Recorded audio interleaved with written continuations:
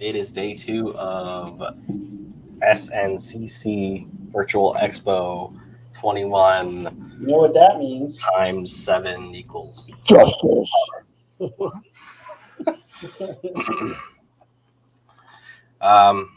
So, person I was going to be on at this time got the times crisscrossed, so he'll be on during Fireside chat just later.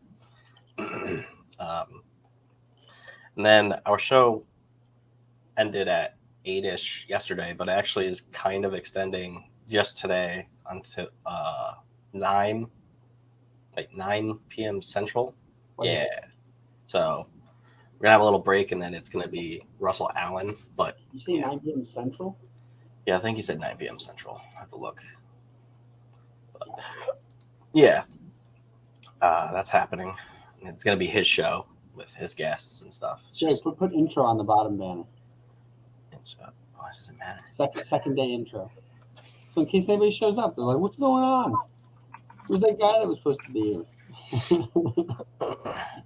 I read the calendar.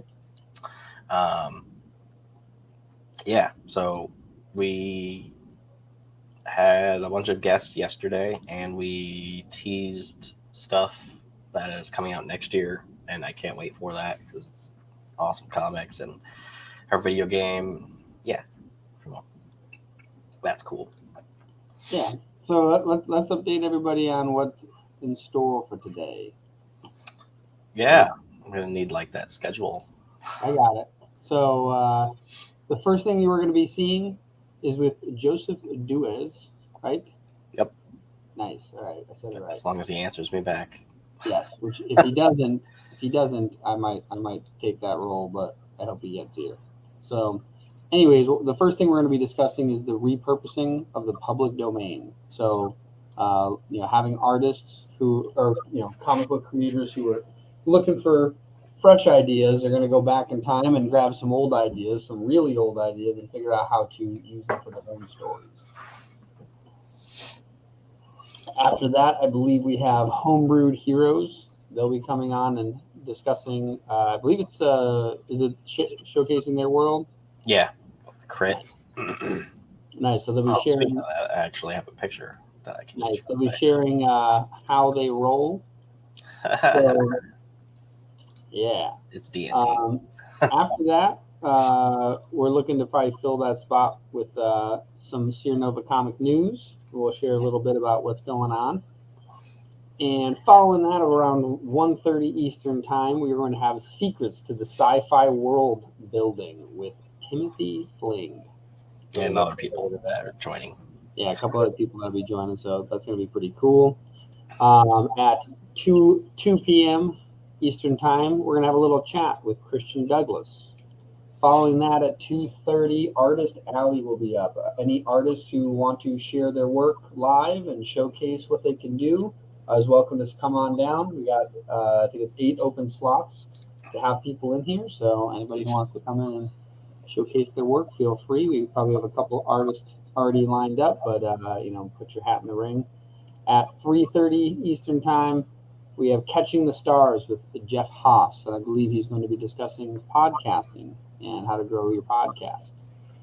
After that, we're going to have a pretty big time block starting at 4 o'clock called the Crowdfunding Corner. We will be discussing live crowdfunding campaigns and potentially share some news on some other ones maybe just finished or maybe are coming soon.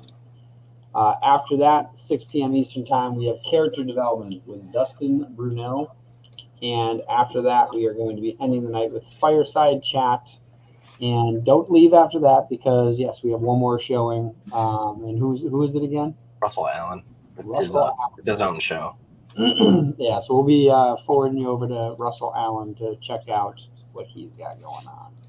So, yes, that's today's schedule. I'm going to be updating that on Facebook.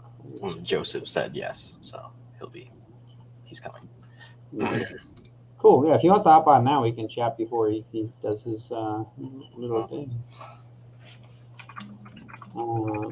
Let's see. I'm trying to get all my stuff up here. Get over here. Close that. to copy this. Hey, yes. What's up, Taylor?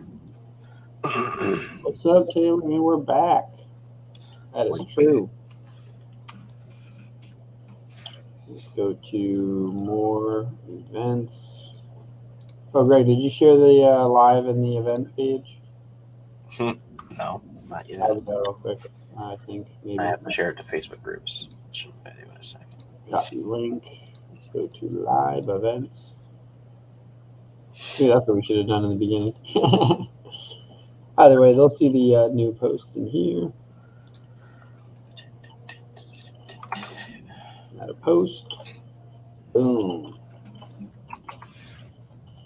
We're live at day 2 of SNCC 21 Virtual Expo because we like long names.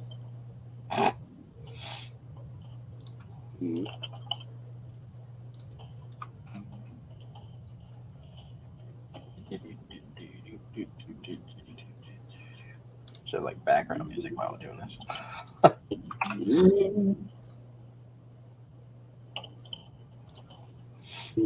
Looking at the day we got here. What else we got going on? World building. Is he joining us? What? Is he coming early? I gave him the link, so he's probably getting ready or set up. Oh shit, I wasn't ready. My bad.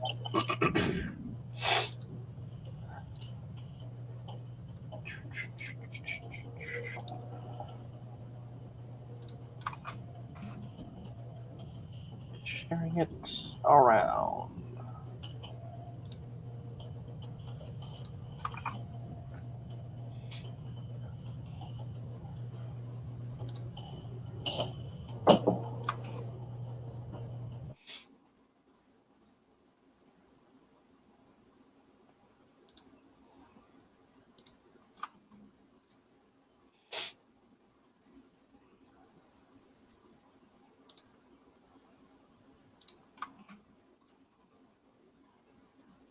Boom, just posted to the event page. I'll be updating the event calendar in a second.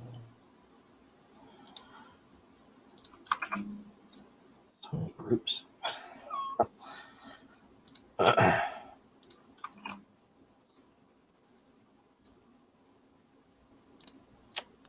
Oh, hello.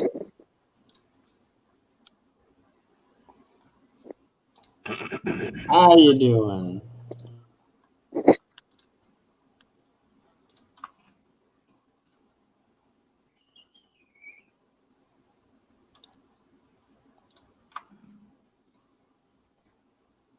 Hear us? I don't know if you can. Can we hear you?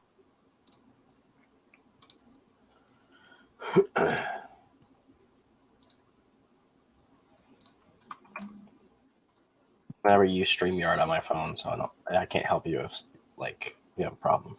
Yeah,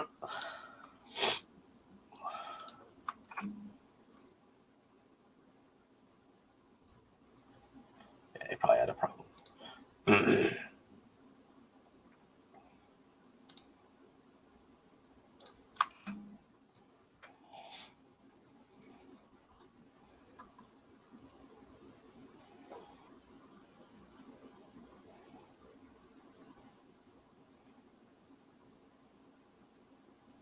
That's fine.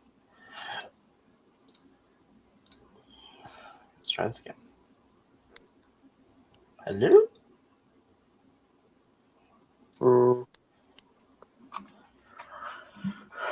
Can you hear us?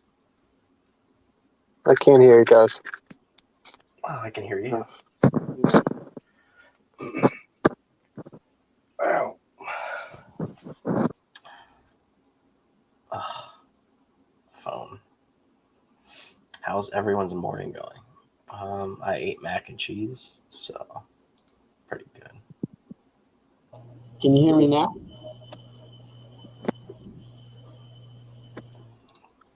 Technical difficulties. Don't share that around. Stupid people.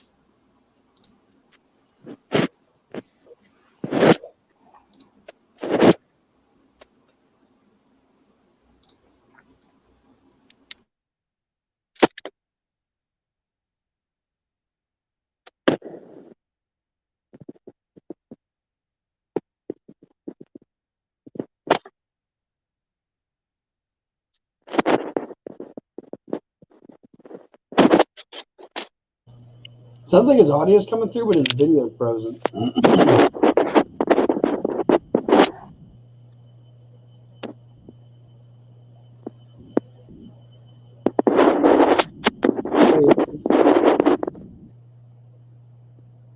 Greg, are you muted? Greg, I can't hear you.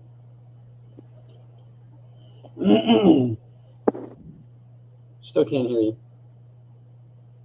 I can hear him. Can you hear me? Oh. Wait, there's Greg. Greg, did you accidentally switch your mic? Greg, I see this, but I don't. Tommy legit. Hey, Supernova.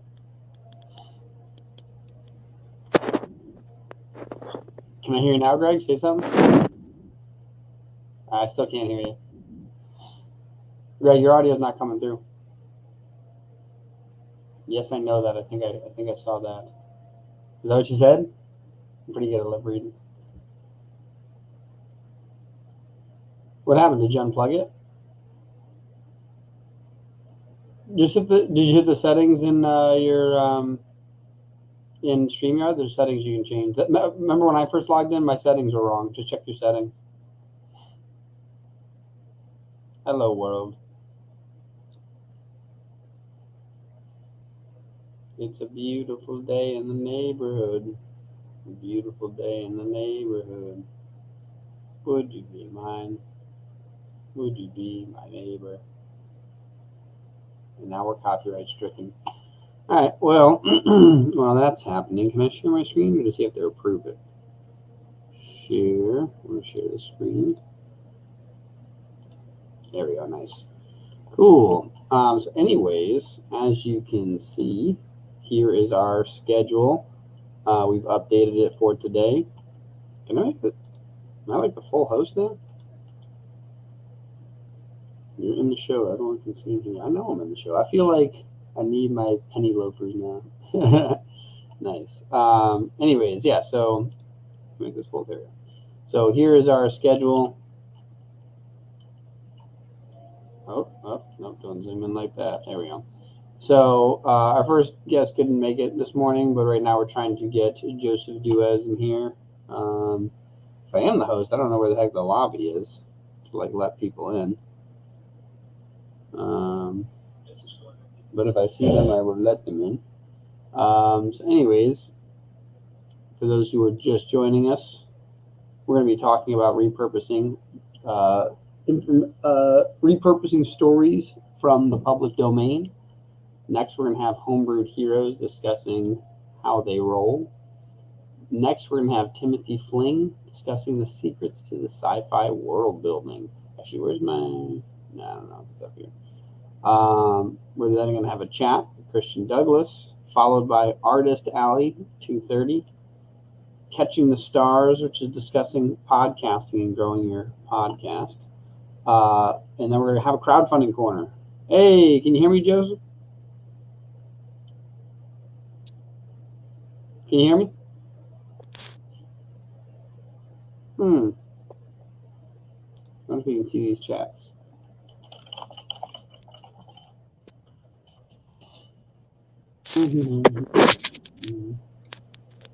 There's Greg. Can you hear me? I can hear you. Okay, that was weird. Did you just reset your computer or something? No. I think kicked you out. Hey, I hear him too. Yeah, he can't. Why? What's going on? What a world. We're technical difficulties hour. Nope, can't hear you. Hey! I hear him. Try something else. God dang it! I was gonna message him if he has a laptop. We can hear him, so he can literally talk. We just couldn't give feedback. Yeah. Anyways, after the crowdfunding corner, we're gonna have character development, Dustin Brunell, followed by the fireside chat. So that's what our day is looking like, as long as we can get it started, which is what we're doing right now. Weird. Made the streams and everything yesterday. Stupid. Yep. And if you want to reach out to us, there's that one. That's the live. If you can share this, that'd be cool. Not right now. Well, you can now, I guess. No, you can share it now. This is pretty funny. It's just still trying to figure this out. It's being stupid. Yeah, if you head over to our events, I should edit that. Where's this? Edit page info. No, edit tabs. Where's the tab? How do I edit the tabs? Settings? Templates and tabs. There we go. Let's bring that event page up. Trying to get this figured out. Yeah, message Joseph and ask him if he has a laptop, and if he doesn't, we can hear him, so we could still have him run it. Oops. There we go. Boom.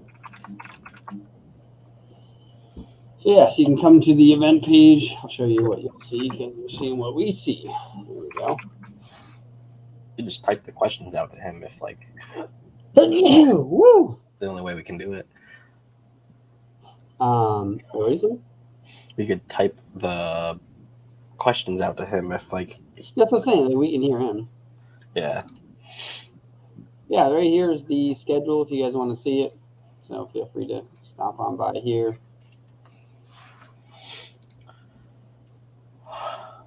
That's interesting. I didn't turn them off. What? It says events were blocked on here or something. I didn't do that. I didn't do I that. haven't touched it. Did you message him, by the way, to tell him? Yeah. Alright. He has to look at the message. Boom. By the time that he's ready, will be the other thing. What are we Yeah. doing? By the time he's ready, it'll be the other thing. It'll be Homebrewed comics. No, that's okay. His time just started, so.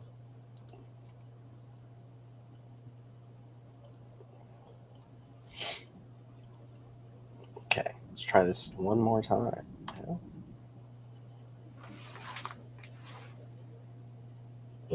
I don't even know what happened to my microphone. I don't get why I did that. Can you hear me now? Was that you? Thought I heard someone. Can you hear us now? You guys hear me? Yep. Yeah, we can hear you. Can you hear us? Okay, I got you now. Solid. Greg, do the focus screen. You can put us on the side if you want to, Greg, but Oh, I forgot how to do that there. and then there you go. Okay. Now we got that kind of situated. We're going to be talking about repurposing comics from the public domain, characters and stuff. And Joseph knows a lot about that. So,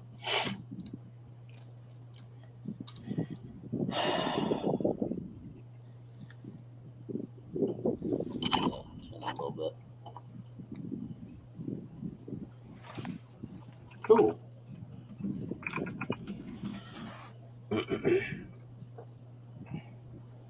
You all set, Greg? yeah. Okay. You guys did. Yeah. Anyways, yeah, we wanted to discuss repurposing stories that are in the public domain to, utilize in your comic books. There's obviously overlapping stories where you can, take a bunch of old ideas and make them your own, or honestly, if they're in the public domain, you can just take your spin on the exact same story that you happen to like.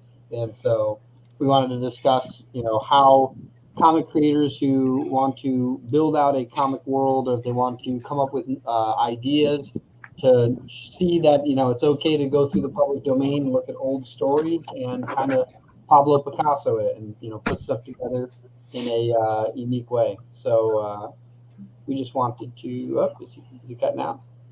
He froze a little. You still have you, Joseph? The second he got in his car, it's like I think his car is like a Faraday cage. It's just like blocks all Wi-Fi. It's Colorado. That's the problem.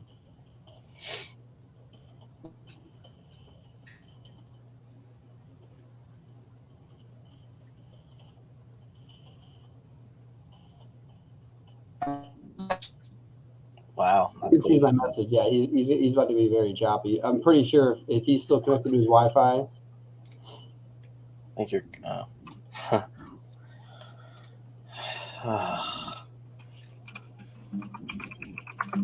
Yeah, I just typed to him.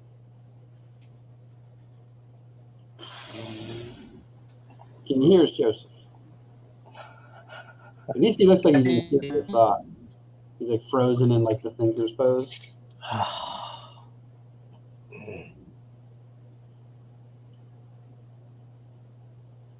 It's just. I'm trying to remember too. Did he work on? Here, go back to the normal view. I don't like being in focus with my Rudolph nose over here. Did he work on the? Hey, that's coming clear. Yep, I guess that was happening. Anyway, let's try it again. Now you're like crystal clear. So Can you weird. hear us? Probably not.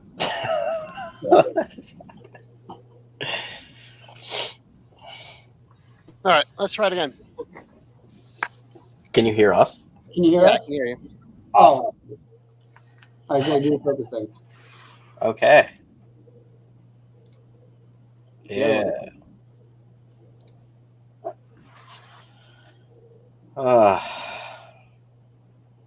Greg, did you do the other one? What? The other one, not this one. You keep doing this one for some reason. Oh, I don't know.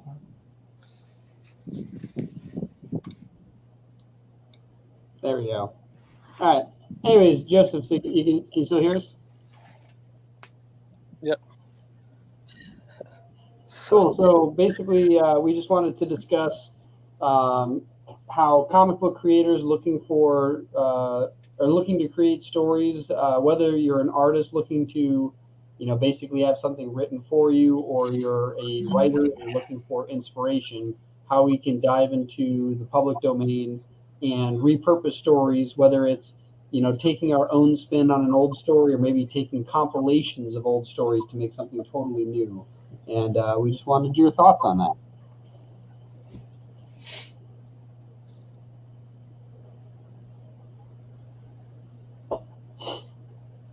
You get that? Sorry, I did. You guys cut out there. Maybe I'll type this one out. Can you hear me now? Are we good now?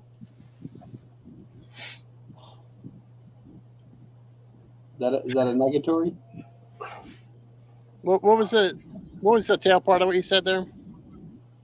I was saying that we're looking for your thoughts on repurposing work in the public domain. Yep.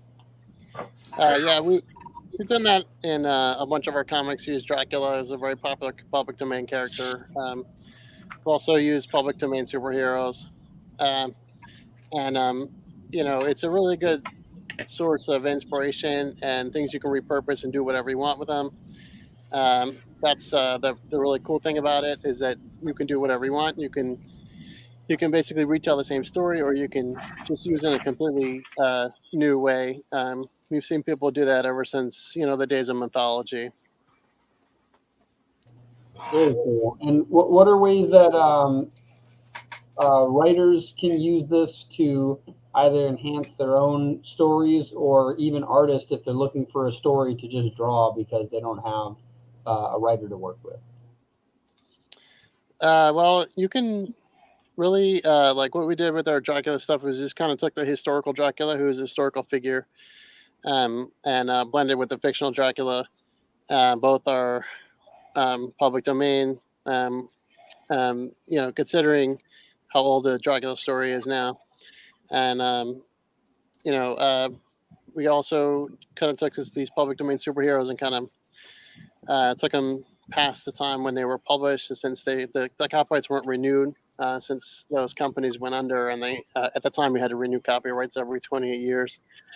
So kind of took those and continued the stories a little bit, and then you really can take them and you can, and the good thing is, whatever you do with them, it's your copyright now. It's your version that you now own.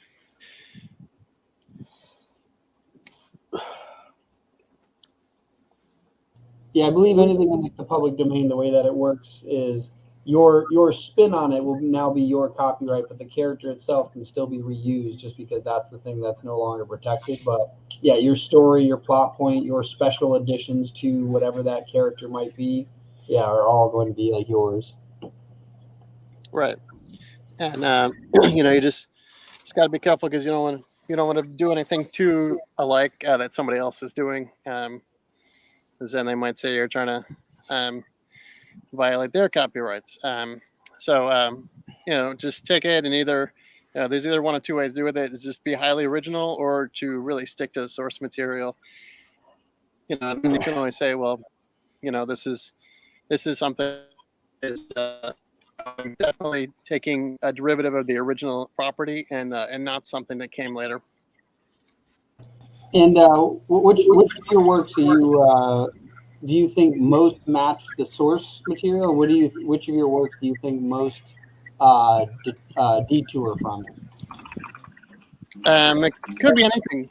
Yeah, it could be anything really. But certainly things like mythology has been used a lot over and over. Mythologies of different cultures. I try to find ones that people don't really use too much. A lot. We started using Native American mythology a lot.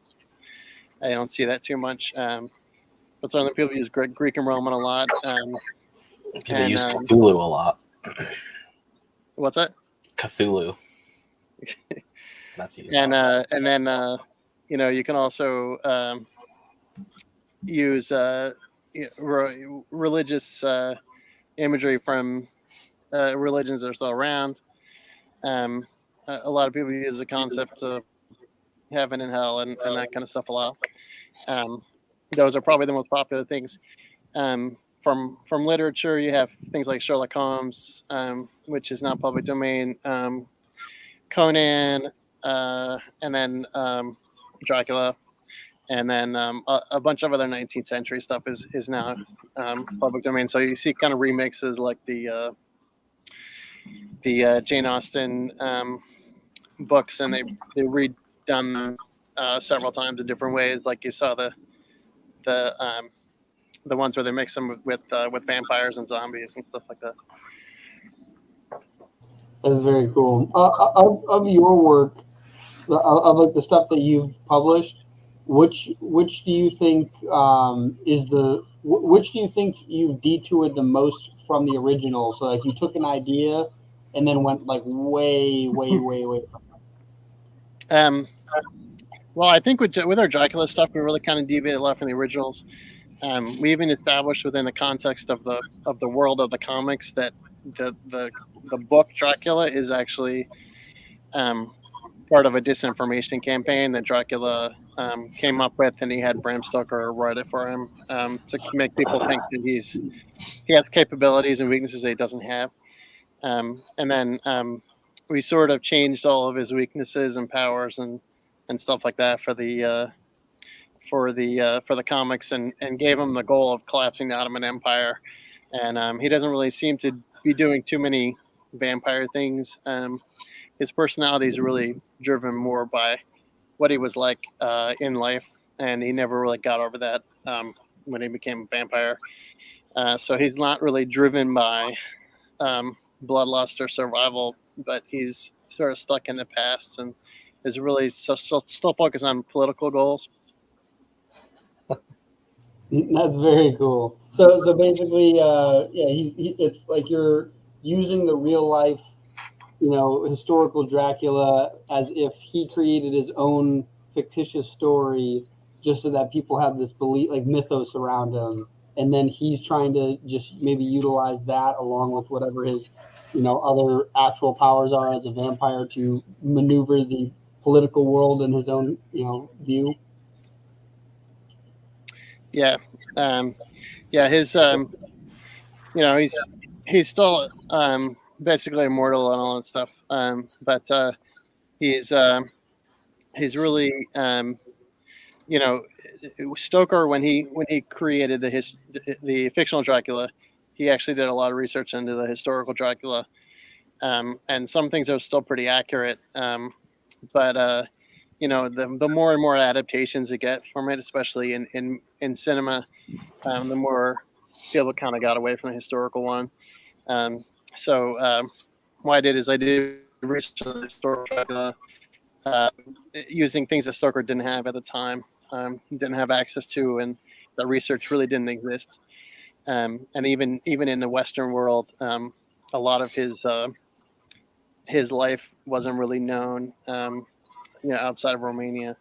And so then I took all the research and kind of started with a fictional Dracula research towards the historical Dracula, and took somewhere in between.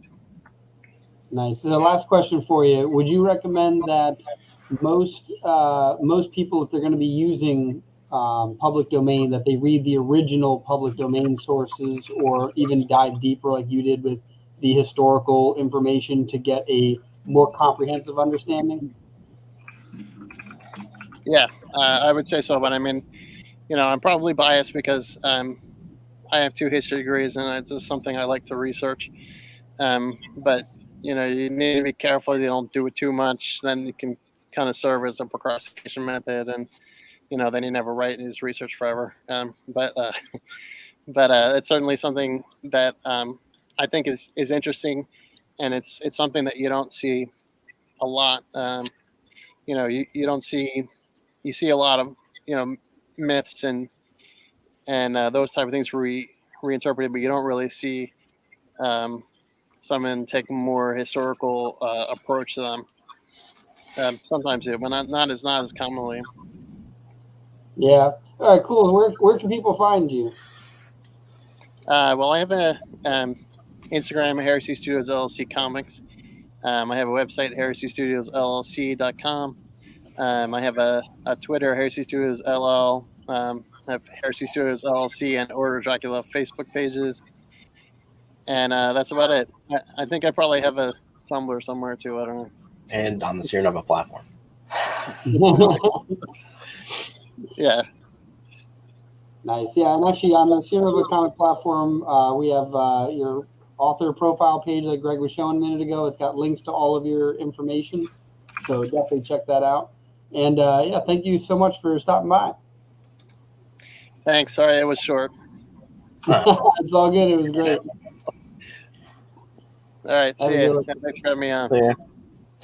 All right. Where is that? Chris? Hey, what's going on, guys? Hey. You're making the main one. Ooh, nice. Let's do this one. Not me. There we go. Oh, there you go. You're the center of attention. Oh, wow. Thanks. So we're going to be talking about crit and everything else that you have going. Yeah, talk some shop here. So how you guys doing on this Saturday morning, afternoon? Good. Pretty good. I got my coffee. Nice. Yeah, I've had some caffeine this morning. So crit, yep, as you can see, tons of D&D books next to me. This is my writing area, where I put together all the sessions.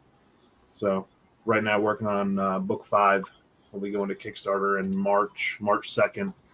It's going to be a pretty big book. I'm aiming for about 44 pages. It'll close out the entire first chapter.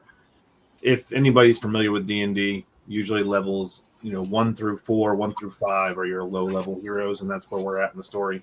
So I've got to balance everything, and I'm going through and kind of rewriting some of the crap from our campaign because it just goes off the rails.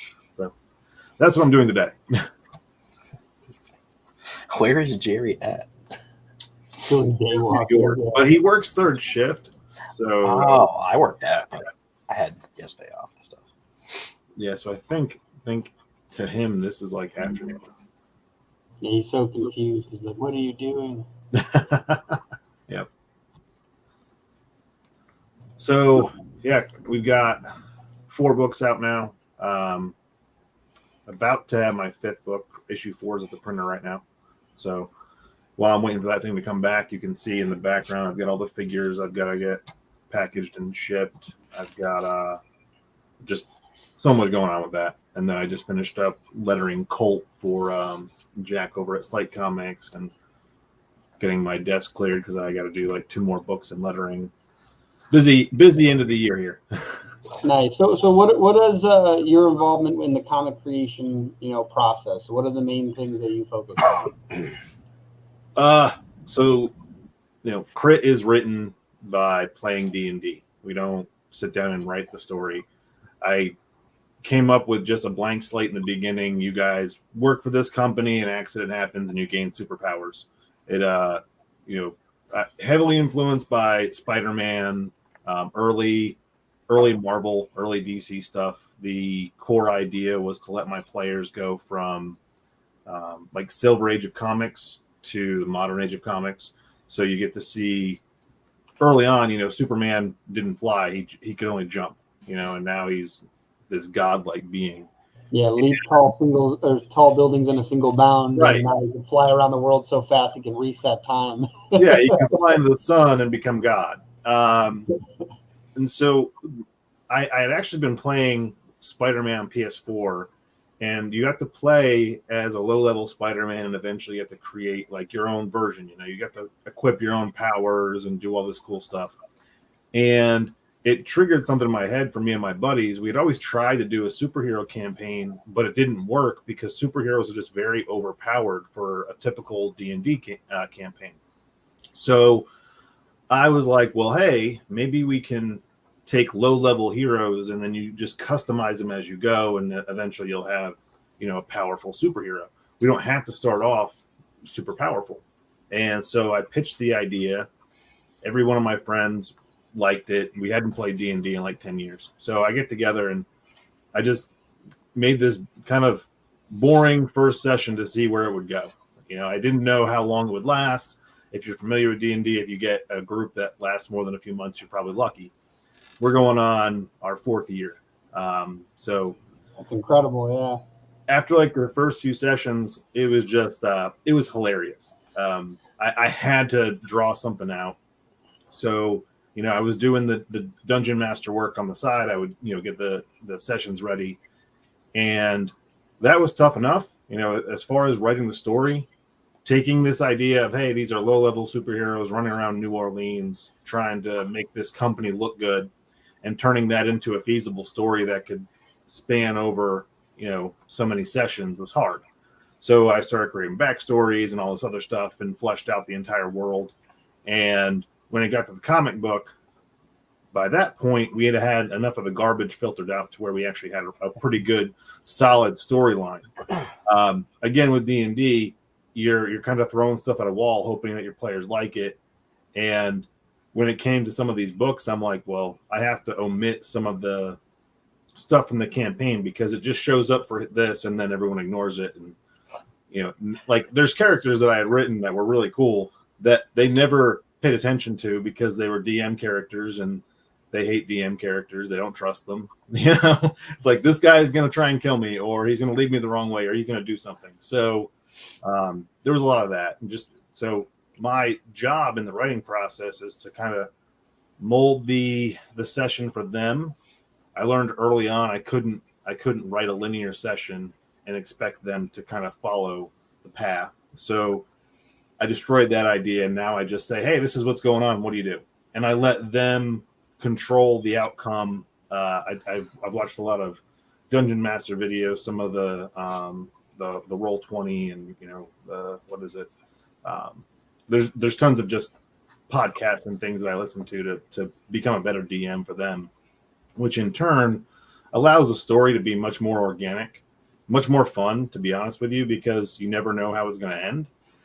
And I take that, I record the session, and then I kind of sketch out the first few pages of every book. And I go to the guys and I say, hey, this is the direction we're going to go with this. You know, the first part of every session is usually, let's talk about the last month, what's going on, what are your lives? You know, we always catch up. We've been best friends for going on 12 years now. And we all have wives, kids, you know, careers, things like that. So I have to kind of cut the fat out of the campaign. There's a lot of random, oh, let's talk Star Wars for 30 minutes because we all hate this. Or, you know, we get in these bitch sessions about things. And what I try to do is I try to take some of that camaraderie we have outside of the game session, and I put it into the dialogue. So if there's like some space in there, you'll see them argue over, book 4, for instance. When we were playing, they really wanted a soundtrack playing while they were going, and they couldn't figure out a song. So in book 4, there's a piece where the song is just called Insert Song, and the reader gets to choose whichever song they want. And they're going along with it like it's the best song ever, but you have no idea what song they're talking about. So that way you can put your own song in there, and in your head it fits because they couldn't figure it out. And so I get to do stuff like that and kind of have fun with what they do. And I really had to teach myself how to draw for this because previous to Crit, you know, I had done some artwork. I sketched. Luckily, I come from a very strong artistic family. So I had my wife, she's in here. She taught me a lot. My father is ridiculous. My mom was amazing. So I just started drawing and let everyone critique me and tell me how bad it was until I got to a point where, you know, I feel pretty confident. I did the piece behind this, and, you know, I have a great colorist who, if my artwork's a little bit weak, he can kind of go in there, and we all know that the colorist can make or break sometimes, and he's great. So I have absolutely. Yeah. That's actually really cool. So first off, yeah, our colorist definitely saves a lot of our work when we struggle and get backed into a corner. We're like, oh crap, like what do we do to fix this? And then our colorist touches in, we're like, okay, never mind. He's phenomenal.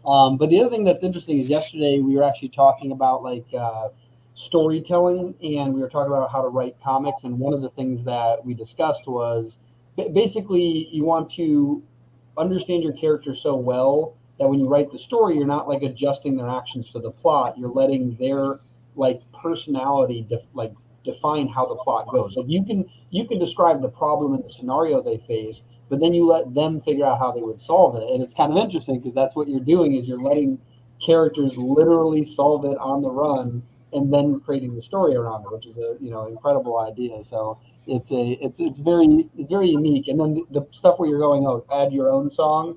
Now you're actually allowing.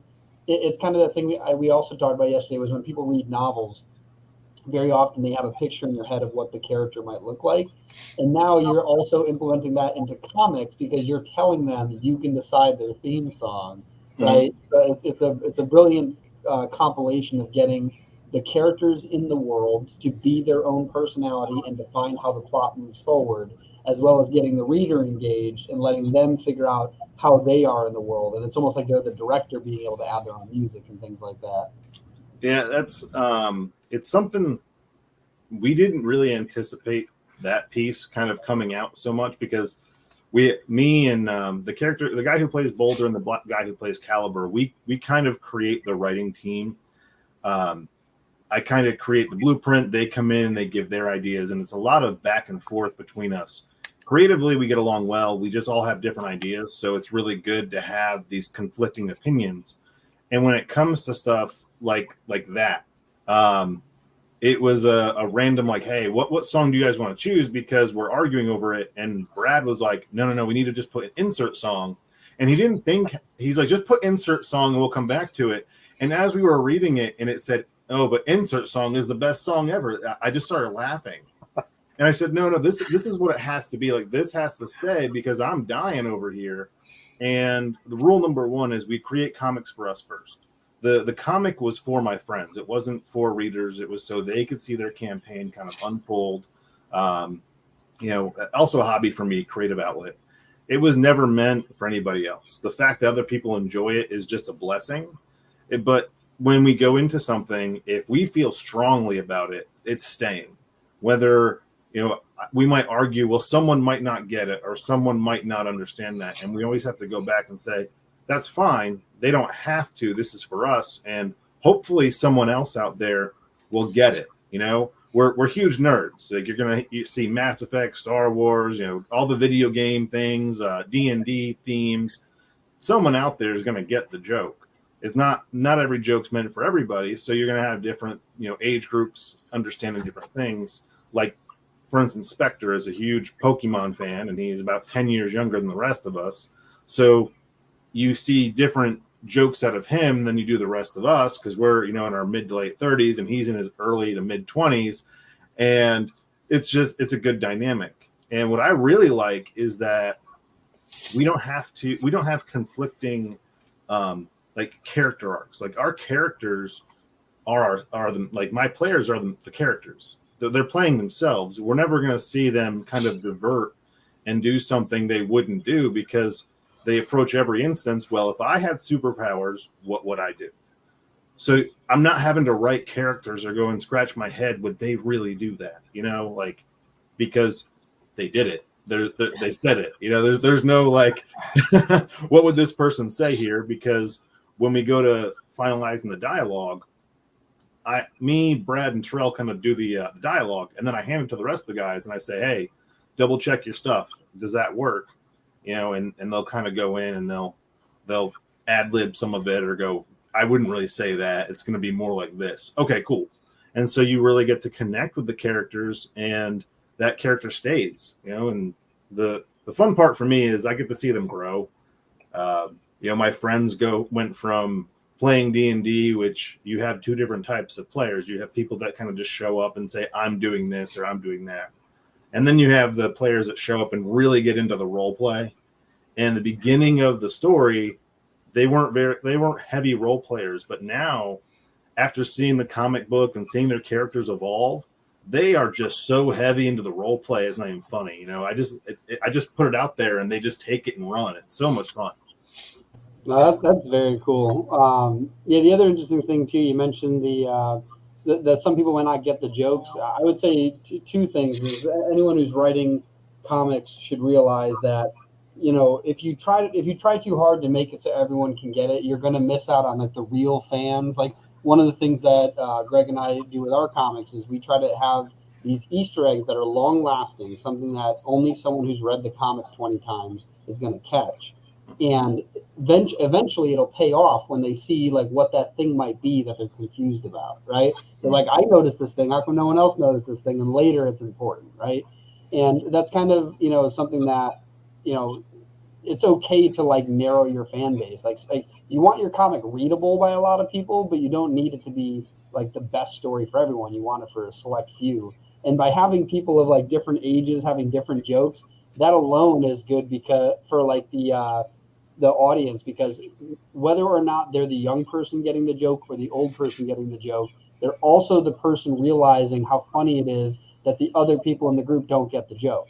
Mm-hmm. Like they're the ones going, haha, yeah, I get that. And it's funny that other people wouldn't get that because this is the young guy. Or, haha, it's funny that we don't understand this, young guy's joke because he's talking nonsense, right? Like, people deal with that stuff. So it's way more real. So it's a very, very cool concept. Yeah, the Pokemon is real for Spectre, and I've never even played Pokemon. My kid collects the cards, and that's the only thing that I know. Someone put something at their monitor. They're like, never played Pokemon. He taught my kid how to. He like downloaded Pokemon on her phone and downloaded all this other stuff. And I'm like, hey, my kid has a question about Pokemon. You need to help her. And like we go over to visit him, and she brings her cards because he's over there helping her, figure out which card's good and not. And I'm like, I'm glad that you two can relate because I don't know a thing about it. And so that's kind of like the ongoing joke with him, especially because as the story progresses, we see him get different talking animals around him. And that was completely unintentional at first, but now there's like the ongoing joke of like, do you really need to collect them all, dude? Is that cat one of those? Yes. Yeah. The cat. It was on your last Kickstarter or whatever. Yeah, he's right here. If I don't knock everything off my desk, but yeah, I've got him right here. Yeah, he was so Spectre's actually allergic to cats in real life.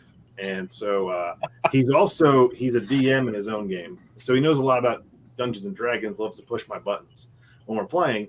So when he wanted his character to have this kind of, because he's a warlock, he's like, I want my my patron to kind of like come to me in different ways, and maybe he can kind of be a familiar of sorts. Like we were trying to play with this idea of his patron being a familiar. And I'm like, well, I'm not giving you a godlike character that follows you around and saves you. I'll give you a godlike character that's a cat and you're allergic to him, so he can only be around for so long before you get, negative side effects for him being out. And then also he's a prick. This cat's old. He hates everything. He's a drunk.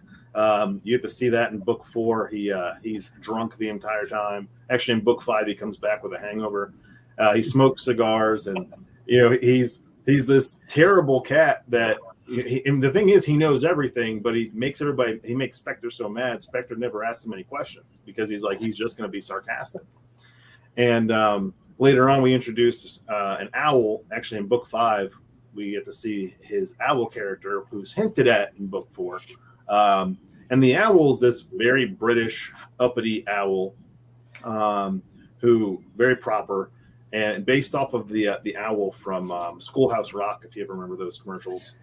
And he's just this British prick. They're all going to be jerks because their species is stuck on our plane of existence, and they don't really like being here. Most of their species has been wiped out. In the past, there was a war that kind of destroyed most of them. And so they're stuck with these animal-like, bodies just so they can kind of blend in and do their own thing. And they just don't really want to be here. So they're going through life. They're just having fun messing with this kid who can actually hear them, because not everybody can. Most of the group can't even hear the animals speak. So they make him look crazy. Everybody second guesses what he says. It doesn't help that when Samedi, the cat especially, gives him direct orders, Spectre will go against them and be like, no, like true to form of, a young kid who had just gotten superpowers. He's like, no, I'll do it my way. My way's better.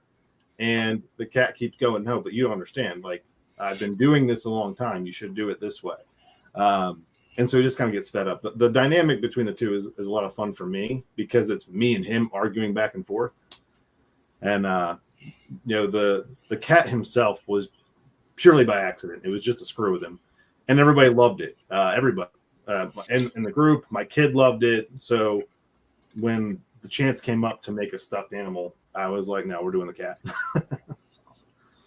No, that's awesome. Have you ever heard of, I think it's on Netflix, like, is it Unenchantment? Or what's the name of that thing? It's made by, Greg, you might know this. It's made by The Simpsons, like the creator Futurama people? Yeah, the Futurama people. I think it's called Unenchanted or something. Unenchanted? I've seen that, yes. Yeah, I've never watched it, but I know. Yeah, there's the little devil demon Lucy, right? You know what I'm talking about? The little black creature that's like everyone mistakes for a cat.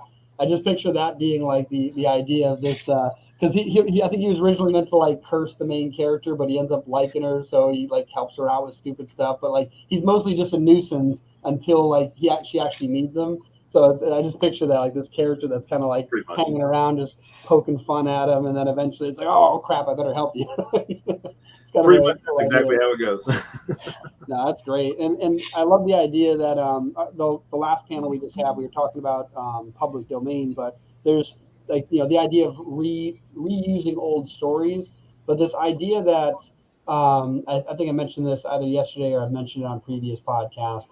Pablo Picasso mentions good artists copy, great artists steal, but the idea is that when you make a great piece of work, you're not taking from one person, you're taking from so many different places, and you're finding the thing you like from all of them and making your own version of it. And that's what's so cool about this character, is that it kind of relates, like everyone can picture their own version of this character, like where they think it comes from. And because of that, it's a very sticky idea. It makes it very memorable. So it's a very cool idea, and definitely people should check this out.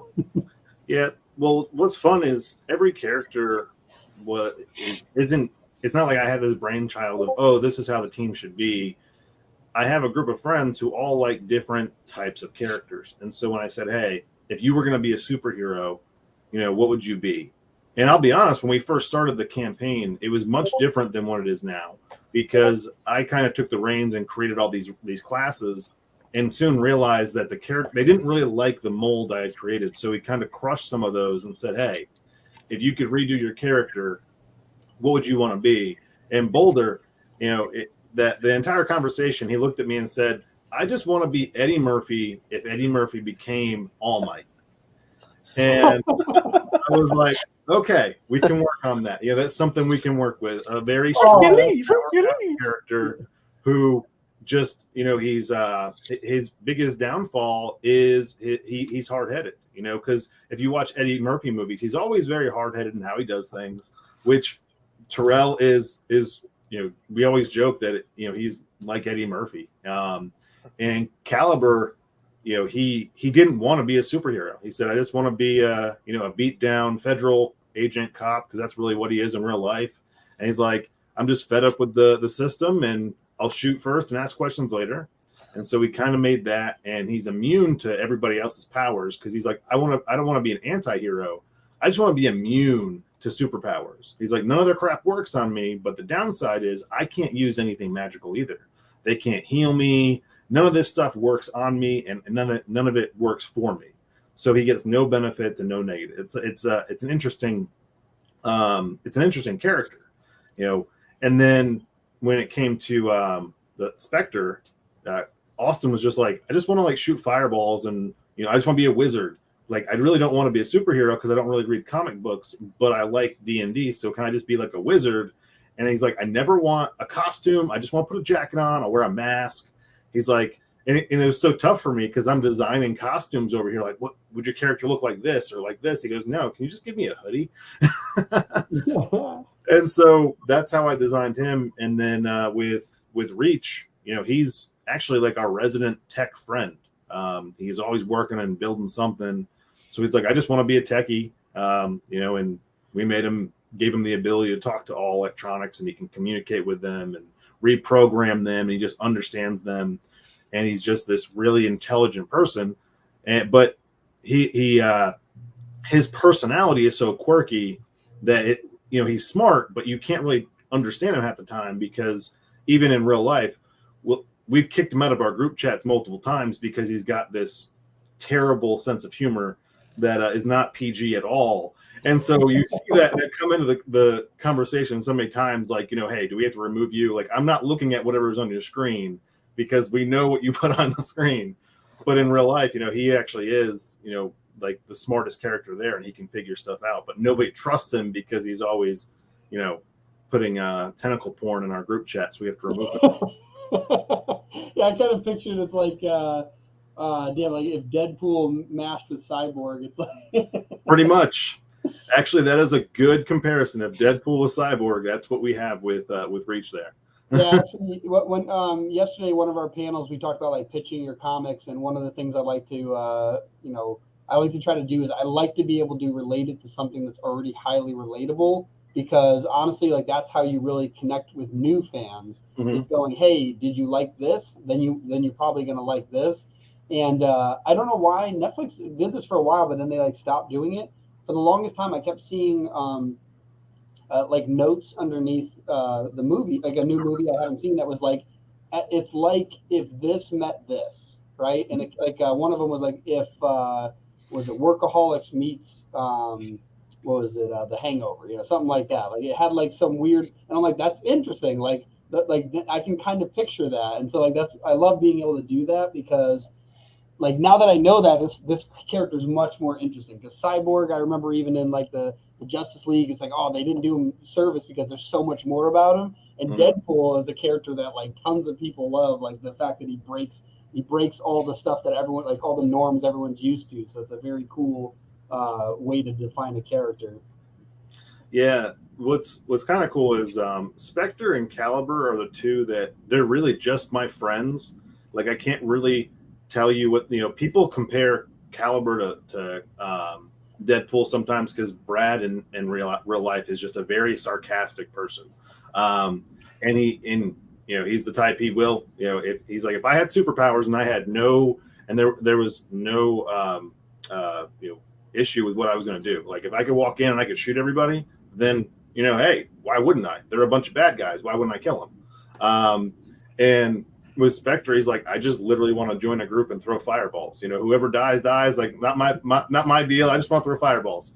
And they're the two that are really unique to me when I'm drawing how they would be, or trying to figure out when I'm listening to them play, how do I portray this? Whereas with Boulder, it's like, okay, let me watch All Might for a minute and like let's see how he stands, let's see how he moves. Simple. With the other two, I kind of have to picture my friends, like what would they do here? No, that's great. Yeah, that just made me think of Rick and Morty. Like it's very Rickish to like, if I can just walk in and like they're all bad guys, I can just kill them, right? Like, well, that's one of his favorite shows. So. It makes a lot of sense. Summer, we're all gonna die. Yeah. I've seen a few. He made me watch a few episodes, and he was like, "See, this is where I draw a lot of my inspiration for the character." I was like, "Oh wow, that actually makes sense." Yeah, it is, because he's basically, not basically, he's the smartest man in the entire universe, and in every universe, there's a version of him that is the smartest man in every, in that universe, and he's so smart that he's like gone past the caring about things because he already knows, like, I think in one of the episodes he accidentally turns the whole planet into insects, and so he's like, well, let's just go to another universe because there's a universe where I already died, so I can just take my place there and just keep on moving on. That's not a bad idea right there. Yeah, so it's a very hectic person, but I like that idea of having somebody that's more cyborgish with the intelligence as opposed to like mad scientist. It's like computers and electronics. Like that's a very cool concept. Yeah, he stutters a lot. He trips over his own words, and generally, like he just keeps it to himself because he knows that everybody won't listen to him. So he'll know the answer, and it's like, well, they're not going to listen to me anyway. And he waits for them to fail, and he's like, you should do it this way. Oh, that's awesome. Cool. Where can everybody find you? So, homebrewedcomics.com. That is the main website. You can also go to instagram.com/homebrewedcomics. On Facebook, it's Homebrewed Comics with an X instead of a CS. And I recently got a Twitter, and it's Homebrewed Comics. So pretty simple. I need to add the Twitter link to our website, but pretty much everything can be found on the website. And right now, the digitals are free until Monday. So if anybody wants to check them out, you can go in there and read issues 0 through 3.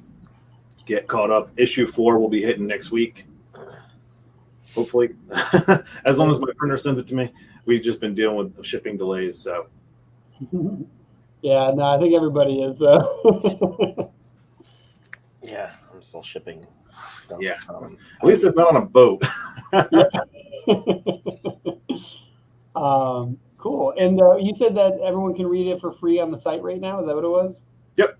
And if there's any retailers that are interested, we do have distribution through Golden Distribution right now. So you can go to golddist, golddist.com, and you can find our books there along with the rest of the Savage Sandbox.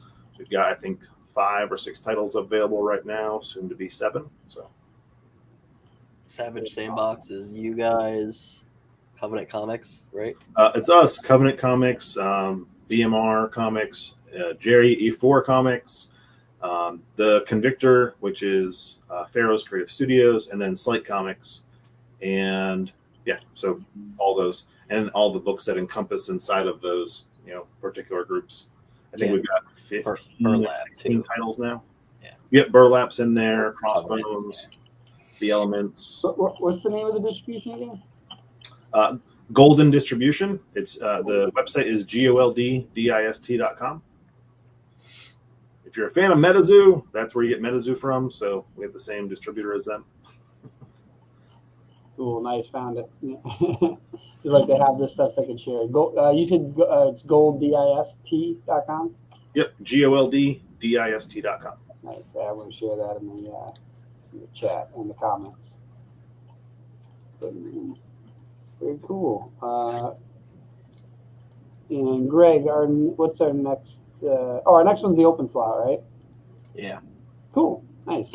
Well, it's awesome having you. What we're probably going to do is start sharing some of our own little world building projects that we've been working on. But yeah, I hope people go and check you out. Check you out on on your website, homebrewedcomics.com. Check you out on all the different platforms. And it's awesome hearing about your entire story. Thank you. You guys have a good rest of your day. I'm sure I'll be popping in and hanging out too. Sounds great. Have a good one. Later, guys. So yeah. Okay. Nice. Now I got you. Hey, Greg, put us back to was it regular? Yep. And then where's the banner that I made? Da-da-da-da. 1 and 2. Greg, make us see how we're like this. Equal. We're equal. Nice. Okay, so now this is a little empty slot for we have Timothy Fling come on. Because it's an empty slot, we're actually going to talk about one of our comics that the second issue of it is going to come out next year, and I'm not going to go like too deep into it because we only have like a little less than 30 minutes or something. Yeah, so basically we wanted to share a little bit of our own world building here. Do you want me to share my screen? Sure. All right, I'll pull it up. Actually, is it all in the drive? Depends what you were asking for. The I have those right here. oh, perfect. Well, then you can do it. Okay. Do the thing where you put us to the side and share your screen and put that screen in the middle. Share the screen, or do you want me to just? Oh, yeah, I guess you can do that. It's just gonna be no. I mean, it's just an overlay, so it's gonna just Yes. yeah. So it's like But then it won't be cool. that. Oh, that's cool. Yeah. Okay, so this is gonna be the main cover of Ink issue 2. Adam. Woo! Issue 2 for all the Travises out there. I don't I've even heard know there's a lot of Travises who have been looking forward to this. Wait. Yeah, I can't wait for this. Right here. There's going to be multiple covers, which we've never really did that yet. Not on purpose, at least. Thanks, Joe. I love that cover. Yeah. Yeah, I can't wait to do the Kickstarter for this, which is funny because I'm literally ending one like Monday. Yeah, so Adam Fields did this cover. He did this and then like the other 3 that I'm going to show off, which it's basically the same. It's just different masks. So the dude on the left of the cover is Shane Murphy. He is AKA Ink. His name is that because he has tattoos, and his tattoos have magical powers, which are awesome. And what we actually did, and as you can tell too, right in the center where that key is, that's kind of what has unlocked his powers. So if for any who have seen or read issue 1, you'll recognize this key as the tattooed bestowed upon Ink. Yeah. By so a mystery person. yeah, issue 1 is pretty short. It's like 12 pages. But I guess that's what wanted people to read. Let me pull it up. Bam. Yeah. Yeah, and as you can see, there it is. Here's the tattoo that he receives. There's a whole badass scene of him like getting the key like imprinted into it. It's actually like it would be like here. He's like, no, I don't want it. You're gonna get it. No, it burns. Ah, that's what's happening. Look at that. Bam. Yeah. Little insider. So if you're looking to read that whole issue, I would definitely recommend checking it out on CernovaComics.com. Yeah. Go to comics. Sign up if you don't have an account. It's a free account to read all the comics on our platform, or feel free to join Nova Nation if you want to check out some other stuff. So, like I said, the guy on the left of the cover is Shane. So he gets that whole like magical power from mysterious person. Find out later who that is. Issue 2, there's like a ton more world building than issue 1. Issue 1 basically is the origin and it set it up. Some people actually told me it could have been issue 0, but it's issue 1. So issue 2 is longer, so it's not 12 pages. I think it's 24 pages. Yeah, I think it's like right around like the actual length of a normal comic. Yeah. So there's that. There's this organization that. Wait, before you get to the organization. Okay. I just want to show one thing. So something that we've been doing while working on this is we've been doing an intense amount of world building because we want this to be a thoroughly thought out world where like there's so much going on that there's basically we want we want to know our world inside and out so we can make this thing absolutely incredible. And I wanted to showcase something, Greg, if you let me share my screen real quick. Boom. Oh, you gotta move them. He's hiding them. Boom. Yeah. So this right here, for any comic creators out there, this platform is called floorplancreator.net. It's free for one thing, and if you really want to have more, it's kind of expensive. It's like $5 a year. Yeah, it's really cheap. And honestly, one of the reasons we're doing this, one of the reasons we make floor plans for certain locations is one, tattoo shop is kind of important, and two, we have video game, and we're going to be using those for the game. So it's just an extra layer of things. And honestly, the nice thing about this is we're trying to build some of these off of real world places, so this right here is like a real tattoo parlor. And so we rebuilt it in our own world. Obviously, if we need to make changes, we can. But the whole idea is we wanted to get really detailed, right? So the cool thing about this, which I hope in the future, maybe we'll get these guys as like a sponsor because like I use them for everything now. Boom. Yeah, this thing's 3D, so it's not just a 2D builder. This is a 3D builder that you build in 2D and just give it defining rules. So yeah, this is literally our tattoo parlor. And that's exactly what it looks like at my actual tattoo, like where I go to get tattoos. So yeah, and so yeah, it's a pretty cool little world we're building here. The only difference is that instead of ink machines, because they don't have, or tattoo machines, they don't have that in this 3D modeler, so we used coffee machines. Who sends me screenshots that look like, oh, that's cool. Oh, that's actually what we do as well. So in our comics, we're trying to make it so that our world is very well built out. You don't get confused because honestly, we in our first attempt at the comic book world, we had a lot of times where we'd have like family members like read the comics and ask them to be brutally honest, and they're like, "Who's this guy?" And like, "Oh, it's this guy." It's like, "Where's his glasses?" And I'm like, "Ah, crap!" Like the consistency, like we weren't tracking it, and now we went a little overboard, and we're trying to make it so that we know where everything is. So when somebody walks in here, we know they're going to walk back out here, and there's going to be a dumpster out back, right?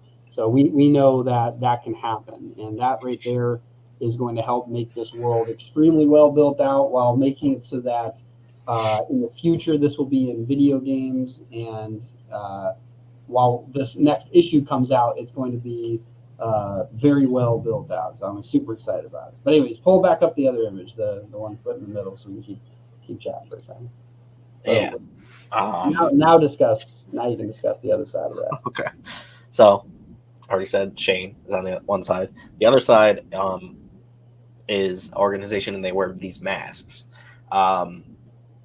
Without getting super into them, they're actually like an organization that was created by a bunch of people, and not so Ink takes place in a city called Boston, not Boston, but Boston, and they're in that city, but they're also in other cities. So they're gonna be popping up in other stories too.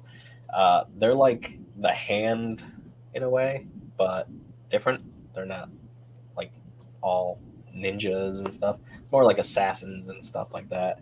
Like League of Shadows and the Hand kind of put together. Yeah, like it's a compilation of, whatever they need for an organization. So it's not just a bunch of ninjas. It's not just a bunch of business, like, white collar business crime. It's all the stuff that an organization might need to actually run. Because, I don't think ninjas know accounting, so it's kind of the idea of, being inside a bunch of different places, very similar to the Hand, while still having access to, some crazy stuff. And they have their hands in everything, like But they never show their face. like drug dealing and all this other human trafficking, which is a thing that's in it's going to be in a story for our video game, not for a comic. But yeah, maybe in the future it'll be a comic. But there's a character that's going to be in our game later on, and that's like literally the storyline. So this organization actually, like, their main purpose is to get this one dude from to do one thing. That's it. Great. That's it. No. They're trying to get this one dude to do this one thing. And if they do that one thing, they think that they'll get one thing. But that one thing isn't that one thing. Exactly. That's like the most brief way of saying that without spoiling it. Yeah, because Greg's going to spoil it, so I got to keep cutting Yeah. off. But basically, yes. Greg, do you want to share the name? Did we say the name already of what they are? Oh, yeah, you can. Well, it's kind of like a given. Well, no, not really, because they kind of have it, but we're saying they don't have it. So they, so this is the organization called the Faceless. And without getting into too much detail about its hierarchy, essentially, we've created this, essentially a hierarchy of different characters or different people within this world or within this organization. And essentially, they use the masks as an indicator to what rank and role they have. So as you can see, we have different positions for each of them. And the recruit is the mask that you're seeing right here. It's like the starting mask. Like if you want to join this organization, you get the essentially the blank slated mask. And as you rank up, we've got some concept art that Greg just showed that, basically you can rank through the tiers in different ways. We're still working on the concept art. Some of the stuff we're definitely sold on. Some of the stuff we're still debating on if that's going to be one of the roles in the organization. But we essentially set up all these rules and all these different things. And the main reason is something we discussed yesterday with the art of storytelling and the idea that, you can interview your characters, right? We want to make sure that we know our characters inside and out. So we know what would happen if this scenario happened. Very similar to what we just talked about with the Homebrewed heroes, the idea of, letting the characters play out their role. We wanted to know this organization really well. And so we set up rules of this organization, background stories of this information, or of this organization. And now we have this like guideline of how the actual organization will act when Ink or Shane comes to interact with them, right? And so that's kind of what we've been doing.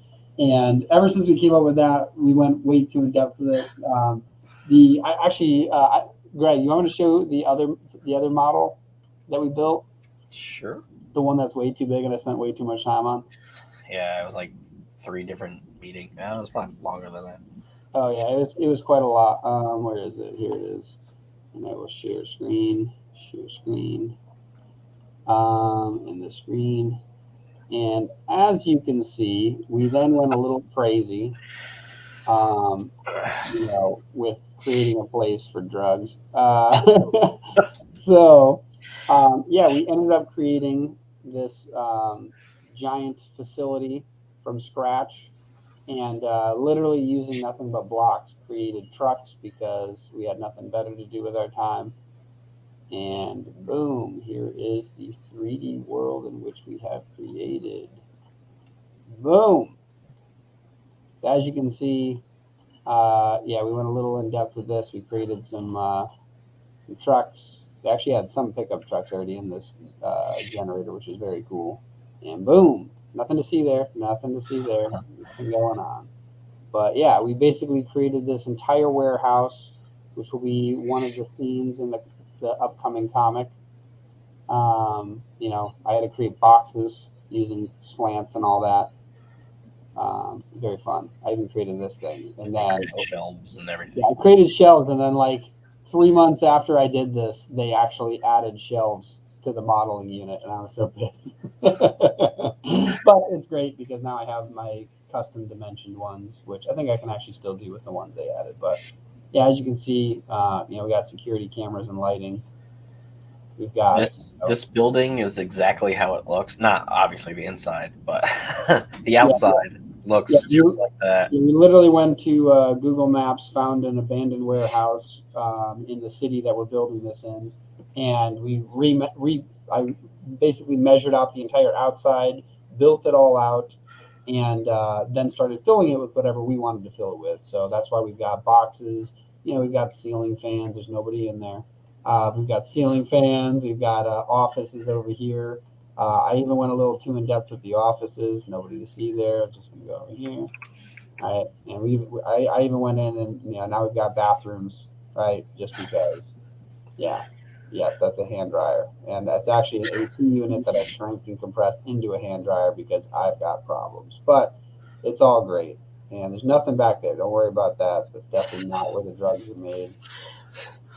It might be made. Nobody over there. So, anyways, yeah. So it's been pretty fun building out this world.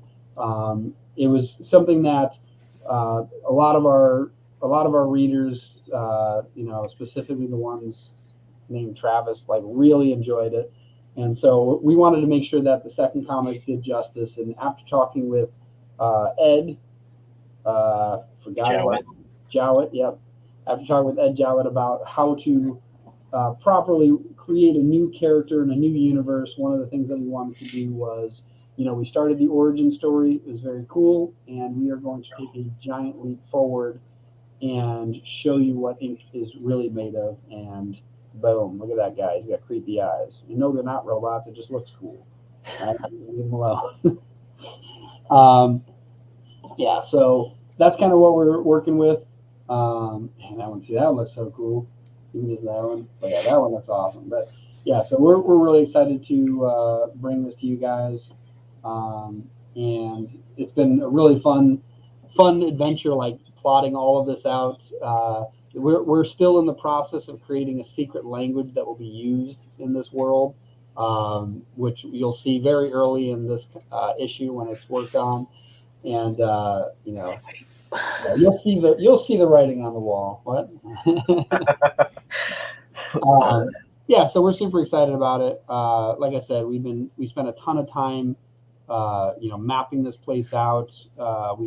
Any prominent place that our characters are engaged with, we created 3D models of it so that as our artist works on it, we can take those angled shots, showcase what our world is, as well as really start to showcase what our character is all about. And we want to show you, the magic behind the key. It's gonna be pretty cool. I can't wait for it. Yeah, super excited. And for anyone who hasn't read Ink 1, I definitely recommend it. You saw some of the cool artwork inside, here's the credit page. You can see all the incredible people that worked on it, right? Adam Fields, super excited to continue working with you. February, the colorist of Magical Powers himself. Jerome, the fantastic letterer, and the incredible artwork that's you see on the covers by the incredible Adam Field. So definitely excited to see this come through. And how close are we? Oh, we got 5 minutes. Okay, so we got some time. So yeah, we have our next panel is going to be coming up. It's Secrets to the Sci-Fi World Building with Timothy Fling. Let me pull up the description page. Where is that? Oh, move this over here. Panel screening. There we go. Where is he at here? Come on, Timothy. Hey. Hey guys. So, How you doing, Greg? Good. Yeah. Do you have other people that are joining this one? Yeah. Do you know Jeff Weber? I'll send you a link here. Oh, He wrote Bug yeah. Hunt. Yeah, he's nearby. Did you send him the link, or do you want me to? Oh, I didn't send it. Wait, Okay. I can though.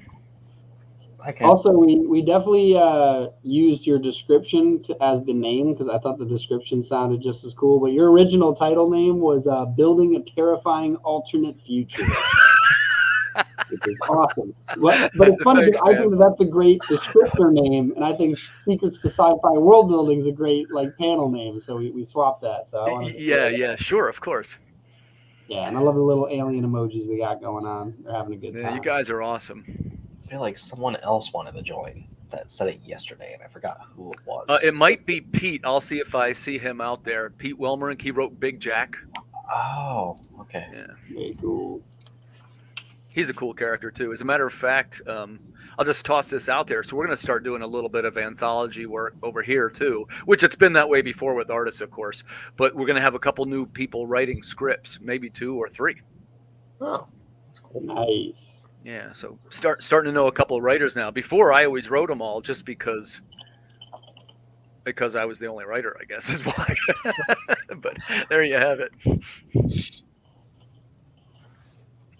He liked my message, so maybe he's gonna come in. That was Pete. Okay. Oh, nice. Yeah. Pete's definitely coming tomorrow, he said. But I told him, I said, be ready, you can come on today if you want. But I'm ready to talk if you guys want to talk about some stuff. Greg, first off, put Timothy up as the focus thing. Bam! Oh yeah, there you go. Yeah, I'm big shot, man.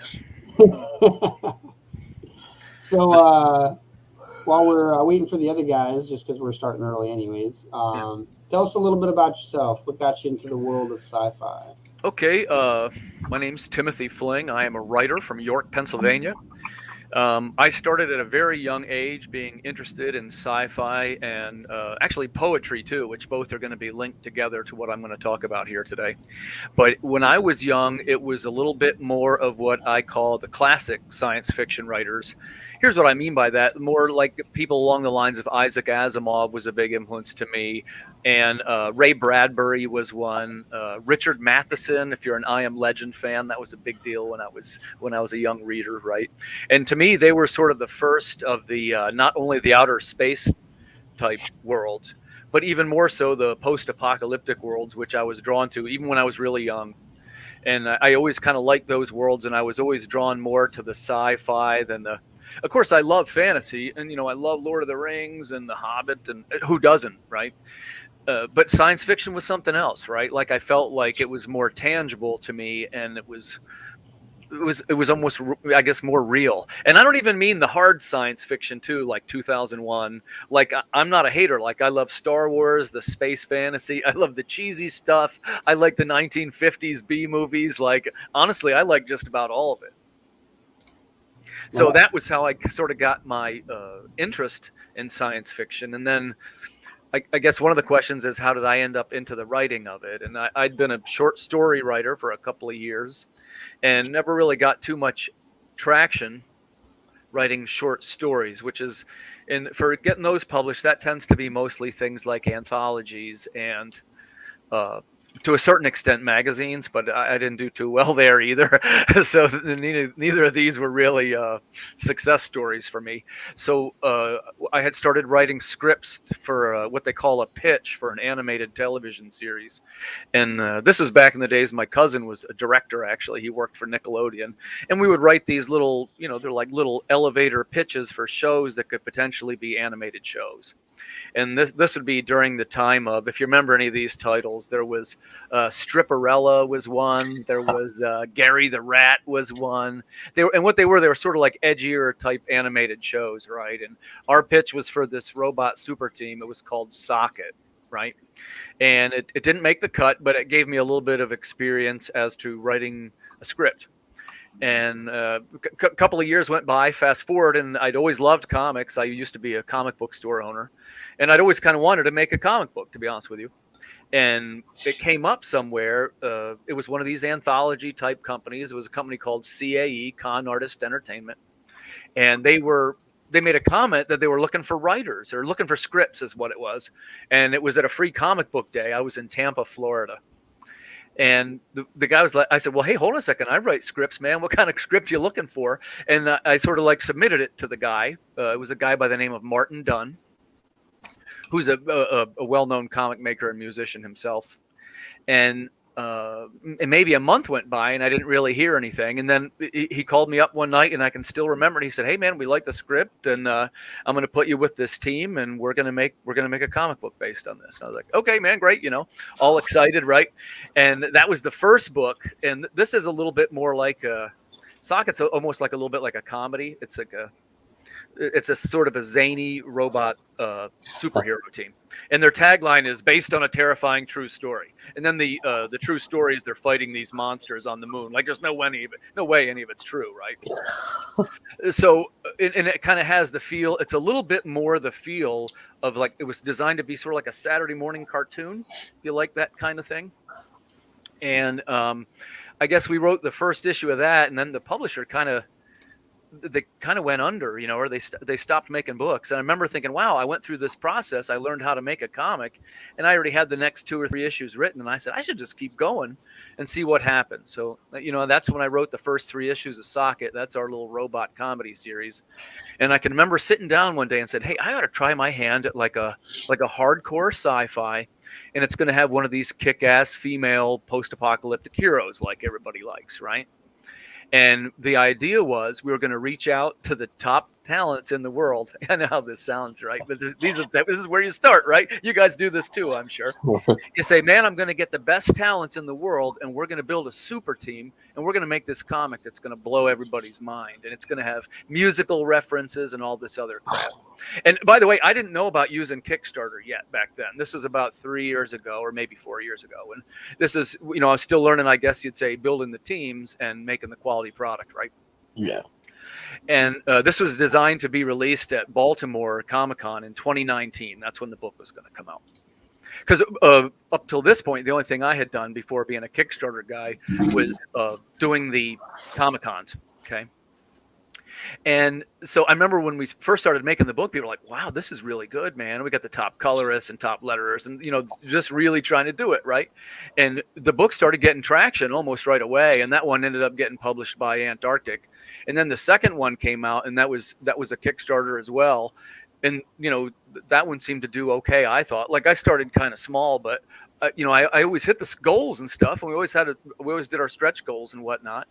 And then it started progressing into this kind of sci-fi world, right? And I remember saying to the guys, I said, listen, what I'm going to do, these stories are all going to be connected, right? But it isn't like, oh man, if you didn't read number 2, you can't understand what's going on. It's not like that at all. Like each story is by itself, and it's just a story, right? But if you read the next issue, there's many things that are like, oh, hey, that's the guy from they're all loosely connected, if you know what I mean. But there is no point in it where if you didn't read one, you couldn't understand the other. That's cool. And it's got a stable of recurring characters too, right? There's basically 2 series, which is 2288, which is the sort of like the comic illustrated series, kind of like the girl you see behind me. Can you see that? Yeah. And then the other one is the Chronicles series, which I do with Erwin Arosa, who Greg knows. And they have more of like a sort of it looks like a hand-painted critical sci-fi world, right? It's like really, really desperate looking and terrible. I just love Erwin, man. He's the best. He's amazing. Yeah, so those are your 2 arcs. But each, characters tend to turn up in each other's stories, and sometimes they'll pass each other, or they'll both be witnessing the same event from other sides of it, that kind of thing. But anytime you pick it up, it's always a short story that's been illustrated, basically, if you follow me.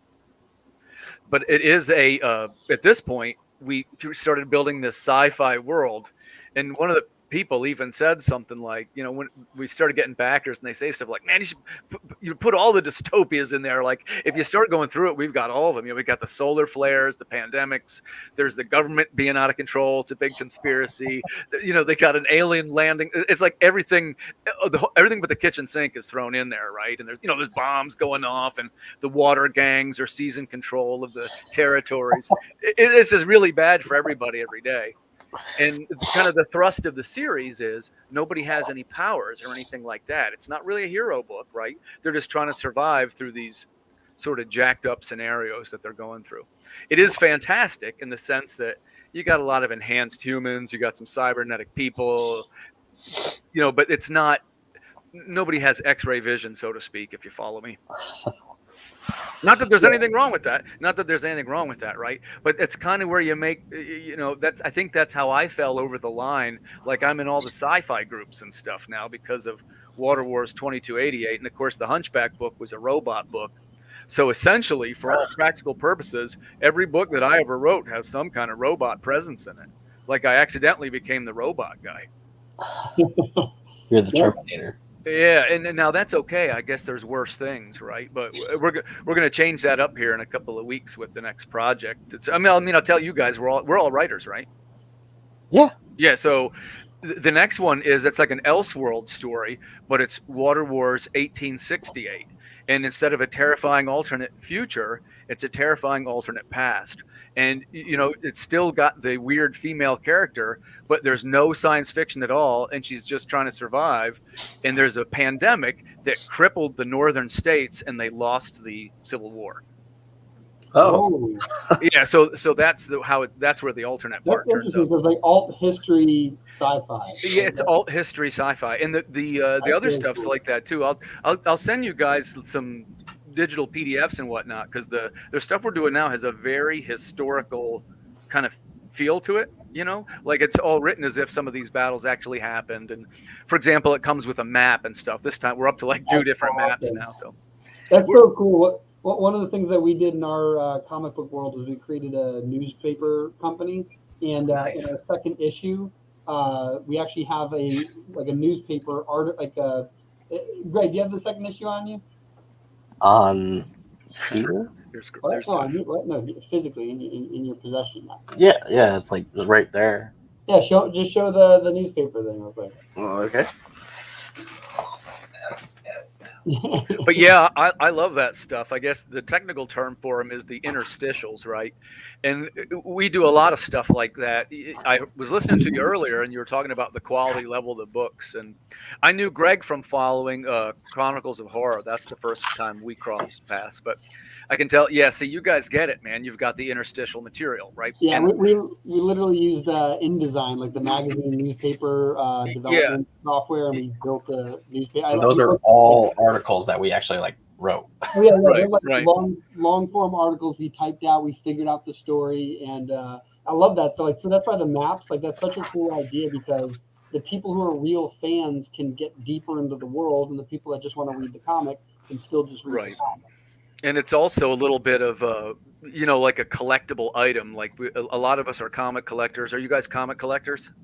But I've got some friends who are really big collectors. Yeah, and there's certain things like, and I'm just now dipping into this, but we're going to do like the chrome enhanced covers, and like the map, for example, it's called the neural map. It's basically just a type of shiny, but what it is, it's a layer separation so that the chrome shows through the layer, so the map looks like it's a little radioactive kind of. That's awesome. That's Yeah, so right. cool. Yeah. So it's just we try to do fun things, and that's just a little pack in. And then, of course, you turn it over, and the other side is the print. We always put like a little mini print on the other side. So Water Wars 2 came out with that, and now this one. Like I say, the books are all connected, right? Like if you were following it, you would have had the last map came out about 6 months ago, and that shows like the battles and the robot uprisings, and it shows after the pandemic there was some what they call disposal sites, which is where the bodies are, stuff like that. And then the new one is it's a very similar map. It's the same, you'll recognize it as the Water Wars map, but now it's like color coded blue, and it's like with water, because this is the aquatic portion of the apocalypse, right? The cities that are underwater and this kind of thing. So it's just a little thematically tied together. And if you thought the first map was cool, you go, oh man, I definitely got to get the blue one, and this one will be shiny. So That's so cool. That makes me think of like the I don't even know how long ago they did this, when they first put like the 3D glasses in the back of a comic book. yeah. See, I would think that would be a genius idea, and I want to try some stuff like that. And like for example, on the Chronicles of Horror book, they had some really cool things like that. And you want to think of inventive new things, right, that are sort of interesting to your type of fan. And when you start to talk about, like I say, I'm a little new, but the people that follow me are science fiction, post-apocalyptic. Sometimes they like strong female heroes, that type of fan base. So they tend to be super nerds, right? Like, no offense, I'm one. So that's what drew us to making the maps. No, yeah, that's super cool. Like we were just talking about how we did our world building on our last panel and just kind of showcasing like we did like 3D mapping and like way too much stuff. Yeah, that's awesome. But like it really is like so my introduction to like comic books was literally my barber when I was a kid. And every time I'd go get my haircut, he'd have a new set of comic books laid out, and they were like the old ones and the new ones. So like I got introduced to comic books that way. I kind of didn't really think about it after I went to college. Ended up running into Greg back in like 2017. He had a comic book idea, and that's how I got back into it. But you know, like I love all the Marvel movies and things like that, like the Easter eggs that they sneak into them. Oh, and yeah, so yeah. when it comes to like, you know, when it comes to indie creators creating comics that capture that old feeling of like, ooh, I'm part of a secret club. Right. That's why I love those little extra things. Yeah. I totally get that, man, because we all understand the same references. Like if let's say if the four of us were in this room, we would all get that reference, even though the next person over might not get it. Like if we have our credibility, you know. Yeah, it's our group that like it's like we all know. It's like the one thing I love thinking about is some really specific. So Dragon Ball Z is like a show I watched as a kid. And there's some very specific fact about Dragon Ball Z that if you know about it, then I know you're like a real fan. And one of them is that in the TV series, one of the most famous lines was his power level, it's over 9,000. Right, yeah. But in the original manga, it actually said 8,000, but it sounded cooler in English in 9,000. So they changed the power level. Cooler, yeah. And like that little detail, like that is wild. Now I know you're like an insider. And so, I didn't know that one. Yeah, so like the map reference, like having the stuff like that, like knowing the different colors and all that. Yeah, see, Jeff's got a good question there. Do you extrapolate a timeline from the present, or do you just start with a futuristic setting? I'll answer this one, Jeff. I like this. When I wrote them, I chose the 2288 because of the rhythmic nature of its name. I guess mentioned we're musicians, so it's three triplets. Water Wars 2288. It says 1 2 3 1 2 3 1 2 3. Yeah, and nice. Yeah, thanks. But now what I've done, which was very stupid, Jeff, and you'll appreciate this. So now I'm writing the stories backwards. I'm writing them backwards toward the present day. So actually, the order of the series so far goes 1 2 3. But if you want to read it in order, you got to go 3 2 1. So eventually, I'll probably be writing about yesterday, I guess, when I run out of future. Because we went back from 2288, 2281. Now we're in the 2100s, and then I think I'm in the 2050s next. And by the way, the next release is the graphic novel one, which is going to be cool because it does rearrange all the stories in chronological order. Nice. Yeah, that'll be kind of neat, right? And of course, it's all different artists, so it'll be a little. I don't think trippy is the right word, but it'll be just cool enough to be like, oh man, this is a journey to see this, right? Because some of the artists have even done the same characters, you see. That's very cool. Yeah, so it'll have a neat tie, and that one's going to be, I think it's like 96 pages. Wow. It's going to be a good size. Yeah, we're going to start saving my money right now. And our Seer Chronicles thing goes into a graphic novel. It's going to be a lot of pages. How many do you think are in there? Well, the first issue is 47 pages, and then the second issue is 30, and then there's 12 issues in the first story. So okay. Yeah, that's going to be like a novel version of a graphic novel. It's going to be big. It's a big boy. I tried to find a way to, in this latest one, and in fact, it was kind of important to us. We wanted to do a hardcover version with like a really high-end hardcover version, but I couldn't get a price quote that, I don't put out that kind of volume. Like I said, this is my third one. I'm still growing, right? I'm happy with the numbers so far, but the first quote was like $4,500, and there's a minimum of the number of hardcovers. I want to get 50 hardcovers, not 450, whatever they were trying to sell me. Yeah, that was something super interesting when we were building out our company, trying to get the printing and being able to do one-off prints. And even to get like a single one-off print of a paperback was like really difficult to find without it being ridiculously expensive. Right. And then we lucked out and found a dropship printing company, Ready Comics, where you can do one-offs and they're not like ridiculously expensive. But for Gotcha. hardcovers, like, yeah, it's pretty hard to find a company willing to do like a couple of hardcovers because, like, I think it's the setup process alone, getting everything set up is Oh, I see. Yeah, cool. So Well, and I'm still very interested. I Yeah. just for right now where we are, and I was telling you a little bit that, and I'd love to get some feedback, like you guys that have done multiple Kickstarters. I can get some knowledge here. So we're just now exploring into as the stretch goals. In my experience, the people are always striving to get the best quality final product. So some of our last stretch goals only directly apply to the touch points that the customer is going to hold. What I mean by that is, these are things like upgraded logos, the foil enhancements. We're just starting that. I have not done anything with the hollow foil paper, but I imagine that might be something cool with the next map. I'm kind of got my eye on that. Or the 3D, like I say, with the little glasses. But, I would put that one as a maybe. Instead of 3D, the thing I think would be absolutely awesome for the fact that you already have maps is a map that went like it could be as simple as like those blue blocking glasses, like the orange things. Yeah. You put those on, and now you can see it because the way it's printed is that the color you have to block out certain colors. Because I've seen that Nice. before, where you get like the red glasses, and then you look at something like they've had those forever, where like they put blue and red ink, and you can't see it. You put the red glasses on, you can see the blue ink is black, and suddenly like it has like this cool like drawing that you were trying to see. I say Jeff's saying he can do 3D there. Yeah. 3D printing, sweet. And that's something I haven't Oh, done. Well, I think he's talking. What did you the mean? 3D. He probably means like creating a 3D. If you mean like a 3D map, then yeah, we're about to be Well, pals. 3D inking is like, yeah, 3D inking, I believe, is basically like it's the normal image in the center, and then you put the blue and like red, like just off kilter or something like that. And because of that, like your eyes try to focus on like the one thing, and that's how it gets that like pop effect. Right. Well, and if on that stuff too, I'm also, these are pack-ins, right? So I can do the smaller size. This is like an 8.5 by 5 or something like that, and enough so it's got a decent size as a still on the print the other side. But what I'm going for here is you can get a better price on the quote and spend money on the upgraded printing. Yeah, and honestly, I'm trying to think about it. The 3D glasses probably aren't even that expensive, like the red, blue.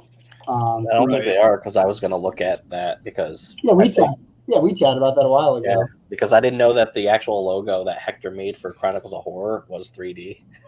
I was told about that, and he's like, "I already told you about that." I'm like, I forgot. But like when we launched the Kickstarter originally in October, I think it was I thought it looked suspicious. yeah, someone's like, "Oh, it's actually 3D." It's like, I didn't know that. Yeah, I was gonna say, yeah, I just found, because honestly, if you can add that to a Kickstarter where like there's, even if you're doing sci-fi, like one of the things where it's like maybe like this one moment where they're traveling very fast and just having a single page have this 3D effect to it, even like little details like that can be incredible. Because I just found it, like on Amazon, 50 paper red blue 3D glasses, like for $9 free shipping. Yeah. See, so that's perfect. That's what Jeff was saying. And when you have the pack-ins, right? Here's the thing. I don't want to get to where you got so many pack-ins that it's a cumbersome thing to ship. So it's better to have one or two things that you've really upgraded, which would be like a cool collectible that somebody might even keep. Like paper 3D glasses too. They're going to fold as flat as the the comic itself. So like right. That's an easy one. Yeah. I love that. So I'm getting all excited because like I love like the extra stuff that gets put into a comic. Yeah, and see, I'm glad to be talking to you guys because I know that a couple of yours that I've seen have actually been really good. So I'm always trying to think of what is the next thing. It's kind of like we were saying. We mentioned this briefly to Greg because we try to emphasize the things that are digital. And actually, Pete, you know about this one too. We were talking about it, which is that because that's the segment that keeps going up, right? Is the digitals. Or at least for me, not to speak for everybody, but that's like an increasing number, right? So what kind of special things can you do for your digital backers on a Kickstarter? And it should be two things, right? First, it should be something that feels a little bit exclusive, like a little extra they got something. It doesn't have to be something tremendous, just a little extra. And the second thing, it's got to be in a format that you can email it because it's digital. Right. So it kind of gives you limited options, right? That's where I kind of use my writing as kind of something extra in my Kickstarters for like Big Jack, where it's like, okay, I know I can write stories, and now I know these great artists like Erwin Arosa, and so why not offer kind of a exclusive short story for a backer. And like I think I showed most of you guys, but I have Erwin do like a black and white illustration, which is part of the pledge and or cost of the pledge, and does like a sweet image of the person that backed it along with Big Jack and whatever the theme of the story is. And done it 4 times now, and it's fun for me because I like, creating that stuff, but also it's something special for the backer. So and all I do is send them all the PDF for the story, and I include the illustration in the PDF, but I also send them the high resolution PDF. So if they want to do a poster or whatever, they've got that stuff. So that's a great idea, Pete. I like that one. And it keeps me flexing my writing muscles. So it all works. Well, and there's another thing I like about it too, which is you chose something that you can control the outcome of.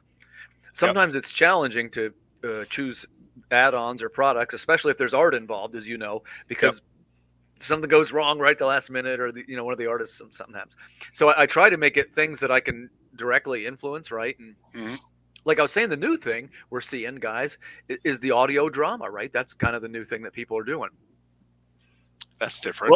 Well, there was 2 this month from creators that I knew. There was Russell Nolte's The Void Calls Us Home, and there was Madeline Holly Rosing's Ghost Ship, and I backed both of those.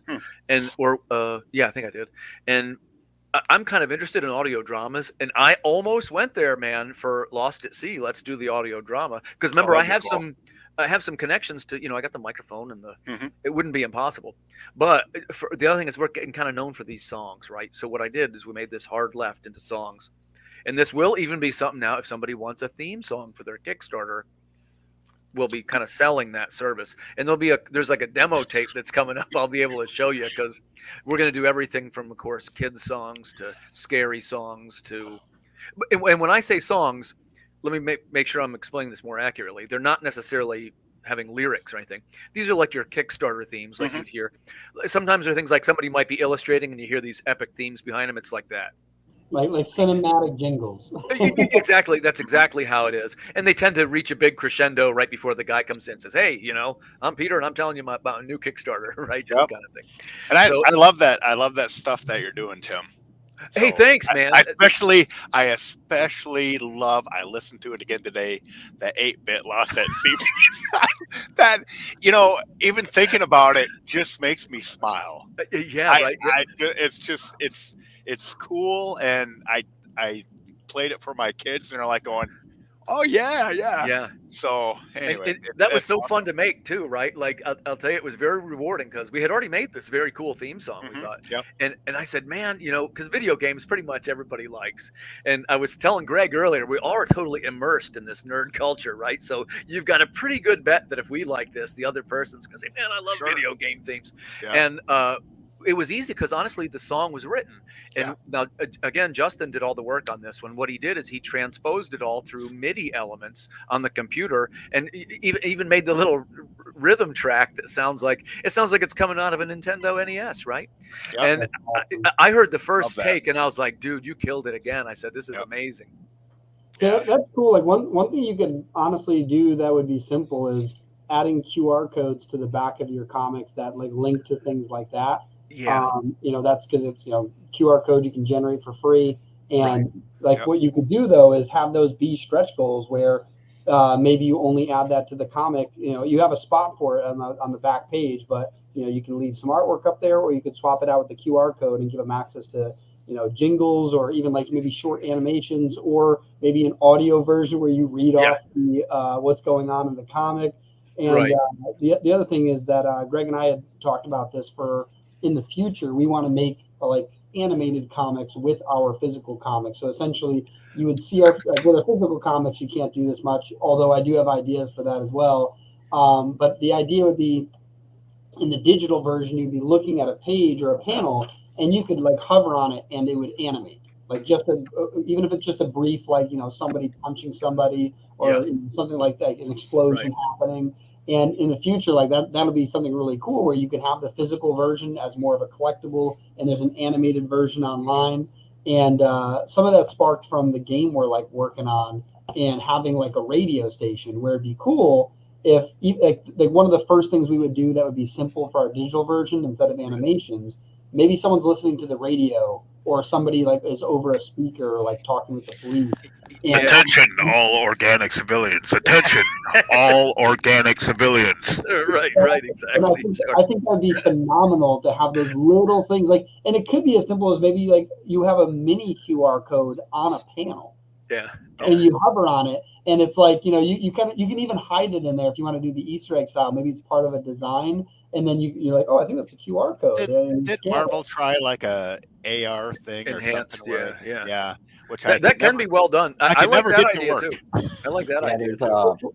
Midnight Highway. They actually had a cover that did that. Yeah. You guys know Mike Tanner, right? Yeah. He's an interesting character.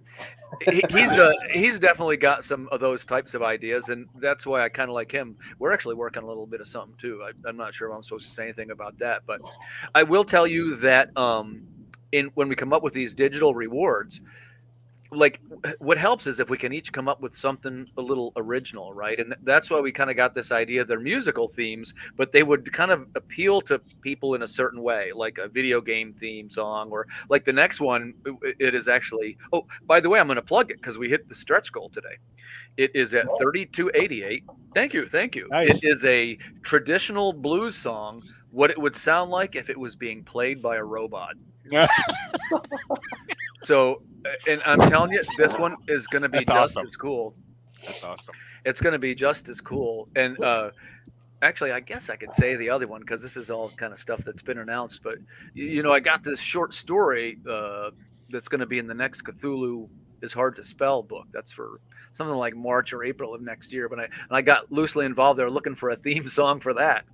And nice. This one, it's going to be a ska, Monster Mash, werewolf bar mitzvah mashup.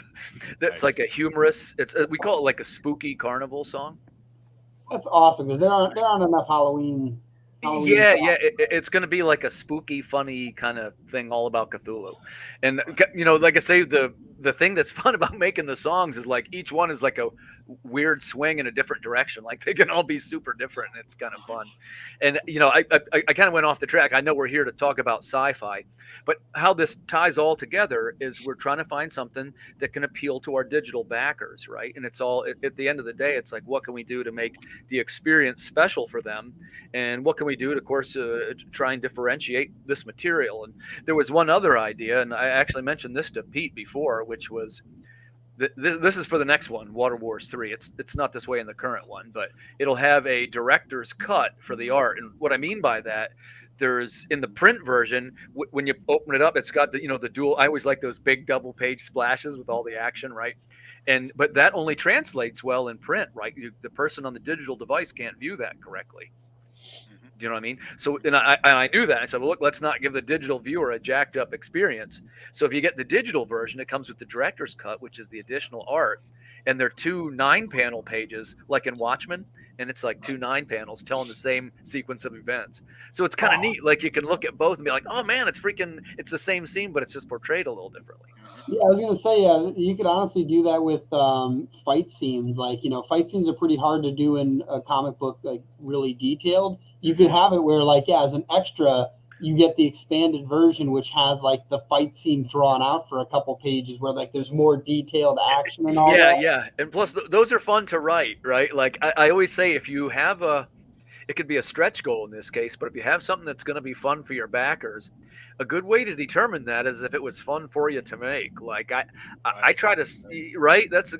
We don't always know what customers are going to like, but if it's something that we kind of like, you're halfway there. So, start with what you like and kind of enhance it, I always say. Yeah, one of the things that Greg and I, the reason why the fight scenes came to mind was we actually took martial arts for several years, got really good with it, and we want to actually eventually have fight scenes that are choreographed. Like I'm going to literally use somebody as a practice dummy and show like what I would do fighting through a crowd of people potentially, and then capture that in image form so that we can then convert that. But yeah, one more thing before we hand the board over to Christian. This comic right here, just because of the sci-fi world, Neon Future. There's some little cool thing in here I wanted to show you, but it's a little drawing here, and it's got binary code in it. I got this comic when it was first released at New York Comic Con in 2018. I saw that. I messaged the page. I go, hey, it spells hope in binary. And they're like, hey, you're the first one to get that. That's awesome. That's and really cool. That right there, Easter eggs with like things like that, I wanted to toss up to you because what I would do if I was this company, I wouldn't just put that Easter egg. I would make that a discount code on my merch site. Like something like somebody would have to figure it out. Right. And then what you do is if no one figures out, you just tell like one fan and let them figure it out. Let them talk about it. The person who wants to tell everyone all the secrets they know about. And I think that's like such a cool idea, having a, if you're going to be doing, sci-fi, binary is one of those little easy secret hidden gems. I think that's a neat one. Yeah. You put that on a computer in the background of one of the panels and make it say something important, or it can be something like what we did. And specifically, I'll share this one just because I know not everyone who reads our comic will watch this panel, and I like leaving out these Easter eggs. And Greg, pull up the comic. So remember I mentioned that newspaper that we wrote before? Mm-hmm. In the newspaper, there's a company that is in our world that is fake, that we created an actual coupon code for in our newspaper.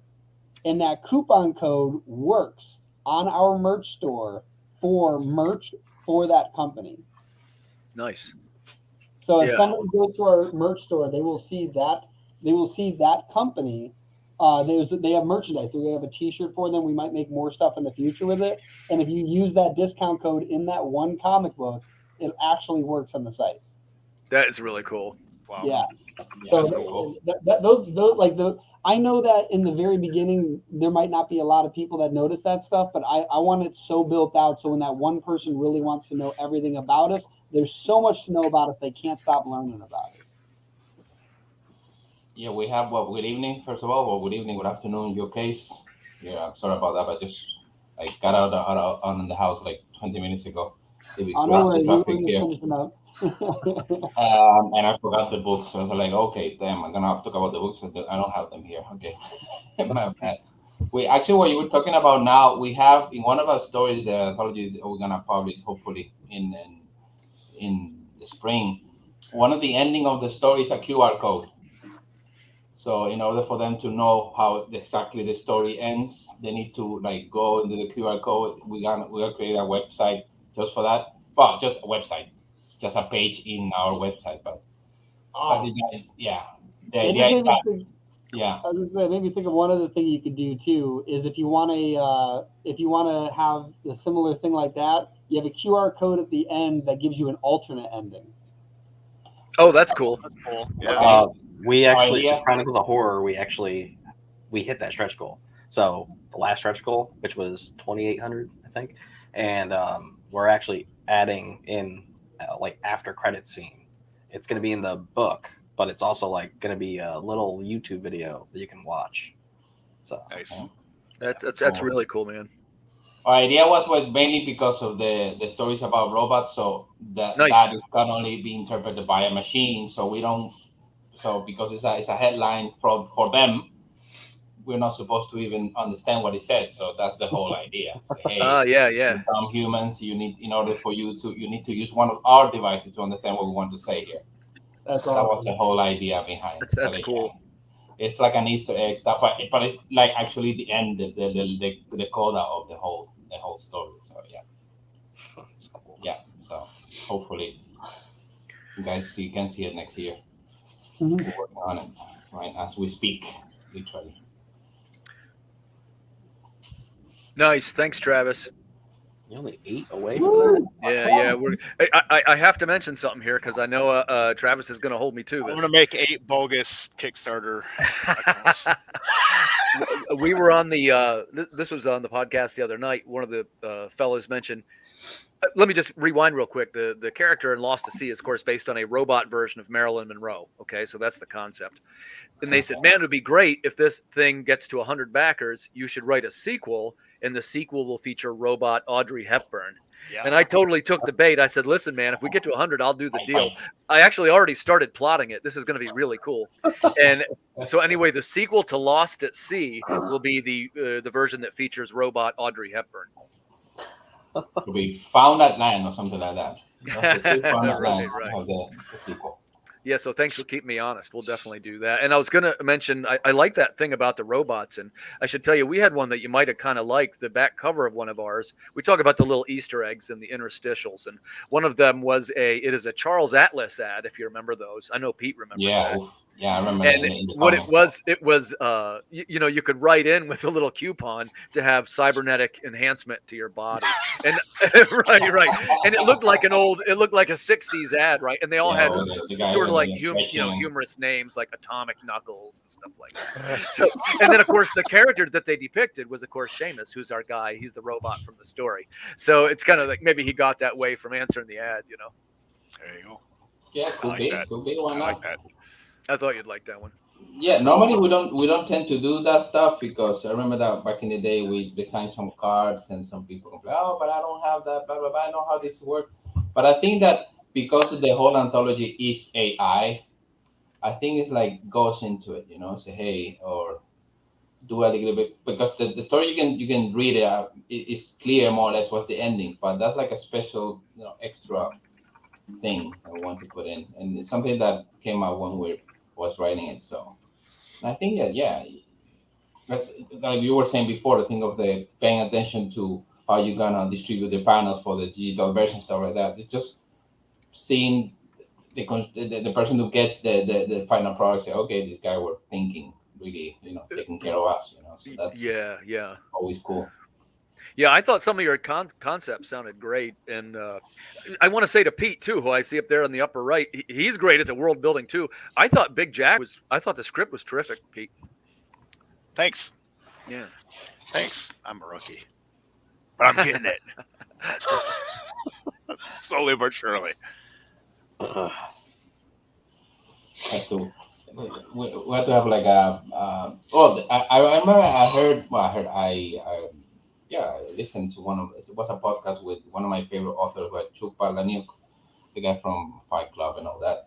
He said that he has like a group of fellow writers since he was like in his 20s, and every time he has a new thing, he does his readers, the first readers, his beta readers, his colleagues, and that's where they bounce things off each other all the time. Mm-hmm. And they have these small exercises among them. Say, hey, what's the most fucked up thing you can think of? Let's do a story about that. But he's that kind of author that really loves to push limits to beyond what you say, okay, this will never sell, but it sells a lot. So you never know. That's the thing. But I found it really interesting. A guy of that caliber. I still have my body like 20 years ago. That's how we do. One time, hey, what do you think of this? Say, too much or too little, or you should do this, or. So I think that's important. The scene, the thing that something one of the first book I read about. If you want to become successful, in any aspect of your life, you need to have like a scene. Fellow people who are doing kind of the same thing you're doing or similar, or so you can especially for moral support or to copy. Oh, he did that. That's kind of cool. So I'm gonna homage him or whatever you want to call it. Yeah. But yeah, I think that's necessary because normally when I don't know about you guys, but my experience with when you meet the public and say, oh, how long it took you to do this? Or the normal answer, do you do all of this? I said, no, it's impossible. I have like 35 orders in the table. It's kind of all of this. I wouldn't have a life. I would be, to be locked in a basement for a decade. right. Myself. Yeah. So, and I think that it's important, and it's something that I also seen. One of my buddies, Russell Duis, he has a strong community of fellow creators with him all the time. So that's the thing that's key. Yeah. To success, never become too crazy or too elevated, or just only deal with. And also, and in the other side too, to have like communities of users, community of consumers of sci-fi, of anthologies, or we only like this, or we only like that. So you can also bounce things directly with them, So what do you guys think of this or the other thing? Yeah, I'm in a couple of the writers groups, and I always mention the other guys too. And I forgot to tell Greg this, but I'll do digital swaps if you guys ever want to. Say, for example, if you had a Kickstarter, you're doing a swap with a guy, and I've even got a couple of spaces left on mine if somebody wants to get in. I got 48 hours, I think, something like that left. So, report for duty. Yeah, if you want ink, you can have ink. All right, cool. I would like that. I keep giving that to people. So my deal is I call it the digital pantheon, and this is Roy's trying to make this bigger. And what it is the digital rewards that you get for being the backer, which is I think it's 12 different digital comics. I got some folks I've met, and hopefully we'll do this together too. And there's 6 songs now, and 2 maps is what it comes with. Okay. Let me reformat the first Big Jack issue. Now send that. You can have that. Yeah. PDF. Pete, I've got Big Jack. I've got you, man. You're on the list. I was a Big Jack fan right away. Okay. All right. Yeah, I gotta say, if you guys haven't seen that one, we're talking about sci-fi world building for the panel, and there's different ways to do it, right? And we'll just a quick touch on this, which is one of the things that I think is really well done in Big Jack. It has a very terse dialogue style in which a lot of it you can kind of infer from the dialogue what's going on in the world, and that is my favorite way to do it. I prefer that rather than have a lot of exposition at the beginning of panels. I think that turns off readers, and one of the things that I try to do, I have almost no exposition. Mine's dialogue driven, just because that's what I kind of like. And I thought it was really well done in Big Jack. And I also felt that it gave an air of mystery, because especially if it's post-apocalyptic, you got that second and third issue. You don't want to say you don't explain everything in the first one, man, because you might not even get to right.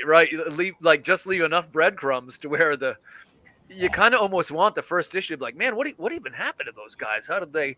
That's how you want them to finish it, rather than really understanding at the end. Say. Right. One of the things I did in the Transport novel series that is still Big Jack is part of that universe, just like 60 years later.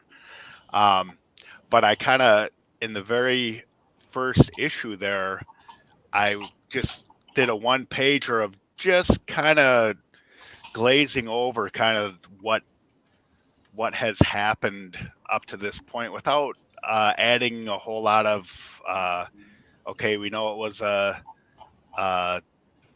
global pandemic that started all this stuff, but there's no more zombies and whatever, just there's some creatures out there we're trying to rebuild. Humankind is trying to rebuild after all this stuff, so it just kind of like left it there and then got into the story. Versus, like you said, a lot of exposition throughout, trying to explain this, that, and the other thing.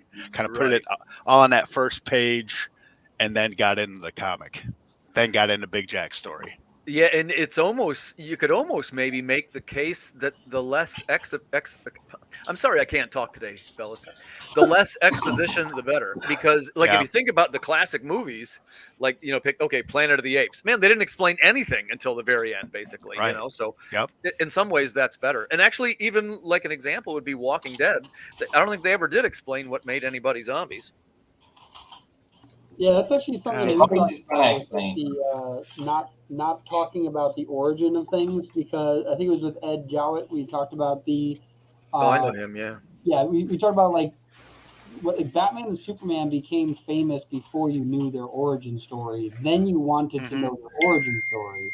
So like you don't Right. need to actually showcase your origin story. You want to show why your character's worth investigating their origin story. So that's And now kind I of- wish they'd stop putting their origin stories into stuff. If I see one more strand of pearls hit the pavement, it's like, we get it. We know that. Anyway. Yeah. But But I think that's maybe that's mainly a movie trope more than a Yeah. comic trope, because they need to explain everything in 90 minutes or 100 minutes or whatever minutes. So, Right, yeah. so people need to be situated. Hey, this is what's going on. At least Right. at this in the second act, they need to explain something, because it's not, as you mentioned, you cannot have the whole movie end and say, oh, what is this? What's this about? So they Right. need to explain. That's why you have the voice enough. That's why you have the more expositions of the places than we, because we can dilute that. You mentioned the Walking Dead example through 300 numbers if you want. Yeah, right. Or, well, if you have the buyer for that, so you have that luxury that they don't have. It's the same with novels. Or every time they say, "Oh, but the novel's a lot better." Yeah, of course, the guy had 700 pages to. talk about. Right, sure. Right. So of Right. course, it's Yep. gonna be better. It's very complicated to compare the two mediums. So of course. Mm-hmm. It is interesting though too about like the whole Batman thing. Like he is still such an interesting character. You don't need to know his origin to find a guy dressed up in a black suit beating the crap out of people to be interesting. So it's so weird. Like in Batman versus Superman, like that was probably like the first time they did like a hyper fast forward of what happened. It was like what, a minute and a half, and you've got his whole backstory. Right. But like, you know, yeah, like do you ever really need that? Like if you don't know who Batman is now, right? Right. I Then don't you think- probably, yeah, like you're in your own little world, right? You probably aren't watching the movie, you know, like so. But like, yeah, you honestly could skip that a lot now. It's almost like you said, like, yeah, we've seen it enough that everybody knows this backstory, and if you don't, now it's a cool thing for the fans to have to share with people. Like, oh, you didn't know this happened. This is why he's crazy, right? Like, you know, that's something that they should start doing again. Like, get back to showing just the really cool part. We don't need to see the backstory. right. I think that's what happened a lot with you. You mentioned Batman vs Superman, the whole Frank Miller suit. That a lot of people didn't, as you said, they know Batman, but they don't know why is he wearing that suit. What's going on? Why he's fighting with Superman? Doesn't make any sense. Oh, but this is based on on a comic that's very important. Oh, really? Yeah. Right. Yeah. When I saw that, I'm like going, oh, I didn't care if Yeah. it was Ben Affleck in there or not. It was like, oh, that's the Frank Miller. Yeah. Yep. I like Ben Affleck. I know it's not popular to say. I thought he did a good job. I like him as the older, grizzled Batman. I like him. I was gonna say, yeah, he did a great job as the Frank Miller version of Batman. You know, and like those iconic scenes, like that one where he's like perched up on the building and leaning down. Like my dad has that original comic. Like that thing is like, it's iconic. Old school.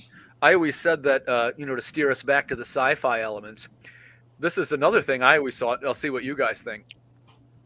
To me, Batman has more sci-fi elements than Superman does, even though Superman's from another planet.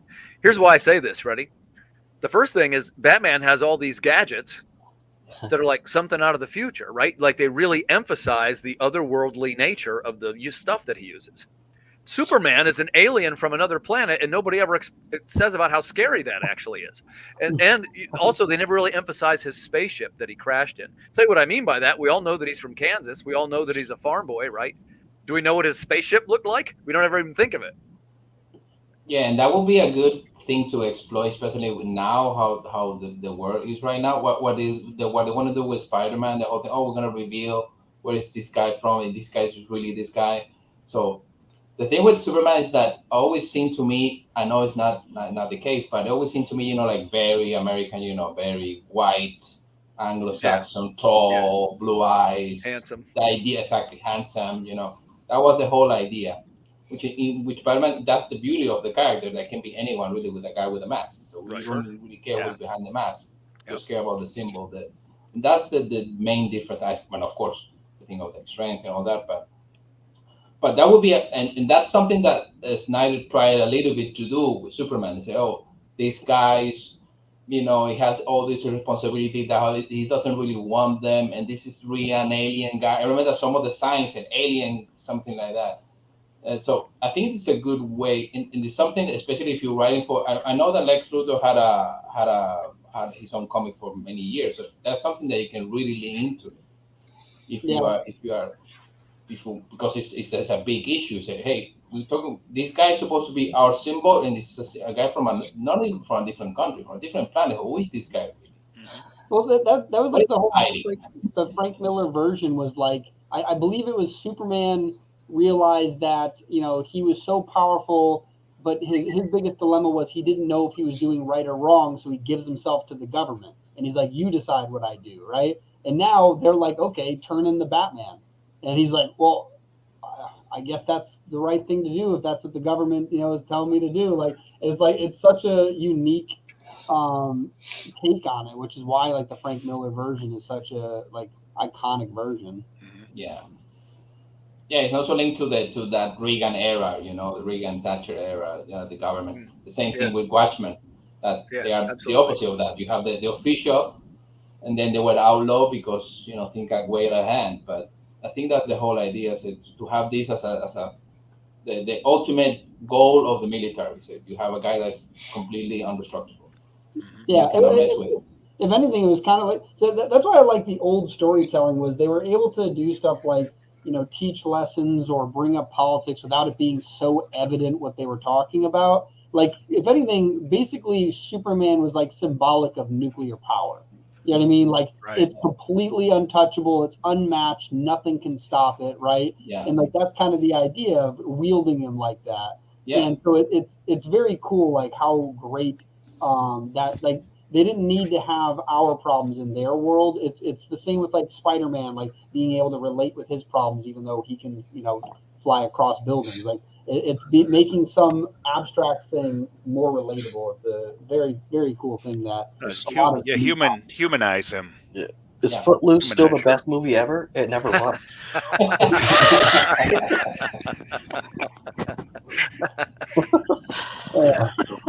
Yeah, the thing is that I'm kind of Latino, so because I'm Spanish, but I have Latino too. And I remember that for me, Footloose is one of the whitest movies ever in the history of mankind.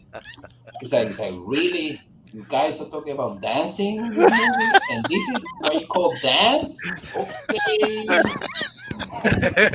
Okay. I'm pretty sure everyone else would also agree with you. Yeah, it's like the ending of Saturday Night Fever. The guy say, "Okay, I'm supposed to be the coolest guy in the whole disco, but this guy just destroys it in 10 minutes. This is your price for you. I'm done, and I'm the protagonist of the movie." So yeah. So we're looking from a different point of view. The Latino background, the community is like, okay, yeah, this is dancing. Okay, interesting. Oh. Yeah. But what we mentioned before, the thing of Superman is also what they did with Red Sun too. It's like a symbol for the Cold War.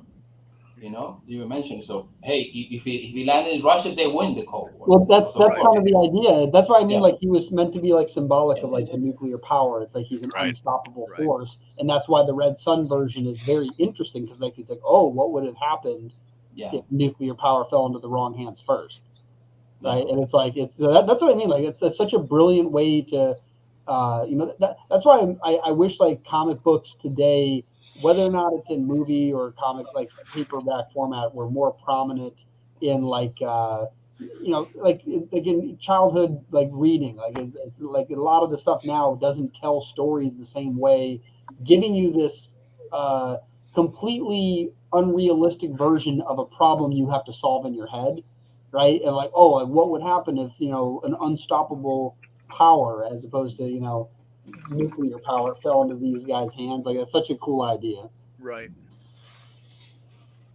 I think that the main thing that because we have discussed, with some of the guys here in Spain, that we're talking about. They say how we reach their younger audience, and the thing is that is so complicated right now is that when we were little, we have maybe the TV and the movies, but that was it. Now you have YouTube, you have the phone, you have animation, you have 350,000 things, video games, industries that are really, really, really well thought to put up entertainment there, and it's just like click, give it now, want it now, everything right now. It's very complicated to compete with that, and also very complicated to give something new, because I don't think anything is new. Exactly. Yeah. Yep. Right. Just So reinterpretations. Exactly, yeah. Mainly it's prisms, but I remember that when I saw The Matrix, I remember I was in shock for like a week. Mm-hmm. So I mean, it's one of the few movies I've seen it like 10 times in the cinema. So I said, what is this about, really? And I remember then after we deconstructed, say, hey, this is about this is about that. They put this into this from Judaism, this is Christian thing, this is a thing they really did back in the day. The thing is that it's so well put, all those elements, that you think is new, but it's not really, really, really new. Mm-hmm. Start to dig in. That's definitely very cool. Actually, The Matrix is definitely a great example. Like one of the entrepreneurs I follow, his name's Tom Bilyeu, and literally like his whole life changed because of that movie. Like he saw the idea of this limitless mindset, like the ability to. Yeah, see, Greg, why are you hiding him? Cancel. Cancel you. But, I was like, what are you doing? I'm like, Holding the symbol up. Okay. But the idea that you can storytell in the Matrix like that, like obviously the idea isn't, you're literally trapped in a computer. It's this idea you're stuck in a loop. You're stuck in this, world that you're not in control of. And the only thing you have to do to control it is literally change your mindset. That's it. Like all you have to do is believe something different, and now you have powers. And it's like, that's so true though. Like if you want to be a creative, if you want to be an entrepreneur, if you want to, learn to draw comics, write comics, like anything in this creative world, like everyone can learn to do that stuff. You literally just have to believe that you can, and then go after attempting to learn it. Yeah, exactly. And then get a floppy disk, plug it in, and now you're a comic book artist. Like it's great. Yeah. Is that easy? Yeah. That was nice. easy. 2 miles. Yeah, definitely gonna get one of those plugs. Yeah, but that's the other cool thing. Like that's like the blessing and the curse of having all of this, all the entertainment platforms now. Like you can get distracted in them, right? Like TikTok, there's people that spend hours in that. Actually, ironically, the Tom Bilyeu guy had mentioned that he doesn't, get distracted by social media. He's very focused. He's built $1 billion business, but he's scared of TikTok because it's the only one where he's on there, and like an hour goes by, and he's like, oh, like crap, like what happened, right? Like it's very alluring, and to be able to.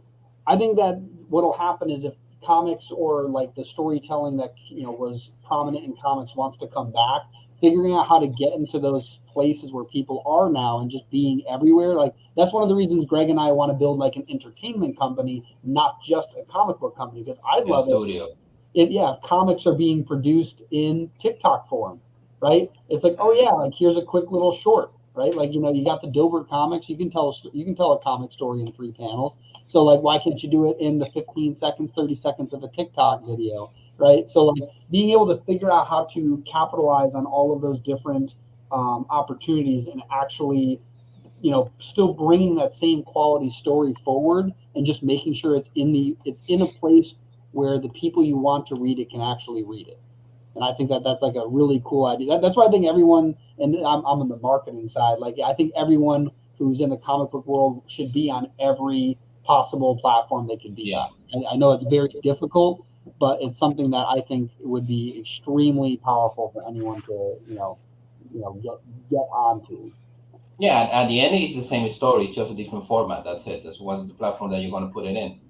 Yeah, and if you're a good comic book writer, like that means you're a good storyteller, and storytelling is universal. You translate that into marketing, and you can become a very powerful marketer. Like that's one of the like I have friends in marketing, and like some of them, that's all they teach is the storytelling part, because that's how strong that is. It's like the most important part, because everything else, like the picture you post later, the video ad or commercial you create, all of it originates from the storytelling aspect of it. Yeah, the copywriting part, yeah, for sure.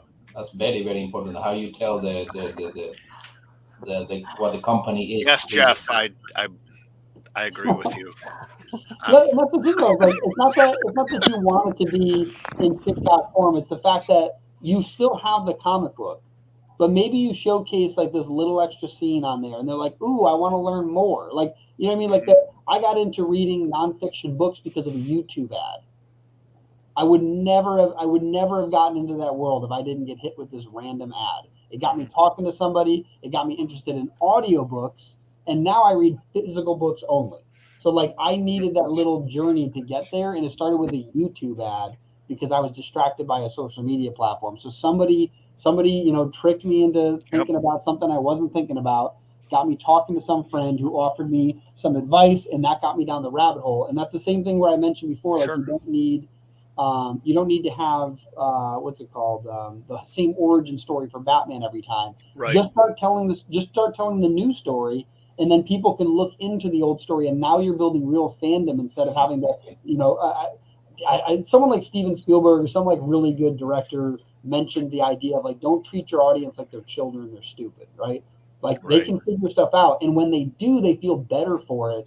So don't spell everything out for them. Like bring them on a journey, let them figure some of it out, and then maybe they'll dig into one of your interviews later where you do spell it out. But now they had to dig into it; they feel rewarded for it. Yeah. Just discovery. Yeah, for sure. Because I definitely agree. You can't replace a good comic with something like a TikTok video, but you can get someone's attention that way and bring them over to the dark side. or expand it, or make it transmedia. You want something extra. You want to make it in an animation form, in a visual form. I just got to figure out how all that stuff works. Just do a dance, and then you get your own Dunkin' Donuts drink. Yeah, I know. Well, my 18-year-old was like a big TikTok guy, and so he could probably explain it to me. I don't know. It's so powerful. Like the Macy's Day Parade, they had they're announcing all the singers that are coming through, and one of them was like TikTok sensation. I'm like, that's crazy. That guy was some kid. He was some random kid who put his music out on TikTok, got famous from that, got attention from a big time artist, got an opportunity. I think he might be signed to a record label now, and he's performing at the Macy's Day Parade, the biggest Thanksgiving celebration in the country. Huge. Like, I have a story like that too. Tim's going to have a float next year in Macy's. The post-apocalyptic float. Yeah. Hey, I know a person it was actually one of my daughter's friend's old mother. She had a husband that was addicted to heroin or something, and she started telling stories of how to overcome addiction, and she became this TikTok like a star kind of. Yeah. And basically what it is, they're like messages of hope for people that are fighting addiction, I guess is what it is. So it's a pretty good message and everything. But I was like, oh, well, how famous could you be? And she's like, oh my God, it's like, it's all over the country. This lady's doing this thing. And that's the thing. It's like, even if you don't like those platforms, the idea is like, if you don't like what's on the platforms, make the platform better. Be the one putting that cool content out there. Like there's a really cool YouTube channel called something like Dad, How Do I? Something like that. Oh, wow. And the whole point was, it was this guy, he grew up without a dad. He's a dad now, and he had to learn all these things like shaving. Yeah, I know the one you mean. Yeah. He uploaded a couple videos. He uploaded a couple videos, didn't get many views. He got like maybe 10 videos in and blew up. He's got millions of followers now. Oh. And it's all stuff like how to tie a tie. And all it was him sharing something that he thought should be out there. And that's how, that's the reason I read books. Like I got distracted by some YouTube ad that was like, hey, do you know what I like more than my Lamborghini and, Ferrari? Knowledge. And it's a bunch of books. And I'm like, this guy's dumb. And then I start talking to somebody about that, and suddenly I'm the dumb guy reading the books. So it's very, very powerful to be able to share your story in the medium that someone needs to see it in, so you can bring them to the medium that you can truly present. That's the thing. Yeah. True. That's the thing that, for example, myself, I discovered with my niece. She's like 12, and she has like 7,000, 8,000 followers in TikTok and shit like that. I said, what do you do? Oh, no, I do these videos about this. And I said, okay. But that's put my book into your video. Yeah, exactly. The one that I'm going to spoil. Like, can you advertise for me, kid? Yeah, please put my. Well, and Hey kids, we gotta. if you read this, go to this website. There you go. You can read this, go to the website. Yeah. I wanted to mention too. We've got to be ready to. Whatever the social media platform of the time is, remember that always changes. So, Right. Facebook already, most of the younger generation doesn't use Facebook. The reason why I'm saying this is that's where I do, 75% of the advertising for the books. I just use MySpace. I was just gonna say But yeah, I was gonna say, you talk to us next year, we might all be advertising our comics on TikTok. Yeah, there you go. Be all your fault. Honestly, I would love it if when I accidentally open TikTok because a friend of mine posted on there and then I forget to stop swiping, if suddenly I ran into some comic books, like that would be absolutely phenomenal. See, now you're giving us ideas. Yeah, it's serious. You can also do little segments on there too, like Tier Jackson from Sovereign Comics. He does little videos of like more world building stuff. So you could talk about sci-fi world building on TikTok. Wow. Yeah, that's it. Yeah, just like adapt the content to whatever medium it is. At the end, it's the same thing, same story. Just you present it a different way. Shorter videos, longer videos, just more text, more images, more. But at the end, it's the same thing. It's just different mirrors and different scopes and different lenses. But this is just looking at the same picture at the end of the day. Yeah, that's why the storytelling is the main part. If you're a good comic storyteller, you just got to figure out how to redirect that into, a video, an image, and then, whatever it might be. It's very cool. Yep. I remember that a couple of years ago, I was involved in a campaign, and they were talking about Snapchat. And I said, "What is Snapchat?" I said, "Oh no, it's just this new thing, this message, but you don't see it once." And I'm like, "Okay," but as you mentioned, they come and go. So they're like the holiday for a year, and then they disappear, or not so many people. Well, the other thing too, that the reason why it's powerful to learn all of them is because even if they might disappear for a moment in different areas, like for example, Facebook right now, it might not be used amongst the youth in the U.S. It is highly used in India.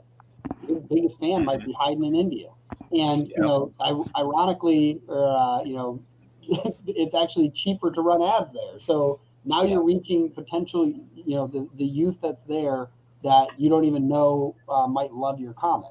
And it's the same with like Snapchat. It might blow up here, disappear, but now it's hugely prominent in Argentina, right? Like, the idea that being on those platforms could be anything but beneficial, even if it's only for a short win. Like there's people on Vine. I don't know if any of you even remember Vine, the 10 seconds it was alive. Right. Very famous on that. It shut down. They moved over to YouTube and were immediately able to grow that. TikTok allows Instagram to be tagged on your like homepage, so you can actually directly move people over from TikTok to Instagram without having to have like the frustration of click the link in my bio and then come follow me over here. You can put your Instagram link in there, your YouTube link in there, and they're direct links. Sure.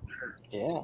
Yeah, because at the end of the day, they even know that hey, if you like this, maybe you're gonna be interested in looking at that, and that's what they want as attention. It's and if you guys seen it, it's a fantastic documentary about this in Netflix. The thing of the social media, like how they program it so you are hooked. So you see this and then you click here and then you keep watching, because that's the only thing they care, is that you keep there. We don't really care what you are interested in, what you're looking, or is this maybe good for you or bad for you. I don't really care any about that.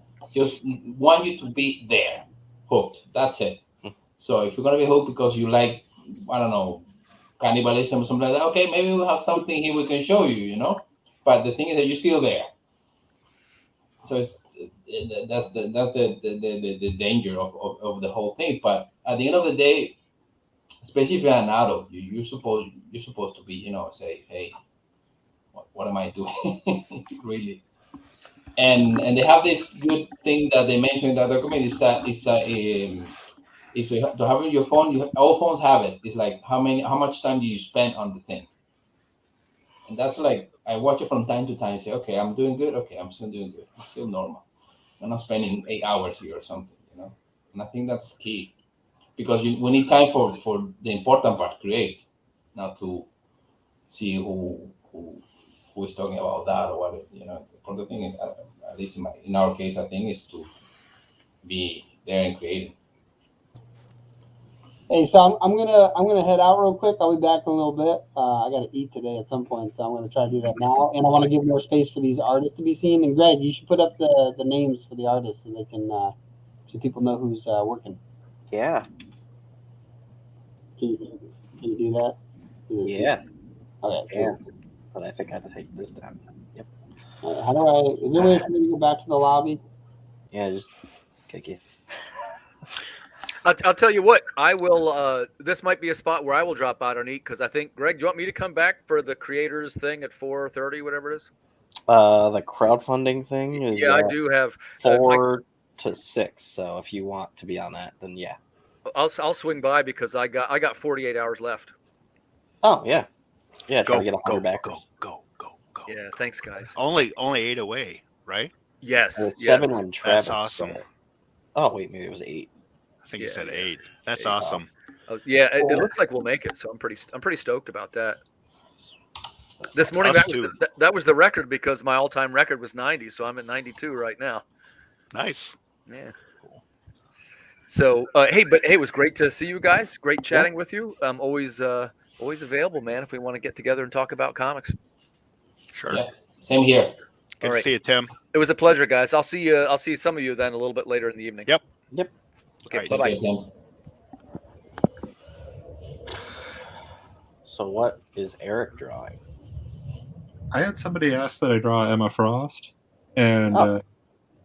And the thing is, it's like I thought, well, I can do more than just draw creepy monsters, and stuff like that. I mean, as sad as Cthulhu is, I don't think that. Yeah, I want to go with something that's shows a little more diversity. And what is Josh drawing? If you can hear me, I don't even know if you can hear me. It's I hear you. I mean, I've been listening, but I can hear you. Oh, okay. Oh, that's a cool looking castle, though. Oh, he's doing lettering too. What about? Oh, Legend of Zelda. Nice. Nice. Yeah, he did a whole it wasn't Inktober. Wait, yes it was. Was it? Yes. Yeah, it was Inktober. And it was all like Legend of Zelda stuff, which was awesome. And I'm like, you should make that into an art book. So Okay, Greg. So what's? I think we've discussed this. The best Zelda game of all time is Ocarina of Time. good. Yeah. I didn't really play Majora's Mask because I don't like being rushed. So, It does get better as it goes on, but yeah, definitely that rush. And I'll prefer not to be terrified by the moon. yeah. So, but yeah, Ocarina of Time and then Breath of the Wild. I'm still addicted to. That's like my Skyrim. Yeah, that was pretty cool. Yeah, and the second one's coming out next year. I think it's next year. It's crazy that they can put all that information in cartridge like this big. Yeah. It's like crazy. It's like all this here. Yeah. Remember the first time I bought one game, I said, really, this is it? Yeah, that's it. That's the cartridge. Why do we have the big box? Because of course we're gonna have boxes like this small. It's very impossible, very complicated to stockpile. So we need to have a little bit bigger box. Like, wow, crazy. I'm gonna drop off here, guys, and I will see you again soon. Okay. Take care, Peter. Artist rock, by the way. I can't draw worth a hill of beans, so I appreciate you folks that can put stylus to a blank screen or paper. So Yeah, I can't do that. no. All right, see you guys. See ya. Hey, brother. Yeah. Is my microphone actually coming in now? What? Oh, it's mesmerizing, especially the first time you see it, like crazy. They start with a couple of circles, and from there they say, "Oh, this is a whole body." So okay. Yeah, it's actually it's kind of true what you guys were saying about you can learn anything on the internet. Yeah. That I'm quasi self-taught. I mean, eventually I started taking online classes and stuff and got hopefully better. But a lot of it came from me just finding tools online, like really top class people like Jim Lee. Yeah, he would go to panels or do his own YouTube show. I think he streams on Twitch, and it's just Jim Lee. I don't extensively about art and his philosophy and things like that. And so I'm thinking, well, you're one of the most successful artists of all time. I think I'll just shut the hell up and listen. That's a good strategy for sure. Yeah, so when I'm trying it in air, so I'm having to say just a little bit. Like that eye was gigantically out of proportion. So I'm thinking, no, Emma Frost is supposed to be, it's supposed to be a badass and attractive, not just, not like my Cthulhu drawing. And you do the pacing stuff, the thing that, because I've seen it some of my friends do, one of the artists I work with, that, for example, for proportion, stuff like that, I say, oh, if I draw the head this big, then I'm supposed to have like, the eye's gonna be like a quarter of that, so I divide, and then here's the nose, and here's the blah, blah, blah. Or you just like wing it? Oh, I have to draw it out like with the measurements, which if I double check now and get wrong, I'm gonna really have to start crying. But I mean, I gave her a 5 head. That is, no, I've got a 5 head. Emma Frost doesn't.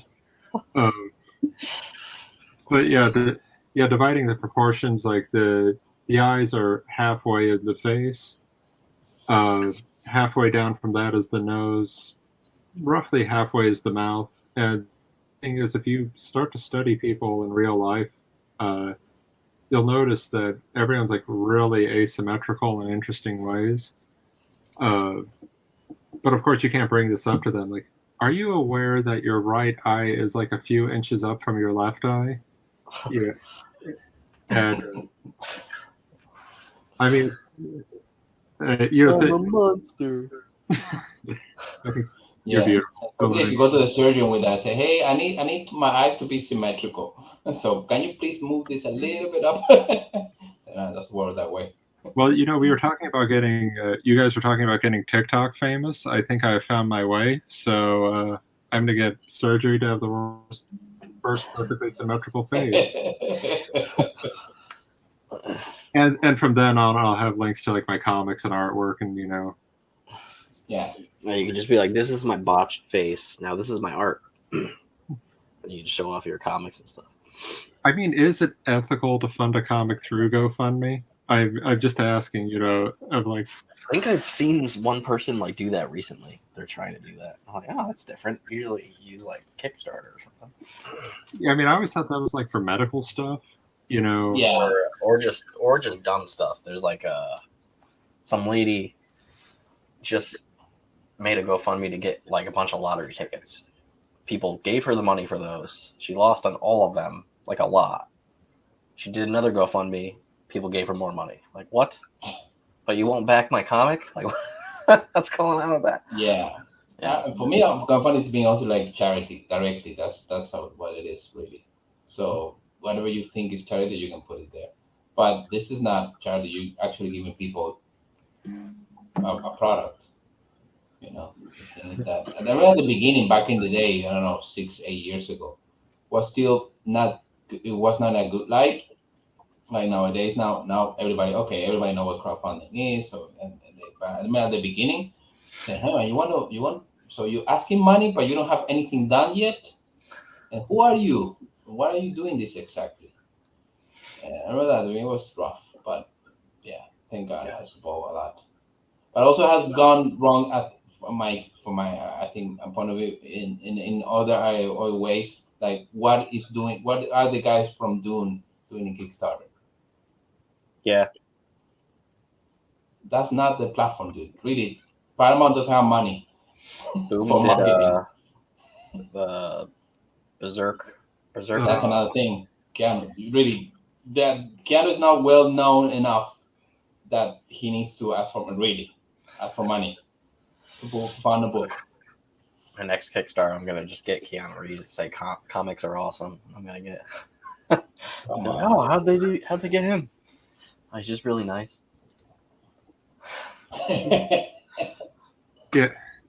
Yeah, that's something where I always viewed Kickstarter as like struggling years now for movie stars. It's just like, hey, fund my project. You know they're going to get the money, so there's no suspense whatsoever, even. Yeah. And my thing is like when I go to back a project or we were talking about this a little bit yesterday. You invest in the person, not just the product. Yeah, mainly. Yeah, so I've been trying to be more likable, and that's not working out. So what I'm hoping to do then is just actually, can I get you guys something? Like, do you think you need to have a book finished completely before you launch a Kickstarter, or just it's enough to show a sample? Normally, well, I don't know about Greg, but normally I have like 90% done. Yeah, so now what I'm going to do from now on is at least 90%, because we launched Seer Chronicles Family Matters last year, and they both were not done then. They should have been, but I should have just not launched it then. I should have launched it either this year or next year. I just waited for the remaster to get done, because that's the only thing I'm waiting on now. I'm shipping the rest out this coming week. So in December, I'm going to be able to ship the first issue, which is finally almost done. But yeah, I would have 90% done. Yeah, because that's something. I'm sorry, go on. That for me is a rule of thumb, because I remember that it happened to me from the other side. I funded a book and they gave it like 2 years after. And I said, I'm never going to fund anything of this guy ever again. I don't care how good it is. Because it's impossible that you last 2 years to produce anything. No, dude. That's like, because now I'm paying you a salary. That's not the thing. That's not how it works. So, but again, there's people who see it differently and they have a different view. And artists are more slow or they take more time. But the thing is that even to build up the campaign, you need to show people things. Mm-hmm. So if you don't have the cover done, if you have like pages done, if you have the characters done, I have very so many updates on the Seer Chronicles Kickstarter, so it's not like I'm just in the dark. And some people just don't look at those updates or something. I don't know. But I'm sorry, but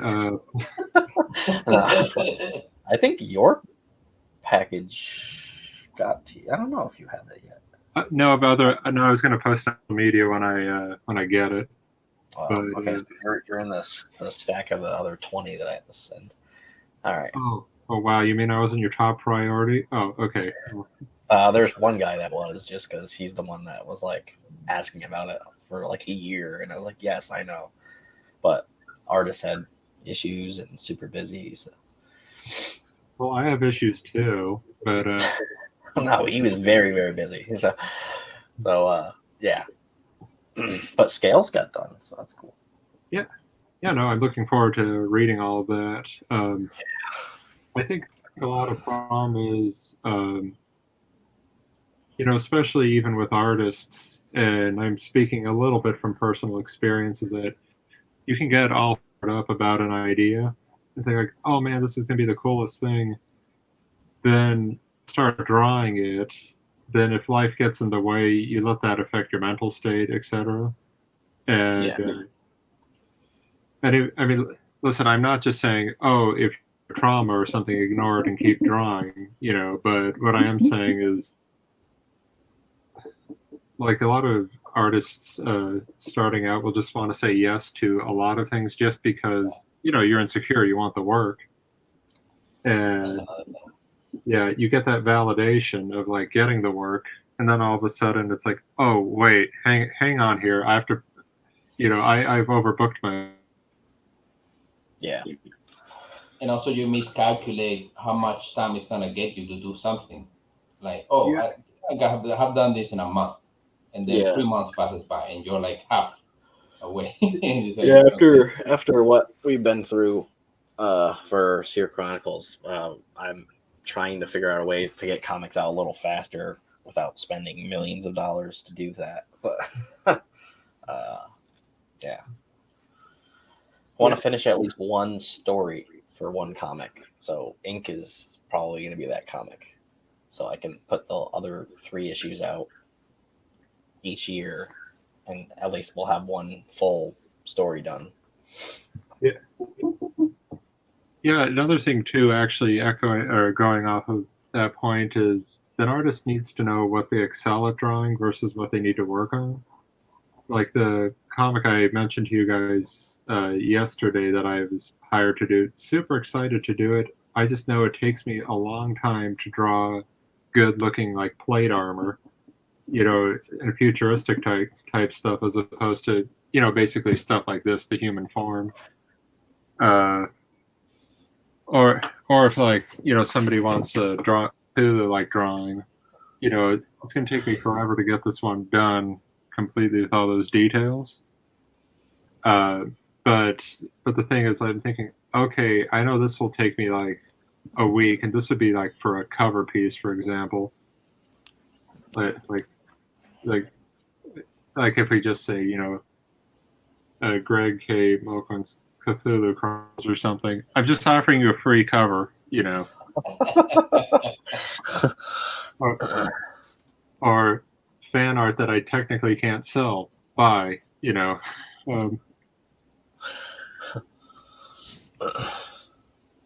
No, it's something that I remember that we suffered in the first project we had, that we have to change the main guy was doing it, but he got burned out. This was because it's the same thing. No, I have it in 3 months. Almost a year went by, nothing. So I said, okay, done. Yeah. So I think it's my idea is not so much for me, but also for the artists involved. Say, hey, you do it, and when it's almost done, okay, then we're gonna promote the hell out of it, for sure. So, yeah. And I'm not remastering another comic until I have like a trade or something, because that's what the first issue of Seer Chronicles is. It's a remaster. There's 20 something more pages than the original because we made it better. But the story that was originally in the script, the original artist didn't put that in because he just couldn't understand it, because he was from like Brazil, and he just didn't ask me enough questions. And I was like, so it was his fault, my fault. Yeah. Just maybe an experience, but not mainly the main thing. That, for example, now every time I start with a new artist, well, even with people I've worked before, the first thing we have to agree on the storyboard. That's like rule number 1.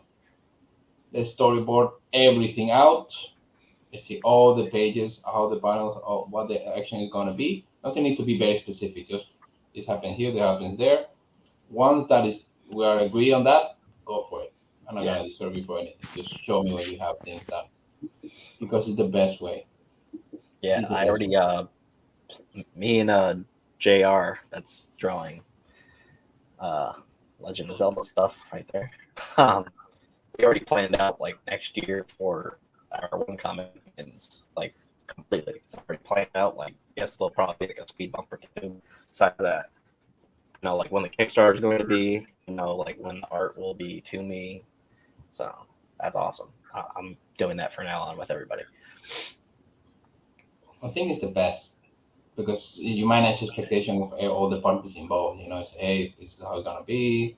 This is more or less what we need. So, okay, you're gonna need X amount of time. Okay, so you need X amount of money for you. So, and this is what it's gonna cost the printing and distribution. And let's go. I think it's the best because that way nobody gets full, and nobody gets work for nothing. That's for me that was the worst part. Is that you have all this material that I cannot publish because it's not done.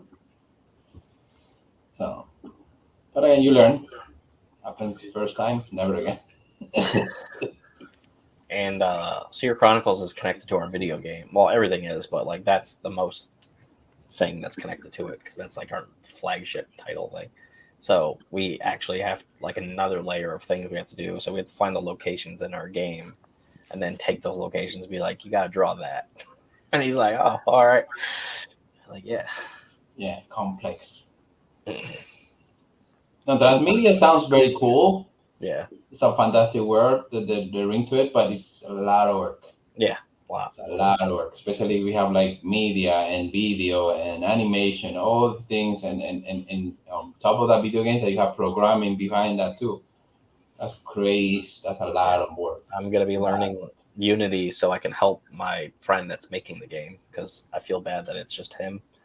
And I'm like, do you need any help with anything? And he's like texturing. I was like, that's the one thing I don't want to do because I do that in Blender and I'm just like, nah, I hate that. Like just UV wrapping is just so like annoying to me. But I like building things in Blender. Like I can make a bowl super easy. Yeah. Or like a donut. But I was gonna say, I think, yeah. Sorry. No worries.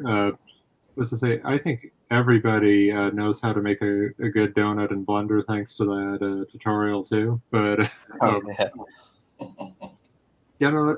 one of the things that's I find interesting too. Is just like a lot of people want the media empire to be their next Stan Lee / Jack Kirby combo. It's like, oh, I created this whole universe, but and I don't know how you two feel about it, but for me, I'm thinking, okay, if you're promising a universe, to me, I think to myself, oh, that's a huge time commitment. Can I start with like one character and see if I like it? Before you start launching in on like, oh, this character to get the full story, you have to read this title and that title, and that. I'm like, I'm good. Yeah, well, that's why we released ink and then scales and stuff. So, like, if you don't want to like be involved in everything and just that one guy, you can. They all will connect, but like, it's not like you don't have to read everything in order for it to all connect anyway. Yeah. I was on a phone call with this fellow who. I ended up surprisingly not working for him because, well, I don't want to like character assassinate, but he was kind of an idiot, and that he's saying like, okay, so I'm creating my own. I said, oh, cool. So you got your own universe? He's like, no, bigger than that, man. I've got my own galaxy. And holy shit. Okay. I thought, like, not how many books have you published? That's what we're gonna next question. How many ones you have already done? Well, like crazy talk. He's like, hey, I'll publish your comics too. I've got over. He said, I'm selling my book in over 5, or my comic in over 5 stores in New York alone. And I thought, okay, you know how huge New York is, right? I mean, you in theory live there, so but my thing was like, anytime someone tries to nail down like specifics, like I was trying to say, okay, so tell me about these characters. What can I get? Who can I get invested in? Who are the good guys? Who are the bad guys? That type of thing. Yeah. And instead it just gets back to, man, I've got a whole universe of this and that, or excuse me, a whole galaxy of characters who. And my thing is, I think as creators, that stuff that seems really exciting. That like, oh, I've got my own universe, characters and things like that. But you need to integrate it really well. Like one of my favorites. There's a term in our business called the Bible. So if you want to do like a whole universe, you need to like sit down and write like crazy. principal characters, secondary characters, plot, setting. So it's a lot of, before you start doing any script, before you start like actually putting these characters to work or do things, you need to have all this set up beforehand. So that's a lot of work Yeah, I that you think have to need to do beforehand. Yeah, we have an idea for our Bible for all of our world stuff. I came up with an idea and slowly writing it. It's literally a history book, like an American history book or whatever that you would like read in like a classroom. It's gonna be that, but it's gonna be like of the world that we have. Yeah. And you see very easily, for example, what the showing of Game of Thrones, for example. That's Yeah. like classic Bible world building work. So he has all these houses. He not only present the houses how it is now. He tracks the whole thing 500, 600, 1,000 years ago. So this is the story of this family. So and their characters by this and by this, and this is where they live, and this is their castle, and this is the who they have troubles with, and why this guy is called this, and why the symbol is. So that's like an easy way to see it. But in order to do that, first the story have to be fantastic. That's number one. And number two, you have to be good at also, the macro. The macro is okay, whatever, but you also need to be very good at the micro level. So why I invest in this character? Why this character is important? And I think that's because the people relate to characters, not to world building or backstory or settings.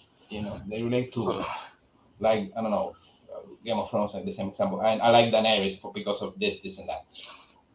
And of course, you discover and the character evolves and it changes, and that's another thing. But you identify with this character, not with the whole story of the house. That is for you to make it believable. So, it's just something that you get to enjoy, that the characters like live in, but it's not what sells your story. Yeah, no, especially if it's a novel that you need plot, and you need setting, and you need dialogue, and you need to have a complex, so you need that established. But if you're gonna start with a comic that, okay, I want to explain the story of this character, so I don't need to build all this thing.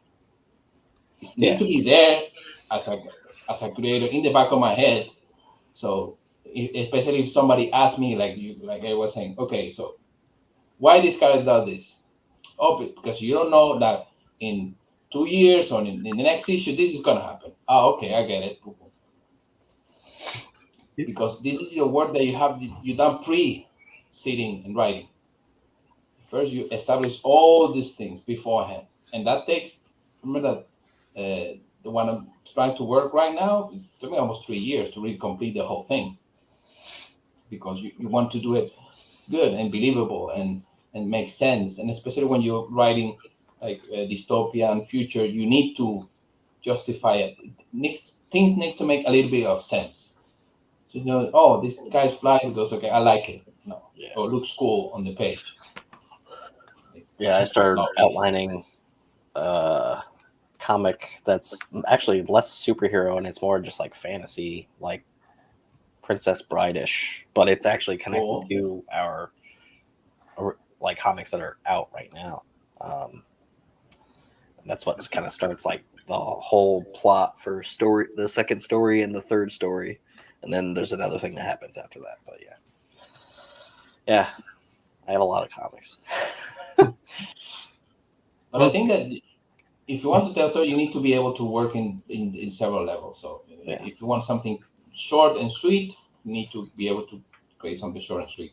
Want something a little bit more mid-range, okay, or you can expand, or maybe you can twist that.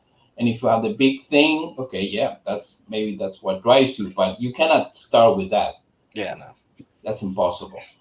I had some people that were part of our comic platform like a year ago. Well, one guy, and he's like, "Yeah, we're gonna do all these like big crossovers." I'm like, "I'm busy doing my stuff right now, so no, we're not." And he's like, "Yeah, so we're gonna start with this." I'm like, "Nah, no, we're not. I already got those going on, so no." Yeah. Well, the thing that makes a crossover interesting is when you have established characters and you know Yeah. you know I'm Exactly. like, you I don't can know any of your identify them. characters. Like Uh, people don't know you, ours yet. you can't come out with like a like if a movie came out and it was like, oh, it's James Bond and it's starring this random character that nobody knows about, and it's this like huge event. And it's like, well, we know who James Bond is, but we don't know who this other guy is. Like, why do we care? Exactly. Yeah, that's something that it's hard for a lot of creators to hear. Is that like people don't care about their character, and I would say not yet. We don't. Exactly. Yeah. Yeah, I mean, the simple fact is, like, I had to have a conversation with the creator saying, look, I'm really happy that you love your character. That's pretty cool. But, the sales figures don't show that the general public knows who this character is. But and I'm thinking you need to have a huge, I'm not saying you need, like, to have a million friends or anything, but you need to have a social circle that's, like, that isn't just comic friends or people like that in your life, because they'll follow your work. Probably there are other professionals in the industry, but like you go if you go up to somebody in the store and say, hey, do you know who Batman is? I mean, everyone's going to say yes, but if you start saying, okay, who just like, who who Spawn is, I mean, you would probably get people who say yes. More normal people probably say, 90s movie, John Leguizamo or whatever. Yeah. They might kind of get it, but but then if you start going like to really small tier indie characters, kind of like the stuff that, okay, if I said, hey, have you heard of my character? I can tell you all about them. They'd be like, who are you? And no, get away from me. But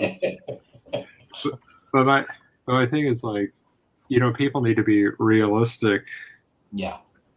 Like, it'd be if I just said, hey, hey, my character Night Fart, coolest thing you've ever heard in your life. Like, hey, can they cross over with Scales? At that point, Greg would block me. But I think that recognizing where your character is in terms of viability should just let and inform the kind of, like, okay, so people don't know who my character is yet. What parts of my character do I still need to communicate to my audience, to get them interested, like the tone of the book, etc. The things like that. Yeah, where you showing it? We're talking about that before. Where you showing it? So this is a character or a story for teenagers. This is for little kids. This is for grown-ups. This is just more for women, or it's more LGBTQ. Who is going to respond to this? Yeah. And that's something that especially creatives, they don't like to hear. So no, this is for everyone. This is really, have you tested that? What data do you have to back that thing up? Yeah. Because maybe you like it, but you are different or from that spectrum, So it's very important to like test things out. That's why I love crowdfunding so much, for example, because that's a validation of the work. Because you can have a fantastic follow-up and everybody follows you, everybody likes you, but another thing is, hey, can I have $20? That's a different thing. That's a totally different conversation. Hey, like me, my stuff. That's for free. Click on like or subscribe. That doesn't take any effort. But actually asking people money, that's a different, completely ballgame. And that's what you see. That's what you validate. Okay, people are responding to this. Whatever it is, whatever people it is, whatever audience you have, matter to God, but that's the important part. And that's what makes it viable. That's what makes it commercial. Because I understand that, hey, if you want to do it like your hobby or your free time and you enjoy it, like, for example, I like to paint, but I don't sell my paintings. Just do it for the pleasure of it. because it just distracts me, just disconnect me from reality. But that's a totally different scenario than when I write. When I write is I want people to respond to this. I do it because I like it, yes, but the most important thing is who is going to listen to this, who is going to read it, who's going to see it. That's for me the key part. Because if I like it for myself, I don't even put it anywhere. Just keep it to myself. Put it in the drawer. That's it. I did it. That just reminded me of a stand-up comedian that said, Mitch Hedberg. He said, "Oh, you're a comedian. Can you act?" No, I'm a comedian. Go away.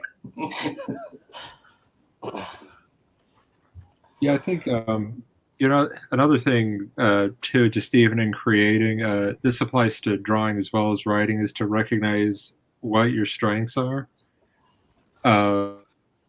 and like for example, okay, in college, a friend of mine said, "Hey, can you write this noir script for me?"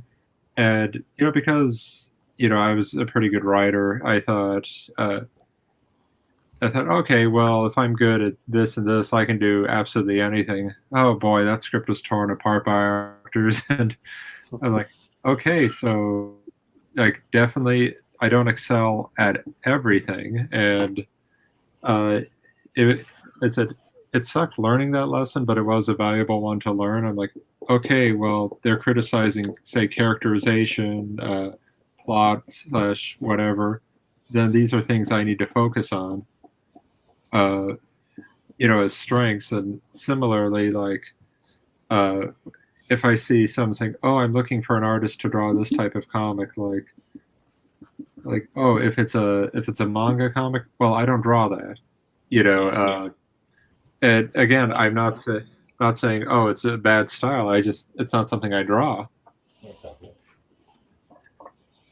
I think that the whole 10,000 hour rules that's like a law. It should be like a gravity, So it's impossible that if you don't dedicate the time and the effort, even if you have innate talent, things I don't think anybody really has, you still need to put all the time in. That's it, period. And of course, it's impossible to be fantastic at this, fantastic at the other thing. No, because you don't have the material time to achieve that goal, to achieve those levels. That's why normally, I see that. For example, Michael Jordan is one of the paradigms of this. He's the guy who's the best in a sport, and he say, "Oh, I want to try something else, and maybe you're gonna be good at it." He said, "No, dude, because you haven't put out the time. So forget about it. You are a fantastic athlete, you're gonna run fast, but you're not gonna be that good as you were in the other side. So forget about it." So I think it's the same for everyone. Well, I mean, it's limited. I mean, whatever you do, the first time you do something, it's not going to be as good as like the fifth time you do it, or you know. Exactly. So yeah, I mean, I would absolutely love to take on Michael Jordan in a creative writing competition. Just because. Yeah, but he's gonna after he does the tail or whatever, he's gonna tell. Oh, now we shoot some hoops now, and say, okay, done. Because he has that nature. He's a very competitive guy. You just wrote the story to Space Jam. What are you doing? Yeah, that was on me. So yeah, that's the thing where people always, people say like things like, "Oh, well, are you as good as such and such a professional?" type thing, and I'm thinking, someone said, "Hey, how long do you think you could last against Ronda Rousey?" I'm like, "In a spelling competition? I don't know." She might do okay. I might do okay. Like in a drawing competition, oh, I could totally dominate her. Singing competition, well, she might win on that. No one should ever hear me sing. But I think it speaks to the fact that we have different talents. Like you mentioned, oh, I'm a painter, or I do that for a hobby. Well, I haven't really experimented with paint, so if we were on a paint off, you could probably just utterly destroy me. But that's the thing. That's why I remember that I have this with back in the day with one therapist. She told me you need to have something that you just do it for the pleasure of it. That's it. There's no end goal here. You don't want, you're not gonna sell this. You're not gonna publish this. You're not gonna put it somewhere. No, it's just for you to enjoy. Done. And say, I don't have anything like that in my life because it's just work or study, or so everything has an end goal. So that's what I found, quote unquote, painting, or coloring. I just do it for, and I don't show it to anybody, and just for me, pure pleasure. But that's not my profession. I don't define myself because of that, and I don't want to get better at it or improve, or because that's not the end goal there. I think that's pretty cool. For me, it's like I love model building, and I don't really do it professionally. I just like putting together the character kits, stuff like that. But I'm thinking, no, I'm not going to sell these. I'm working through the Adam West Batman line. Yeah. Now, and they're turning out great. I've got them on the shelf, and I think with the even with comics, for example, or any creative field, it's a huge commitment to make if you want to legitimately, sell your work or be a good storyteller. Yeah. And I think it's like if it's just going to be a hobby or a side thing for you, that's great. Not everyone has to be a big name. I think though the problem is that if someone doesn't recognize that and decides to sink a lot of money into it and just assuming, well, it's got to work out because I'm like how many games that the people who made Angry Birds made before they made Angry Birds? I think it was like 50 or so. Yeah. And they're about ready to fold up shop before they decided to do one last game, just for fun. And of course, that became the media, or the franchise of Angry Birds. Yeah. Ironically, I have never played Angry Birds, but I like the story. No, it's the whole Colonel Sanders story, the same thing, The guy tried for years until he got the first yes. And I think that's a big part of success is because I've seen it with writers who are or artists who are a lot more talented than me, but they just give up. They just burn out. They think this is gonna be like, oh, I'm so good. Everybody, the world is waiting for me. It's like, no, dude, forget about that. No, Even if you're really good, there's 1,000 people who are that good or even better than you. So forget about that. It's just when you click something, and it's timing, it's momentum, it's a whole thing that you don't control. That's when you're gonna move up the ladder really quickly. It's gonna blow up or whatever, or you're gonna be able to. But that's gonna take time. I have a friend of mine. He's a very successful writer, and he writes for movies now. He told me as an overnight success takes 8-9 years, and that's it. And I saw it with him because he started. I have this novel. I sell it to a couple of people, and then I signed this deal with this thing, and then now I get a little bit honest. But what's like in his 10 of 11 book or something like that. That when somebody saw it in a Ridley Scott production company, say, "Oh, this guy, I like this guy. Get me this guy." That's when he disappeared. But it took him 9 years before that. And the thing is that and that's why they get there. It's a pure discipline, a pure okay. I'm gonna keep preaching in the desert. I don't care. And of course, you get better at it too. You get better at pitching. You get better at marketing. You get better at promoting yourself. You get better at knowing where to go, where not to go, things to do, things not to do. So with time, you get there. But many people don't want to spend all that time. Say, no, I want it now. I mean, I want the exercise now, today, or next month, or 6 months. So no, that's not how it works, dude. Yeah, I mean, I'm not saying that frustration doesn't set in at a certain point for everybody, but I think a lot of things too is that people get a lot of positive feedback early on from like loved ones, friends, family, people like that. Like, oh, you should be winning a Pulitzer next year if you're a writer, or oh, that should be in a gallery, if you're an artist. Yeah. And you get all that kind of reinforcement from people not in the industries.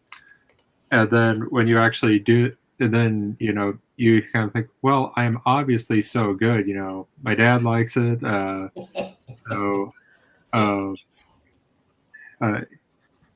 mean, and even if they legitimately like it, I said, look, unless your dad is John Romita, you're probably not getting industry level feedback, of what people, who are like, oh, I know what to look for with this and that.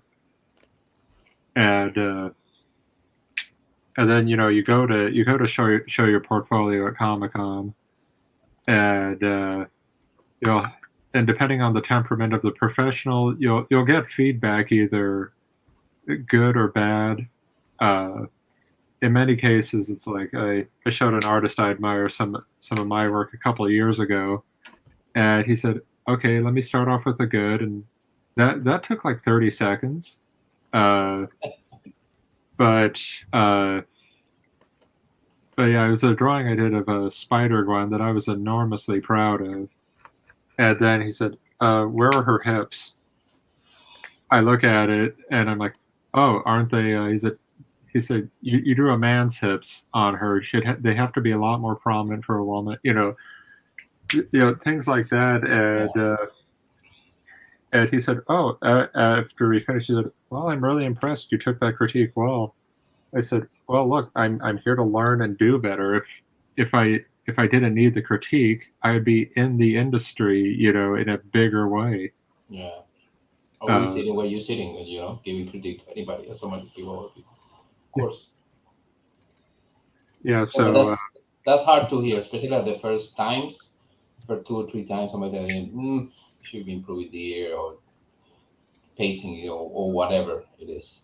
It's hard to, and even if you're good, let's imagine you have been working the shadow for years and you're very good at it, but you're too slow, or you are difficult to work with, or you are too far, or you don't speak the language, or whatever other reason, or you're not in the place, because some studios they want you to have you close, so it's not gonna come for you, dude. Sorry. Oh, okay, I'll live with that. Oh, you're throwing out just examples. Yeah. Yeah, but I think, I think that with a lot of artists and writers too, I think how they handle feedback and critique, says a lot about, and if they incorporate that into their work, like I see so many people saying, "Oh, are we cutting into Jeff's time?" I think we're just like a minute off. Just started in like a minute. Starts in a minute. So. Okay, well, I think I can get this out in just a minute. By the way, Jeff's a friend of mine, so is that a lot of people just say, "Oh, I got a critique." Well, that person's just a hater. I'm like, no. Like, it's so exhausting. They have a good point. Yeah. No, even if they are, it's just feedback. It's positive or negative. You take it as you please, but you need to hear it. Yeah, just like, you suck. I already know that. Give me something constructive. Exactly. Why? Be specific, please. Like, I don't like your face. Oh, okay. Well, I don't like yours either, bro. But like, your anatomy's bad. Oh, okay. Well, I can work on that. Your storytelling sucks. Oh, okay. Well, I can improve that. And I don't like your face. Oh, well, I'm sorry. Is there anything I can do to change that? No. No. It's your face. That's why we invented masks. That's why we invented masks so many years ago. And that's why I'm going to get my perfectly symmetrical surgery face, like we discussed earlier. Boom, storytelling tie-in. That's how you write a book. Yeah, that's what I always tell, like, especially younger people, like, if you're not going to get anywhere just sitting in your room writing or drawing cool stuff, like, you gotta, especially if you want, like, we talked, like, if it's a hobby, but, like, if you are serious about getting into a profession, it's like you gotta hear what people say. You gotta talk to people because they are going to be truthful about it. Your parents are going to tell you only so much. They're not. You can't just write off that. You gotta get some real feedback.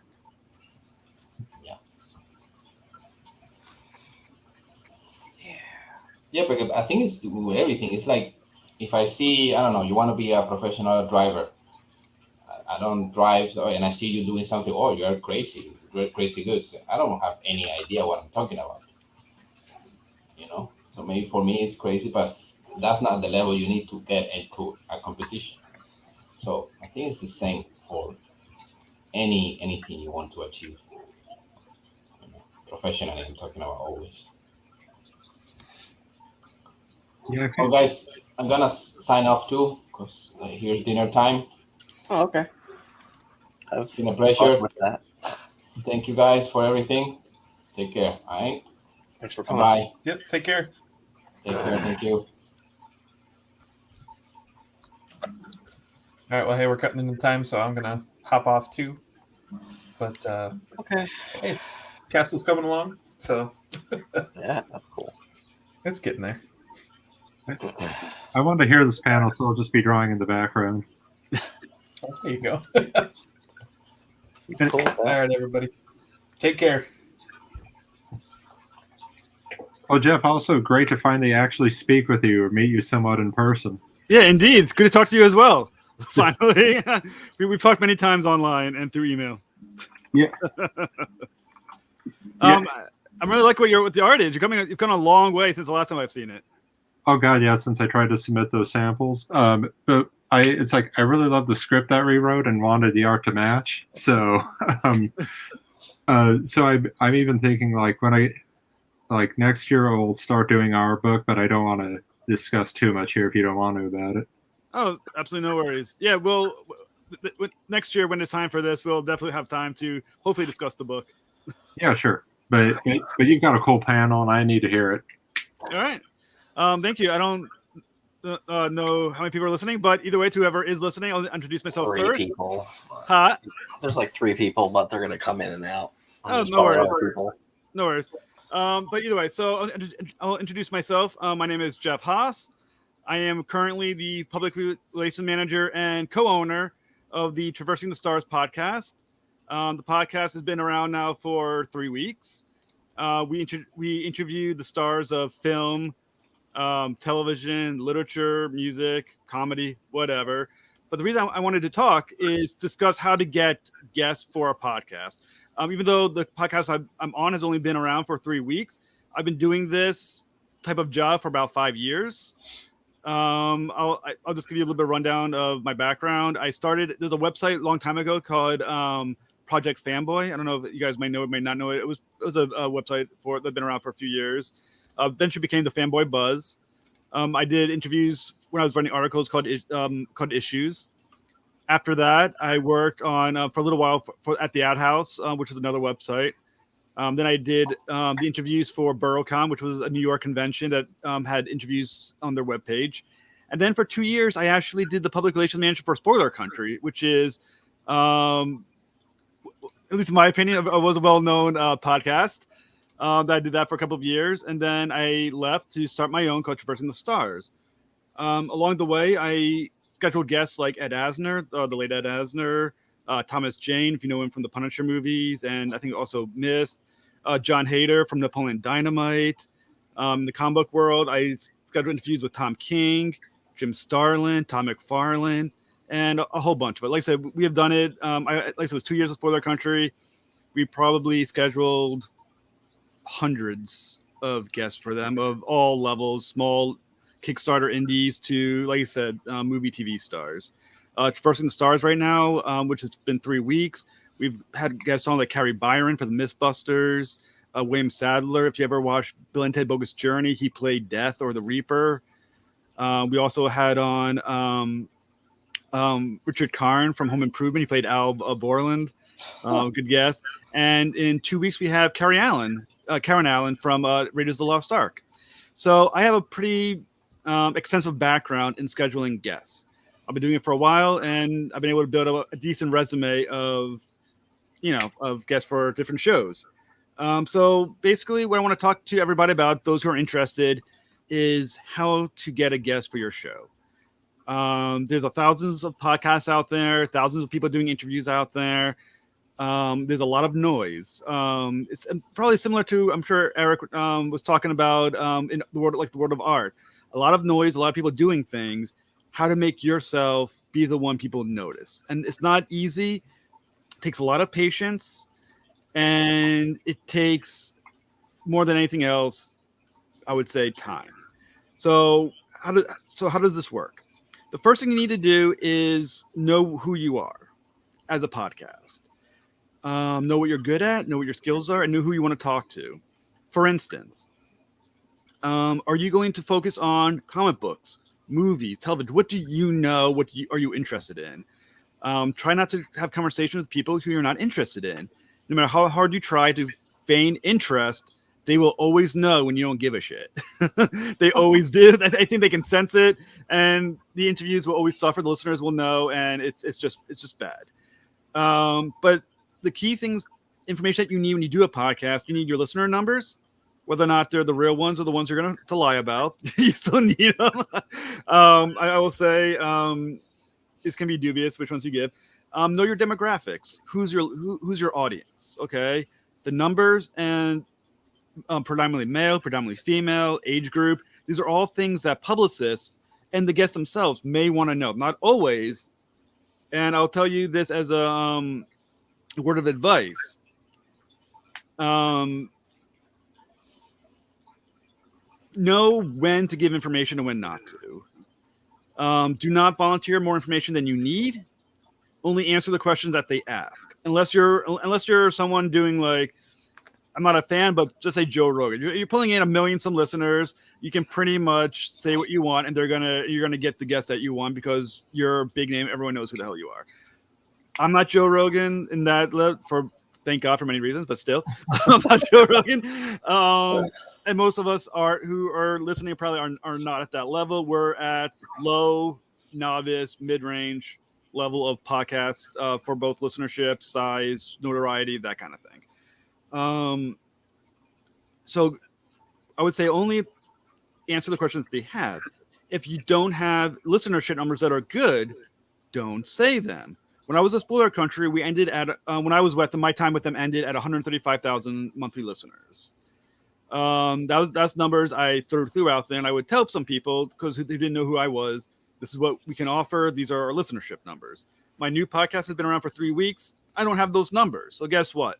I don't give the numbers unless they ask. And if they do ask, I round up favorably by a bit.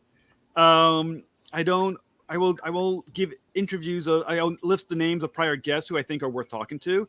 If it's a comic book guest that I'm trying to get, I may introduce the fact that we have Robert Venditti on, or maybe someone else who has been recently on the show for Traversing the Stars, not for Spoiler Country. Try not to talk about other podcasts too much. Talk about the ones that you've had on, because basically, whether you know it or not, having that name on your show, whether or not they like the show or not. I mean, obviously, there's no message on this like, well, he said he liked or didn't like it, or shared or didn't share the impact. That doesn't freaking matter. But by having that name on there, it's them vouching for you. They went on your show. They haven't heard anything bad about that guy say anything. I don't know. The guy went online, was like, this guy sucked. No, they didn't say anything bad. It's a vouch for you. If I got this guy, I can trust me with your guy. All right. That goes hand in hand. Good sources to get information. If you want television and movies, you go to IDMB Pro.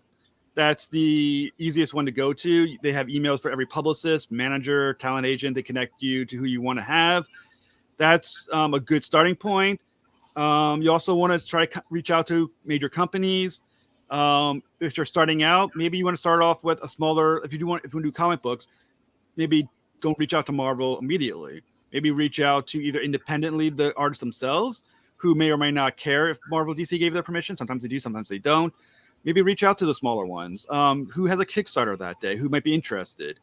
Maybe a smaller company like I said, Mad Cave was a really good one to talk to. They're uppercomers. Aftershock, Boom. Start off maybe a little smaller, build up to the bigger names. And if you when you're ready to talk to DC, Don't go to Tom, ask for Tom Taylor. Don't go like, hey, is Tom Taylor available? He's probably pretty big. They probably don't, when you're talking to him, they don't necessarily trust you with one of their bigger names yet, who also may be being asked by a million people, all of which want his time. So maybe ask for a smaller book that no one's talking about. A good example might be Teen Titans Academy with Tim Sheridan. Tim Sheridan does a lot of good stuff. Teen Titans Academy is in a major seller right now, but there's a guy for DC that you can prove your quality with, and maybe you can get him to talk to you. All right, so you ask permission, you get it. And then, as you feel your oats a little bit more and you get a little stronger, you contact HBO, Discovery, National Geographic, and you'd be surprised. Sometimes say yes. Once again, if you're going to call HBO, don't ask for like the head of the star of The Watchmen, something like that. The TV show. You're probably going to get the no. It's not worth the time, and they're only going to have so many times they're going to listen to you to begin with. So what you do is, one of the first people I reached out with HBO Max, and I got the yeses, was someone from that TV show, The Never. I think it was called The Nevers, the one with the girl superheroes from the 19th century, whatever that is. I asked them first, and I got the 4th star down. Fine, I don't care. The person comes on your show. They usually have a representative from HBO Max listening in on your conversation to make sure you're not a dick or rude or whatever. They're monitoring you and testing your quality, and that's fine. So you do that. And then later on, you use that person with HBO Max to what I call the ladder approach. It's what I dubbed the ladder approach. You start at that level, maybe 4th, 5th guy down the line, and then that goes well. They enjoyed it. You release it. Everything goes well. You look professional. You go the next step of the ladder. Over time, I've gotten Corinne Walters from the Titans TV show who played Red Hood, John Shaw Arpin who plays Superboy, and I have a good relationship now with HBO Max. And when our show, Traversing the Stars, gets a little bit more traction and some more time goes by, I'm going to ask for the next person from that list. I will say, as a rule of thumb, it's something I've learned. Try not to bother the person too many times in a short period of time. That's usually a mistake. And I've learned that from being like everything I've done. I never learned from everybody else. It's trial and error. I've screwed up way more times I've been successful. Failure rate is always like any sport, like baseball. A decent hitter in Major League Baseball is hitting about 280, which means you get out 72% of the time. In the world of podcasting and getting guests, you're striking out and getting out. Let's say probably equivalent. 3/4 of the time you're going to get a no. And you're going to make mistakes majority of your time. Errors, just like in sports, pretty common. What I learned as well is don't harass the publicist. Maybe you want to reach out once every couple of months. Maybe once if you've got a good relationship, maybe once every 2 months, once a month. But that's it. Especially if it's a no. If it's a no, give several months between the times you contact them. Because once again, you don't annoy them. You don't want them getting pissed at you. And you don't want them just clicking off and not even looking at your email. You want them to care about what you're saying. So I usually reach out once every couple of months, once every 3 months at best. I think it's a good way to keep the relationship good. Other things to keep in mind too. When you send out an email, keep it short. They don't have the time to listen to you blabber in an email. That basically, when you're sending out an email to these publicists, or even a guest, a comic book guest, you may get 30 seconds of their time at best. On a good day, you probably have 30 seconds of their time for them to listen to what you have to say, what you're offering, what you can do. So keep it only to the parts that matter. Who do you want? What do you want them for? How long is the interview? What's the method of interview? Who have you spoken to before? That's it. Maybe 8 sentences max. It's all the time you're going to get with them anyway. And don't ever,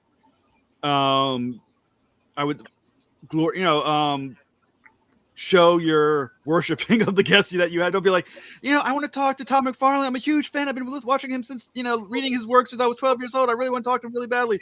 They're going to blow you off immediately. The key is, this is the name of your podcast. For instance, this is Versing the Stars podcast. We are entertainment podcast. We're looking for Tom McFarlane. We want to talk about his new Spawn universe. We've had these guests on prior, where it will be a Zoom interview for about 30 minutes. Thank you for taking your time to read the email. Have a good day. Done. That's it. They'll either spend, like I said, about 30 seconds on it, and they'll get the yes or the no. If you don't hear from them in 2 weeks, maybe follow up and say, hey, circle them back. What's going on? I will tell you right now from experience, your emails will sometimes fall into spam, and they may never have seen it to begin with. So it's not bad. Just be like, hey, I haven't heard from you in a few weeks. I wouldn't even put it that way. Maybe, hi, I'm just circling back on the potential interview with so and so. Please let me know. Have a good day. Done. Move on. You don't hear back after that. Never email again, at least until you for a month or two until you hear somebody else, because they obviously don't give a damn to talk to you for whatever reason. I mean, does anyone have any questions before I just babble on for another 15 minutes? Oh, this is good. Break my voice. I know. I mean, anyone has any questions about guest getting, types of guests to go for before I continue? I'll give a minute for anyone to say anything. Does Eric have any questions?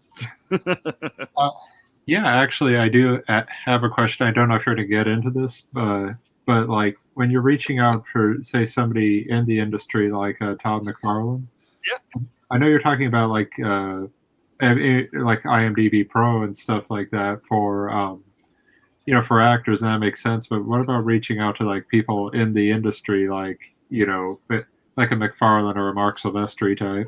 Okay, it depends. There's many ways to attempt it. Some of them are more dubious than others, and I don't know if I want to go to the more dubious methods that I've used to find people. Just message me that. Top Cow, the best how I reach out to Top Cow. Once again, I found their you go on their website. They usually have a publicist on there. You reach out to the publicist, to Top Cow, and you ask for the guest. I have tried Mark Silvestri a few times. I've been denied on him. It happens. Tom McFarlane, I called his studio directly. There's a way of doing it where you find out where the place is, the address of the place, and the phone number of the place, and then you call, and then you get to the secretary, and then you introduce yourself as someone who you've been playing phone tag with, blah blah blah, and sometimes it carries you over the person you want to talk to. That's one of the more dubious ways of doing it, but it's worked, and I've gotten phone numbers from the heads of DC Comic Books and Tom McFarlane by doing that. And and I will say with Tom McFarlane, I got told no for, I think I tried every couple of months for like a year or more of no, until finally they reached out to me and said, hey, do you want to talk to Tom McFarlane? And I said, yeah, and it happened. But that one was a phone call directly to his people, and I found that out. Other ways of doing it is there's a ways of doing it with Gmail, and where you can find out their Gmail addresses and go to them directly that way. That's also a little more dubious, and you're rolling the dice on that, but give that one a shot from time to time. But yeah, the key would be with Tom McFarlane was that I spoke to other people around Tom McFarlane. I talked to other artists who worked with him. So when it was time, as I was talking to him more and more and sending more emails, I'd be like, hey, I spoke to so-and-so, so-and-so. I talked to Eric Larson, Eric Larson. I spoke to him, and you send a copy of that interview. And eventually they'll be like, oh, okay, this guy does know people we know. And then maybe they'll ask around, and sometimes you'll get lucky and you'll get the yes. Like I said, there's people who I've reached out for. Like I said, Mark Silvestri, never got a yes on Neil Gaiman. Been trying that one for like 2-3 years. Probably will try that for the next 10 years and still get the no, but I don't care. I'm going to try it anyway. Corey Feldman was a year effort to get him on an interview with his publicist. And every once in a while, they finally just go, sure, what the hell, just take it. And it happens. Any other questions before I continue? I was just gonna say that's awesome. Like, it's really cool just showing like the idea that you can get a hold of anybody if you really try hard enough. Have you ever heard of a book called The Third Door? I have not. It's by Alex Biabin or something like that. And if you look at that Third Door, it's that concept of like figuring out how to get a hold of these people that like no one can get a hold of. And sometimes it's as easy as like everyone thinks everyone's trying to get a hold of them, so no one goes after them. And so sometimes it's easy to get to them. And other times it's like you got to figure out what it is that they're involved with and try to figure out how to get tangentially involved with that and learn the right people. But it's very cool. Like, yeah, you got them. I mean, everyone is, you can get contact with anyone if you want it bad enough. And if you can, and also depends on how much digging do you want to do? I mean, technically, you can find the phone numbers of anybody who's out there. It's out. Someone has it. It's online. You can get it. I don't recommend calling the person individually and saying, hey, usually, though, like I said, I've done it with a couple of people, and sometimes it worked. But yeah, everything's out there. All the information in the world is out there. Just always be respectful. Don't harass.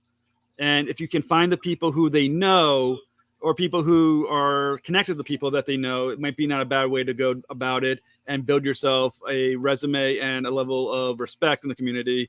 Or like, oh, you can trust this guy. He knows he'll take care of you well. And the way to do that is the guest that you have in front of you at that time.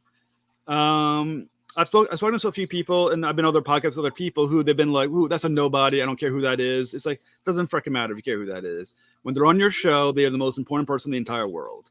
They are, Todd McFarlane is every single guest you have at that time in front of you.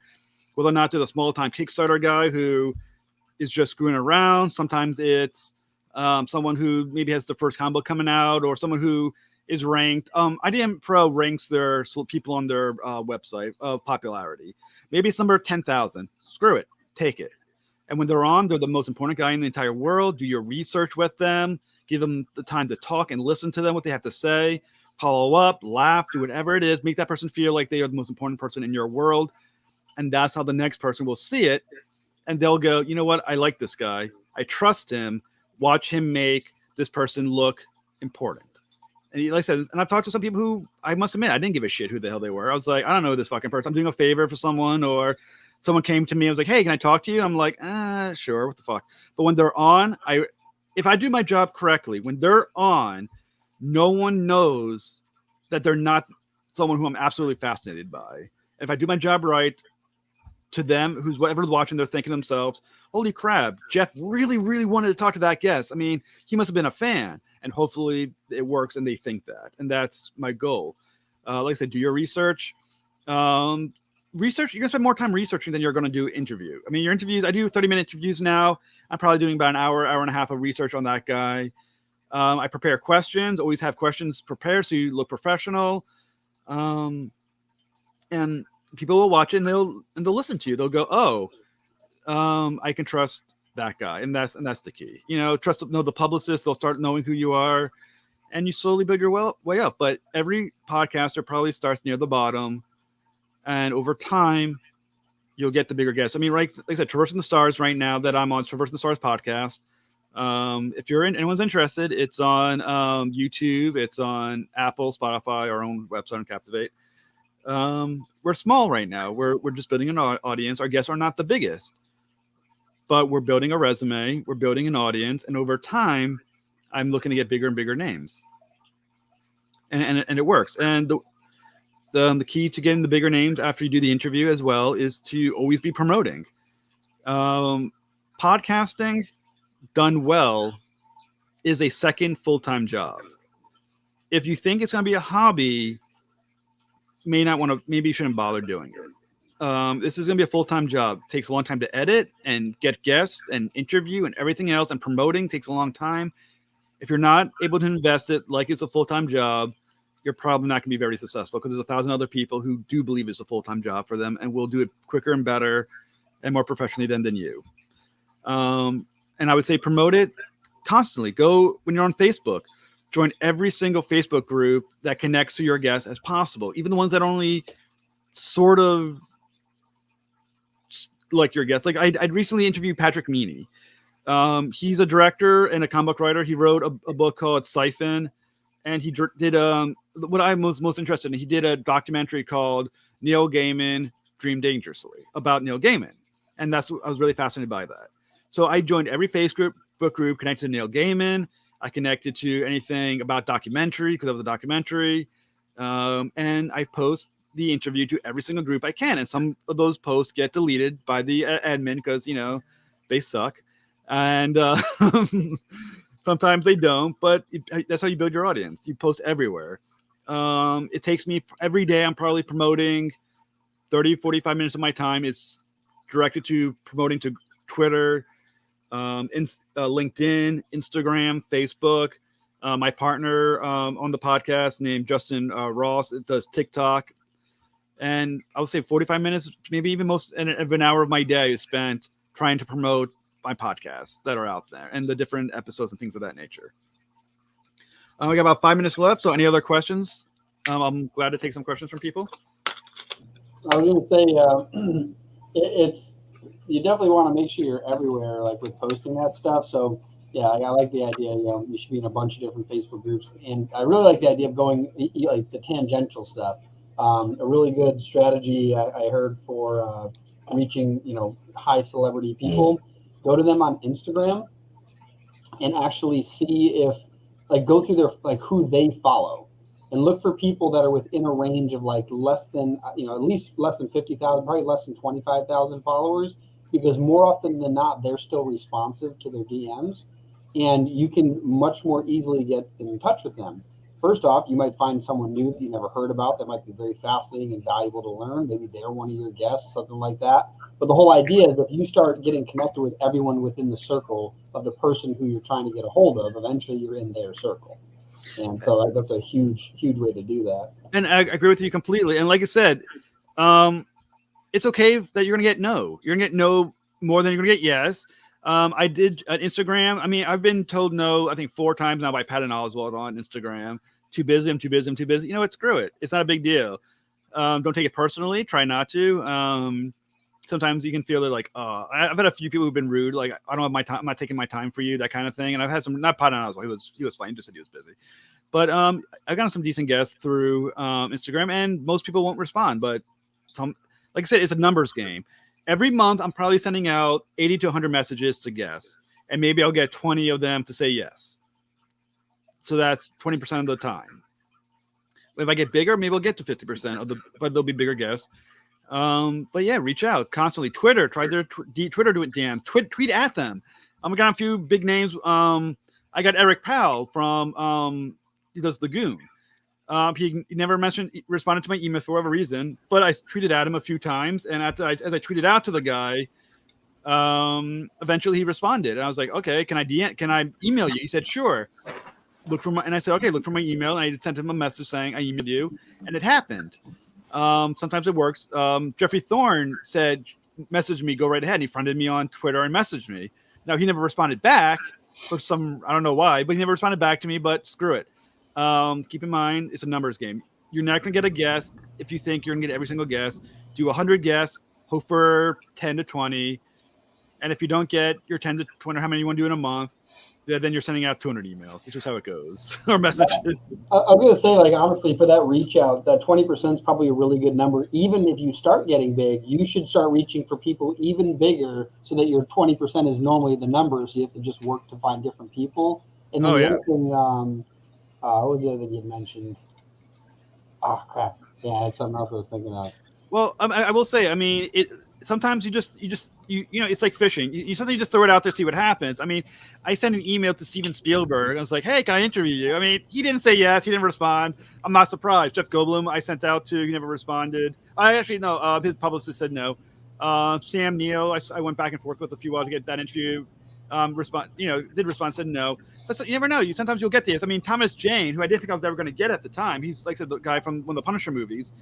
I never thought I was going to get anything from him, but he emailed me personally. He's like, hey, let's do this. I was like, okay, sure. Yeah. But yeah, sometimes you get lucky. So yeah, go for the big ones too. But if you want to fill your calendar, try to find out where your niche is in your celebrity, and maybe throw out a few big ones, as you said. Maybe you'll get lucky. You never know. Sometimes they may pick them on the right day. Apparently, John Hader from Napoleon Dynamite loves podcasts. Good. You got him. But yeah, sometimes you just fish around and see who you got. All right, yeah, I now remember what it was. So the two things was definitely reaching out to anybody, because you never know who might respond. Yeah. The other thing is another good person to find is someone like a manager or like the agents, like specifically. Like, don't even try to find the person. Try to find who works for them. And then the other one was the little known fact that Babe Ruth held 2 records. The first one is, most home runs. The second one is the most strikeouts. Right? Michael Jordan said, I missed more shots than most people have ever taken. And the whole idea is that's the big winners are the ones that, they shoot for the stars over and over again. Yeah, well, hit one. Cy Young has 2 records, the most wins and most losses in baseball. Yeah, so I will say this, the hierarchy of guest getting works like this. Publicist first. If there's no publicist, reach out to the manager. If there's no manager, reach out to the talent agent. And if you see the guy with a direct message, and try that too. But publicists always get first priority.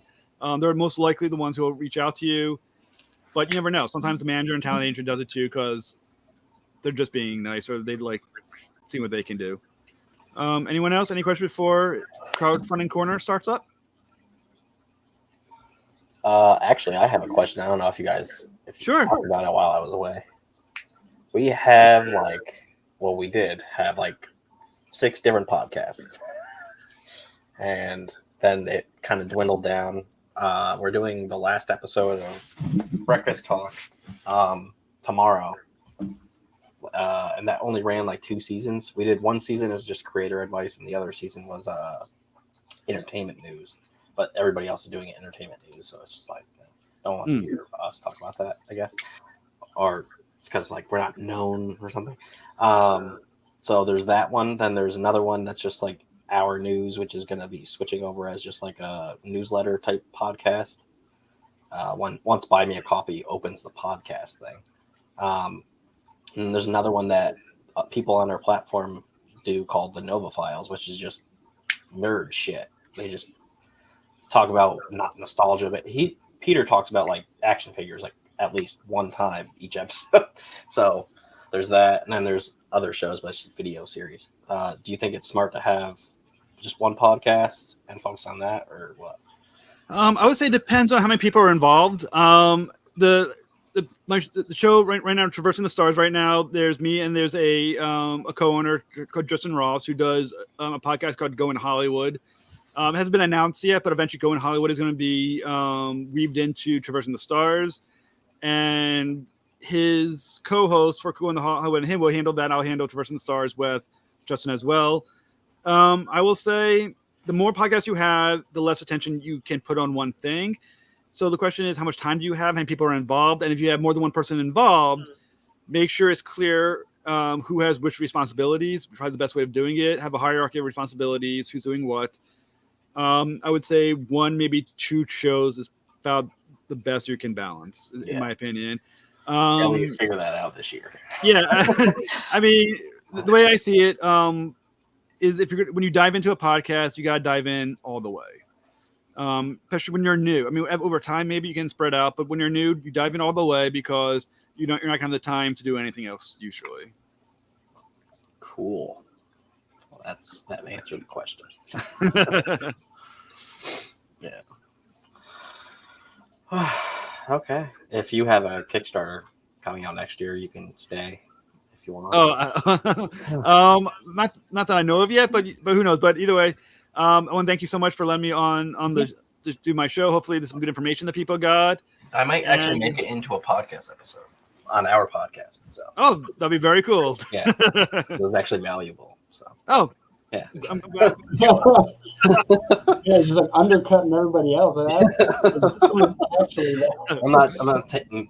Last year I took this con that we did last year, and I made each thing its own episode. I was like, yeah, I'm not doing that again. So I'm gonna just pick and choose which ones, art, storytelling, and stuff, maybe. But well, next time you guys, I know you had a current Kickstarter. When you're ready for your next one, you're welcome to come on Traversing the Stars. We'll be glad to have you.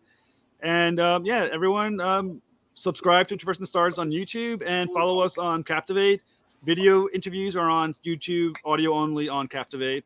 And thank you so much, guys. Yeah, thanks. Thank you.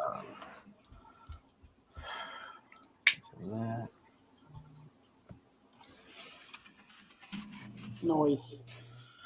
So some people are gonna drop in a little later since this is running for 2 hours, but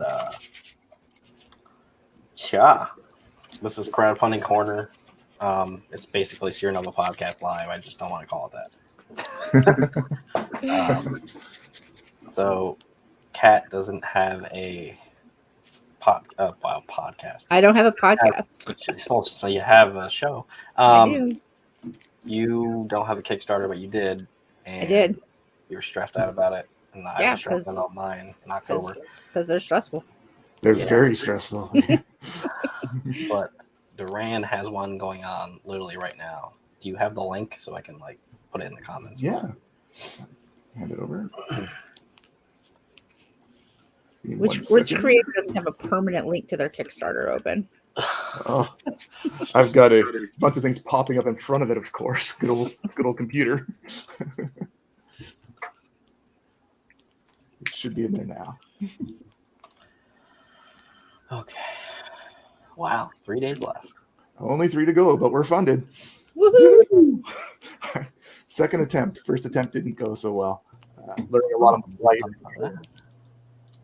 Greg, do you want to do like a? Yeah, I was gonna say screen share. Or? Yeah, I am psychic. Dang. So, what's the little elevator pitch? Oh, Greg, move him up because he's like blocked by the crowd. Yeah. You put me on the Help! Where am I?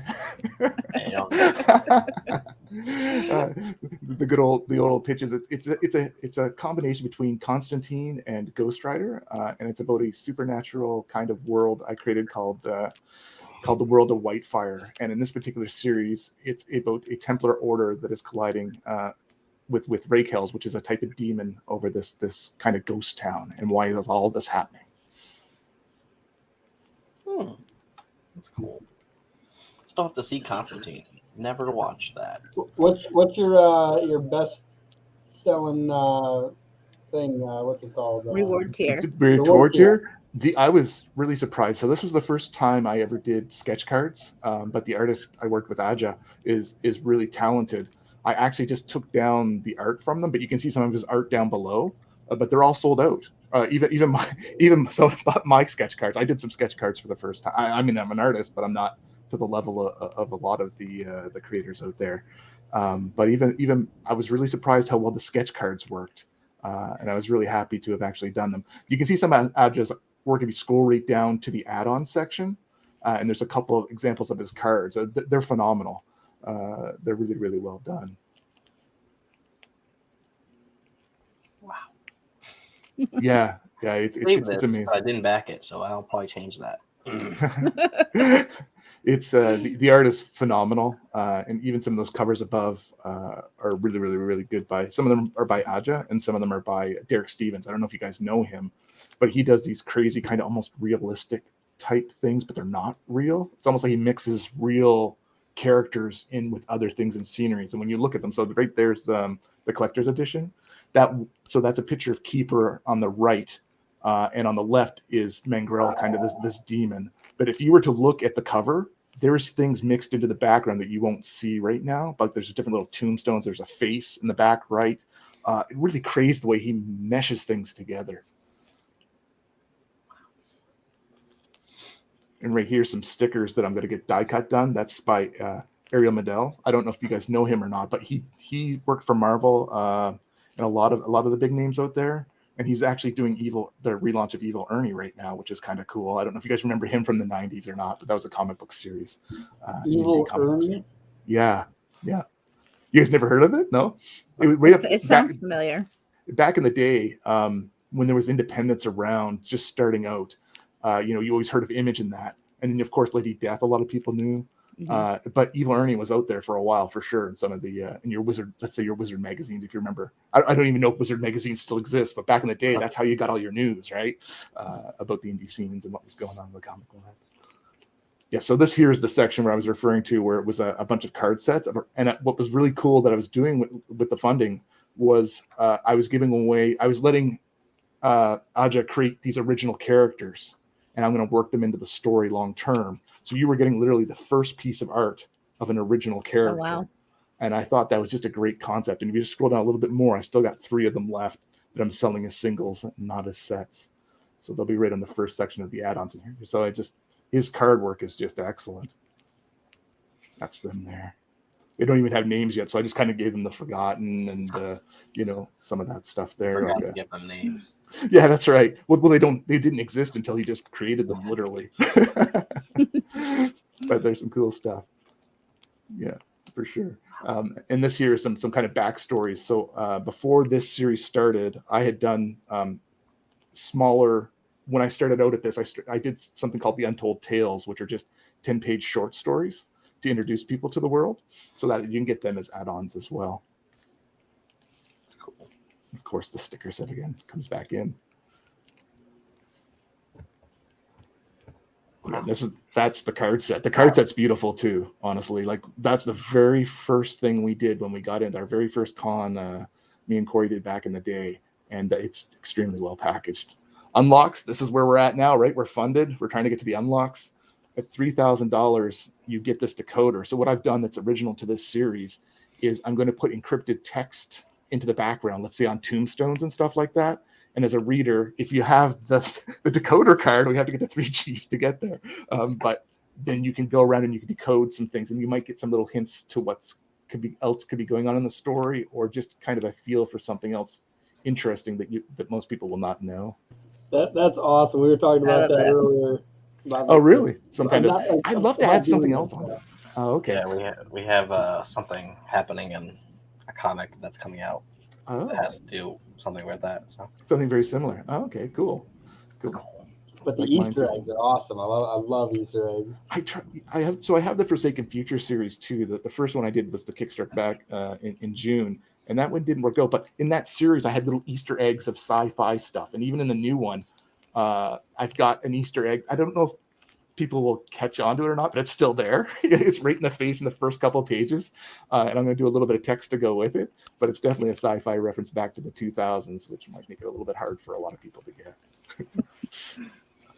Yeah, that's awesome. Like we were talking about, just like adding that stuff for like the real fans, the ones that are following you through everything, like having it so there's more to find. Like you don't want it so that like they figure out all this stuff and then like there's nothing else. Like you want it so that they can dive on forever. There's new stuff. Yeah. Give them a little something. You know what I mean? Give them something to chew on there in between the issues and some. I like the idea of mixing, like, particularly with the deciphering card or decoder card. It just makes you think. You have to sit there. You're gonna have to take the card. And I was trying to think of how to make one that was die cut so they could at least trace the symbols or something. But I thought, it's just too much. It might ruin a little bit of the exploratory fun too, right? It's almost like a puzzle. Yeah, we have to figure out like a decoder type thing that we have going on. But what's weird is I searched the internet for ancient runes because there's the Templar Order in this whole series, and I really wanted to explore what happened to them, like what possible story could have happened to them, and why. Everybody knows what happened in Europe, right? And the reality series, The Curse of Oak Island, has opened up a lot of theories as to what happened to them once they got across. That they got across the ocean. If they got across the ocean, we really don't know. But if they did get across the ocean, where did they go from there? What happened to them? Why did they disappear? They had to run away from the church. The church had condemned them, right, in France and all that. So if they got over, what did they have with them? Because a lot of people say they took a lot of stuff with them, but what else is going on, right? And what have they been doing for all these years? And how do they still exist after all these hundreds of years? just play Assassin's Creed. Yeah. Assassin's Creed is big into the Templar stuff for sure. Yeah. That's cool. What's your plans after this Kickstarter? Obviously fulfillment, but issue 2. I've already been talking to Adja I got to get the cover going. I got to get that out there, of course, and to get that rolling and get issue 2 rolling, and then later next year, I'm relaunching the Forsaken Future as well. So I've been releasing some of that art on my Facebook page. So it's going to be, I'm remastering issue number 1, just because I did it like a decade ago and it just didn't turn out the way I wanted, but I kind of accepted it. The artist was actually having a panic attack so we're trying to hit this Comic Con, and he's like telling me, I'm having a panic attack and I've got anxiety, and I'm like, oh boys, and I don't think I'm gonna make it. I'm like, oh what do you do now, right? So I just kind of rolled with what he did and moved the story around and kind of wrote things to it, even though some of the character design, I wasn't really that. I mean, great guy, and he did come through, but I think I almost gave him a heart attack or stroke during the process. And that definitely was not the intent at the time. But we got it out there, we got it created, and it's still cool. It just, there was another level to it that I wanted to take it to. And over a decade ago, it was written. So, we, all of our views, I think with any of our stories probably evolve. What if I did it this way? What if I changed this around, right? A little bit later on. And this is an opportunity to do that. So I'm going to take advantage of it, relaunch it on Kickstarter. Probably, I don't know if it'll be mid to late next year, but it'll be a big one. But right now, hopefully, issue 2 of Raquel will happen, or Raquel Quint's Curse, and we'll get that going and get that out to people, and hopefully that'll lead to issue number 3, honestly, and we can keep rolling it along. as people kind of figure out what's going on in the town of Rayco. So you had to do a relaunch, and we actually just did a relaunch because Yes. Horror didn't fund in October after I had a down hot sauce for no reason. I saw that. Yes. So, I'm not doing that again. But yeah, I had a friend who did that once in a bar. He needed $20, and one of my other friends, I told him drink the bottle of Tabasco. It was not good within an hour, or a little 20 minutes actually. He was so in the parking lot doing. Yeah, I drank a shot of Tabasco, so my friend would pay for my meal. I'm like, I'm poor. Very similar like, situation. Drink this and then suffer, and then I'll pay for your meal. I'm like, cool. Yeah, just cruel world. But yeah, so how was your whole like mindset going into? Did you actually want to launch when you originally launched, or like was your head actually in like your headspace actually like ready for it? Because campaign is a lot of work. It's a ton of work, and I don't think people realize the Kickstarter like this. So it was my first Kickstarter. You know what I mean? And you have to think. So if you were to see everything, I've got a ton of stuff on whitefirescomics.com that I'm trying to figure out. What do people? I'm trying to give people flavors and see what they like. So sci-fi was first, horror now. So it was like do I continue? Do I relaunch this? Is it time to move on to something else? I've invested a lot of time. You start thinking about the money and how hard it is to assemble that Kickstarter, and then the work into promoting it. Yeah, it was crazy. You definitely start to think, do I keep going with this? And I think it was the right choice. Like a lot of people asked me to do kind of what you did. They said relaunch, and I could have stayed with the hot fans and said, yeah, let's relaunch it. But I had promised Aja I would give this a shot, and there was no way they could overlap. So unfortunately, because it didn't succeed, I couldn't fit it in this year unless I put it to the side. So I was in a stuck situation of, I can launch this quick, try and turn the fans back in quick, and probably get it funded the second time. But because of my commitment to Aja, and I believe in this project's got a lot of potential. I needed to focus on. I thought I was really focused on this Halloween deadline too. Like I wanted to launch it on Halloween, but I think I'm quickly learning that maybe that's not a good time for two reasons. I would think one is Halloween is expensive for all of us. Like all of us spend our money, we get our candy and we get our outfits and we do our things. So we're owed a little bit of change. And then Black Friday is now. So during the campaign, we've actually hit two kind of things that are probably big to any type of consumer out there. And they probably have a little less funds, let's say, this time of year coming into it. So you hope that maybe Christmas is coming, they want to buy it as a gift, right? You hope. You hope, yes, yeah. There was a comic that I think he tried to do last year. Kyron Silva from Taurus Comics. There's a comic called Donner Lane, and he was actually trying to do it. I think it was last year or 2 years ago on Kickstarter, and it just didn't fund. And he's still like working on it now, but I thought it would have funded because of the time that it was out. It was around like Halloween time, so there's a horror aspect in it, but it's also Christmas. So I'm like, this is gonna fund. And he's like, yeah, when it funds, you can put it on your website. I was like, this is gonna fund, but it didn't fund. I was really surprised when it didn't fund. I was like, what? Yeah. So he's gonna relaunch that. I think hopefully next year, like in 2 years, but. Yeah, my friend Corey does Sister Mercy. I don't know if you guys have ever heard of it or seen him. I don't know if he's ever been on here before. Or not. He was on this pitches show that I had to be a part of that I didn't do well on. It was like a Whose Line Is It Anyway? But it's it's called Pitches Be Crazy, and it's like you have to pitch your comic in a certain way. It's the Indie Vault people that do that. So I was like, one of them was you have to yell, you have to act like it's The Exorcist. And I was like, okay. And I didn't do it that well because I was like kind of calm yelling at like the demon. And I was like, help me. Yeah. And then the second time I won the second round against Corey because nice. He's hard to beat. Yeah. Well, I didn't even know he was the guest until I was like, this guy, he's got like a known comic. Yeah, but the thing is we grew up together. He's one of my best friends, and right now he launched an Indiegogo, but he can't find any traction. Yet he's making 20 G's plus on Kickstarter, Mm-hmm. right? And right now, if you go to his Indiegogo, it's like $500. Yep. It's like, how do you compare that? There's The a- industry's so weird when you Yeah, it's a trigger different things. How you audience do over it. there because one, this is different setup, and like we actually talked about that yesterday. Yesterday. Yeah. But yeah, it's not really good at like if you gain traction on Kickstarter, it's really good at promoting you. Where like Indiegogo, it doesn't seem to have that same type of effect. Where like, Kickstarter will email random people that have been on Kickstarter yes. before, because of that, because of the fact Kickstarter has been around like more potently for the longest time. They also have more emails to send that out to. So like if you look at the Kickstarter analytics, it'll tell you like this one came from an email, this one came from a Discover page, this one came from, and because of that, like you get a lot more people that way. And Indiegogo, it seems like unless you promote yourself, they don't really promote you that much at all. Yeah. So it's just a totally different world. See, I'm all new to this. This is being the first one before, and then trying to figure out what the heck happened has kept me pretty busy whilst we launched the second one. Once we launched as a business and got our LLC, that was like literally the first thing we did. I'm like, I'm gonna run an Indiegogo, and Dylan's like, you're gonna fail. I'm like, cool.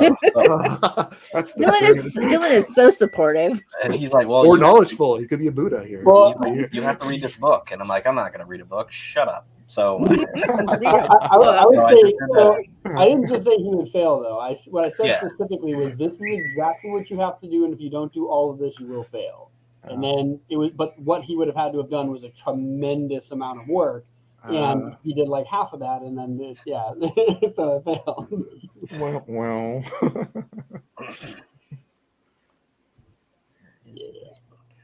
Timothy's back on though. We got to showcase. Yeah, I'm actually trying. Hey guys.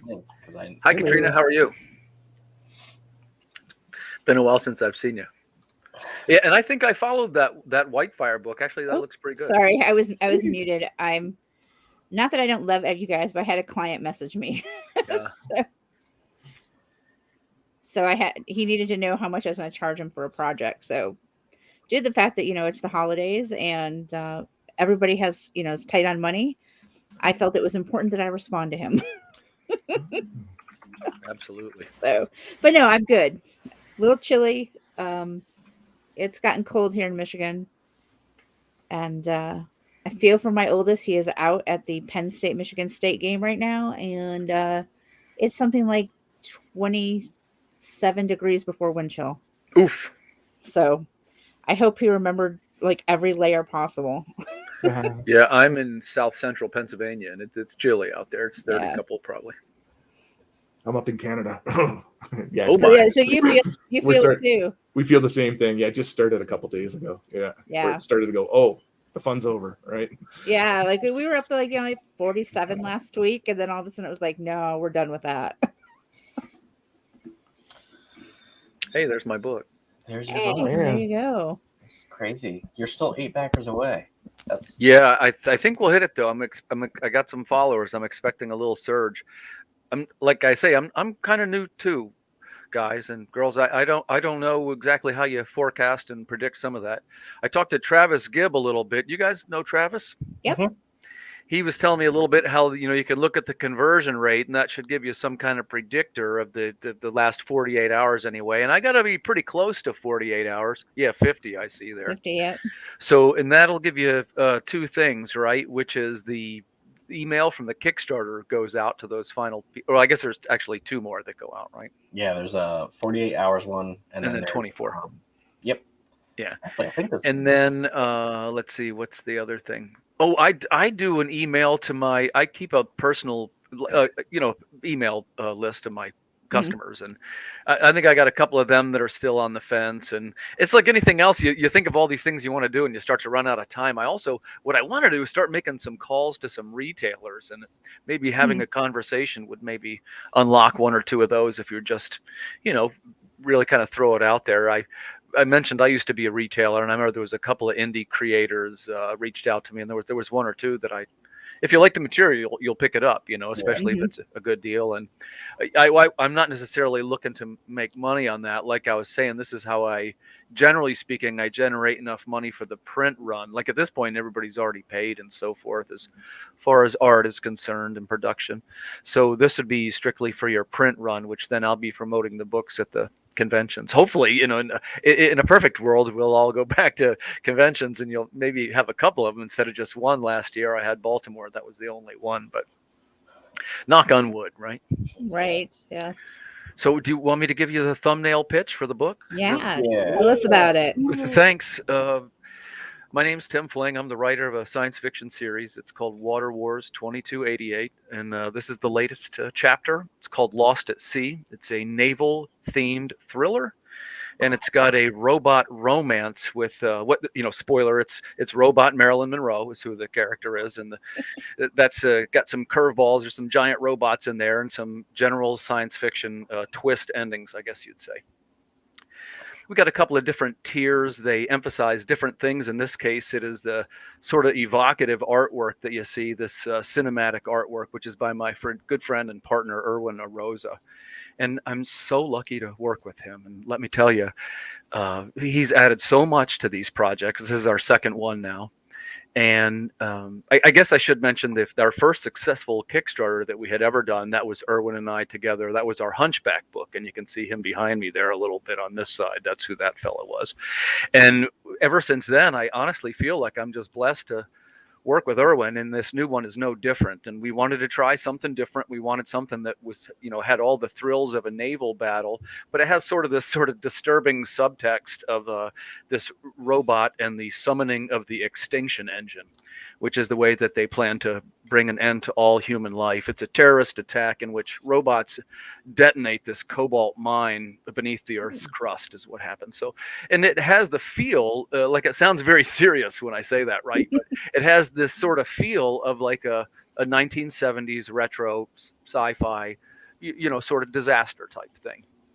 And if you like movies like, Planet of the Apes, Logan's Run, I, Robot, things like that. And there's definitely a slant with the writing towards that classic 70s style, like a Richard Matheson. And if you know the Water Wars stories, they typically have some kind of twist endings to them, and this one's no exception. And the difference being that they try to work some emotion into the stories this time around. Like you'll notice when you read it that the thing that I say to the customers, when you put this book down, you're gonna go, wow, that was really not what I expected right there. And the writing's very evocative. The cinematic storytelling of the art is really something else. And we got some great things for, in this case, many different kinds of comic collectors.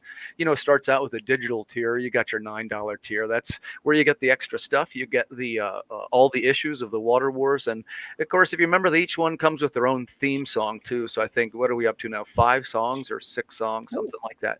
So if you like digital downloads, they can also be used as a ringtone.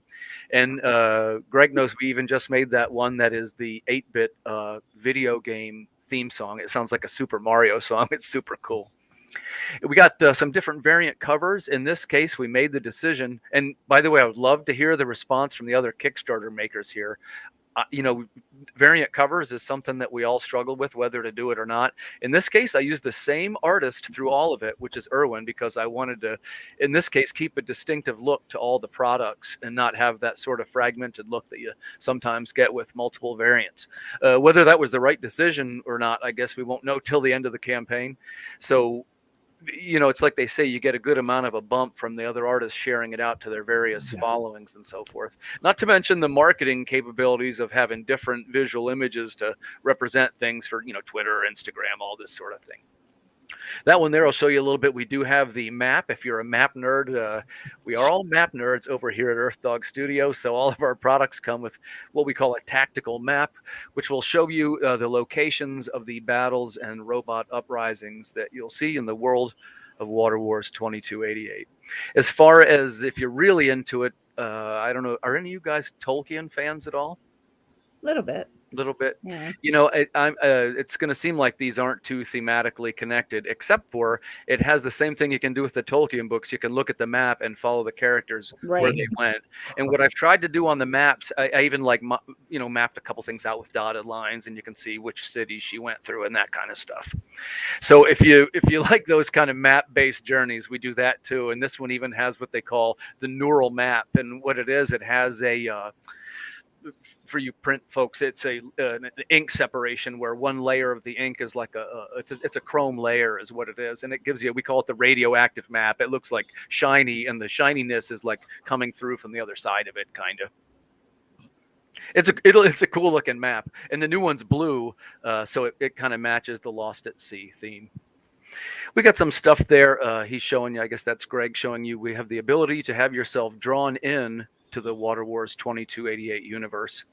And what it is, you can basically, they're years of the future, and you can have yourself depicted on a splash panel, and it'll depict which apocalyptic event took place on that date. Matter of fact, you're going right up to it. Pick the next frame there, please. There you go. That's Lieutenant Jaka. He's from the last book. He's one of our favorite backers. He's an awesome dude. There he is. He's the first defender of the water routes. So it was an exciting thing that he picked. And it's like I say, each one is actually a splash image. So if you like to have your likeness, it's a fun thing to do. You can definitely tell that it's you in the story. That's cool. Yeah, What you see there is the go back one there, please, Greg. What you see there is the 1960s romance cover homage, and it's based on Young Romance 125. And curiously, it is a scene from the script, actually, which is where essentially the captain is telling her, look, the war's over. He's making his play. We can be together. And she just thinks he's a nut, of course, because she's a robot. And of course, she self-destructs right after that. Sorry about the spoiler. Sorry about the spoiler, guys. We're all writers in here, right? I love the art. The art is very distinctive. Yeah, thanks, man. And like I say, that's what we were shooting for, is to have it all. It's all thematically linked, right? That's one thing different about the no other artists on the variants. So we'll see at the end. We'll take a look at that, and we'll see if that was the right call or not, I think. That's what they call the Stormbringer cover. That's one of the variants. And in Baltimore, that print was the one thing that I sold out of. This is without the lettering and everything. It was like the virgin print, but it was printed on this, what they call a pearlescent paper, so that the parts that were white, they were sort of like glowed at you almost a little bit. Mm-hmm. That's awesome. I was gonna say, like, that looks like a cool poster. Like, if you could probably just if you wipe the text and just have the artwork. Yeah, and I'll tell you, there's another one, since you brought it up. There's a black and white one, and it has a logo. It has the logo is the only thing that has any color, and it's that light blue, and it really came out cool. This is the cover of the graphic novel you see right there. That's the wraparound. Like I say, Erwin and I have been writing these science fiction stories for a couple of years now, and this is collecting them all together. That's the Water Wars Chronicles. It's like 108 pages, something like that, and it's a pretty cool collection of science fiction stories, and basically each one has a little twist ending. It's a pretty sharp collection. I hope you guys dig it. We're very lucky at this point. The stretch goals are all unlocked. We hit them all. That's the first one you see is the assault map. That's the blue one. You're seeing an artist representation there in that image, so it is finished. I'll share that probably on social media later this week. Visual archives, that's the additional content. Essentially what you got there is in our books, we try to show the making of and the sketch process, and I think people like to even see a couple of the rejected characters. My favorite being, if sometimes the design is just too weird, man. Like, okay, that's not the one, and those are the ones I like to see the most. The radioactive cover, that's another one of these. It's an ink separation, is what it is, and it gives you the. It's a chrome enhanced cover. We unlocked that one too, so both covers will be chrome enhanced covers. And the last one, that was just earlier this morning. Thanks so much, everybody. Unlock the Sounds. That is the next song in the soundtrack, which is it's Robot City Blues. And basically what it is a rendering of it is like a traditional blues song, like you might hear like an old school blues beat, but it was what it would sound like if it was being performed by a robot. Nice. Thanks. Yeah, we and the music thing, you guys, we try to make it so it's a little bit like not necessarily humorous music. You understand? We take songwriting very seriously, but they all have like, I guess you'd say, something quirky about them. There you see the other books in the series. The first one, that's with the interior penciler. That's Bruno Lima, who I was very honored to work with him. That's issue number 1. Right below it, you'll see there's number 2. That was this year's Kickstarter. That was May or June, whenever we did that. I'm a little bit of a pin maker. I was talking to some of the folks in here about it's Katrina, you like pins, right? I do like pins. Yeah, I remember we talked about I say that. that is no secret. Yeah, I'm one of those people, and we were talking about what things you make when you make your book, right? And one of the things is I've been trying to make a hat for the longest time, right? And something cool. It was like an infantry marching hat and it had a Water Wars logo. It looked all military, right? But then I'm on the phone with the nice hat making people, and you're going over the font sizes and which type of embroidery you'd like and what color of the. And I was like, you know what, man, this is all too much. I'm trying to make books here, because pretty soon you're turning into a hat maker, if you know what I mean. And not that there's anything wrong with the hat makers, right? So I said, okay, let me just focus on these pins. And what we're going to do is they're going to be these very high quality, custom designed enamel pins. And they're designed by Matthew Moss, and there's 3 in a set now. Each issue comes with a new pin of one of the characters or settings that you see in the story. And man, I'm telling you, the guy just kills these designs every time. I'm a pin collector, and I'm just thrilled to death with the way they came out. That's the Hunchback book. That's Irwin and I's first book. That was my first successful Kickstarter. I mentioned I'm kind of new, right? This is only my 3rd one. I don't think I'm somebody you could point to as being any kind of expert. So, but I did make some. I told Greg earlier, I make some of the mistakes, and I'm glad to share them with anybody. It's the only way to learn, they say sometimes. Is, Yeah. I definitely got a couple of those. If it's based on that, I'm doing pretty good. There's the Hunchback pin, HB19. It's America's favorite mechanical sextant, right? And this is the new one. We're pretty proud of this, guys. See, it's a 1940s bomber girl, like you'd see on the nose of an aircraft. And of course, it's the robot Marilyn. She looks a little bit like Marilyn Monroe, but when you look closer, it's like a seam, and there's something not quite right with Marilyn, just like in the story. So we're pretty happy. And that's by Matthew Moss also. That's the budget. That's always my estimation. I would be happy to hear your guys' 2 cents on this, because like I say, I guesstimate my stuff. I'm never sure where it's going to come out exactly. And the one thing I can tell you I'm always a little wrong on is shipping is always way more than I think. Yeah. I was going to say shipping seems like to be almost my biggest expense. Yeah, it is for me too. Yeah, something Greg and I did for our other Kickstarters, and like we'll always do for future ones. I built out a pretty intensive like Google the Excel sheet to calculate everything. And some of the stuff we would do is, first off, like setting limits on how many what are they called, rewards that we offer for each of them, the cost that they would all be, figuring out what's our, based on past Kickstarters, what's our average international share of right. And based on that, we could alter the we could like put that in the percentage of shipping cost. And then the other thing also is, for a lot of the international stuff, we also just make it so it's mostly digital, and we don't have to ship it, so that eliminates a lot of that. But yeah, we've gotten it down pretty pat now, so like we know exactly how much we need to get, and we also calculate the Kickstarter cost at the end after we've added everything up, and then we do one more. I think it's like a 10% roundup for error, and it's pretty spot on now. Well, and I'm very interested too in the digital marketing and the, we were talking a little bit earlier. Well, it was from the conversation with Travis, right, where he was saying about the, you can measure the people that are following the project, and you can estimate your conversion rate, and based on the percentage of the conversion rate, you can get an idea of what the last 48 hours will look like. And that's one of the things I'm going to test this time too. And I'm going to be more interested in those types of things. And, one of the things that came up today, and I can't even believe I'm saying this, was when you guys are saying, hey, we should all be looking at TikTok. That's what we're going to be doing in 2022.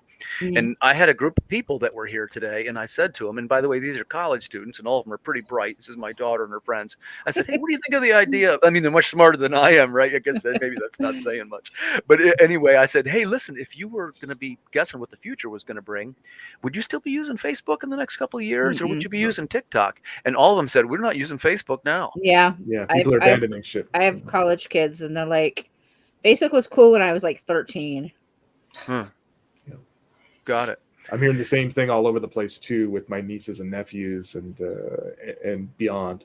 They're not fans of it, and people have lost trust in it as well. So there's a cool. And the reason why I'm concerned, right? It'd be fair to say that's my primary advertising platform. That is mine too.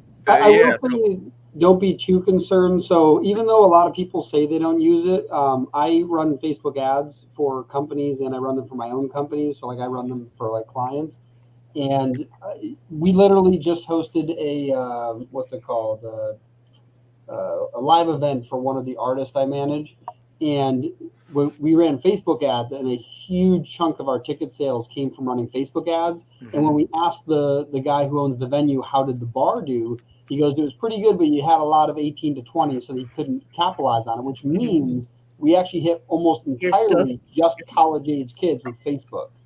And so one of the things that's interesting, it's more the targeting. So Facebook has a lot of like presumptive targeting, but coincidentally, when I actually ran ads for this, in fact, they're still running for this Comic-Con because I wanted to get more people than normal. And Greg saw this as I was adjusting the numbers. Literally, Facebook goes, hey, would you like us to reach outside your audience that you've just defined to potentially get a larger reach? And when I said yes, on the right-hand side, the predictive number actually went down. Mm-hmm. So Facebook's just not as good at predicting what your audience might do anymore because they have so much information now that they they want to trial and error a lot of things. That's why I like one thing. If I was like to give Facebook marketing advice, don't ever just hit boost post. Like it's not a good idea. It doesn't really do as much. You're kind of just giving Facebook your money. Do the targeting ads, learn the audience things. Right. Like you can make some really, really effective ads on there. And I still can't give Facebook any money for 3 days. Oh, did you get locked? I got I got locked on doing lives and advertising. Yeah, because I said we were talking about spoon theory, and I said that I don't really do spoons. I do sporks. Because that way, if somebody like tries to push me past like my energy level, I can just stab them with it. And Facebook went, you can't threaten people with sporks. Wow. So but you can put barbecue sauce on a bookshelf in the background. Right. You can't have like when Corey was with Sister Mercy and we had the card set done, one of the pictures was of Sister Mercy with a zombie skull and a spear. So I couldn't boost that post or do any advertising with that all of a sudden. I had to, all of a sudden his card is now hurting me from being able to do something else. It's like, if your ad also leads someplace that shows that stuff, that can also be really bad as well. So a small example was my artist, I was trying to promote his music, and he's got a lot of profanity in it. And when I was doing that, I literally found a clip that had no profanity in it, but it led to a song that's specifically labeled like explicit. And so because of that, it ran for about like 30 seconds, and then it was like, Facebook went, nope. Yeah, and so, but when I ran the live event show, right, I'm not promoting his music, I'm promoting the live event, didn't have a problem. The one thing I always say, and this is the reason I mentioned TikTok earlier, you want to use the platforms that are trying new things, and the reason why is if you try those new things with them, they want to promote it so that they can test it. So a small example is when Instagram added Reels, and like that's still the most effective way to reach people is Reels on Instagram at least, right? When Stories was first added, I remember I only had a few hundred followers, and typically you get like a 3 to 5% view rate. I was getting 300 to 500 viewers on my stories when it first came out. It was crazy. Like, so whenever you use their new features, and then the other thing is whenever you do something that keeps people on the platform, they like it more. So we ran a live event. We were selling tickets through Eventbrite. However, on Facebook, you can now link Eventbrite directly to Facebook, and people can buy the tickets on the Facebook event. So instead of taking Facebook ads and leading them to Eventbrite, I ran a Facebook engagement ad specifically targeting my Facebook event. And from that, Facebook is like, sure, we'll obviously show this to a bunch of people because we want it so that they come back to the platform. Me personally, any live event I go to, I find it through Facebook almost always. Like I literally will go, what am I going to do this weekend? I go to Facebook events, right? And so the idea is that if they don't show me stuff, then I'm not going to use that. So the other cool thing is after I got people to engage with my Facebook event to say interested or going, now what will happen is every time I post in it, they're way more likely to post than they will on my Facebook page. And the reason why is because Facebook wants it so they don't miss your event, because then they'll come back for the other events. Right. So I actually used it in a way that I could retarget them. And then the other cool thing you can do, anyone who is invited, anyone who said they were interested, and anyone who said they were going, you can then go back to your Facebook event when it's all over, and you can download the list of all of their full names, and you can then take that and resubmit it to Facebook custom audience, and it will try to recreate the same ad or the same audience from those names. It doesn't always know who they are, but if you have a good estimate, it will try to find them. That's kind of cool. So you can actually then recreate that. I can then also go to like the Eventbrite page if I sold tickets, grab all the event, all the emails from that, put that into this list as well. And now I have like a hyper custom targeted audience using Facebook stuff only to get this audience. So it's very, very effective. It's solely the fact that basically there's this concept that marketers ruin everything. The second something works, marketers take advantage of it. So the whole idea is that you have to always be using the newest thing that a platform has to stay ahead of marketers, because marketers will run something into the ground. That's why Reels right now are going crazy. Everyone's basically recording on TikTok, downloading TikTok and uploading it as a reel on Instagram. And now they're doing twice the work with one effort.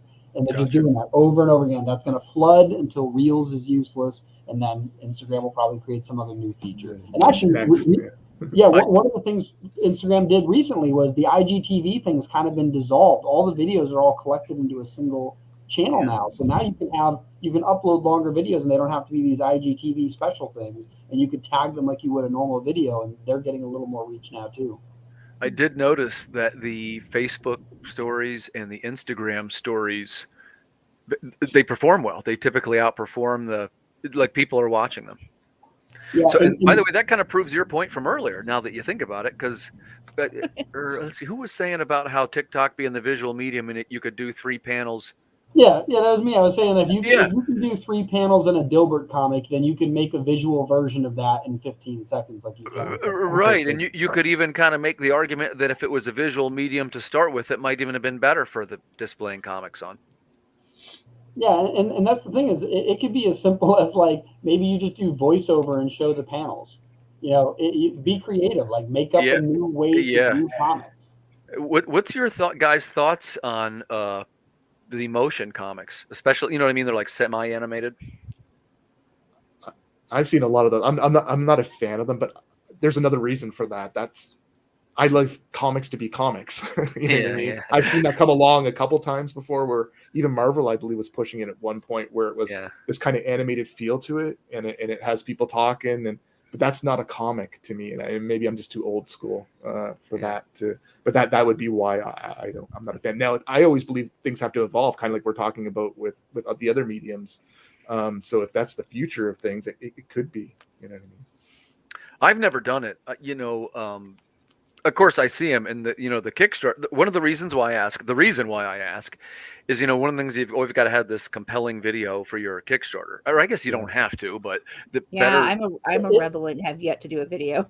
I would. It's like 80% more likely you get funded. Yes. If you do, or if you don't. If you do a video, it's something like 80% higher chance that you get I always do a little video, and it's like, it's nothing fancy, but it's like a flip through. It's an Apple program, right? And it's if you were flipping through the pages, and you can kind of see a little preview, and then basically you hawk your book for 60 seconds or whatever. I actually intentionally didn't do one for this one because it took so long. I spent like a month. I was sitting there.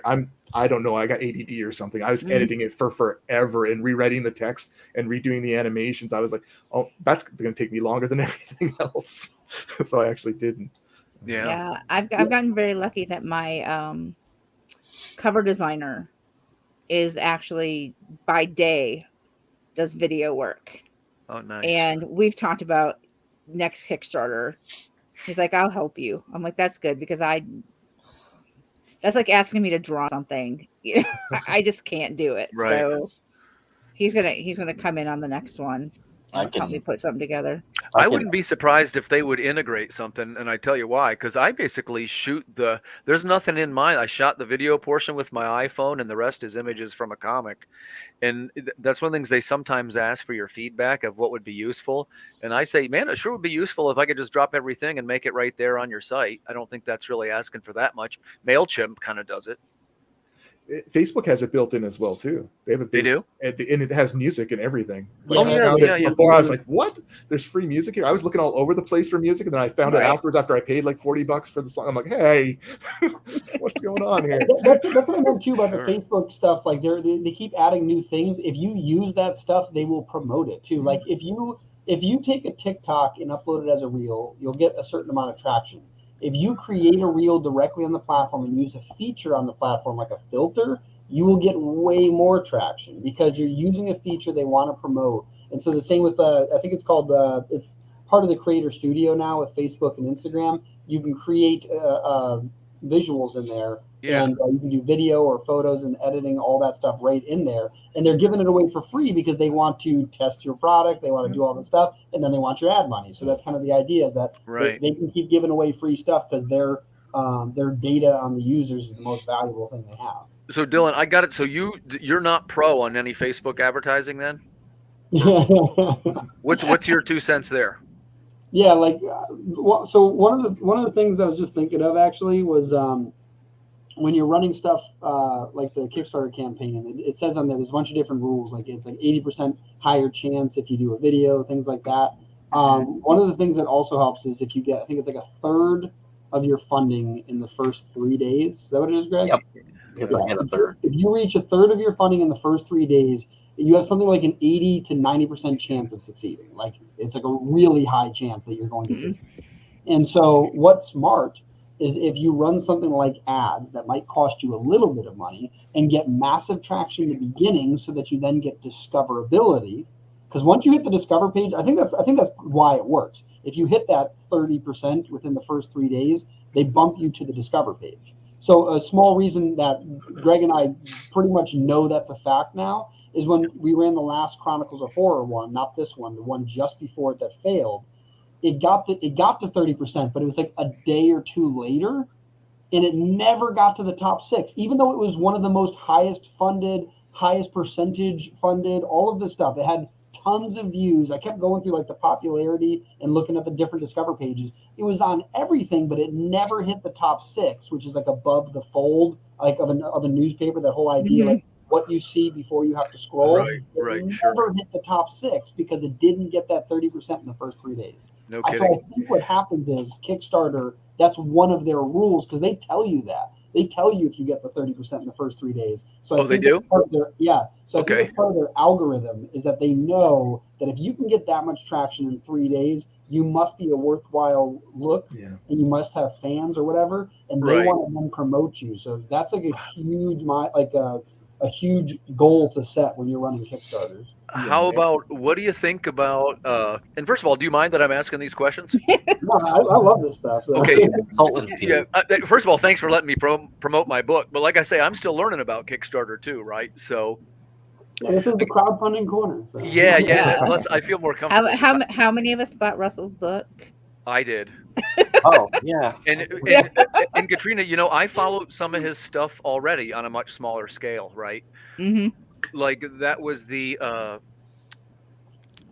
well, first my question I'll ask quick, and have you heard this thing about if you set your goal really low, it helps your algorithm and will keep making you show up, allegedly, again, this isn't my word. That's why, because of the 3 days in because then you can get your 30%. You can get your 30%. It doesn't matter how faster. low your goal is. If you get 30% in 3 days, that automatically will boost you in the discovery page. Yeah, but then you see what I mean? Wouldn't like in a case like mine, and let's say that the goal is like my next one will probably be like $2,200, $2,500, let's say. So I should set my goal for 500, and I hit it. Kind of. So you still want, because if it gets completely funded, they might not keep promoting it. But like having it so that it's a large enough goal to make it so you've achieved something, but Yeah. small enough Yeah. that you know you can get that 3 to Yeah, 30%. the only reason why I don't like the idea is because I think it's fun for some of the people to follow and then see what things unlock, kind of, you know. Yeah, well, you can still do tons of stretch goals beyond that. Yeah, but yeah.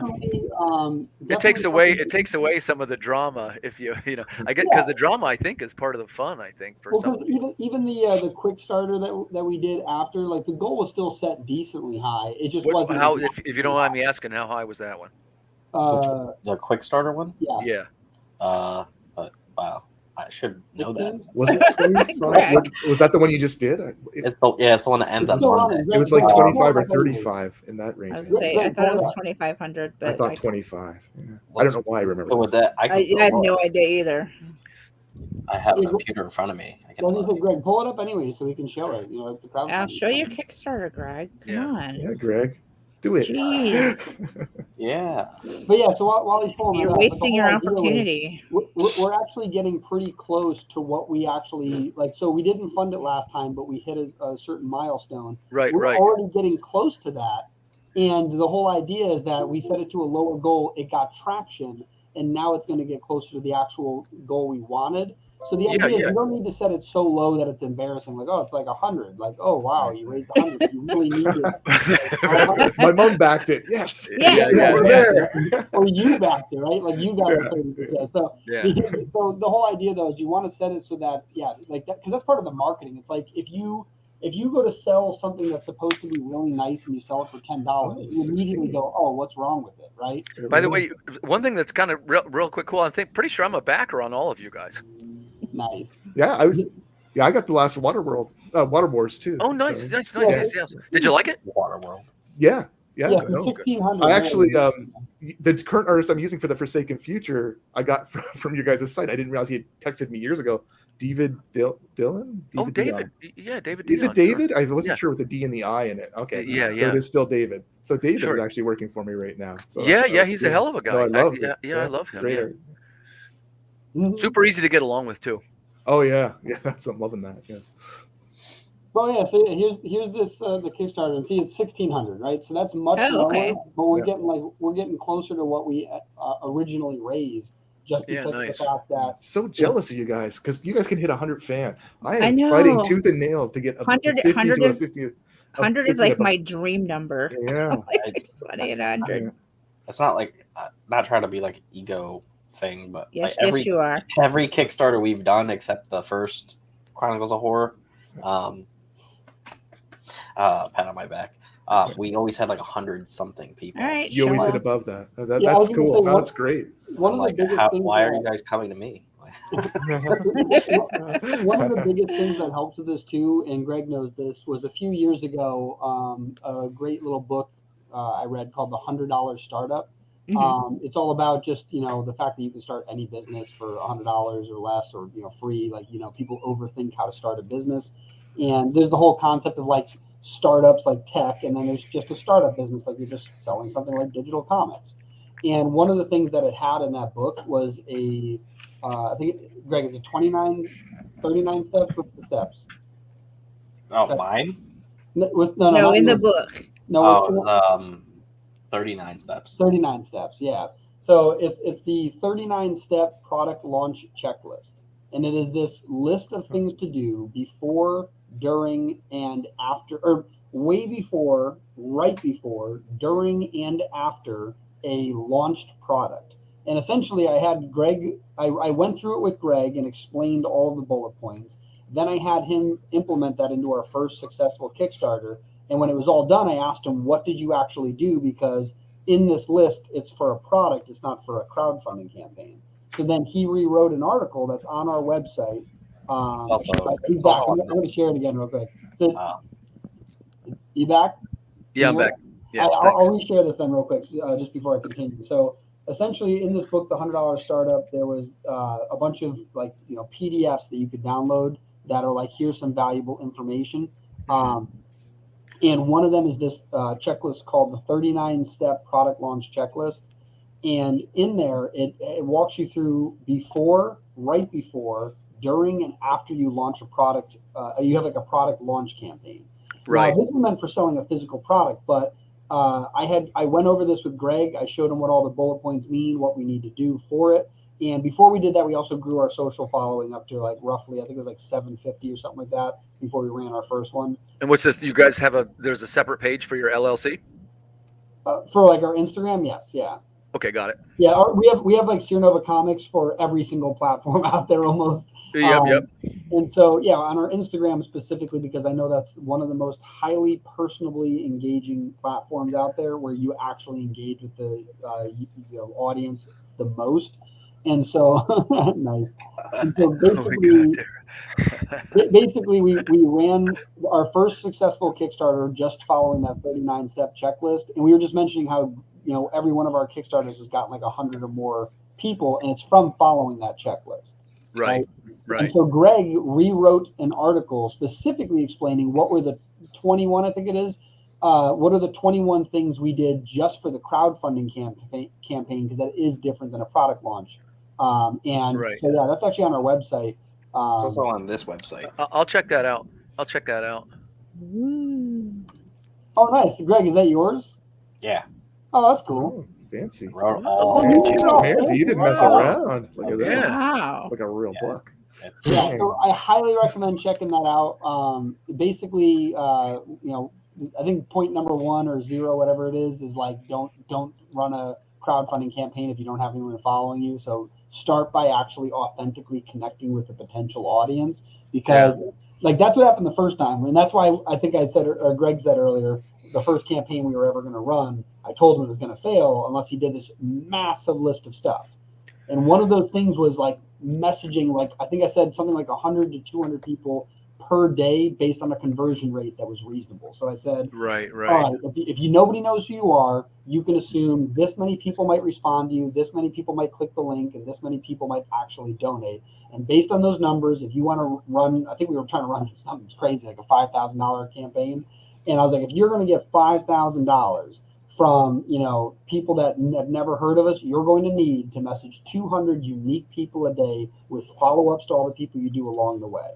Right. And I was like, unless you do that, we will not succeed at this. And we only got a couple $100 the first campaign, which is exactly what I would have predicted. So eventually we started running, just marketing. We just started reaching out to people, just started connecting. How about, and I want to circle back to something Katrina said, which she mentioned about Russell's book, which one of the things I picked up, there's one currently coming out, but there was another one that said about to develop your mailing list, put more time into that than you're actually putting into social media. I've heard that. Yeah, and here's the theory why. That the social media, it's kind of like throwing a rock into a big pond, right? You got a chance that somebody's going to see it, but your average is much better. You might not have as many people, but they'll people that have chosen to follow you and maybe want to follow you, especially if you've got maybe some kind of unique material, let's say. Well, I said, okay, well, hey, I'm going to give that a shot, right? And I started, I think it was 60 people on my first mailing list, and that was the first Kickstarter. What I did is I imported everybody after the first one, and then the second one, I think I went up to 200, and I think it just now cracked 300. And the only place I take mine from is if they back to my Kickstarter, so it's super specific. Yeah. But I bet you more than half of them came back from the last Kickstarter to this one. 100%. So one of the ideas in marketing, like any business, especially if it's like a passionate thing, like comic books, if you want to make a living off of whatever it is, you need 1,000 true fans. Yes. Like that. There's an article by Kevin Kelly. There's a rewritten version of it by Tim Ferriss that where like it goes into a little more detail. But the whole concept is, if you have 1,000 true fans, a true fan is someone who will buy absolutely anything and everything you ever sell ever. And then all you need to do is sell $100 worth of product to them throughout the year, right? Right. And if you can do that, you can make a living. Now, obviously, you can make a fortune off of selling more costly items, or you can make a fortune off of a larger quantity of people. But you can make a living with just 1,000 people who are true fans of yours. And so the idea is that if you get them to the email list, you've now filtered them down to at least like really good fans, right? So like Instagram, it might be followers. You get their email, maybe they're a fan. And if you get the 1,000 people who open every single email you ever send ever and click every link in it just to make sure they didn't miss something, right? Those are your true fans. Gotcha. And the most important thing about that, like you said earlier about Facebook, you're not sure if people are going to be using it in the future. Every social platform, there could be one government dictate that suddenly makes all social media platforms government run, and now you don't have access to them, but Right. even But you own your email list. Correct. you own your audience for, right? And there's a great concept of audience ownership. There is what is it? You can buy your audience. You can run Facebook ads, Google ads, Twitter ads, YouTube ads, etc.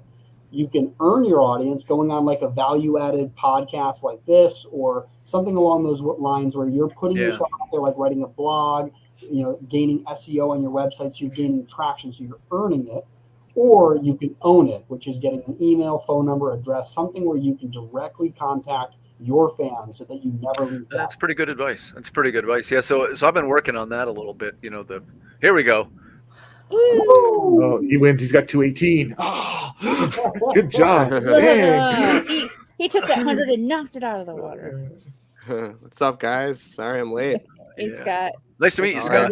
Nice to meet you, sir. How Yeah, are we ya? were just Facebook friends a couple days ago. Right, yeah. Happy to meet you. Yeah, man. Pleasure's all mine. Oh, thank you. So you know Mike pretty good then. Oh yeah, Mike. Yep. I owe a lot to Mike. He's been very influential in my comic writing career. So awesome. Shout out to Mike. Yeah. What did you do before this? I've written pretty much every type of medium imaginable. With no luck. I'm an English major, went to film school, pretty useless degrees. So yeah, I've written short stories, radio Welcome plays. to owning an expensive piece of paper. Exactly. I framed it though, so yeah, Mine's not even framed. I think it's in the bottom drawer of my nightstand. I'm still paid for it, so I'm like, I'm gonna frame this at least with a nice Walmart frame. Hey man, I'm one of your backers too. I know Mike a little bit, and I will tell you that I thought this book came out terrific. I think your team did a great job. Congratulations to you.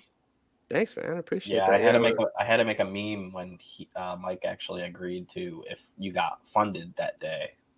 Oh yeah, that was awesome. So. Yeah, no, that was awesome. Yeah, we appreciate everyone's support on this, because when Mike and I were talking about it, we're like, this is either going to be an epic failure or a success. So I'm glad that it's the latter. But yeah, everyone's really come out to support it, and it means a lot. What is your little pitch for Periwinkle? Oh man, I think I've stolen all of my pitches from other people. Somebody called this Kill Bill meets Elf. So that's what I'm going to go with, because I just love that. Long story short, Krampus and Belsnickel, they killed Santa, organized a coup. They took half the elves with them. The other half left to do other endeavors, maybe making cookies in a tree. I don't know. But one elf remained behind. Now it's Mr. Periwinkle, and he is looking for revenge against Krampus, Belsnickel, and the elves that were all part of the coup. What are you doing, Greg? Dylan's telling me to center you guys, so it's all. Yeah, that way, if he does the text on the bottom, it just blocks one of our faces, so you guys can.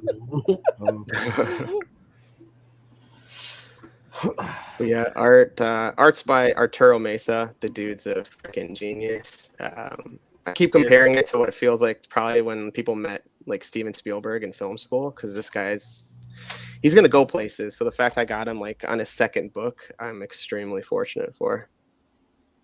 Yeah, some of these layouts are great, Scott. I was looking through them.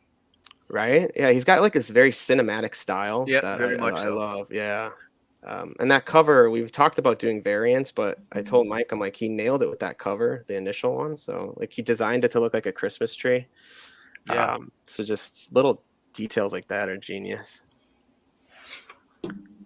Santa's dead, so that means Christmas is canceled this year? Pretty much, yeah. Periwinkle's looking to bring it back, though. So. Well, I hope so, because I already started my shopping. Yeah. No, Jeff Bezos could be Santa. He's too lazy. Yeah, this is true. Why do you think he built the rocket ship? That's the whole point.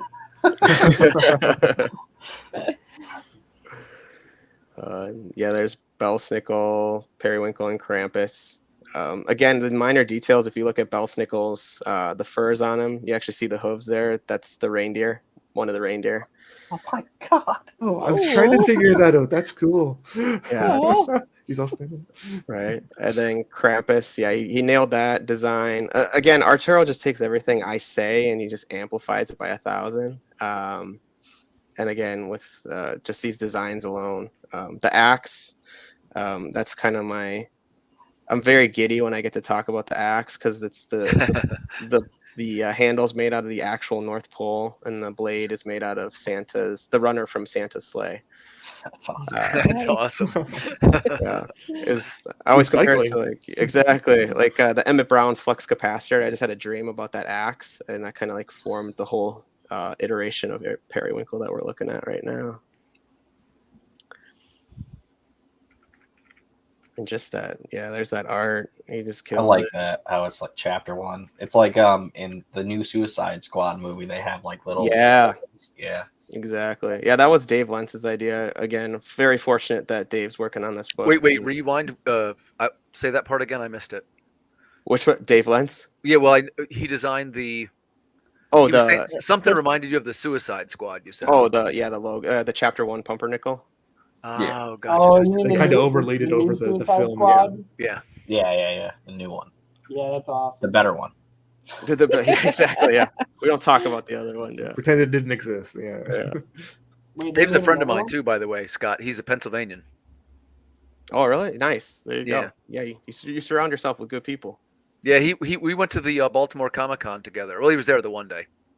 Oh, was it? Yeah, nice. Yeah, he's fun. I like razzing that guy. He's the best. Yeah. And there's Pumpernickel. We got very Shakespearean in the first 5 pages. Welcome to the club, Taylor. That's how it all starts. Periwinkle ends up killing his brother in the first 5 pages. So we really set the bar. We set the bar high starting off. Ho ho ho. The ghost of Christmas past. And that's another touch. If you look at Periwinkle with the blue eye, Arturo came up with an idea where the elves, once they're really passionate, they'll either have like blue or red in their eye. So I thought that was a cool touch.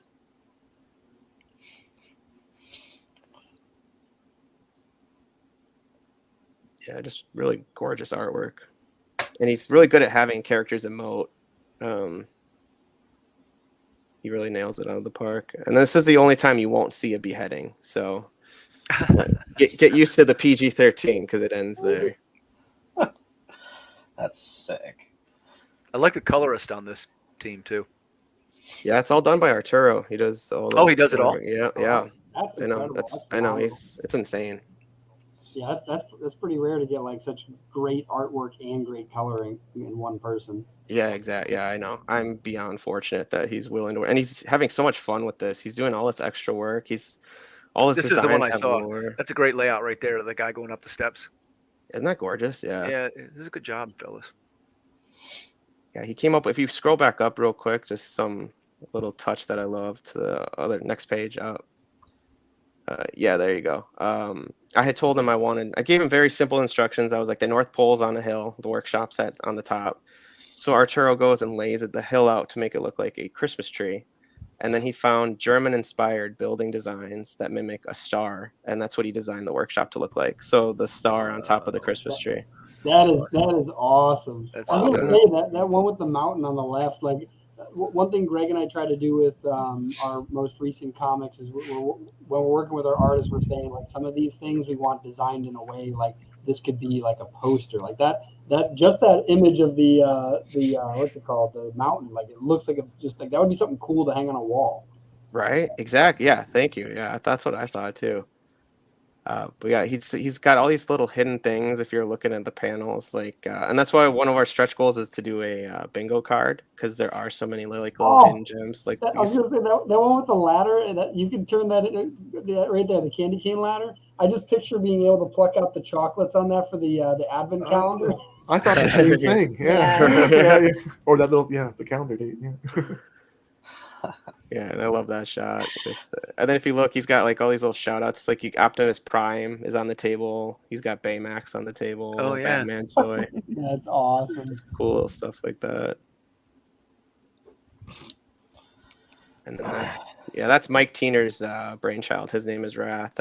And the fact he's offering that on this Kickstarter is huge, because that's a brand new IP. A really great story of Mech versus the Legions of Hell. I don't think you could get cooler than that premise. And yeah, it was funny because I was working on a mech story at the same time, and he told me his idea. I was like, all right, I quit. I can't top that. How did you do? Oh, you made gifts. That's awesome. Yeah, that was all Mike. Yeah, he's We were gonna do that for Chronicles of Horror, and then Josh was like, "Eh." I didn't know you could do gifts and story. I'm definitely gonna have to. Oh, that's awesome. Yeah, he asked us in a group chat the other day. He's like, should I keep doing this for the future campaigns? I'm like, dude, it pops. So yes, please. Mm-hmm. Hey, Greg, can you chat the project link because Taylor's asking for it over here. Oh. I can get it if you want, guys. I think I'm on Kickstarter now.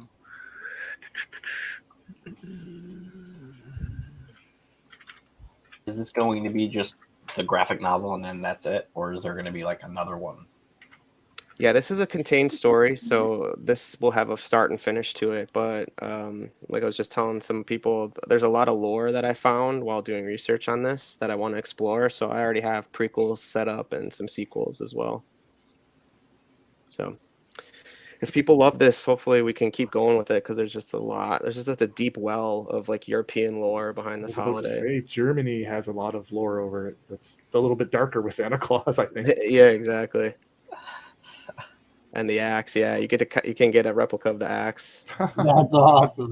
Not fun. It's crazy. Put that over your fireplace. You better be nice this year, kid. That's right. Yeah. Don't turn out like Santa. Merry You switch from coal to the axe.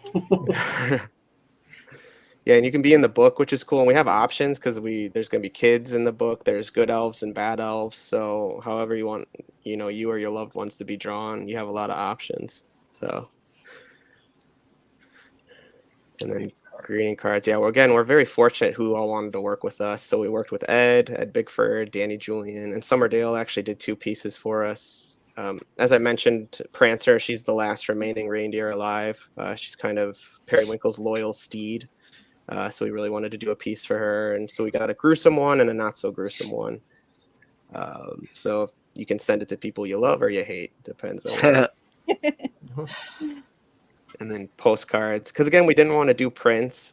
We love prints, but I think people maybe are already tired of prints by the end of the year. So we thought doing something like postcards and greeting cards would be fun. Because that's brilliant too for Christmas too, because like you can send people send postcards for Christmas. It's exactly. Like, don't send the family photo, send this. Yeah, exactly. Yeah, and I found a really cool artist, Tari Mark David, very talented, and I wanted to capture that old school vintage Krampus postcard look, and he nailed it on these. And then, and L. Nichols did some stickers for us. Candy cane shank with blood on it, a hand coming out of a present box, and the Slayer, as it's been dubbed now by many people, the Slayer. You can definitely make some sharp candy cane. Exactly. Yeah, the whole Bad Bug. There's so much and there's so much coming for 2022. So if you guys aren't caught up on Bad Bug, now's the time, because Pocus Hocus 3 is coming out, Midnight Highway 3, Black Jackets 4. I'm actually writing Undercity Tales number 2 as we speak, and Dead and Moon I just finished like last week. And then Everett Forge is my work. I published that under About Time Comics with Lee Giles, so you can catch up on that series as well if you haven't. Oh, I remember that book. No, nice. Yeah, thanks, man. Yeah. And there's that bingo card. We got some other stretch goals in mind. Hopefully we can keep pumping away. But Comics Wellspring. Yeah. Yeah.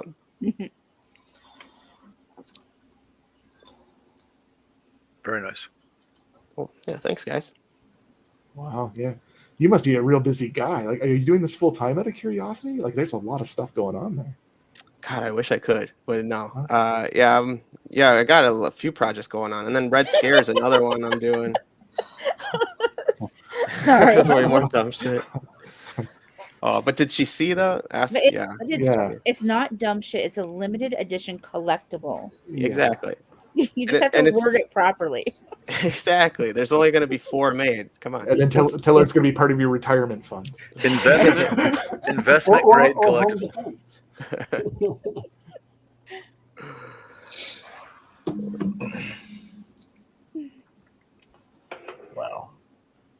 over 10K. That's insane. That's insanity. No, we really appreciate the support on that. And it's a big undertaking. I think it's definitely the biggest book I've done. It's the biggest book Mike's taken on. So yeah. She still says no. He still says no. Man.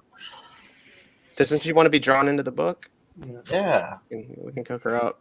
Maybe she'd like to get it to you as a future Christmas gift, anniversary. There you go. Oh, there you go. Nice sell. Hang it above the fireplace. You can't beat that.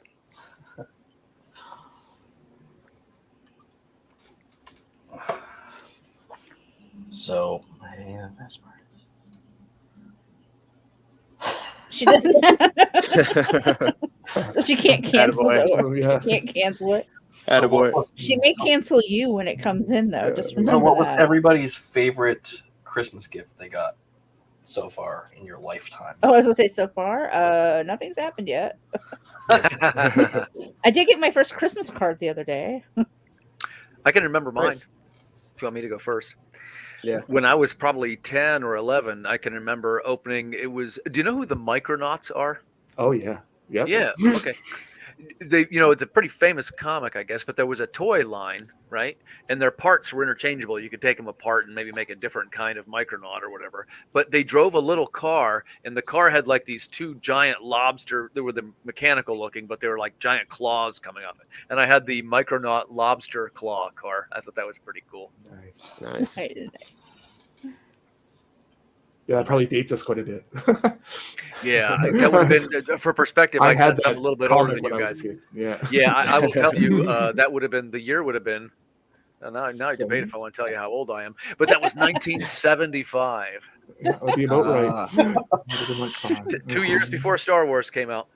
Nice. I'm going to do the opposite. I'm going to do the most fearful gift I ever got. And most people might not get this. And it was actually a bicycle, but it was too big for me. And I was a kid, and everybody was so excited that they got me a bicycle that once winter was over, they took me to the top of a hill, and they said, "Now you're going to go on the bike." But I don't fit on the bicycle. I couldn't barely reach the pedals, and they pushed me down the hill. I was like, going down the hill. God. Like those parents who just throw their kids in the deep end of the pool and say, "Now swim." Yeah, figured it out. That red bike, you're riding it.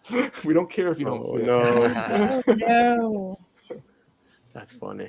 I think my best gift, or at least the one I remember the most, because there was tons of stuff. Like the Nintendo 64 was really cool. Yep, that was mine. Yeah, definitely. I think for me, just because I'm a big fan of tech, I think when I got the first iPod Nano, that was like a really that was like if you think about it, like that was like the first step towards the full digitization of everything, and like that felt so cool. Like, oh man, I got like 100 songs on my like right here, like I'm just holding it, and I think that was like one of the coolest like things. Wow, Taylor. At least they gave you a life jacket, right? I'm with the group Dunder Mifflin. Wow. Oh, that's awesome. I think mine was the Game Boy, original Game Boy. Damn, that is a good one. Yeah, that is a pretty good one. That was a good year. Yeah, Game Boy Advance was the one that I got. Yeah. Just as a example, how many of us in this room would be considered gamers? I'll go first. I would be. Since the start, I have an old school gamer shirt upstairs. Yeah, I was just used playing to play Battlefield. more, but yeah. I used to be a lot more than I am now. Now it's just a time thing. Yeah, when I have time, I play. Because I look at it and go, I could be responsible, or I could play a game. And responsible, unfortunately, usually wins. I actually do streaming on like Twitch and play games with my little brother and friends online, because specifically I used to play games all the time as a kid, and then as I got older I was like, crap, like I'm like throwing away so much time. And then what happened was one day I'm starting to build some business stuff, and I'm like, oh, I can't justify playing games, but I wanted to play games with my little brother since he's in Okinawa, Japan, and there's nothing else I can do. Games are the only thing I can do. So I was like, you know what? I'm going to start a Twitch channel. Twitch stream. Yeah, and I'm going to start playing, and I've earned like a whopping $300 over 3 years. Nice. So I use it to fund my G Fuel addiction, and eventually I'll buy video games with it, because it turns out if I earn money playing video games and then use that money to buy video games, I can write that off as a business. Yep, it's a business expense. Yeah. There So, you go. yeah, so I definitely am a little bit of a gamer. I used to play. You know, I think I played the NES or SNES at my at my grandmother's house. The Yeah, SNES. SNES. Never heard that before. I upgraded to the Sega Genesis. Then I Yeah. played. I actually. Does anyone remember the Game Gear Sega? Sure. Yeah. Oh, yeah. Oh yeah. That was The batteries used to die coolest so thing ever. fast. I Oh. had like the what was it? The briefcase that you could buy with it. Oh yeah, And, wow. yeah, it was so awesome. So Yeah, I love all that stuff. I love all I that then stuff. got the Game Boy. I think I went right to the Game Boy Color. I don't think I got the original Game Boy. I think I went right to Game Boy Color. Then it was the Nintendo 64. Yeah, N64, man, best ever. That was incredible too, especially with like the extra 64-bit you got to play Donkey Kong. Sure, the expansion pack, right? Yeah, yeah. Oh, And then, yes. and then Yeah. the Donkey Game Kong Boy, Country was the Game Boy adapter you could plug into the back of the controller and play like Pokemon Stadium, and you could add your Pokemon in there. Yeah. Earthworm Jim. Totally remember It's Earthworm gonna Jim. be an animated show, I think. Yeah. Yeah.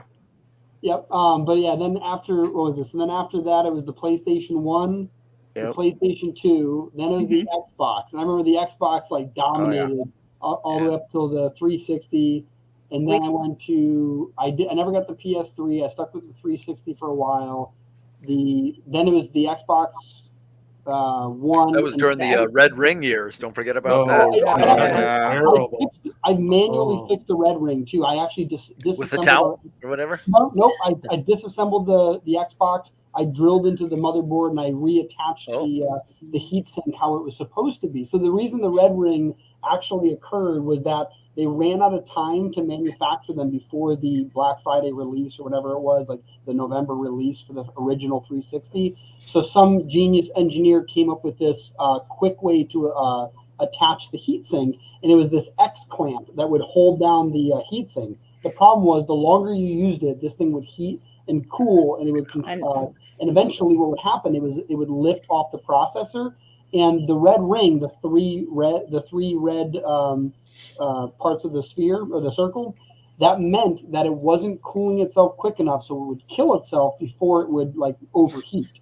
Yeah. So all you had to do was disassemble the heatsink, drill through the motherboard a little wider, put the heatsink back on, put bolts in it, and tightened it till it was clamped properly onto the that's processor. Yeah, I was going to say, you made that sound so simple. Or computers, and I wouldn't do it. I wouldn't have touched that. No. So I did this because in Red Ring, we did the towel thing a couple times. Eventually, it stopped working, and I looked up how to do it.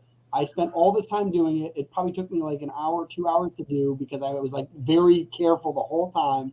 I put it all together. I turn it on. I get the Red Ring. I'm like, damn it. And then I'm like, wait, I got 4. Oh, I didn't plug in the HDMI. It tells you that there's no output. So like I plug it all in, I turn it on, and it turns up. And I'm like, yes. So yeah, it was awesome. I still remember fixing that. My youngest son was over here a couple weeks ago, and he just took all of our original Xbox games because he has the system at college. We have a 360. We have the R2D2 360. Oh my God! That gets awesome. Plays regularly. We have a PS2 here that gets played regularly. I'm sending the GameCube with the kid back to college because it doesn't get played by those of us who are here. Oh, Dreamcast. That was the other one. We have a Dreamcast as well. Yeah. Wow. We have a Dreamcast. Yeah. We are the home for retired video game systems. I tell people, I'm like, if you guys are getting rid of a system or games you don't want anymore, just ship it to my house because somebody here will play it. Who had the Saturn? A bunch of these. I had a Saturn. We don't anymore, but I had my ex-husband and I had a Saturn. I even got a CRT TV to go with it, like nice. the big Sony 32-inch CRT sitting right left. I still have one of the huge TVs. It's up in my kids' room, and every time I say, "Oh, I think we're gonna get rid of this," it's just sitting up there. One of the kids goes, "No, but we play X whatever system on it." I'm like, oh, you guys aren't even here anymore. You don't live here. You have your own apartments. Why don't you haul this big behemoth stuff to your house? Was the Sega Saturn the one that was after Genesis before Dreamcast? Yeah, that's correct. Yeah, and they're very one of the only consoles I didn't get. Yeah. It was very Because in North America they didn't sell that well, so they're very rare. Right. So the Yeah. games are like up there. Yeah. Like the games I've got are worth like thousands of I dollars. when you I put remember them we together. had Oh, one, nice. and we were, like we were buying games fairly regularly for a month or so, and then we went into the store and there was like no games. Like they had pulled everything Yeah. off the shelves. The 360 rendering on me wiped out 36K worth of games. No. Yeah. I bought a PS3 and that was the end of it. I skipped the PS3. I went right to the PS4. Eventually, I upgraded the PS4 Pro, and then my cousin somehow lucked out and got me the PS5. Nice. Both of my kids have PS5s. Oh, it's That phenomenal too. they both got them last. I think one got one in March, and the other one got his, in like it was over Christmas break. Because I remember him hoping it would come in before Christmas break ended. He had to go back to class.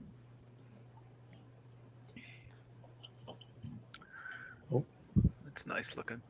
Yeah, I've seen this one too. I'm going to jump ships so that you guys can have more real estate, so everybody's not taking up too much space. But it was great meeting you all and seeing everybody's project. And I've seen this one before too, and I love it as well. I'll watch from the sidelines now. Yeah, hey, it was good seeing you. Yeah. It's nice meeting you. Yeah, nice meeting you. Okay, so Sam, what is your elevator pitch for this? What's my elevator pitch? What's up, everybody? Hey, how are you? How's it going? Hey. Basically, it's a primitive society that lived underground for centuries due to a curse cast upon them, and the world has evolved, and but they have not. So the descendants of those who were cursed, the son challenges his father, so how do you know this curse still exists? And he basically gets himself imprisoned because his father wants him to rid himself of these foolish thoughts. He commits the ultimate sin against his family, commits murder to escape, to head to the surface, and now the descendants of those who cast the curse on them are alerted of the rise of the Son of Rocks, and they must destroy him before he destroys their plans to dominate the globe. So it's medieval versus modern time. Nice. Cool. Yeah, so this is the third book, which is issue 2, because we started with issue 0. This is the biggest one so far. It's 32 pages. Nice. And also, there's also the first volume graphic novel as well. So we're offering the floppies as well as the collected as well. Nice. And that's a hardcover? Yes. No, soft cover. No, that's a soft. Oh, gotcha. Yeah. The hardcover is next fall. That's going to be the 200 pages collected. So this one's almost 100 pages. Looks good. Thank you. So yeah, the interior for this, what you're looking at there, those are the sample pages for issue 2. That was done by an artist named Primate Santra. I found him in 2018 on DeviantArt. The first 2 issues were done by an artist named Anibal Arroyo, who's a friend of mine. I walked away from comics for a decade, so he did that, 10 years ago, the first 2 issues, and then I decided to finish the series and come back into comics, and he wasn't available to finish it, so I sought Primate Santra. And the colors are done by a young lady named Barbara Siroji from Brazil. And the lettering is done by George Medina, who is my co-host on Catch the Craze podcast. Nice. So yeah, in this issue, for anyone who's picked up the first 2 issues, basically we introduce a new character in this book.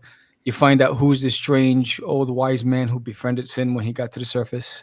You find out what Desira's intentions are, because she's caught between her father and her brother, and she must seek aid for what's to come, because she knows what her brother has foolishly unleashed. So it's either stay and fight and get ready to protect her family, or try to bring her brother back safely. So she needs to find help in order to do so. And then you'll Donovan Limbo, who is David Hunter's aide. You'll find out who he truly is. So there's a lot of questions answered in this issue that you would have had from the first 2, but also new questions after this.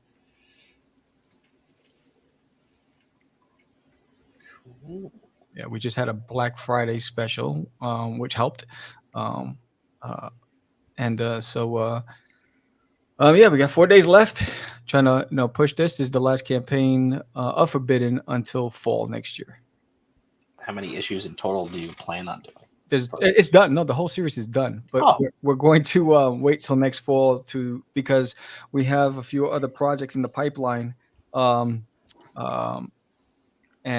this one, because we don't, so we've funded each and every campaign, but we didn't get the I guess what's the word I'm looking for?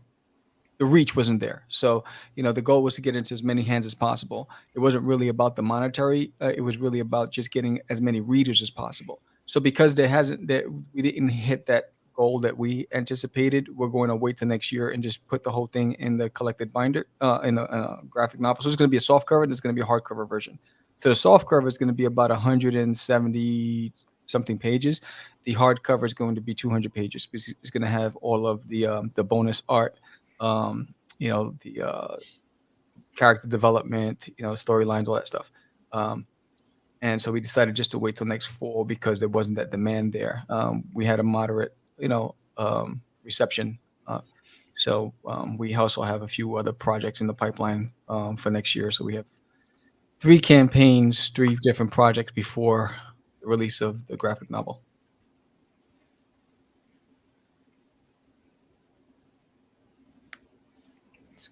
Yeah, so we're 9 backers away from unlocking that digital pinup. It's David Hunt and the Creepers, and then that was a piece that I did as a crossover with Tragedy by Philip Russert and Forbidden. So I illustrated that piece, and it was colored by the colorist's name is underneath, and it was just to promote both our campaigns because we both launched on the same day. And those are sample pages from the first 2 issues as well. So that's issue 1 and that's issue 0 right there. And those were done by Anibal Arroyo. And these are the stretch goals, and we already unlocked the Viejo sticker. And then there's the Sin sticker and so forth.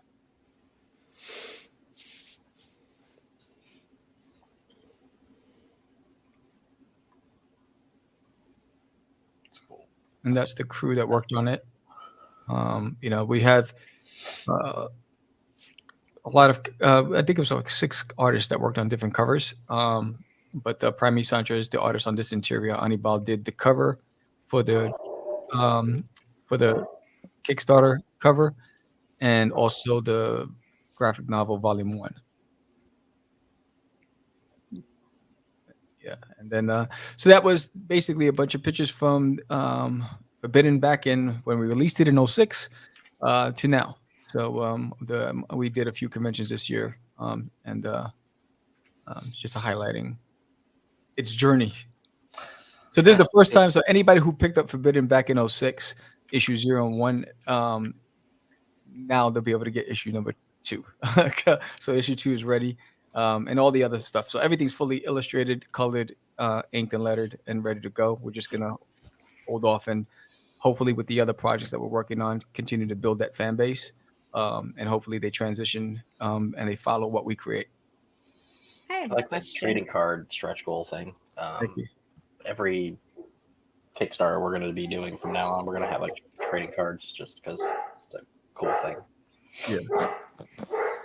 So I'm curious, after seeing everybody's campaigns that have shown up, I don't see an editor or a proofreader listed for any of them. Are you guys not using for some reason? I'm just sure out of curiosity. I swear, Greg. I swear, Greg. I'm not trying to get business here.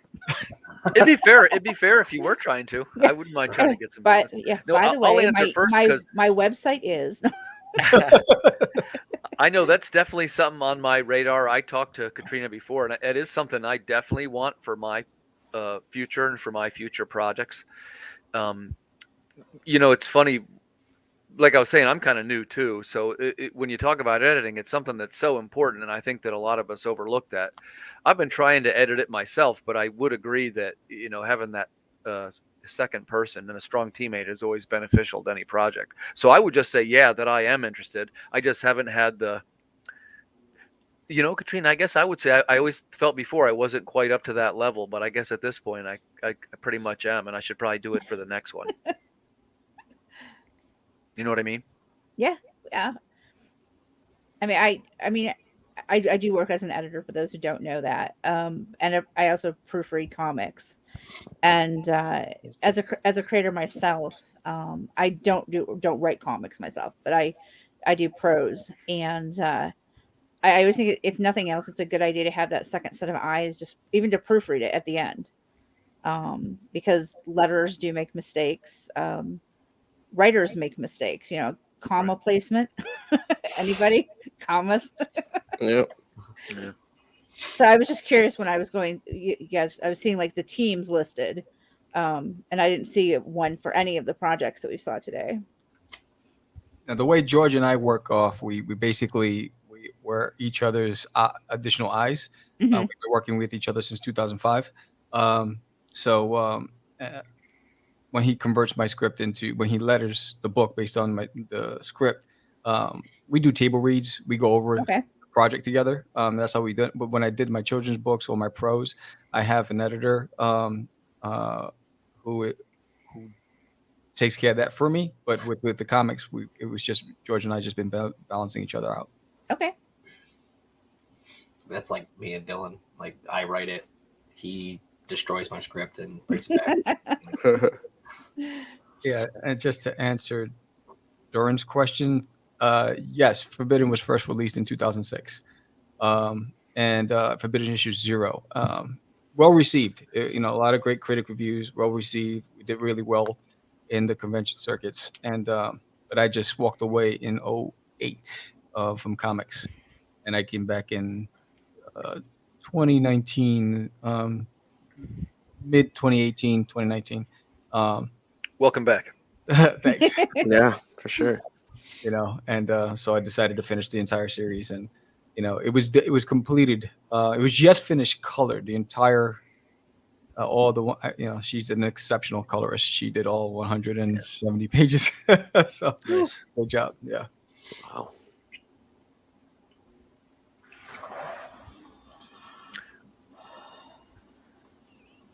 Yeah, I appreciate the idea of having an editor speaking directly. And like I say, if there was a way to put that together in the earlier days, what I'd like to do is work with an editor before the whole thing is necessarily paneled out, because I think that'd be the place for me to work my kinks out.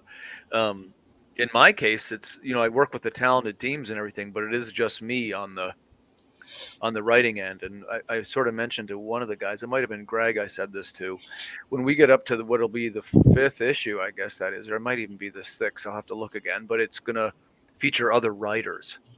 And I'll make this deal with you, Katrina. If I get to that level, we'll have you edit it, and we'll do a collection. Because it's supposed to be 3 different writers other than me. And that would be the perfect time to do that.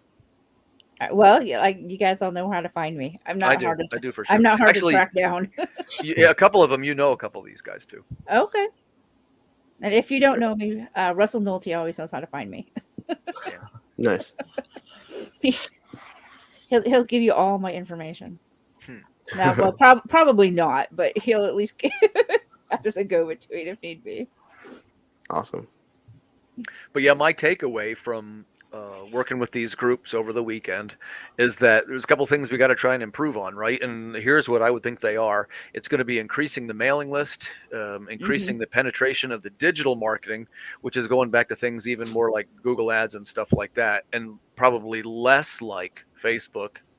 And to reach out and to begin finding that way that maybe it's TikTok, but whatever the next relevant thing is. My guess is it might be TikTok, and I'm going to have to figure out how the hell to use it. Just hold your comic and do a dance. Yeah. I think he was onto something. I guess it was Dylan was saying about, maybe do 3 panels and it does a little story preview, something like that. Yeah. Yeah. I know a lot of college kids. I'm just going to hire it out. Yeah, right. That's smart. My TikTok manager. Would you like gas money or a DoorDash gift card? Yeah, there's like Danny Quick from Ace Blade. He's on TikTok. He's got followers. And Eric Cockrell is on TikTok. I know that. He's done some stuff with Blister. And Tyr from Sovereign Comics. He just does like world building things or just any like short things. He had a whole month, his like birthday month, the cosplayers that he like markets to and like dresses up as his characters took over his TikTok. And that's clever. Yeah. That's cool. I just put our podcast episodes on there because I don't know what to do. Yeah. Yeah. Just like this is me talking about something. There you I go. think that's the hard part when you're a creative in comics.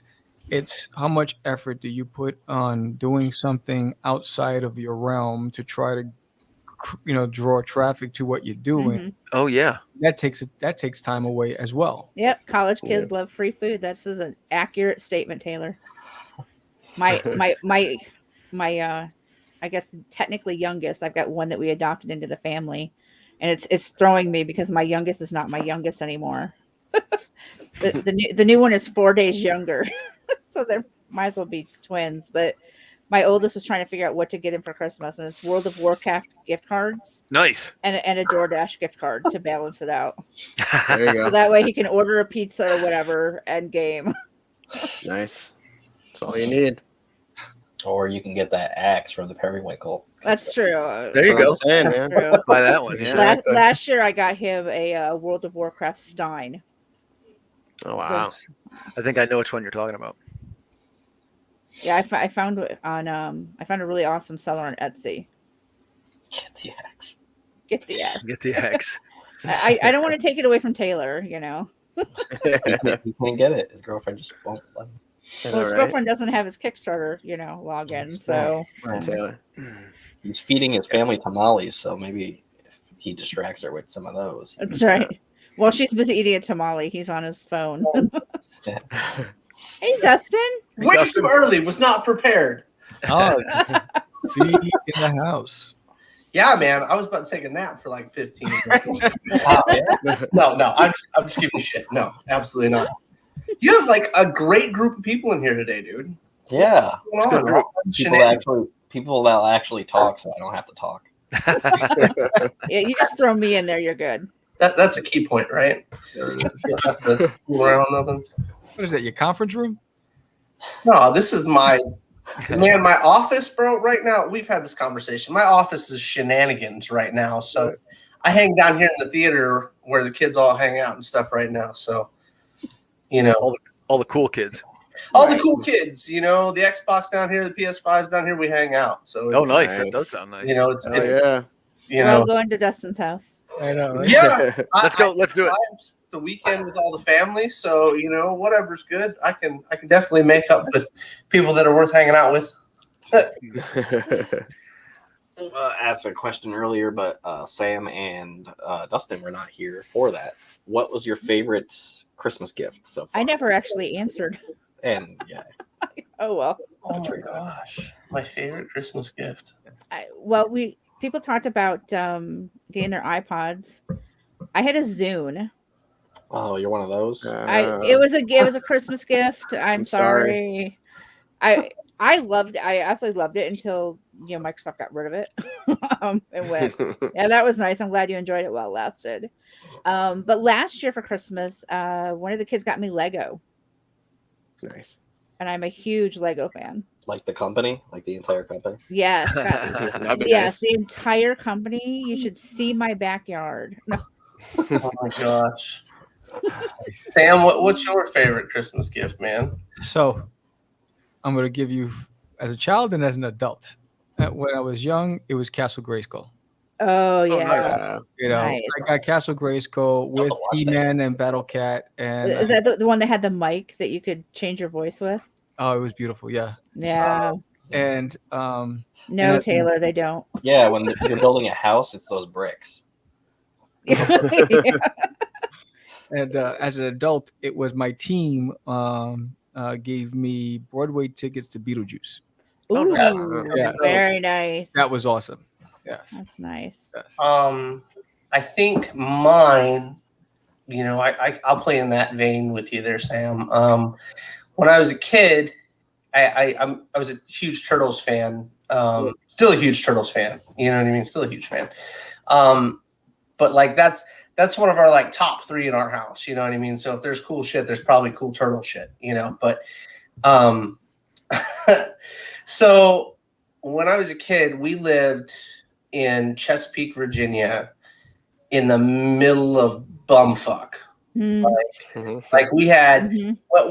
when I say that, and I mean it very seriously, in the 80s, because Virginia was a lot of that in the 80s. You know, so it was literally like outside of Chesapeake and Norfolk and whatnot, it was just like farmland, right? Yeah. So My former in-laws lived, and this would have been late 90s, early 2000 even. They had a house built out in Suffolk. Yeah. And it was like we lived in Virginia Beach at the time. For sure, right on. And driving out to Suffolk was like the middle of nowhere. Absolutely. So I didn't have like friends or anything. So, and it's funny because there's so much property that literally you would rent it out to farmers and stuff, because you just had, there was so much, you know. And anyway, so we didn't have a lot at that point in time.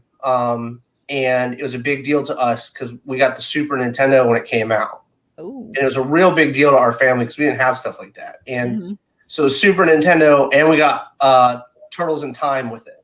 Oh, okay. And I about died, right? Like, it was the coolest thing I'd ever been given in my whole life.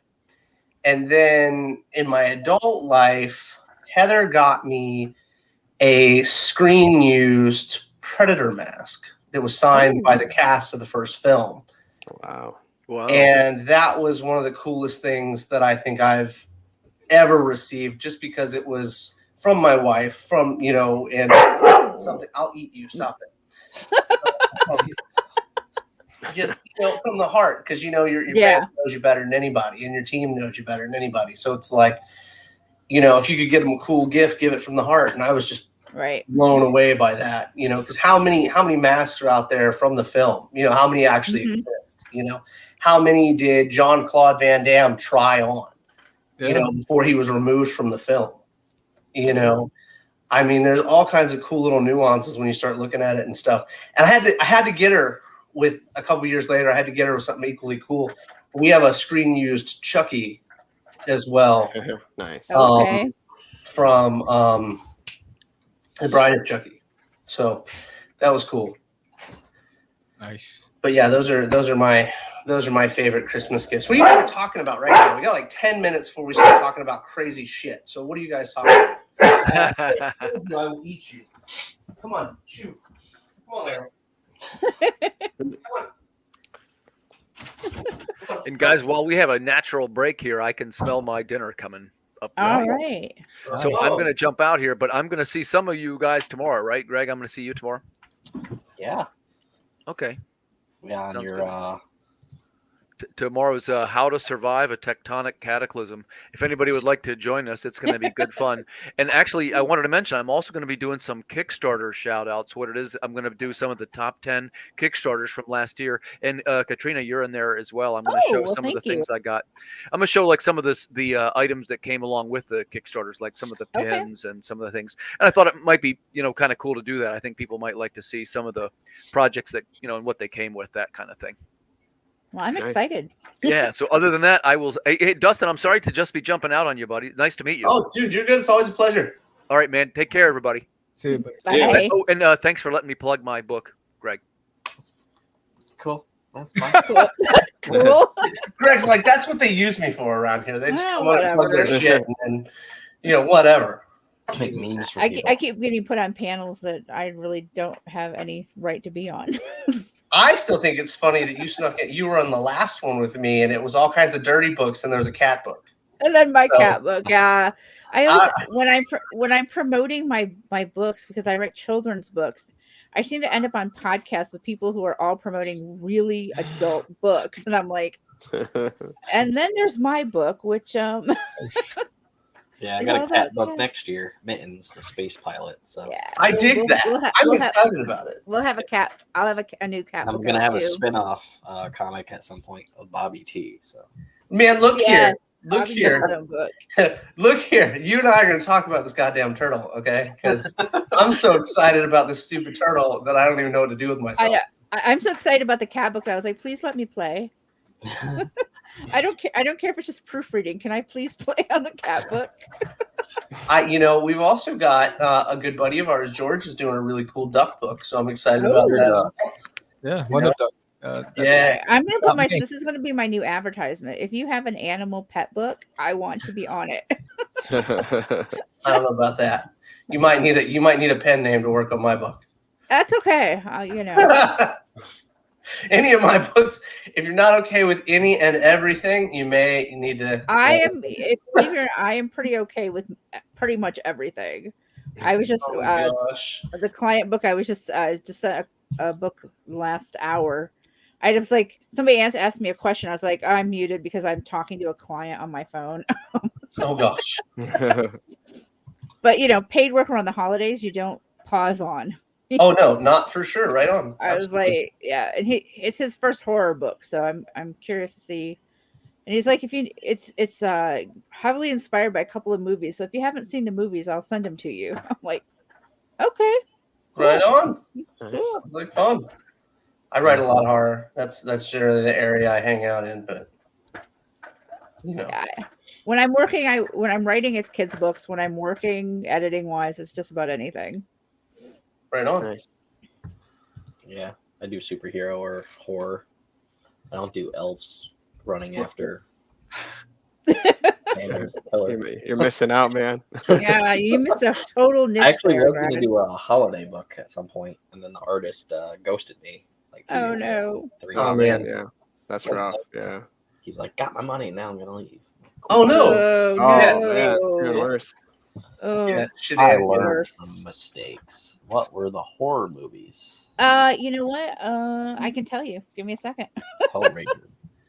We actually just got some Christmas promos. We're doing a book signing December 18th in Chattanooga. So we've got some promos that we're taking to that are Christmas related. So I'm pretty stoked about it.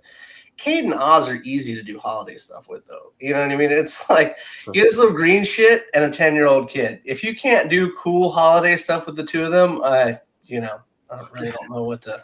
It is Silent Hill 2 and Jacob's Ladder. Never saw. Man, Ladder's old. That's an old movie. Yeah. Isn't it? I've not seen either one of them, so Seems old. And Silent Hill, wow, that's I saw very the first broad. Silent Hill's a very broad type of film. You know what I mean? Like what kind of horror you're talking about? Is Sean Bean in the comic? I don't know that. And I think that may be the only movie he's ever lived in. Yeah. There's no character development for Sean Bean. Poor guy. Oh no. So what is your show about tonight, Dustin? Oh, we're talking about character development. Okay. Greg and I are going to talk about, what characters are coming about. I'm actually going to ask him a few questions, see what he thinks, like what his favorite characters are, what kind of background they came from, and how they ended up where they are now from where they began. So Okay. I'm really excited. Oh yeah, I said Chattanooga because we've got we're doing a book signing at B&M Amusement on the 18th for Greed Book 2.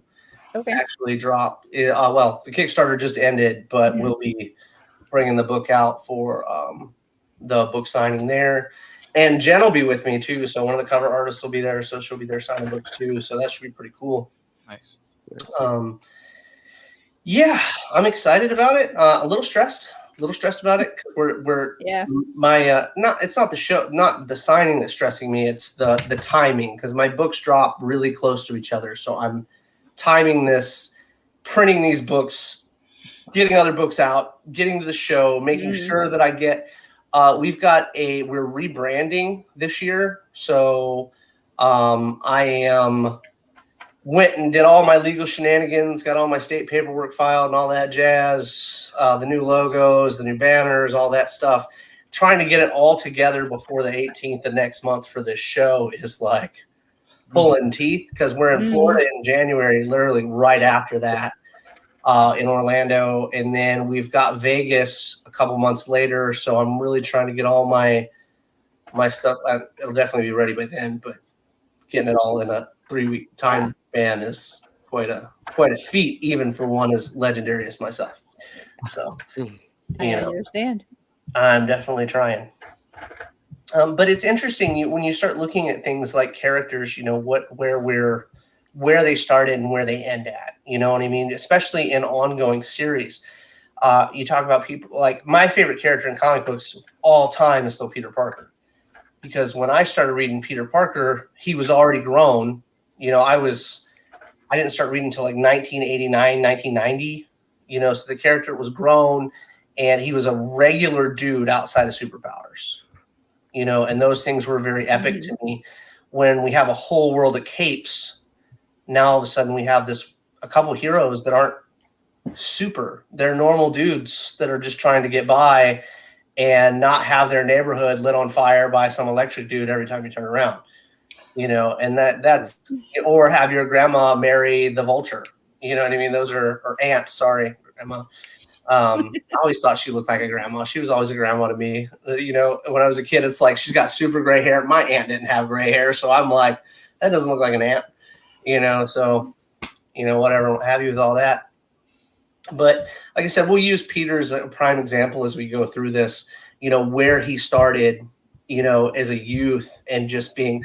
A lot of people don't realize Peter was angry at like the world when Ben died. It wasn't just angry at this dude for taking his uncle from him. He was angry at the world.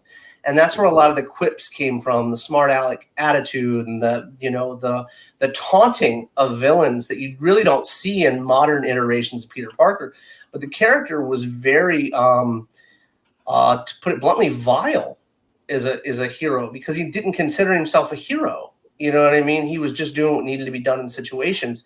You know, and you can liken that to Eddie Brock, you know, as when that character came out, you know, I'm a huge Venom fan. I mean, I'm tattooed half my body in the symbiote almost, you know, but those characters all started somewhere in a place of anger, you know, and they developed through anger to, oh my gosh, to feelings. And I have loved ones to protect. I'm not just mad anymore. And what causes those things? Those are the important topics of conversation.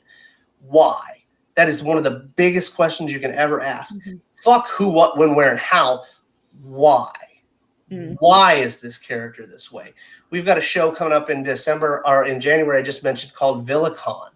And it's a very interesting concept to me because one of their themes is why are they villains? Why do we discriminate against these characters? Why are they bad guys? You know, are they bad guys or is it just perspective? So when you look at, and the Punisher's the same way, dude. I mean, absolutely the same way. Frank Castle, absolutely. Jesus Christ, he started off murdering people. I mean, nowadays he'd be canceled. Let's be honest. You know what I mean? He's totally canceled. Social media does not like you, Frank Castle. You know, because you're literally using force. Like some of these questions are interesting to me as an individual that's worked in law enforcement. You know what I mean? Are things that I'm like, okay, look, I don't agree with everything that comes out, but at the same time, have a good one, Scott. Thanks, Scott. Things that sticks out to me is how perspectives have changed. You know, and that's a good way to talk about character development because now your viewers, your readers are changing viewpoints because it's a younger generation or a newer generation than it was when you previously had characters come out. And that changes a lot of factors with your characters as you're creating them, as you're developing them. You know, how do I want people to feel? Well, that's fact, right? Nora Free is a big deal. That's an easy one to. That's like not for nothing. That's a low hanging fruit because Nora Freeze was such a great character. You know, being the love of your life gets a disease, and we've all had it happen. Friends of ours, family, somebody or someone you know has gotten an illness, and that's a cool point with Mr. Freeze, though. Haha. So Mr. Freeze, he literally freezes Nora. You know, and in doing so, injures himself at the same time and also has to be encapsulated. You know, these are cool things with development because now you're like, you can't forget this. You cannot forget that character, what he's going through right now, all the fucking time. He's in this thing. If you don't think that's going to mess with your psyche, there is something very wrong with you. You know, some people, like I wear glasses. I have to wear them all the time. All right. My wife, she only wears them to read. She hates wearing her glasses. You know what I mean? Can you imagine having to wear a bowl on your head 24/7, Mm-hmm. you know, unless you're in a specific environment. How would it make you feel if you walked in public, you know, and nowadays we see it because of COVID, but whatever, that's a whole different conversation. But, you know, you're actually going out, looking at people, you're garnering stares, you're garnering questions, rude comments, that's just because society. But that all goes into character development. You know, how does he feel? Why does he feel this way? You know, going back to Peter, as a reader, you have to have something that draws a person to a book, especially if you're going to write it for a continuous amount of time. If you're going to write an ongoing series, which seems to be the only thing I know how to write, I can't seem to write anything short to save my life. But absolutely.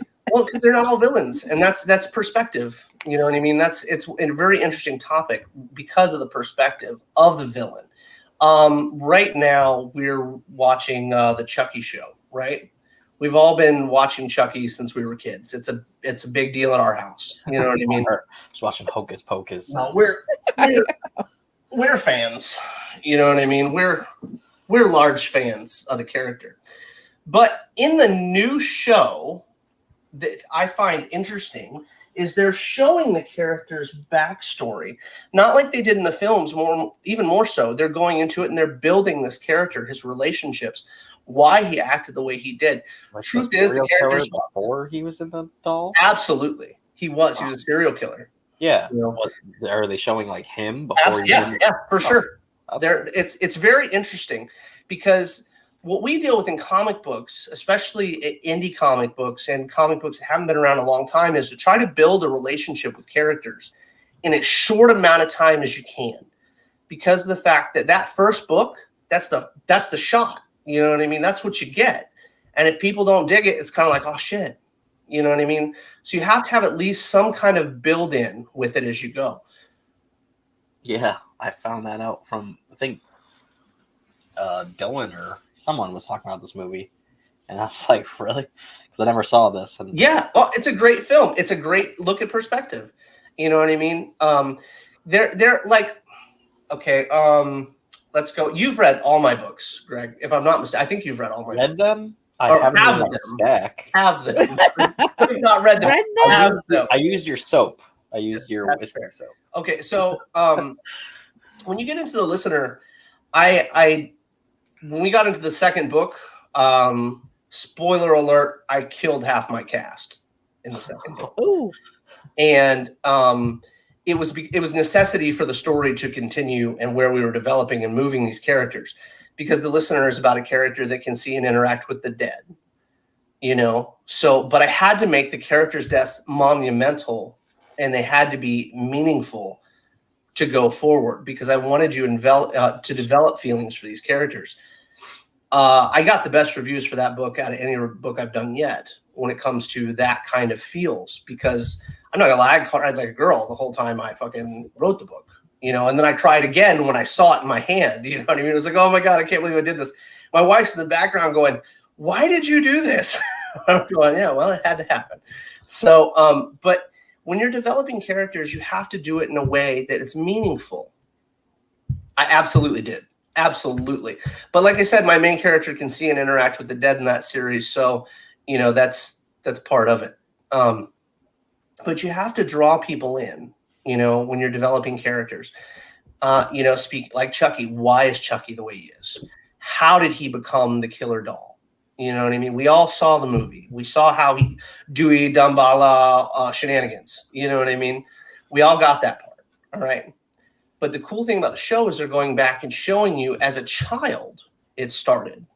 You know, why? Who was the first person he killed? What caused him to kill someone? Oh, there's a killer in his house, you know, and not going into spoiler alert, shenanigans happens. He sees these things, you know, and all of these help develop, just like they do a child, your story develops, you know, your characters. Going back to Peter Parker, you know, if Ben had not died, what's going on? If Ben hadn't died, do you think Peter would be the same person he is? You know, I don't think so. I think that there was such an impact on the character to change him in such a monumental way. Yeah, in a way. I never saw any of the Rob Zombie Halloween. I honestly think the character was just broken. To be honest with you, I think the child was broken. I don't think it was about seeing people get killed. I think it was the home life. A lot of that makes you who you are. You know what I mean? But not that that's a crutch for a character either. But it helps you develop. You know, if you see something day after day after day, I mean, that becomes the norm in your life, right? You know. So going back to Peter, there's a concept with Peter Parker where, you know, you've got all these different universes as to how the character developed in different ways in different places. All right. So, but we don't have that luxury. Like going out there, like looking at Sam's books and stuff. Bye, Sam. Speaking of El Crazy Man. So looking at Sam's books, we don't have the time or the luxury to go, you have umpteenth 100 books to put out to develop a character. We have to show you a character and then build upon it. So you have to have an interesting character already to begin with. Now, what is the interest? Well, that's your kind of, you know, you got to figure that out on your own. But as you're building these characters and these stories, you have to garner interest. That somebody like, say we had a cat story, okay? Our cat is like the coolest cat ever. But at the same time, let's say he's afraid of shadows. Okay. He's afraid of shadows. So every time he sees a shadow, even his own, he jumps like cats at pickles. All right. But why? Or cucumbers, my fault. Right. Cucumbers. So that still makes zero sense to me. But anyway, the point is he jumps every time he sees it. What caused him to have said phobia? Mm-hmm. You know, going back in as you're writing the story, you're putting these little nuances to teach people about this character. Why is he now afraid of pickles or cucumbers? God knows long objects, you know, that come flying out of nowhere that make him scared of shadows. So, you know, there's these little nuances. So that can harken back to the fact that reptiles are born afraid of shadows already. You know, maybe mammals are born that way as well, with a lizard brain of things being scared of shadows that come down and eat them when they're young. You know, there are little concepts like that you can break into stories.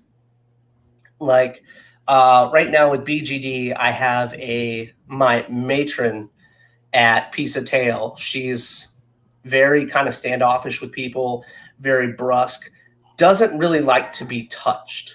You know, why doesn't she like to be touched? You know, what occurred? So you're learning about this character little by little in book 1, and then book 2, you see a little bit more. You're building up to, hey, look, there's an issue here. Why does she have an issue? Book 3, you start seeing the fact that she used to live on the street. She had to fend for herself. She had to make any money she could make just to exist and survive. Now she doesn't like people touching her. You know, it's because of events that have happened in her life that have caused her to feel this way. You know, and that goes back into all these characters. Nora Freeze, Chucky, Mr. Freeze. You can talk about any of these characters and find out, hey, there's some kind of event, some altering event that has made them the way they are. You know, it's just how you pitch said event now. How do you go about showing that to people in a way that is interesting? You know, how can we give it to you in a way that you want to ingest it? You know, and it's not like being force-fed something by somebody that knocked at your door and was like, hey, here's my book. Read my shit. You know what I mean? You're like, oh, well, I don't know if I really want it. And then you're shoving it down their throat. You know, nobody wants any of that. So while you guys are in here, what's your favorite character of a comic book?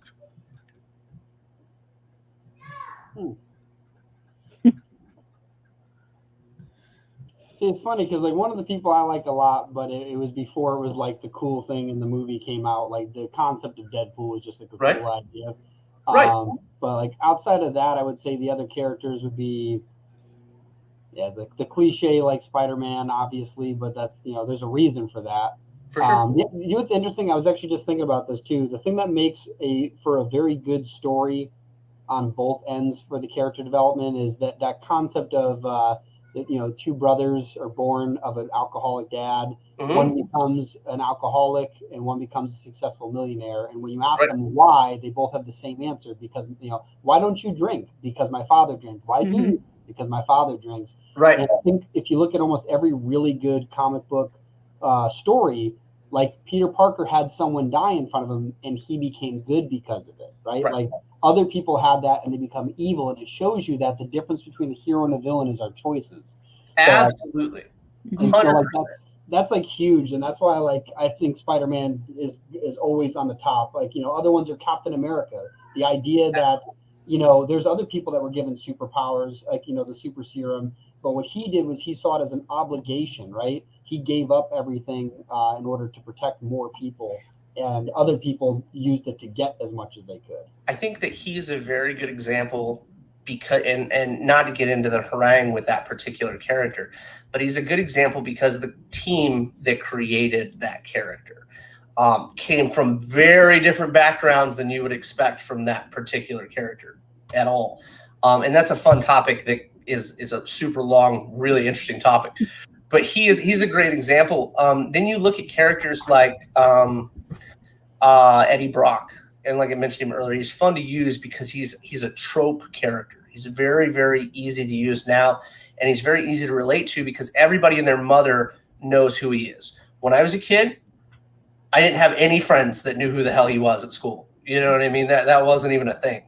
So he goes through this development phase where he's absolutely enamored with. I mean, he's in love with the fact that he hates Peter Parker. Like it's a lifestyle choice. You know what I mean?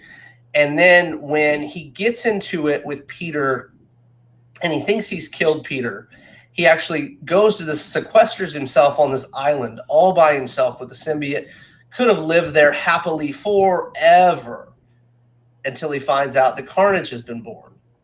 And he only goes back because of the fact that Peter and Johnny Storm go to get him. And it's like, but why should he give a shit? Why should he care? And the one thing about Brock is in his development is he's not a bad guy. He just didn't like Peter, So now he's like, look what I've unleashed on the world. It's our job to stop what we've created, As you get further in with the character, after the Carnage stuff, he goes back to hate Peter again because Peter betrays him at the end of that arc. And they lock him up again. That's the ongoing thing that a lot of people don't understand with that character in particular. He's constantly trying to do the right thing and getting screwed every which way from Sunday as he's trying to do it. So there's this, there was the giant size. I don't think it's annual. Sandman's another one like that. I just made me think of that. He's kind of like Eddie in the sense that he's literally just trying to protect his daughter like that. Absolutely. There's a lot of great characters, and Neil Gaiman is a monster with writing, and there's so many different tropes that we use as writers to garner your attention and garner your affection toward characters. If a character starts developing in a way that you don't like, doesn't mean you'll quit reading about him. Just means you see him in a different light now. Hey, look, oh my gosh, you can use Game of Thrones as an example. That's a fun one to use. There's characters that you're like, oh my gosh, why did that character do that? I don't like that character anymore. You're still going to read the book, even though that's now the bad guy to you. That exact mindset of like having a character you love to hate. One of the characters that's now prominent in our universe for like the Seer Chronicles is a character that was supposed to die very quickly. Okay. And basically when the description of him was like, because Greg's like come up with the whole world and I'm kind of the editor to make it like into story format so that it can be paneled out. And so he's created this character and I'm looking at it and I'm like, so what's it like? What happens? Like, well, this happens, and he dies. And I'm like, well, that's boring. Like, no one's going to care. I'm like, we want to care before that happens. Absolutely. And it's funny because he's actually a villain, but I still think that it's not, nobody cares if like a random, like, that's why when you see those even like a Batman movie like with Batman versus Superman, where like Batman's finally like, this is the, This is like the Dark Knight version of him, where he literally like runs over people and shoots them, and you don't care about any of those guys because they're just like the collateral people. The ones you care about are the ones that are like the intimate scene, right? Absolutely. And so you can't have an intimate scene with even a villain if you don't build out their character. And like, Well, you know, there's man, you know, the love to hate type of thing is very relevant. You know, I told my daughter, I told her I'd buy her a whole new wardrobe at one point if she ever bought I'm avidly against what we call the Joker complex in my house, and it's a trope. It's a trope used more than any other trope in the world. Okay. And it's only used by any other trope right now because it's so relevant because of Harley Quinn. Okay. Harley Quinn was a great character in Batman Adventures. Absolutely phenomenal character. You know, there was development. You know, your sanity is a very interesting thing to work with in development. You know, and hers was absolutely out the window, but she was infatuated. Love can make a character develop in different directions than it would have otherwise as well. You know, so you bring this character in and she's with this guy constantly. You know, it's like she's with him more, like if you've got a regular job, you're with that person or people more than you are your family. You know what I mean? And she's a single lady at this prison talking to this dude constantly. So she develops feelings for him. Okay. Stockholm syndrome. I don't give a shit what anybody says. That's what it is. So it's Stockholm syndrome. And so when the film comes out and he tosses her ass into the vat, which we're not even going to talk how that's so not canon ever, but tosses her into the vat, right? And all of a sudden we get but that went hand in hand with the new comic version of her when she decided to be roller derby girl. But, you know, if you don't think that would substantially damage your psyche, but the development with that is he dove after her, you know, right into the vat. So he dives after her, which once again with Stockholm syndrome, building this character. Now he's her savior. He didn't just leave her in the vat. She could have drowned, which it seemed a lot deeper when you got in there than it did from the outside, but that's a whole different shenanigans altogether too. But, you know, so he dives in, pulls her out, kisses her with all those nasty shenanigans on her face. And now all of a sudden, Stockholm syndrome is back, you know, and she's it. And I think it was probably the best example of insanity that you could come up with in a comic book for a really long time, you know. But you've also got all these people now that are like, oh, I need a relationship like Joker and Harley Quinn. No, you don't. Be quiet. Be quiet. Don't talk to me. Don't show out like that. You don't want this, I promise. So exactly. And that's kind of like the Rick and Morty. Rick is one of the most beloved characters, and the reason why it's kind of similar to there's somebody else like that. Kind of like Deadpool, but it's this idea of somebody who is unstoppable, unbeatable, all powerful, and they basically do whatever they want, and they're kind of that anti-hero in the sense they do whatever they want until it really matters, and then usually they choose good, right?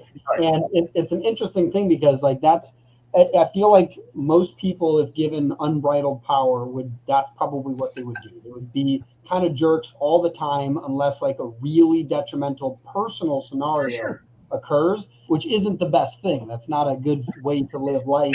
And that's also why Rick is a miserable person, right? That's for sure. If for anyone who's watched a lot of the series, there's like that episode where he's saying the bird people language and he just keeps saying like, I'm depressed and I need help. Like that's what he keeps saying, and the whole idea is that it's not. It's supposed to be a lesson of what not to do, and too many people fall prey to this is what like a good life would look like, to be all powerful and smart and all this stuff. Right. And no, it's meant to be intriguing and interesting so that you learn about the character and realize that's not the good option. For sure, you know, I think that one of the best examples. And it's been done by Marvel and DC. You have to going into comics. Marvel and DC have emulated each other numerous amount of times, you know, as they create characters from Superman in the Century, which is my favorite to go back and forth with, because they're the same character with a couple differences and a couple different colors of spandex. You know what I mean? That's about it.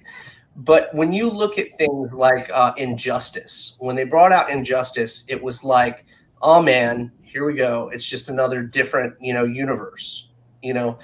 But the cool thing about Injustice was, once again, going into character development with this, we take this character, Superman, and we make him break every code that we've ever seen the character use. You know, in the first issue of the book, we're not talking about down the line. This is what we've decided to do. This is the direction. Yeah, let's impale the Joker on our arm. We're going to do that. You know what I mean? That's our first course of action, which was great. You know what I mean? Lots of fun, which caused the issue, the rift, the biggest rift we've seen yet between Bruce and Clark. You know, that was a huge deal for Batman. How could you kill him? How could you kill him? Well, you've got these. Oh, you killed a lot of people in Injustice, like a lot of people. Just a couple. Yeah, it was his MO, man. That's the character. That was his raison d'etre. Yeah, man. You know, I woke up today. This is what I'm supposed to do: kill this guy, this guy, this guy, this guy. But it's fun because now you're like, what's he going to do next? You know, that's the hook, right? Because we've changed direction with our character. What are we going to make him now? You know, we've had Red Sun before. Is this Red Sun Superman? No, this is we don't give a shit Superman. We're going to do whatever we want Superman. Yeah, the sweat from my brow isn't owned by the motherland. It's owned by my own ass is the way it works in this movie. So, you know, it's very interesting. And then, as you mentioned earlier, though, he changes later for the greater good, even though he's done the greatest evils, you know. So they bring in Brainiac for those of you that haven't read Injustice or seen Injustice or played the game or whatever, what have you. And they all have to team up together. Both teams, factions, have to team up to fight Brainiac in that universe. It was very interesting to me how no matter what happens, because I think they're on like season like 8 now, 9, something like that. They're pretty far into it. It's one of those things that is so simple, you know, but it's so intriguing. Now all our good guys are bad guys. You know, Marvel did it with they had an event where the Red Skull became Onslaught, and it swapped all the villains' mentalities and made them good guys. Oh no, yeah, that was definitely a thing, man. But it gets really interesting because you start seeing Grayson coming in, you start seeing all these other characters come in that have changed their perspective as well. You've got villains that are fighting on the side of the heroes because there's no holds bars in this event. You know, it was a lot of fun. Now, that's a different way to do things. And I don't think that in the indie community, we generally have the luxury to write like that kind of development, because we haven't had the time to concrete these characters in yet to give you guys a different direction with them. You know, like decades of like solidification of character so that symbol means something. So when you alter it, it means something. Absolutely. It's so intriguing when all of a sudden, like I said, your boy in blue is now covered in blood. You know, and I think that's one of the reasons why everybody wanted to see that movie. Was it not Sunshine? Man, what was that movie with the Bright something bright? Was it? Yeah. It's Superman. It's not, but it's like supposed to be like if Superman was evil. Yeah. Basically, it's basically if Superman is a child. I mean, same concept. Lives on the farm with his mom and dad out in the middle of nowhere. They found his little ship, There you go, Brightburn. And he becomes this, and that's a great example of development because he feels like he's been betrayed by his family who lies to him about who he is. And then dad starts losing his shit and tries to kill him.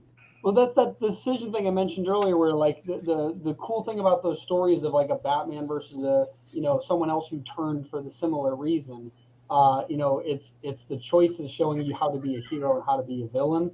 And it's interesting. Something I just thought about was I'm working with my brother in the music industry, And if you track music over time, the genres don't flow, like it doesn't cycle with genres. It cycles with emotions. Like it'll cycle with, sad and depressing, like the blues, or even like emo, right? Like that type of music. Then it'll get like angry, like hard rock or metal, right? And there's like these things that it flows over and over again through these emotional cycles. And it feels like that. It's similar with the comic books. It's that we've gone into this angry phase, right? Of like, I'm not evil, I'm misunderstood kind of thing. Absolutely.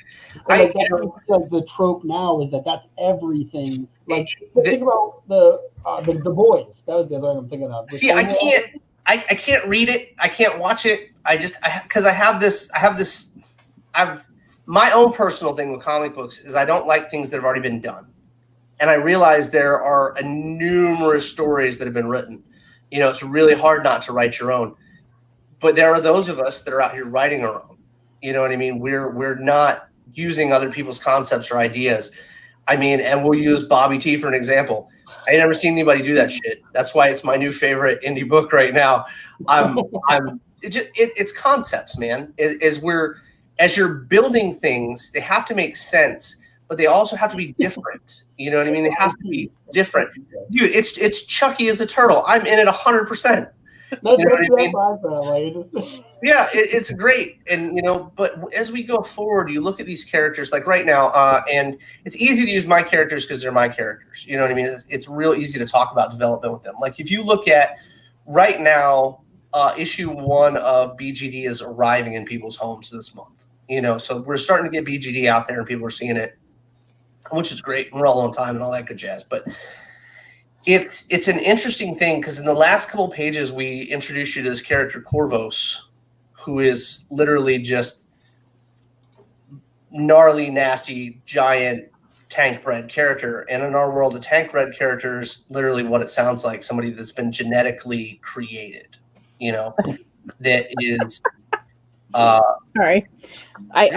My brain went to like literal and like tank and like piece of bread. Oh gosh. And I was no, I'm with you 100%. Wow, that would be a crazy looking character. We have a friend of ours that wrote a book about a loaf of bread with different characters and individuals per piece of slice for the loaf. I was going to say, is each slice a different character? Each slice is a different type of character. But super funny stuff. Australian dude, great guy.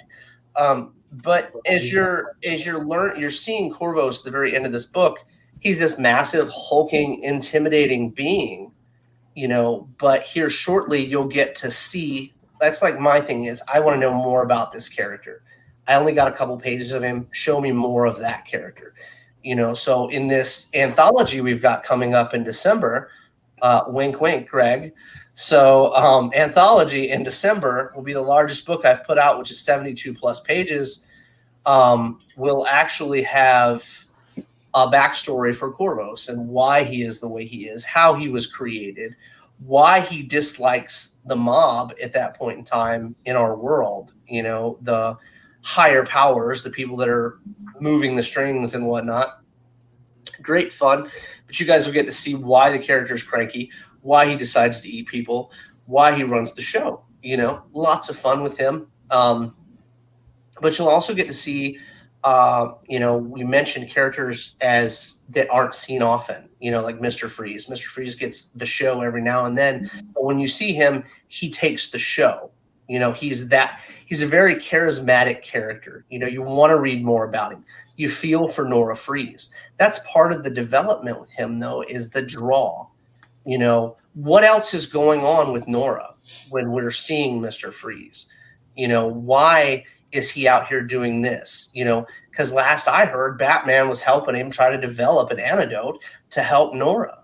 You know what I mean? So, and not to mention, Freeze and, he's been working with Batman's family for X amount of years before Bruce even knew about it and all kinds of other shenanigans. And, those are things that are important. They shock folks. Holy shit, Freeze worked with da-da-da-da and knew about da-da-da-da. Wow, that's nuts. Look at, oh man. So we'll delve into the movie that's gotten a lot of heat lately. Let's talk about the Venom movie. All right. I didn't see it. The new one? Me either. Didn't see it yet. Okay, so comes So out. Dustin's going to tell us everything about it. I'm going to tell you need to watch it for yourself before you decide not to like it. But there's concepts, if you're familiar with the Carnage character, that are very different in the that were different for development for Cletus Cassidy. Cletus Cassidy did not talk to the symbiote in the beginning of Carnage's existence. He referred to himself as I. Never once was there we, like Brock and the symbiote. It was always I. You know, and I always thought that was interesting. Not to mention there was never a tongue in the character's existence until years later. They used to draw it, and it was all pink. His mouth was entirely pink on the inside, which was an interesting concept to me. You know what I mean? Because he didn't start acting like the symbiote was its own being until he died.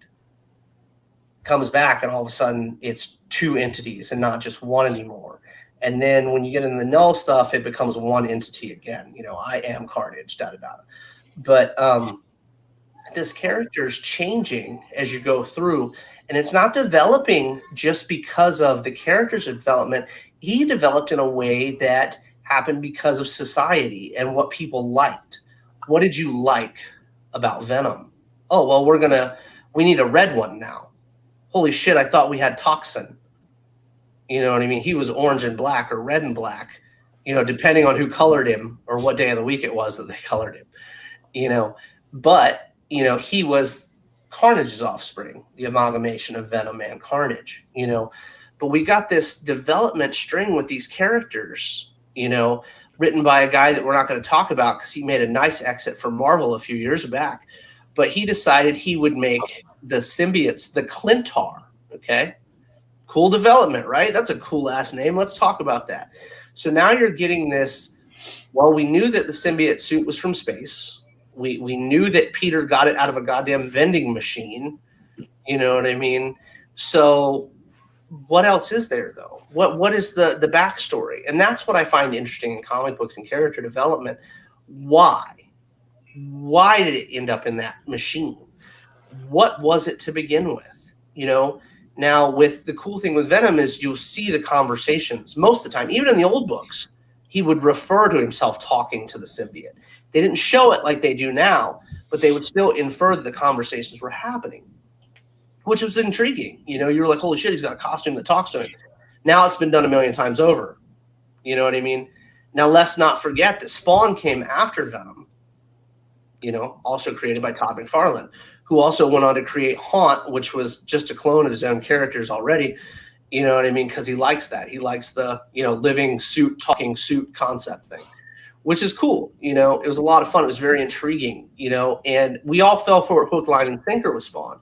Because as we start reading it, we're like, oh, it's a living suit, but it's not an alien. This one's from hell. We like him.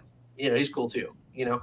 But going back to Venom, you have this concept where now you're learning that this character is from a world of this species. It's not just one suit anymore, you know, and that's intriguing. Holy shit, can you imagine so-and-so, the Venom symbiote, you know, as a kid, you're going, oh my God, we could get like Wolverine and whatever else, da-da-da. And then they put that game Web of Shadows out when we were younger, and all of a sudden everybody had Venom symbiote, and it was just like, it was cool though, because now you're learning more about Venom as you're going through though, from all types of media. You're learning more about this character, and through most of it, they kept it canon. You know, you'd be like, oh, cool. You know, now the Venom symbiote is, you know, not on Brock because Brock got cancer. Brock hated the symbiote, tried to get rid of it because the whole joking thing about eating brains and organs and shit was real. The symbiote wanted to do those things, you know. So how do you combat that? Oh man, that's a cool ass concept. Chocolate. Some shit in chocolate makes it so he don't want to eat people. Oh, that's okay. That's cool. Whatever. I'll run with that. You know, it saves me at least a week, a month. You know what I mean? Here at my house, chocolate. So I'm all right with that. Anyway, so, you know, and then you get into this concept with, is it silly now? Is it development or is it just silly? Now, is it interesting? Are we taking these characters in routes that are no longer interesting just for the sake of keeping the character around? You know, I was going to say, like, that was something that we mentioned, I think, yesterday about the idea of really knowing who your character is. And I think that's like twofold. The first one is like when they created Venom, they didn't have all the planetary stuff set up yet. I don't think that was an idea. So I think that some people, it's okay to create your character, put him in scenarios, and make him have decisions or make her have decisions. And in doing that, it's something where you can, that can be the thing that defines your character as you're developing them. So you don't need to develop your character and then write a story. Like sometimes the story itself can like branch out the character. And, you know, what was the other thing I was thinking of? With Venom specifically, having the whole alien concept later is cool, but you're right. Like sometimes they dive too deep into it and they kind of like just keep dragging it on. I think he's frozen. Can't tell. Uh-oh. Just because like that look was too good for too long. And I'm like, I know. He was like really invested. Yeah. Yeah. What was that? Come back in. I wish I was those blue headphones right now. You wish the thank you. Okay. The first person to even talk on Twitch. So. Not really. It's really cold in here. You don't want to hang out in my house right now. Sorry. Oh, he's back. I don't know what happened. That was weird. Did you hear the thing I was saying? Yeah, about? Absolutely. I think you're incredible. You're right. But that goes hand in hand with what I was talking about earlier with the fact that we don't have time like that. You know what I mean? That becomes one of these things where you're like, cool, look, like we use Bobby T for an example because I haven't read the book yet and I don't know how awesome he is. But I love the character. Get out of here, dude. I love him. So there's this concept you have when you have a character and you're doing like an anthology or a horror anthology, it doesn't matter what kind, right? I'm working on right now, terrifies me. I'll write a comic book every day in a week. Anthology thing is scaring the bejesus out of me. But so as you're putting this together, you've got a character, you've got like 11 pages, 12 pages at most to write a story about this character. So now you're having to develop him by pages. You know, you're literally going, holy cow, who is Bobby T? Turtle with a knife. What is Bobby T doing? Whacking that dude. Why is Bobby T whacking that dude? Title. You know, because he's whacking that guy. I kind of like that title though. Who the hell is Bobby T? That should be like the I agree. I love it. The solo branch off. I'm a fan already. I'm sold the shit. Take my money on Bobby T. Have you seen the Bobby T t-shirts? I have not seen a Bobby T t-shirt. I need t-shirt. Yeah, we have a Bobby T t-shirt on the store. Oh, I'm gonna need that in my life. The store, and it's also on the Kickstarter. I'm gonna need that in my life. Bobby T is my. You think I'm bullshitting? I talk to everybody about Bobby T now. Okay, get out of here. Literally, somebody mentioned that they wanted a Bobby T t-shirt, and I'm like, it is a dope character. I immediately went through the panels, found the great ones, cropped them out, made them look clean, and put them on a t-shirt.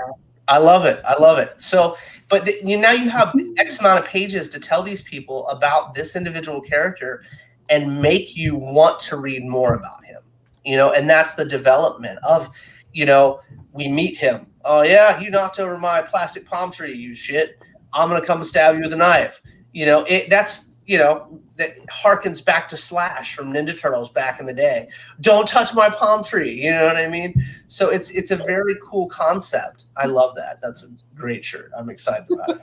So there's, you know, we look at these things and we take them for granted as writers, how many pages we actually have. You know, when you're putting stuff together for a normal comic book, 24 pages, I'm like, man, I got 24 pages. I'll put some awesome story together for these 24 pages. Well, when you start talking about like 11, you're like, oh, I put all this shit in 11 pages. Let's go. Right. For those of you that don't know, I don't write short stories. So we have a really cool amalgamation of talents for our anthology coming up. All in the BGD world, Greg. All of it in the world of BGD. It's called These Neon Streets. And I'm really, really excited about it because it has nothing to do with the main characters in BGD. It's, you know, all those characters that you want to see in the background. You know, what's that guy doing? Did you know there's a serial killer in this page or this page? You didn't know because you didn't pay any attention to it.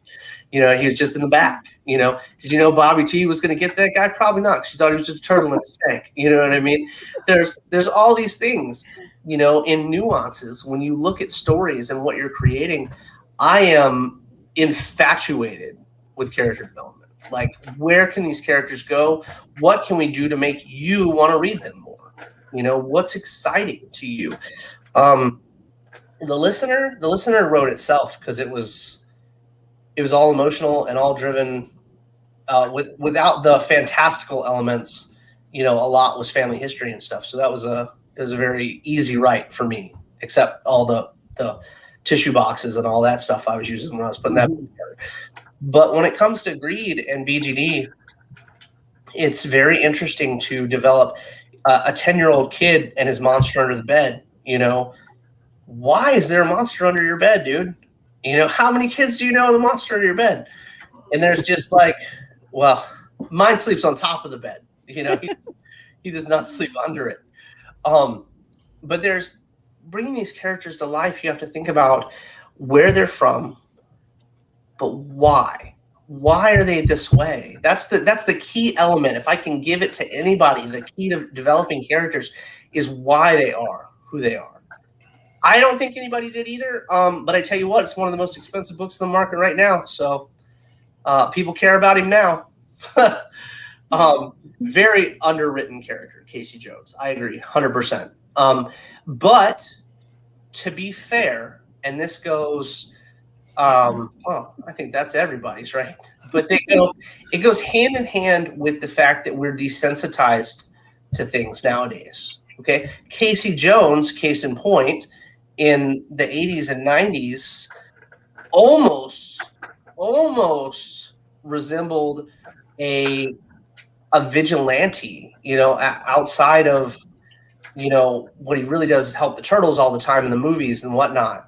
But he could have been an actual vigilante. You could have seen that guy in his neighborhood whooping the shit out of people with a hockey stick that were parking wrong on his road. You know what I mean? Or they got on his grass and he didn't appreciate it very much. You know, there's a lot going on with that character. Exactly. You know, your own damn money. Right.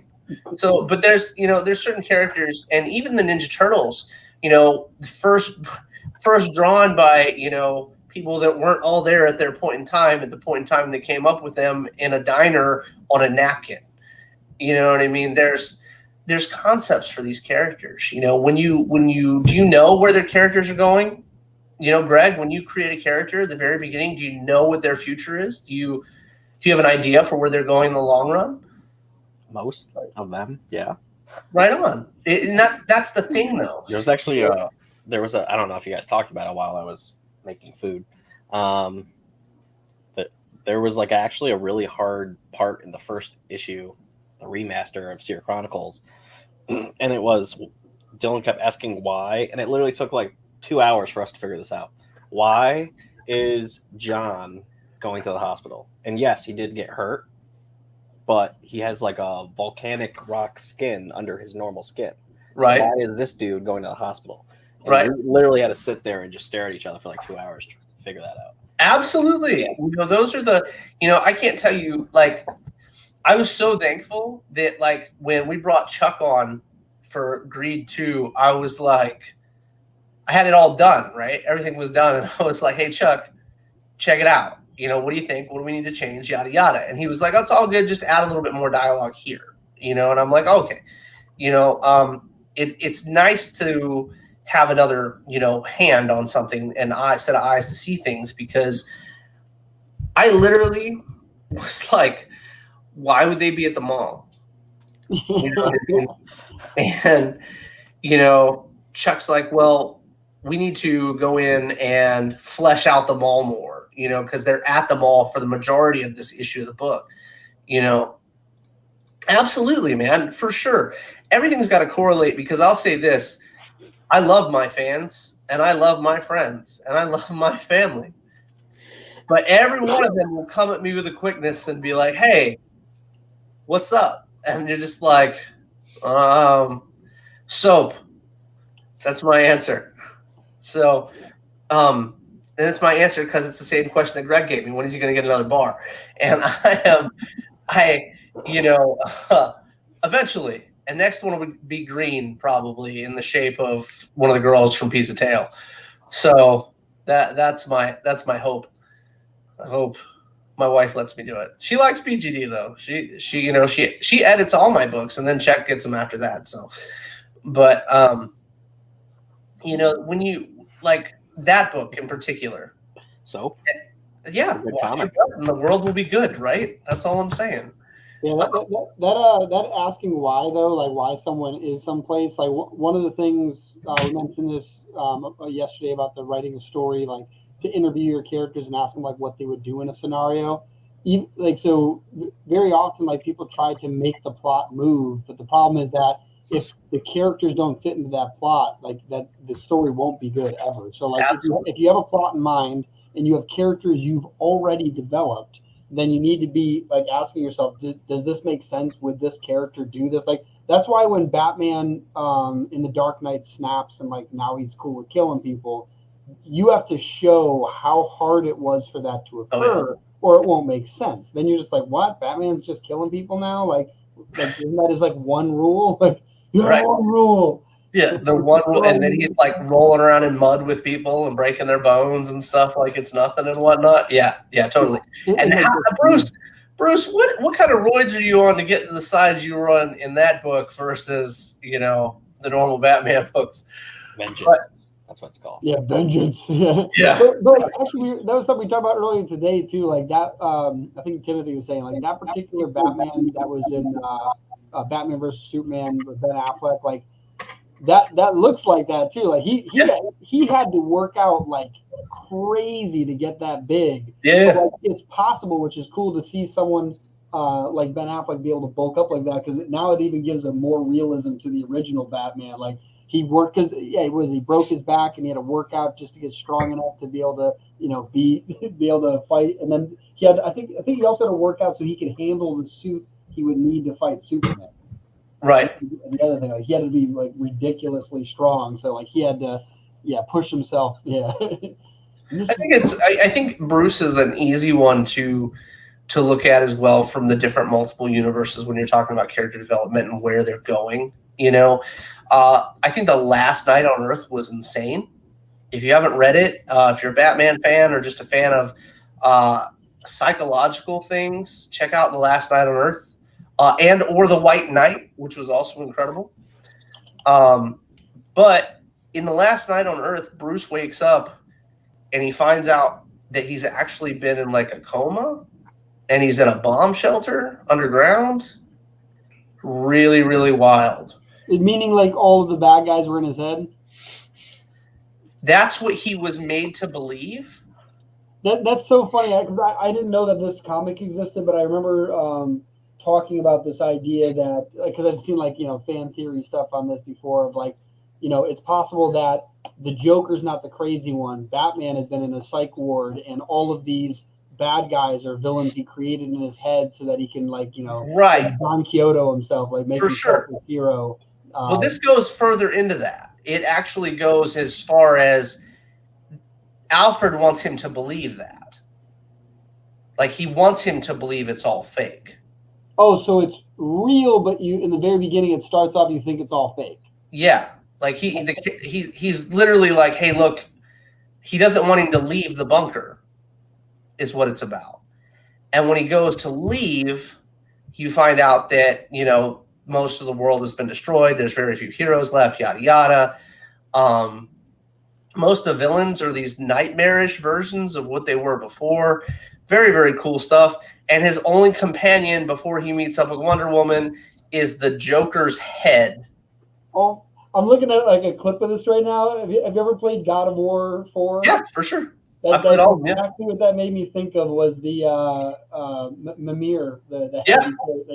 Because that was such a cool, like if they ever turned this into a video game and they could copy God of War, that'd be really cool. Like that idea. Because that character made that game one of the best games. Like I just watched my brother play it. It was so incredible because the story moves along smoothly, and then all it does is give you this little guy kind of narrating it along the way, and it makes sense because he's just some head who's super smart following you, and it's perfectly done.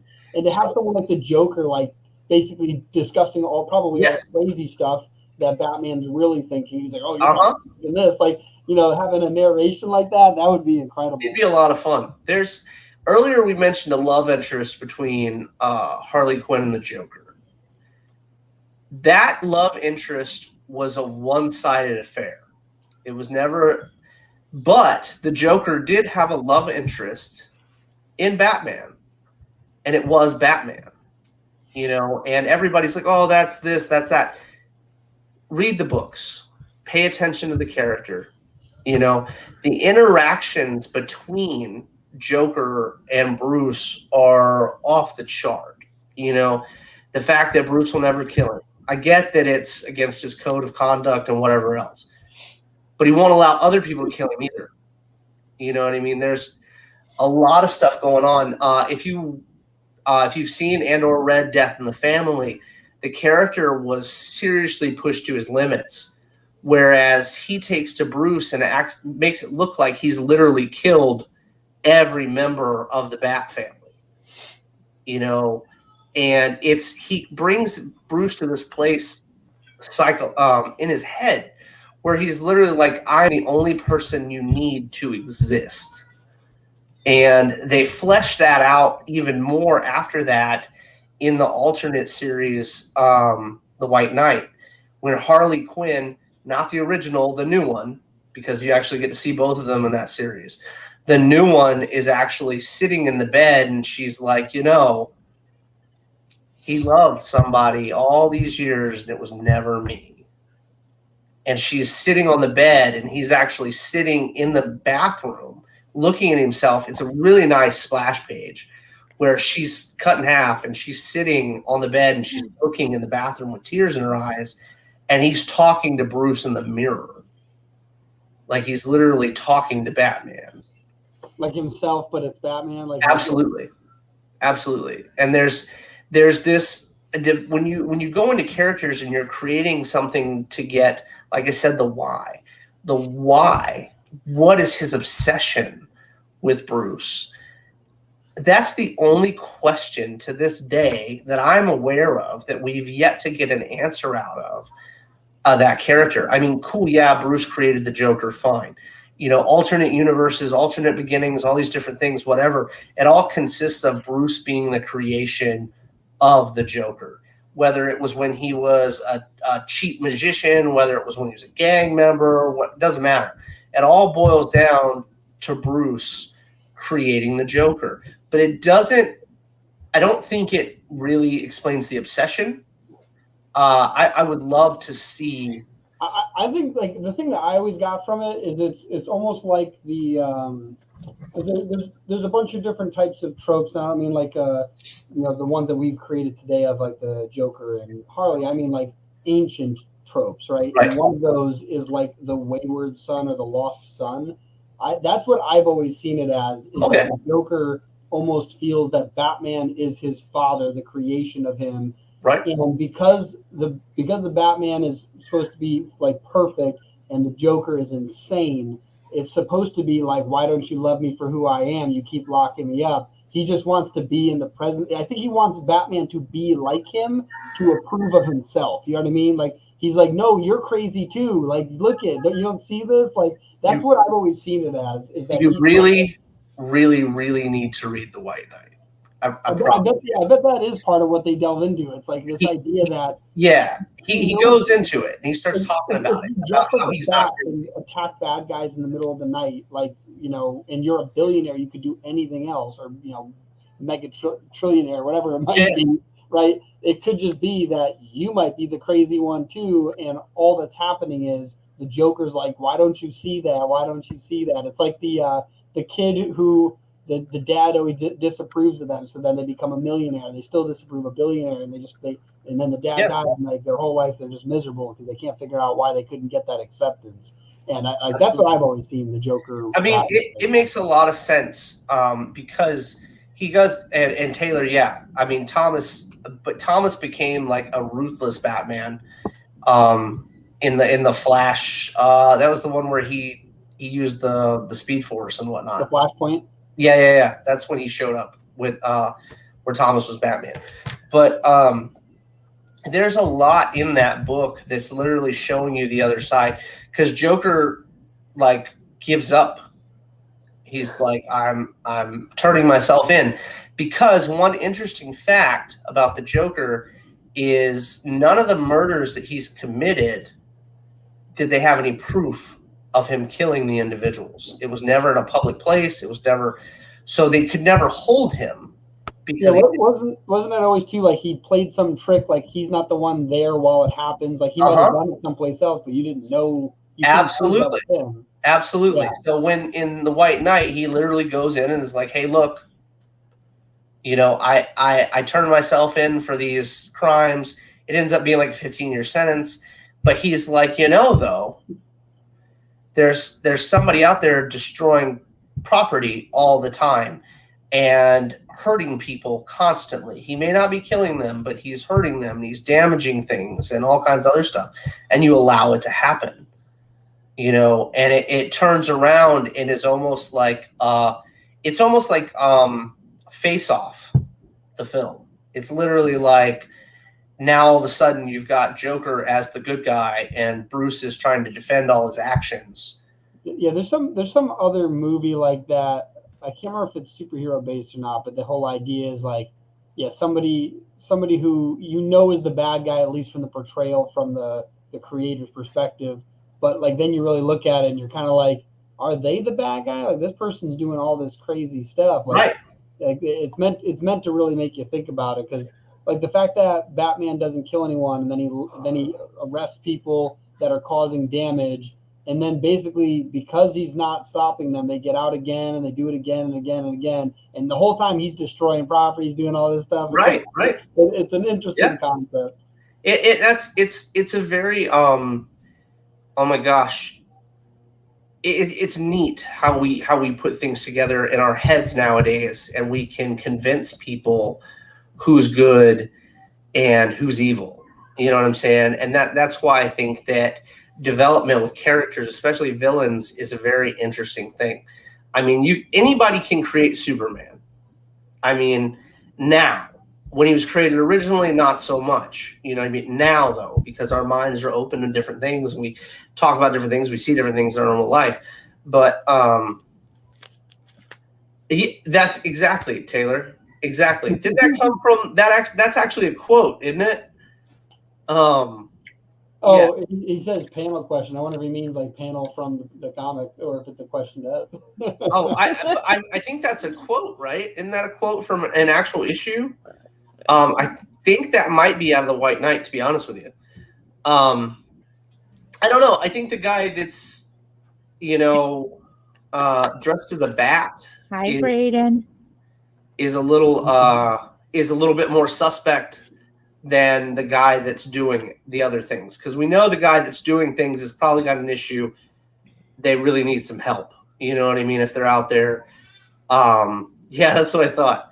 Yeah, it's an actual question that they ask in the book to the judge and everybody else in the room. You know, that's his defense. He starts talking about it, and it's an interesting concept to see these characters come from this space, because once again, just like Batman, you know, changing and whatnot, the Joker developing and being so different in this particular issue is one of the things that makes it interesting. And Greg's back.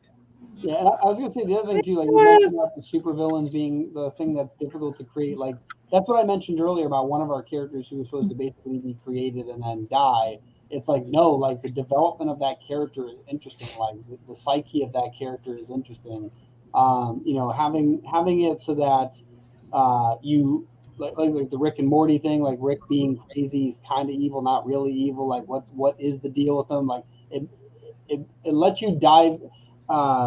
It's the concept of the shadow self, like the fact that everyone is capable of being evil, and to see that in something that is, you know, a cartoon, a comic, a movie outside of yourself is such an interesting experience to like run through in your head. Like, wow, like what would I have done if all of this life had happened to me too? Like that's a really like that stuff's really deep. For sure. Well, a lot of that, if you, like I said, if you pick up the Listener, if you read the Listener, we talk about some things like that in the listener because of the fact that certain groups of folks, I'm not going to get into it because it gets into craziness all the time, but there's certain groups of people that don't want mirrors around or believe in mirrors, because they believe in the fact that there are two sides of ourselves, what we show people and what's inside of ourselves. And a lot of people don't want to see that other individual, you know what I mean? So they literally won't live. I mean, harkening back to the listener talking about that, my Uncle Les, when he came to Orlando, when he moved to Orlando, he'd been missing for years. And he showed up in Orlando, and his pickup didn't have windows, rear or side mirrors, or not windows, mirrors, sorry, rear or side, because he didn't want to see himself. You know what I mean? And it's also a very religious belief in certain groups of people as well. So it's an interesting thing, the shadow self, and that ties into the shadow people, and that's also an interesting thing as well. But yeah, character development, mad fun, all kinds of neat stuff. If there's a turtle around with a knife, don't fuck with that guy. If I see a turtle with a knife, I'm just going to leave. You probably have time to get away. I'll be fascinated because it's like like that crab video that's got the knife. I can't turn it off when I see it. I'm just like, he's so cute. Stab me, crab. You know what I mean?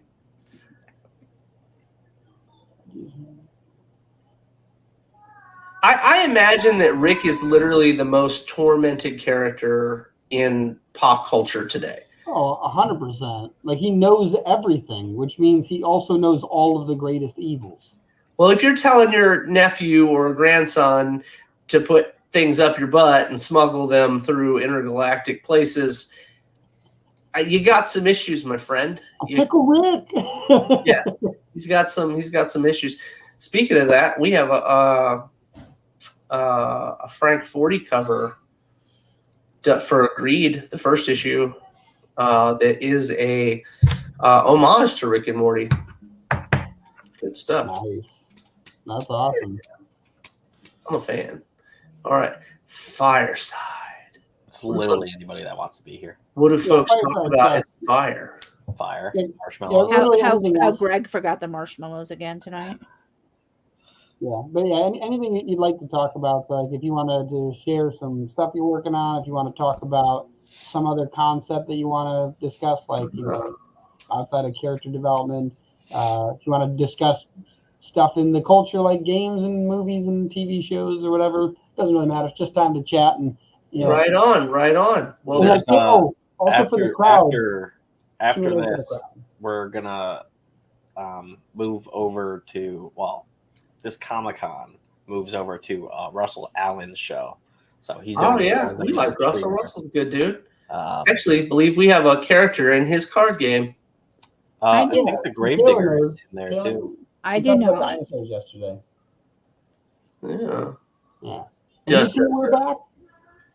Huh? Have you seen We're Back? We're Back, the dinosaur story. Who was not seen We're Back? Yeah, it's a great film. Thank you. It could have raised double Greg. Wait, what? The Kickstarter. Took a long time to look like. Oh, Jesus. Oh, man. So We're Back is great. If you're dinosaur fans, I have a book called Babes Gore Dinosaurs. That's great. What dinosaurs? I'm a big dinosaur fan. It's got dinosaurs in it. No, what was the name of the book? What dinosaurs? Babes, Gore, and Dinosaurs. Babes, Gore, and Dinosaurs. Love it. That's awesome.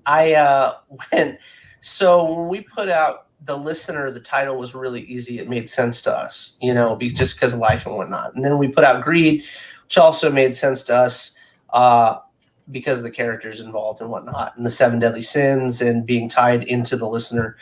But when we put out BGD, it was like, the fuck are we gonna name this book? And it was so funny because I was sitting at the kitchen table and with a bottle of warm tequila, sitting at the kitchen table going, I don't rightly know what we're gonna call this book. And I'm a huge fan of Cadillacs and dinosaurs. And I was like, man, what what does a title need, right? A title should have everything in a series encased into it, one nice little like, package. And I was like, well, there's babes, a lot of blood and gore. There's dinosaurs. Yeah, let's go with that. I like it. BGD is real easy to say. So, but yeah, so if you're a fan of dinosaurs, BGD is great. And, a couple other really good ones other than We're Back are, holy cow, it's that Russell guy's show coming up. I like him. So you've got Adventures in Dinosaur City, which was absolutely phenomenal. Disney put that out. It was live action. People in suits did that movie. It was really, really good. This is a Disney movie, you said? Yeah, it was a Disney movie. Super old Disney movie.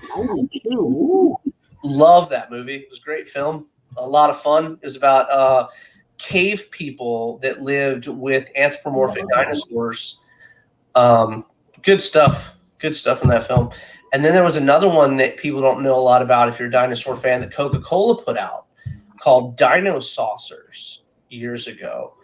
And, oh, man, Adventures in Dinosaur City is so good. This is so good. This actually looks familiar now. Yeah, it looks familiar. Oh, so good. I think the association with Disney just never would have came up. Like, I think For Disney sure. seen something like this. I think the same group that did Hocus Pocus actually did this film. Oh, yeah, that would make a lot of sense. Because, yeah, I'm pretty sure I've seen this. But yeah, so Coca-Cola also put out one called Dino Saucers, and it was their answer to Transformers. Great as well. I think it only did like 2 seasons though for Dino Saucers. They could turn how Transformers would change from their robot forms into like cars or weapons or whatever else, and dinosaurs at some point. The Dino Saucers would turn into living versions of the dinosaur forms. Dinosaurs. It was great. The way the guy said it's like they were called dinosaurs. And Oh man, it was awesome. Actually, yeah, it's This looks like a weird Captain Planet. Yeah, I've seen this. Yeah, I think I remember this. Yeah, I remember these guys. Yeah. Super fun, man. And now they're evil. It's because they're red. yeah, absolutely. That's the only reason you know. It was mad fun, man. I liked stuff like that. I was big into that kind of stuff. And Dino Riders, huge fan of Dino Riders. Dino Riders? Oh, Dino Riders was great. They also did in the 80s when we were kids, a lot of toys would do cartoons to promote the toys. Well, I was going to say, like Street Sharks, all of these were made to sell toys, 100%. For sure.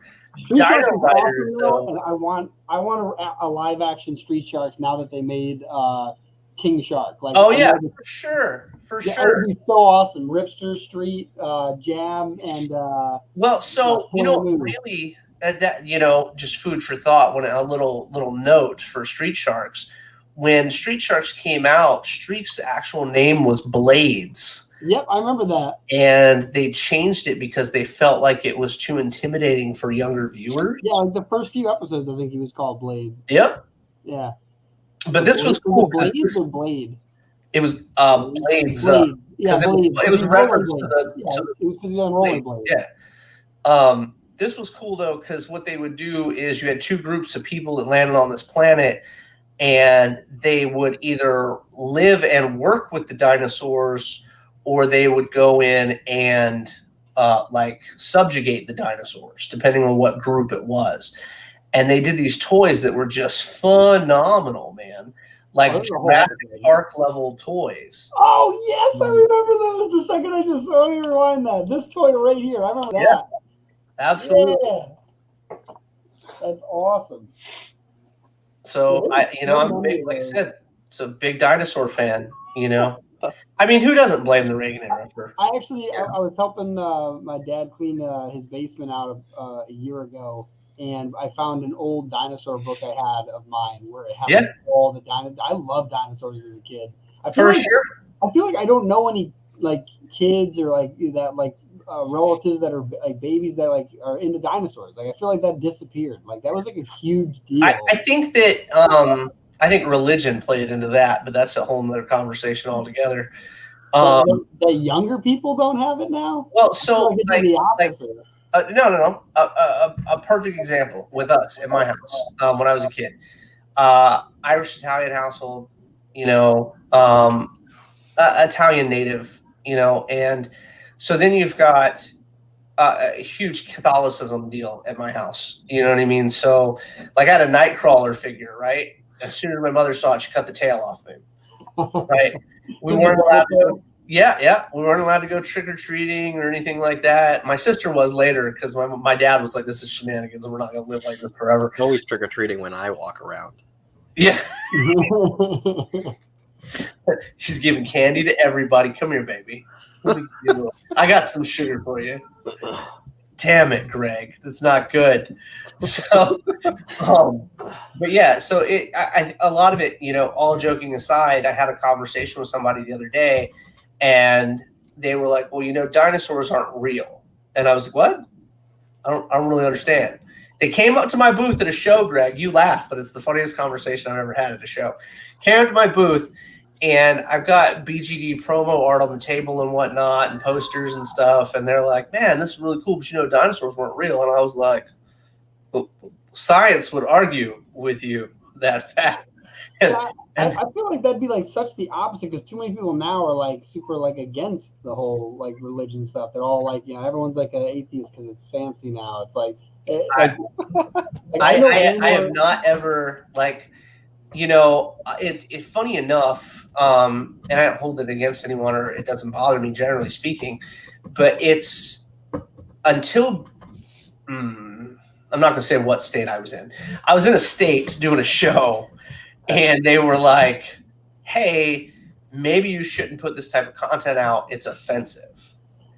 And I was like, the listener is offensive? Out of all my books, you pick the listener to say the listener was offensive? And they're like, yeah, you shouldn't be talking about history and stuff like that because people don't need to hear about this, this, and this. And I was like, whoa, okay. You were in California. Well, I appreciate it. Brother Uncle Tom is over there. He's hanging out. I think he's trying to get your attention. But yeah, no, there are certain stories that it's funny, that all leads into the flat earth thing. And, you got these people that have been convinced that certain things are the way they are, even if you show them different, you know what I mean? So, and that's not a knock on anybody's religions or their faith or anything like that. Cause Lord knows I have my own beliefs and my own faiths, but there's certain things that are irrefutable and you can't fight about. You know what I mean? We found dinosaur's tail in amber, like literally like from Jurassic Park. I thought that was like the second I found that out, I was so excited because I now know that Jurassic Park is going to happen. Absolutely. There is a company, I cannot remember the name off the top of my head. It was just started this year, and their primary goal is to bring back extinct animals. And the first one they're doing is the woolly mammoth because they found it frozen and they still have blood. Still have blood. No, I don't have blood. No, the woolly mammoth. Yeah, absolutely. That's dope. Yeah, they found one that was frozen. After they bring back the dodo. I was reading it. It's like a thesis the dude was putting out like last year. One second, let's see. Woolly mammoth project. I gotta look this up because this was like very recently, and the woolly mammoth revival. Like this is something that specifically the first one they're doing is the woolly mammoth. I love it. And the reason why was that they found one hyper preserved. It still had food being digested in its stomach because it was frozen. I love it. How cool is that? I mean, that's just so excited. That's like, hey, if you don't believe in dinosaurs, maybe you believe in woolly mammoths. Fuck you, guy. The other one too was that with the CRISPR gene editor, they were able to edit a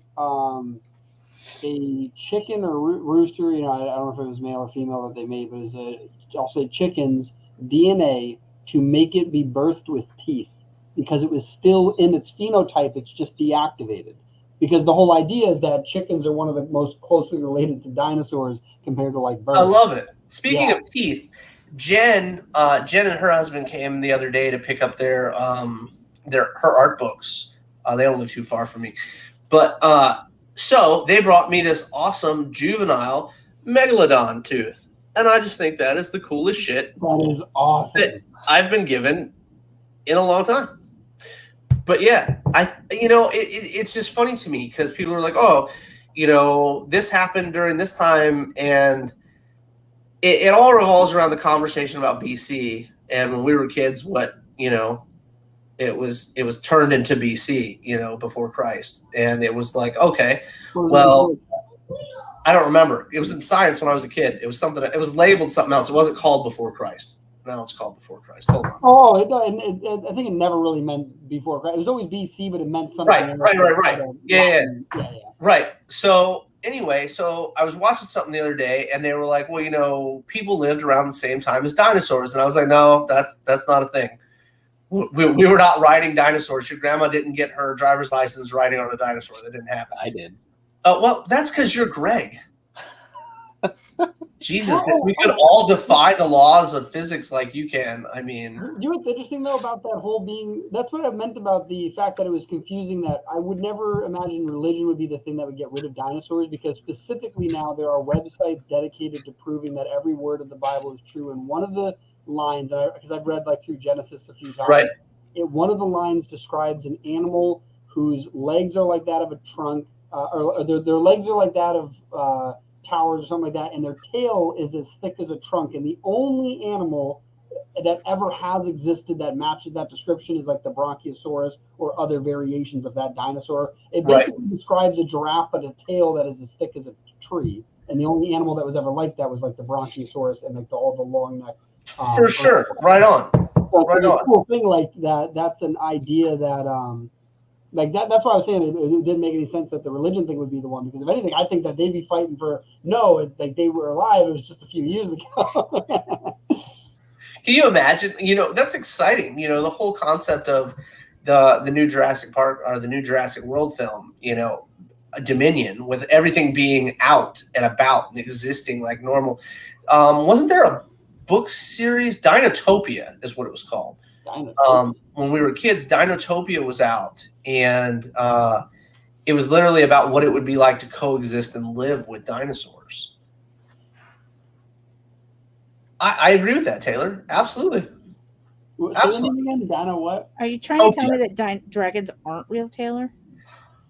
Dinotopia. It was a novel series. Yeah, like Zootopia, but with dinosaurs. You know what I think about, like the stuff about dragons and all of that stuff. Like I think that almost everything we've ever seen. So the Odyssey. Yeah. Like one of the greatest stories of all time. Iliad type of deal. By word of mouth forever.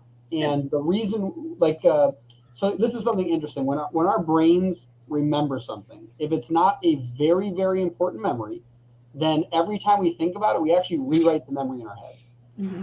So let's say when you were a kid, you had a bike and it was red, right? And one day, and it wasn't that important. It wasn't like you had a very special moment. You had a bike, you learned how to ride a bike. And one day you're like, oh yeah, I had a bike and it was it blue? I think it might have been blue.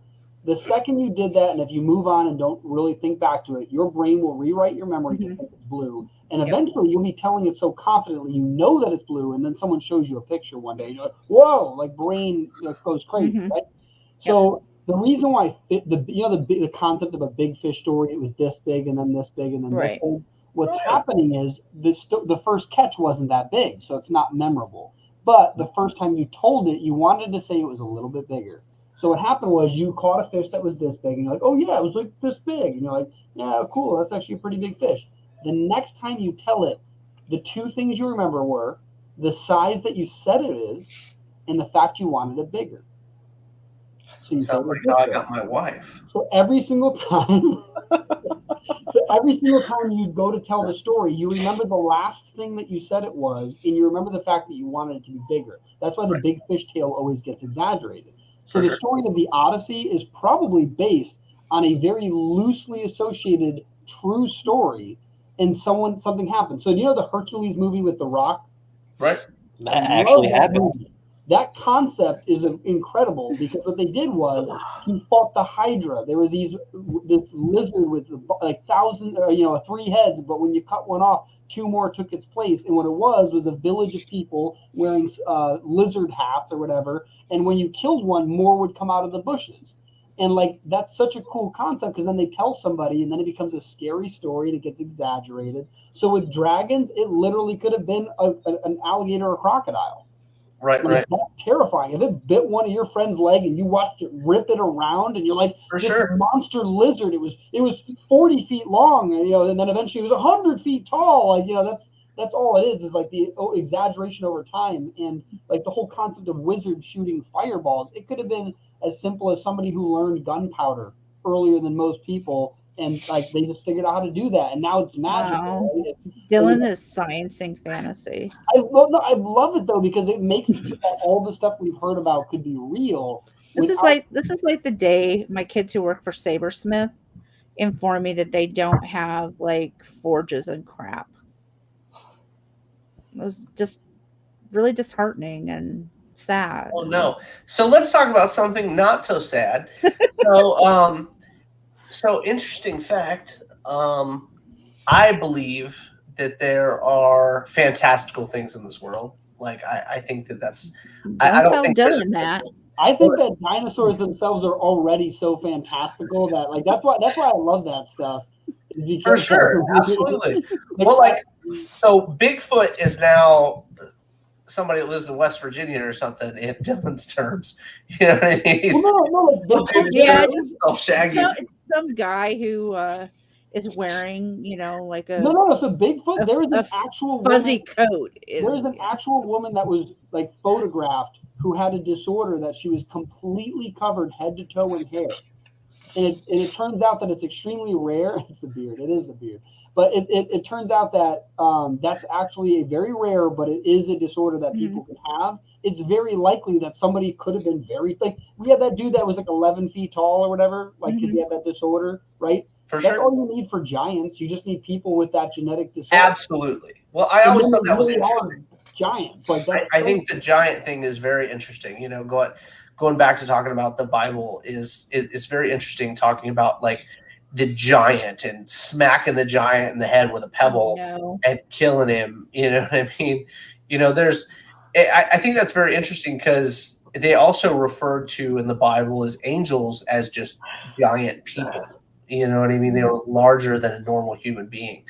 And I find that interesting because every other story you hear about is, oh yeah, they're going to be beautiful and whatnot. And I'm like, that's a giant guy. I don't know if he's going to be beautiful or not, but he's a giant guy. Like Neanderthals supposedly had bigger brains than us, were likely smarter than us. But the thing was that this was something random that I learned, but basically Neanderthals were faster, stronger, and possibly smarter than us. But what happened was when the Ice Age thawed and animals could roam wherever they wanted, the difference between Homo neanderthal and Homo sapiens is that Homo sapiens can run an almost indefinite amount of time. We can run forever. And we became what's known as the first persistence hunters. And so what we could do is we would run down gazelles until they passed out from exhaustion. Because in the Ice Age, you had plants like right here, tundra plants right here. So if an herbivore like a boar, giant boar wanted to eat food, you knew that you could go find where it lived and wait for it, and then these giant Neanderthals could fight it with their bare hands, and now you've got food. And what is it? Alexander the Great used to leave behind oversized armor after battles. So, I'll get to one cool story about that. But the whole thing with Neanderthals is that after the wow, Sean, wow.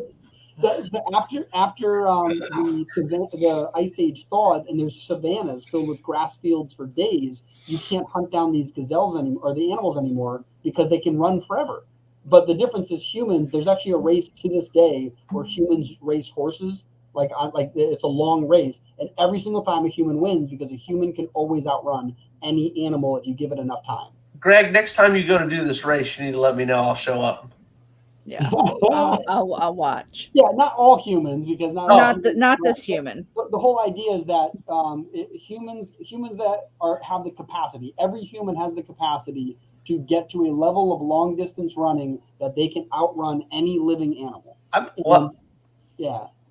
I don't know if I believe it. I want to believe it. I want to believe it for you.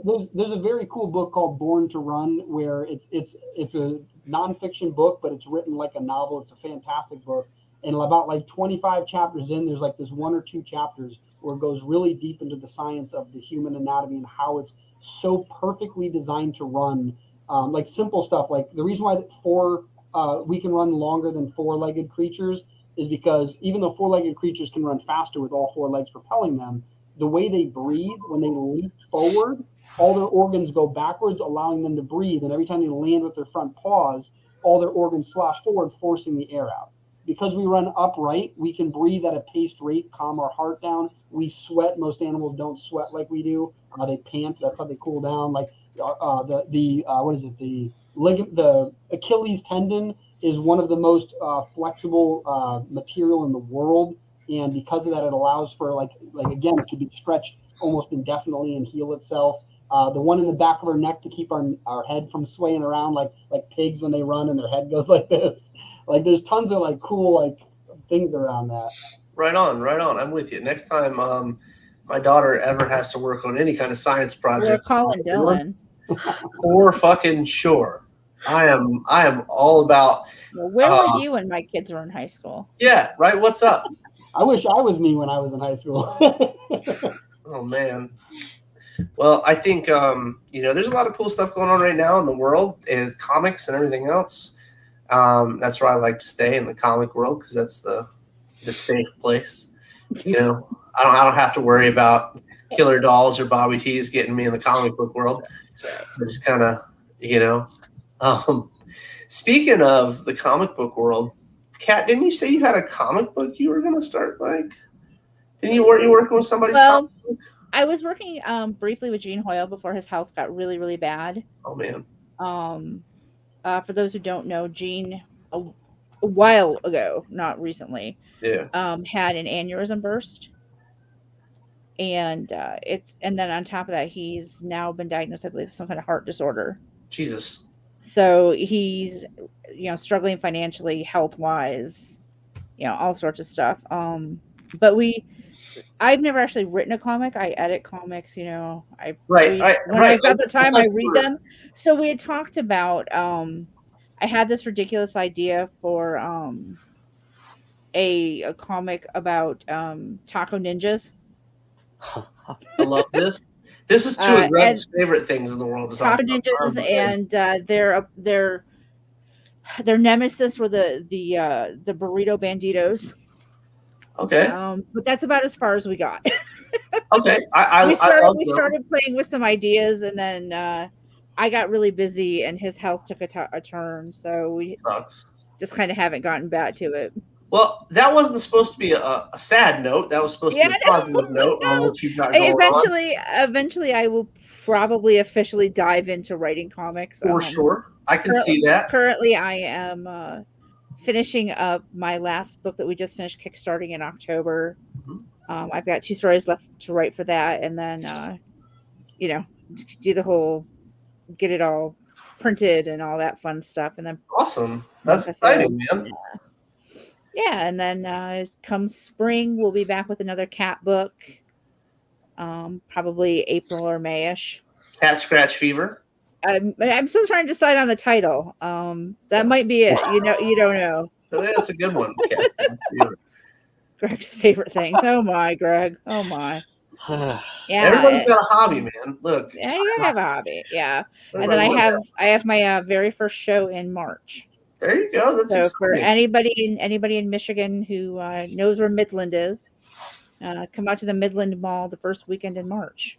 Right on. Michigan was fun. We did Baltimore. It's in the mall, so it's free admission. There you go. You're really not out anything coming to see us. Heck yeah, man! It's gonna be super fun. I have a piece of artwork I'm working on right now. With it's actually to promote Greg and I's books. We had a weird. We were gonna do something that was like they didn't land quite right. I'm still doing this piece of artwork. I don't give a shit. It's gonna be great. With Cade and Bobby T, so you can imagine what the two of them are getting into. So it's gonna be super fun. Someday, Taylor. Someday. I think it's fun that, you know, everybody is coming up with like cool things to do with my character. Like we get a lot of fan art, which we're super grateful for because it's a lot of fun to see people's opinions and their views of our characters and whatnot. But man, we've had a couple that were really cool that we're actually doing stuff with recently where, oh my gosh, Ed did Cade as Pennywise, and it was so cool. Like, you know, when it's cool when, you know, we work with a lot of phenomenal folks, you know what I mean? You guys included, just your peers and whatnot, you know, it's really cool. But when, you know, it's not just a fan, but one of your peers comes up with like fan art of your characters, they're like, hey, this is dope. You're just like, you're a little bit more taken aback than a regular piece of fan art because you're just like, holy shit, that's insane. Yeah, we had with the Apos Army, the cat book. I had Russell Allen reach out to me because he'd heard the first story in the book that I had done a live reading of, and he was like, I have to draw this character for your book. I'm like, right what? on. I'm like, that's awesome. Absolutely. So we actually put it in the book as a space page between the regular book and the Kickstarter exclusive stories. Right on. Yeah, He's a good dude. Exciting, though. He's a good dude. I like seeing people's concepts. You know, when they start putting stuff together that's like right now, this piece of art started before Halloween. So it's going to have a little bit of a Halloween theme to said piece of artwork. And I'll get it to Greg when it's done. You guys can see it. And I'll, you know, we'll do something fun with it. We'll do a t-shirt or something with it. Because it's like, it's just like my character, Cade, is a shit. Like he's literally like, if there was something, you know, that you weren't supposed to do, that's the character that's going to do it, you know, just because he's not supposed to do it. And so, you know, that don't poke the tiger thing, that's the theme of my piece of artwork we're putting together for this.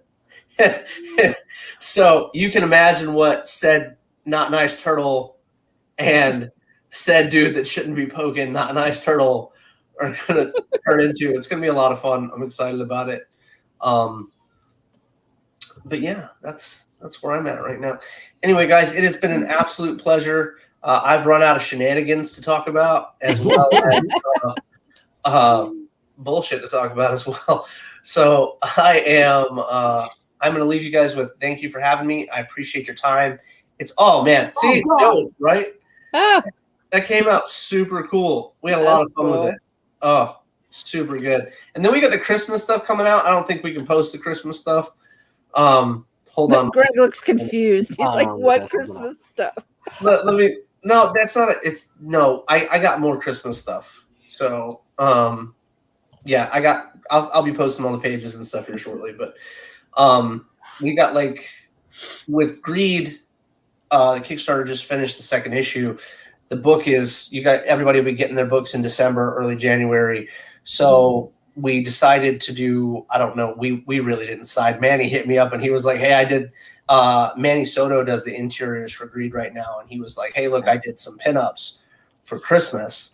And I was like, holy shit, that's cool. So I had David Campo, who colors Greed and does a lot of my books. He was like, hey, look, I'll color the pinups. And I was like, sweet. And all of a sudden we had these really cute pinups for different books. Okay. You know, we didn't just do Greed. They did one for BGD. So I'm trying to get them all situated so we have them at this store next month. And we'll be doing like giveaways for Christmas and shit. And, you know, a bunch of folks that generally buy from us will be getting them for Christmas gifts and stuff like that. Nice. Awesome. You know, Greg will probably get one with Cade writing on it, and that'll be fun too. So we'll see how that goes. Links to projects. What, people have projects? What? Sean's on my Facebook page. You can always check my Facebook page. Sean and I are Facebook friends. Ours ends in like 40 something hours. Yeah, Greg's the only one who has a Kickstarter currently running, I think. Greg's share it. Killing it. Share it, Greg. I'm going to write a spinoff of Bobby T. I'm going to put that out there. publicly. I'm not gonna lie. So- I'm feeling the need to add a turtle to the toy store. Yeah, I really want to. I was talking to my wife about it like 4 days ago. I was like, man, I really need to write a story for this character. And she was like, oh my gosh, that'd be the funniest thing ever. You writing about a killer turtle. And I was like, I've started, and I started with the last toy store book of adding something of another creator's to one of the stories. You know, Right on. and this book has a reference to Blister for Eric Cockrell, who happens to also be my cover artist, or cover designer. So there's like references to like an entire box of like Blister memorabilia. Oh, cool! Found in the attic of the toy store. You know, so you don't know. Maybe Bobby there will make an appearance. And the art is so good. That is the best looking turtle I've seen. He is awesome. He really is. He's a really good looking turtle. Like that's Hector. Oh, that's Hector the turtle. That's not Bobby. He's the artist. Artist. Hector. Oh, sorry. He'll be on Didn't- tomorrow with us. We're gonna be. Have you ever played Jackbox? Like Jackbox Yeah. games. Yep. We're gonna be doing that during like breakfast talk, since that's the last like breakfast talk. We're Okay. gonna be drinking and doing that. Drink. Whoa. It's a little early in the day, isn't it? Not as long as it's got orange juice mixed in, then you're That's safe. true. Oh no, That's- it's called breakfast talk, but it's gonna be at like it's at 5 p.m. Oh, okay. Oh, okay. That's like early dinner talk. That's like it's 5 o'clock somewhere. That's secondary. What is that? What is that called? What's the Hobbit say? It's Eleventies. Eleventies. There you go. Anyway, with that, guys, in your Eleventies, I'm going to take the kid to bed. So you guys have a great evening, and we will holler at you later. Be good. All right. Bye, Dustin. Yeah, Hello, cat. I had to turn Twitch off because someone was commenting being weird. So Oh, well, you know. but yeah, like first they did that comment, and then I shared it, and I was like, oh, all right, they're gonna just okay, keep you're gonna be going. Then they weird. called me Andy Richter and a baby had another baby. That's me. Oh. It's like okay. Okay, so And then, clearly you're here to be helpful. And then they're like saying something about Dylan and his hat, and I was like, I like Dylan's hat. I'm very envious I don't have a hat like Dylan. we have them on our store. Oh. Okay, you got that, guys? Go to the store. Your comments are much nicer. Yes, your comments are much nicer. Yeah, I was trying to like just block the person, but I don't know how to do that on here. Oh, yeah. Because someone commented something weird when we were on. I forgot what it was called. Tina and Rodney. With Rodney. Okay. Yeah, I think. Yeah, I don't know. I feel like I've been a lot of places this year. And they said like weird comments, and then they're like, and then they like blocked the person. I think you could do it on YouTube, but for some reason, like Twitch wasn't able to do that. So Yeah, I don't. I'm a Twitch mod on like one channel, and when she made me a mod, I went, "You do know I have no idea how to do any of this, right?" She's like, "Oh, it's fine." we were gonna do like video game weekends or something, but we just haven't done it yet.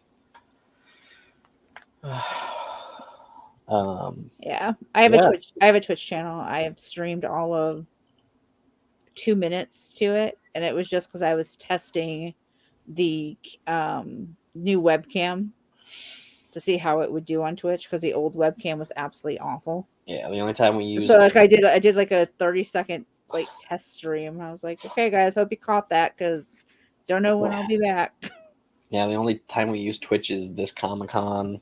We did it last year. That's the first time we used Twitch was last year during this Comic-Con. Then this year was this Comic-Con. Our artist Luke was drawing a page of our comic. And then he just didn't feel like he didn't want to keep doing that for all like 47 pages. I'm like, we'll figure it out next time. But, yeah, it's a lot. So then I was playing a game on there, and then I was like, no one's like watching, or I didn't tag it right. I don't know. Yeah. So, yeah. But yeah, it's coming to a close, and then it's gonna go to Russell's show. I gave him the logo, so He's gonna just have his guests on and talk about stuff on YouTube. I'm gonna be not here, so I am going to be eating something. yeah, I was. Yeah, oh yeah, and then that guy was like, or girl, whoever was commenting, was like, "You can't wait until the stream's over to eat." No. Like, yeah, I should have just turned my camera off. Yeah. I just wondered if you brought enough for the whole room. Yeah. I didn't last year either. I had Chinese food last year. We campaigned. Yeah, let's see, prior launch. That'd be awesome, but it's like another $2,000 needed. So if you have $2,000, yeah. And then also buy a hat. Yeah, buy a hat. Sean's in Michigan, I think, and if it's anything like where I'm at, it's cold. I mean, I know like 3 people that live in Michigan. You, him, and Josh Harris. Josh 1,500. Harris. Yeah. Oh. Wow, Sean's keeping track for you. Yeah, there's a few people that keep like messaging me. Snowstorm? Is there a snowstorm? Yeah, yeah. I was one of the reasons I was only like half paying attention during Dustin's thing is the Michigan State Penn State game was on, and they had enough snow in Lansing that they had grids that they'd shoveled like around the outside and then across the yard lines. So it looked like they were playing on all these like big rectangles instead of one big long field. That's funny. Yeah, it was snowing yesterday here when I was doing this. Yeah, that was My like the first girlfriend was like, snowstorm, "Have you right? looked outside?" I'm like, "I've been in front of my computer all day, so no." Yeah. Outside. Greg, that was the first snow in New York, right? Ever? No. Yeah. It's the first snow ever in New York. I wish. As somebody who lived in New York about 12 years ago, I'm going to argue that back. Oh my God. I remember, Greg, you remember, what was it, 5 years ago now? The snowstorm that was so big that my car was completely buried in snow. Yeah, it was probably like 5. Yeah, but like I think the Wait. blizzard thing that happened last December actually kind of trumps that. But that was pretty big. Really? I think that one, dude, I remember the one that we had. It was like 3 feet of snow 3 days in a row. Like it was insane. Oh, okay, maybe. Yeah, I remember there was a really big one. Like it was so big, like my car, I remember I had to clean off my car, and then I had to shovel behind my car because even though they plowed the road, there was so right much up to your car. Yeah, yeah.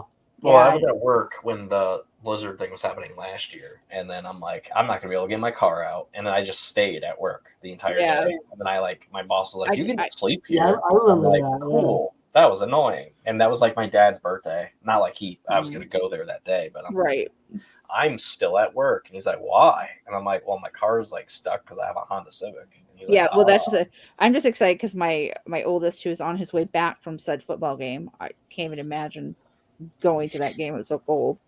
But he just texted me, and his one brother is at their dad's house and going back to campus tomorrow, which is he has to go right past my house. And I'm like, he's like, "You want Dylan just to drop me off?" I'm like, "That'd be awesome." Dylan has an SUV. I have a Chevy Aveo.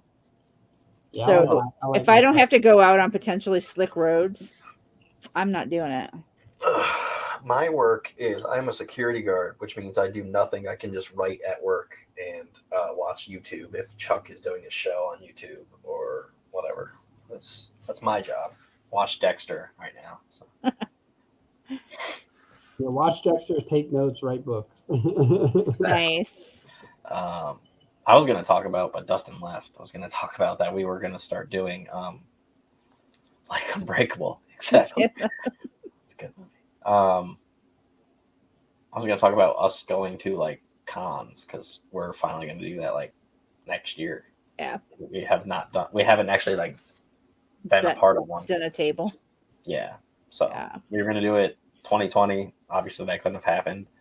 And then someone on our platform was like, "Hey, you want to pay for part of the table?" I heard you say that yesterday. I was like, "What?" And I'm like, I don't have money to do that. Oh yeah, Texas last year was. Oh yeah, the freeze in Texas last year. Yeah, it was I felt crazy. bad for all those people. I didn't because they mock me.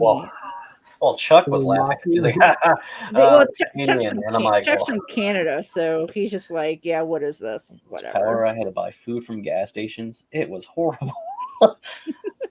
There was a tropical storm or something that was here a couple years ago, Irene, Mhm. and the power actually went out here in upstate New York. But Yeah. the power still went out, and there was like flooding and stuff. And that was when my mom wasn't even here. So me and my brothers were like, "Hey, we have to get rid of everything in the fridge." And she's like, "What?" Oh. I'm like, "Well, yeah, like there's no power." How does table sharing work? I believe it's. I've seen Some don't some allow it. Yeah, like we still have to like look into that because I know that it's not What's allowed table? everywhere. Table sharing, like At a convention. Yeah, like Splitting a table, so putting- you yeah. you take half of it, somebody else takes the other half. Also, like I think putting our stuff on someone else's table, which they would be selling their own stuff still, but they would also be selling the others. Well, if we were going to sponsor somebody's table, though, it'd probably be like we would have them go as our table, but they're allowed to sell their own stuff there Sell their- because yeah. we're basically a There public. weren't any hot dog buns. What? No, Taylor. Taylor, that's tragic. You know, you can put hot dogs on bread. Yeah. I'm just Like, saying. what? This is a new thing. You can do Witchcraft what? to speak of. Wraps? I mean, there are other options. I'd never put a hot dog in a wrap. Well, you know, it's bread like, you know. Yeah, we still gotta kind of look into Tortillas, maybe it's a tortilla. I don't know. If this is not a thing somewhere, I'm sure it is. But yeah, because Yeah, we had like the whole Comic-Con idea thing like a couple years ago, and then we were talking about it actually on Breakfast Talk. That was like one of the first episodes, and then one of the guys was like messaging me and like, "Yeah, Anime New York or whatever." I was like, "Cool. I don't have money to help you." Right? Yeah. No. I'm trying to get this comic done and stuff. So Well, that's why maybe this year. That's why I've got 2 shows scheduled for 2022. One's in March and one's in December. And the main reason I'm doing it, the one is like I said, it's in the mall. It's a second year show. They got supposed to be last year, but for their second year, but they COVID and everything. But table prices are something I can actually swing. You know, because I looked at we have a Grand Rapids Comic-Con here, and they were advertising. Well, they were advertising for vendor tables, so not like Artist Alley or anything like that. And I just out of curiosity, I was like, I wonder what a table is. It was like $500 for the weekend, and I went. And again, vendor table, not Artist Alley or like their author section. But I went, no, you won't see me. You might not see me there for a while, But There's one that I think Dylan wants to do because it's in like Nashville. So he invited me to the event on Facebook. So guessing that's one that we might be doing. The Smoky Mountain one. I think it's What? called the Smoky Mountain one. I think it's called. I've only been to like 2 or 3 ever in my lifetime. Okay. And just as like walking around. Yeah. One was Albany Comic and Toy Show. That was actually the first one we've ever went to. That hotel that was at is now abandoned. They didn't pay their taxes, so it's just now it's like squatters in there. It's actually pretty hilarious. Wasn't that the Desmond? Radisson. It was a Radisson. Yep. They just didn't pay the tax. Yeah, it was in Albany though. Well, Radisson and Albany. I'm just saying though, that's a big chain kind of place. Prices are You would have gross. thought. Yeah. Yeah, my second one, you gave the bread to the dogs. Oh. Well, that's sweet. Yeah, my second one is actually in Canada. Oh. And I didn't and it's being run by a friend of mine. Table price. It's a first year show. Table prices are like $30 a table. He laughed when I asked if that included the table. But the other show I'm doing in March, it's one price if you provide your own table and one price if they provide a table. Now, the price difference is not enough that I'm going to go buy an 8-foot table. Yeah. Because they have 8-foot tables that they're doing for that show. And I'm like, I'm not going to go buy another table. Where is which show?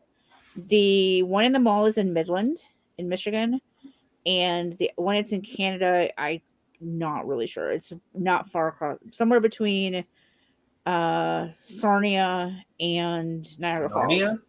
I was Yeah. gonna say Sarnia and Narnia. Sarnia and Because Narnia. Panda's not real. It's just make believe. Sorry, Canada's not real.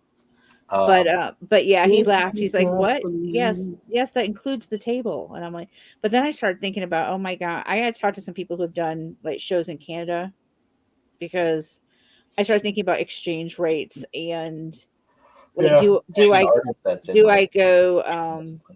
go card only, so that I'm not trying to deal with exchange rates, or making change in Canadian funds versus American funds. Like, it's a part of Canada that they're so used to American funds, it's not a big deal. But I don't want to lose money on a sale. So I'm just like, yeah. In Warren. I feel like someone that was on here yesterday was talking about that. It's entirely possible. But yeah, I'm starting with just the 2 shows, and they're way apart from each other. They're, I figure if I do well with those, then I'll look into, other shows. Yeah, Hector actually wants to go with us since he's moving out of the country. So we're gonna probably do it in like springtime, but I don't know when, because our video game is hopefully gonna be in April. So. All right. Well, kudos on getting some soup in there, Taylor. That's exactly how long it takes to heat up a can of soup, too. It's 3 minutes. Not that I would know that because I eat a lot of microwave soup or anything, but there was a period of 6 months or so when I did not have a stove, so it was amazing what I learned about cooking in the microwave and Instapot. Will y'all have a Texas show? There are lots of Texas shows. Never been there, and I'm on the opposite side of the country. I went down as press once for Wizard World Austin. Now Wizard World doesn't exist anymore, so Master Chef with the 40 watts. That's right. I have no problem. I have no not go to Texas vibe. Can they bring guns to a Texas show? Probably. It's just more like the expenses involved. Yeah. That's another thing. Because either you have to get there yourself, and then you got to get your product there. It's a lot of extra when we expenses. start running them, we kind of want to have like all of our we want to own all of our stuff, so it's not like because some people have to rent a bunch of stuff for it. Right. So we want to have a bunch, and then if we have multiple groups of people that want to take part in it, it'll be something that we'll be able to, hey, you take this, this weekend, and hand it off to this person. Right. And if we do it that way, we could have it where like I do a show here with the stuff that we end up buying. I hand it off to someone who's going to, Ohio. They hand it off to someone who's going to Michigan. Like they keep doing it like a chain of people, and we kind of plan that route out, and that way people can share this stuff, get the most run out of it, and and each time we hand off stuff, people could be collecting more comics. Like we hand off, hey, here's a couple that we have. You hand them off to the next person, right? What's cool is our Comic Inc. has already been at like a bunch of cons because of our artist, but. Yeah, I'm a 1-person show, so it's kind of like what can I swing and when can I swing it? Can either confirm or deny. Oh, Texas. Oh, Texas. We love you. Like if it's, I would have to pay for like a hotel if we go to a certain area. That's the other thing too, is like planning it with like potentially having friends that are there. Like all of that stuff is. Yeah, well, that's like even this show in Midland. It's like it's only $50 for the table, which is completely doable. And I'm hauling one of my children with me to ask this table help, and I just don't know which one yet. And the stuff to bring to the cons, but I don't then have a car that's suitable for that. Yeah, I have right now. I should have 3 books for that one. And with just taking one other person with me, I've got the back seat and the trunk I can kind of deal with, and I'm not hauling tables and chairs. But I mean, there's still, table coverings, displays, the books themselves. Yeah, If my girlfriend and gets her then license like finally. and then like a hotel, yeah, and then like even it's the show's 2 hours away, 2.5 hours, so there's a hotel, and even though the show's only Saturday, Sunday, I will have to probably go over Friday and stay Friday, Saturday nights, and then drive home after the show on Sunday. And I have to feed, myself and whatever child I haul with me Yeah. at the food court, probably. Yeah, I would have to. Yeah, we have to figure out like. So I mean, there's a lot. People are like, "Oh, can't you come out to my show?" And I'm like, you have to think of all of the expenses involved. It's not just, a table and I show up. Yeah, and there's like a bunch of people you're friends with too that are Yeah. in Florida, and there's a Yeah. bunch of cons there, but it's just like I have to figure out all of that. Yeah, and I would consider, like I said, I know people in Texas. I know a lot of people in Florida, and I would totally consider doing it. But, do I know somebody who can put me up for the weekend to save money on a I think hotel? someone said that to us one time. Oh, well, I think Hector's like, yeah, we can go to like C2E2. I was like, well, we can't like be there. Like we can go. Right. I have attended C2E2 3 or 4 times. The last time was right before COVID shut everything down. And yeah. The organizing can be a nightmare. And that's part of the reason I've said no Kickstarters or anything until like April or May, because I've got to fulfill this one, and then we'll right into planning and prep work, for getting everything for the show. Yeah, we have next year, so. And people are like, "Oh, you guys are so cute. You're 2 or 3 shows. I do a dozen a year." And I'm like, "Well, kudos for you, but it's just not going to happen anytime soon." I mean, if all of a sudden, I take off and become a big, next J.K. Rowling, well, then I'll be at more shows. But until then, Yeah, we'll be able to do like more like with the other people on our platform. We just have to like get that all like figured out, which that'll probably be like a Zoom meeting or something like next year, because that's one of the like major things we want to start doing starting next year is like cons. Yeah. Well, and I joked around with Eric about, sharing a table, but our stuff is so completely different. He's got, blister 90s punk, every other word is F this, F that. And I've got, cute books about toys in a toy store. And, it's like, well, if, a little something for the parents, a little something for the kids, maybe it's just how we market the table. I don't know. But I've thought about that too, like who do I know that I could split table fees with? Because like the show in Midland, it's an 8-foot table. I don't need 8 foot of table space. I'm actually going to contact some clients and be like, can I get some books for you or from you to sell on the table? Because Oh, horror guy. I thought you just meant horror horror. guy. He's just a horror. He's so hard to work with. It's just terrible. Well, horror and superheroes. So. Yeah, that's point, why I'm sneaking out for next year. It's gonna be sci-fi. So. And that's why I'm hauling a kid with me. Is pee breaks and I can send them for food, but if I have to go to the bathroom or something, and I don't know the people who are going to be tabling near me. The only section that I don't want to be by is they're having what is he calling it? I don't know. He's advertising it as, excuse me, like the ladies section of the convention, and it's like Tupperware and LuLaRoe and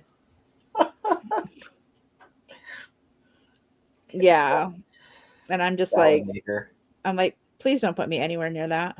I'm really kind of offended by it. Like you're suggesting that women don't belong in comics and aren't interested in comics and books and things like that.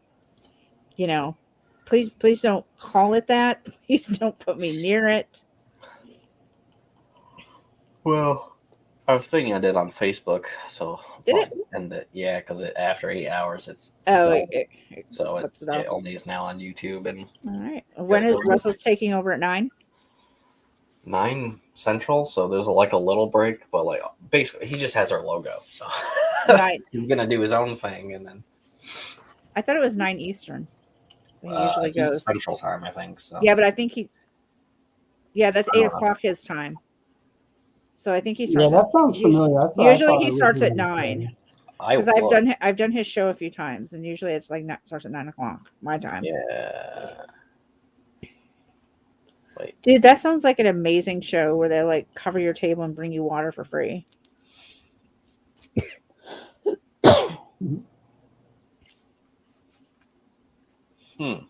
Back when I was doing press, I was at Austin. Oh yeah, okay, 9 p.m.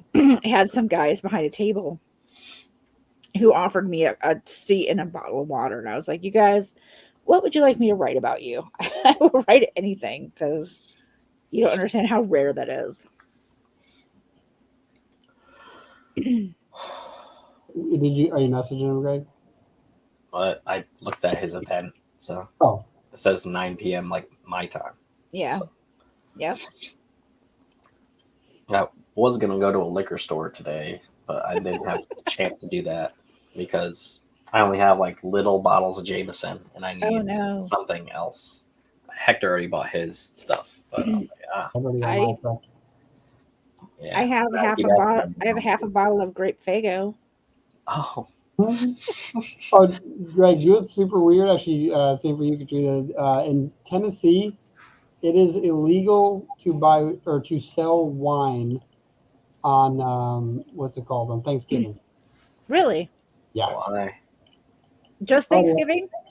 I'm sure there's other holidays, but I just know that somebody had mentioned that. I never heard that, and then I'm at the store and I watch a clerk like walk up to somebody going, "Oh, sorry, sir. Like you're not going to be able to buy it. Like you can't buy that today." Before it gets up to the counter. Wow. We can't sell wine on Thanksgiving. And he asked why, and he's like, "We have no idea. That's bizarre." I'm sure it's probably something. It's probably something for like safety things. People aren't drinking and driving on because like. Yeah, but you can buy other alcohol, just not wine. You can buy beer. You can't buy liquor or wine. Oh, okay. Yeah. So, and I think it's because they don't want. So, I don't know if most people know this, but basically one of the worst days of the year for drinking and driving is Black Friday because you just spent all your money and now you're depressed. Now you're depressed, and you've had not enough sleep because you've been up at the crack of dawn. This is the first year I did not Black Friday shop. Yeah, I don't do that. I used to. I had a friend of mine who used to come over, and him and I would go. And it was always the most bizarre thing because he was one who was really keen on going, but he never bought anything. I was like, okay, well, I had young kids. It was the cheapest way to do Christmas. Yeah. But we don't do it anymore. And I went out by myself for the last few years just to pick up a few things, but like Walmart and Meijer and everything around here has been doing Black Friday like almost all month. Yeah, everyone's doing that now. And Meijer did theirs just Thanksgiving week. You guys don't have Meijer, do you? I just realized you have Meijer. Think of it like a Super Walmart, but they existed before Super Walmart. It's a Michigan-based company. And we had to go in to pick up cat food and cat litter, and I was like, shoot, as long as I'm here, I'm grabbing basically. The kid and I finished shopping, the oldest and I, and because all mine, I got 3 poor college kids. They all want cash for Christmas. So I spent like a third of what I usually spend on them in like small gifts, and then they're just getting handed cash. Yeah. And I get it because like I won a $25 Aldi's card the other day, and I messaged my youngest and I said it's over by his dad. It was over by his dad's house, not over by where I live. And I was like, since you're going to your dad's house, I'll tell you what, if you go and pick it up, you can have it. And he's like, oh my God, thank you. Because I was like completely out of groceries and have like no money to buy food. Because they're young and live in their own apartments, and so they're not eating on campus anymore. And suddenly you're like, dude, we have no food. We have no food money. I highly suspect that's why the one has stayed at his dad's like all weekend. So you can just because although he was a crazy child who did his laundry before he came home. My other son was like, "What are you doing? You can do laundry for free at Dad's house. Why are you paying to do laundry?" So yeah, I didn't go out this year. I didn't even look this year. I would take it back. I was at Walmart on Black Friday because that's where my pharmacy is, and I had to pick up a couple of prescriptions. And it was literally I walked in and walked back out. Yeah, I have to buy like 4 Christmas presents. That's it. There's 3 for my girlfriend because we're each giving each other 3. I'm like, that's a weird number. I hate odd numbers. That's random, but okay. And then she's like, oh, it's just like 3 because we gotta save for a house still. I was like, yeah, but like 3's weird. Yeah, I like odd numbers, but that's just me. I hate odd numbers. Even like a volume on TV has to be an even number. Oh yeah. When I change the heat in my car, it's always by 3. It's actually weird. Anything that's odd, like even my heat in my car, if I see it's like 3 bars, I'm like, nope, gotta be another one. Gotta either go warmer or colder. I'll freeze before I have it on. Before I have 3. Yeah. So 3 for her, and then. Yeah, and then 1 for we do like a grab bag thing with like my mom and brothers and their wives and whatever. So I got my brother Nick, so it's probably something Giants related or something. It's only $50. So. Yeah, I did. I have my 3 boys, and then the one's girlfriend because they've been together for like 3 or 4 years now. And the one thing that I want, that my girlfriend's like, what do you want for Christmas? I'm like, the only thing I can really think of is a printer, because I want to print labels out. And I was wondering if I could use a regular scale, like that you weigh yourself, but to like weigh. No, you can't. No, I don't think they're sensitive enough. But you can get a. Yeah, these are like super cheap. Like they're like little like scales. I was looking because I'm considering. You just have a box like that, just there. Just random. That was really random, wasn't it? Scale in here. I was looking at. I'm looking at doing like pirate ship for shipping. Yeah. So I was doing that, but then I got charged like a little more money, and then I went in overdraft. Yeah, because like, oh, it weighed more than what you said it weighed, and I was like, shut up. So I thought it was 6 ounces. I like looked at, I Googled it, and I'm like, how much does a Gemini mailer weigh? And then how much how much does the book weigh? And they're like, nope. But did you add in the weight of 2 comics? It's 2 comics, then the bubble wrap, or some people have bubble wrap around it. I don't know if yours did. And then the tape, and then the weight all of that tape. stuff. And the cardboard holder, which some people like Travis, his thing came in the mail like literally today, and he only had to pay like $3 for shipping, and I'm like, how? Yeah. So I'm very confused by that. Yeah, but I actually went to, when I was looking on the pirate ship website, they had Amazon links to scales that they recommend, and I think it's like $20 for the one that they recommend, like the highest rating on. Yeah. So I was like, I already know like a I'll kind of probably like just a spend the whole, $20. I know a whole setup that I want. Like I want to get a house. Like I want another desk like this, or like just a brand new desk that's like L-shaped. Yeah. And another monitor, because Dylan already was talking about I need another monitor. And then I have a laptop. That's all I work off of. People are shocked like that. People are like, how do you edit with just that? And I was like, alt tab. I alt tab between programs. Yeah, I have 3 monitors, and one of them is a TV. So yeah, I could use my TV as another one. It's just I need a new TV because mine is slowly but surely turning blue. Like if you go to like a like say you launch like to the Xbox or something, and the screen is like normally like totally white, it's color. Blue. Yeah. The color is everything is turning a shade of blue. Yeah, that means so I'm hoping to get a good job come in after Christmas, because it won't happen before Christmas. So I'm hoping after Christmas to get a new one, and then the kid wants to have the one who stays here right now wants to have a TV up in his room so that he can like watch Netflix or whatever at night when he goes to bed. And I was like, well, you can take the one that's turning blue because you won't use it enough that it's going to matter. He's like, "Thanks, Mom," and I'm like, "Well, that or you buy your own TV. Your choice. You call it." Yeah, so I want 2 monitors, another monitor, a different desk or something. The printer, if I get a printer for Christmas, which I'm pretty sure I will. Yeah, and And, printers aren't terribly expensive these days. Yeah, and then I think would like a I label think I printer, paid. but I don't need a label printer if I just get a regular printer. Yeah, what I did with mine, like with the last Kickstarter, is I actually bought Avery labels. And Yeah, that's what went to the Avery Dustin said. site and just loaded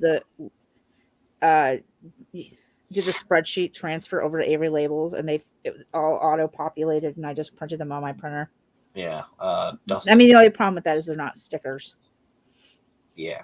Yeah, I was actually like thinking about. Oh, actually, no, I take that back. They are stickers. What am I talking about? They're total Avery labels. Oh, yeah, there are. Totally Like stickers. label They're already, yeah. paper. Yeah. Yeah. I don't know where my brain went. They weren't stickers. Yeah, Dustin was telling me about that like months ago on like one of my live things. He's like, "Oh, you can get like a label thing," and I was like, "Yeah, I got to do that." Yeah. But yeah, I like already have a whole setup in my head, and like one thing I want in a house is some kind of a backyard so I could get like force my brother to build like a shed type situation that I would. Catalyst Comics actually has a shed. That's their like studio. Like nice. They repurposed a shed, so it's like a studio. So kind of want to do that. Like Dylan's nowhere near. I have an office. Well, we refer to it as the wall, because when we first moved in here, the people that were helping me move in literally stacked every single box, even though they were labeled for what room, in the one room, and it was literally a wall of boxes. The entire room was filled, and so we call it the wall, but it's actually supposed to be like my office studio. But I have a laptop, so I still tend to work from the couch. Eventually, I'll be a grown up. It'll happen. But I have 2 L-shaped camping tables to make up along the 1.5 walls. Yeah, I don't have that much space right now, so. Well, yeah, I want like a shed kind of building thing, so it would be my own thing and it would be cat free, because cats. When I had my apartment, my girlfriend's cat, like one of them kept biting the like cover of some of the comics. I run into that with bags. Yeah. The plastic on comic bags. They think it's awesome to chew on. And I'm like, oh, don't do that. And I had to replace 2 of them because the 2 that it chewed on was actually Marvel's the Cat, Matt's comic cat, and 2 each of those were going to someone that's for our Kickstarter that a year ago or whatever. So now I got to replace this because I've got a couple of books where the cats have decided to like lay inside. They've managed to figure out how to get into the box, and if it's a box and the cat needs to lay in it, so the covers have gotten a little bit. Yeah, I was like, well, I'm not selling these, but they'll be good for lay it out on the table as samples. Yeah. I almost kept the Marvel's the Cat cover like chewed on and be like, oh look, it's because it's a cat. Right, it's a custom piece. That's meant to be like that. Well, that's I'm like, look at this copy of Apo's Army. The book about cats has been actually used by cats. But so far, I've had enough other copies. So I'm gonna head out because I gotta go to the bathroom.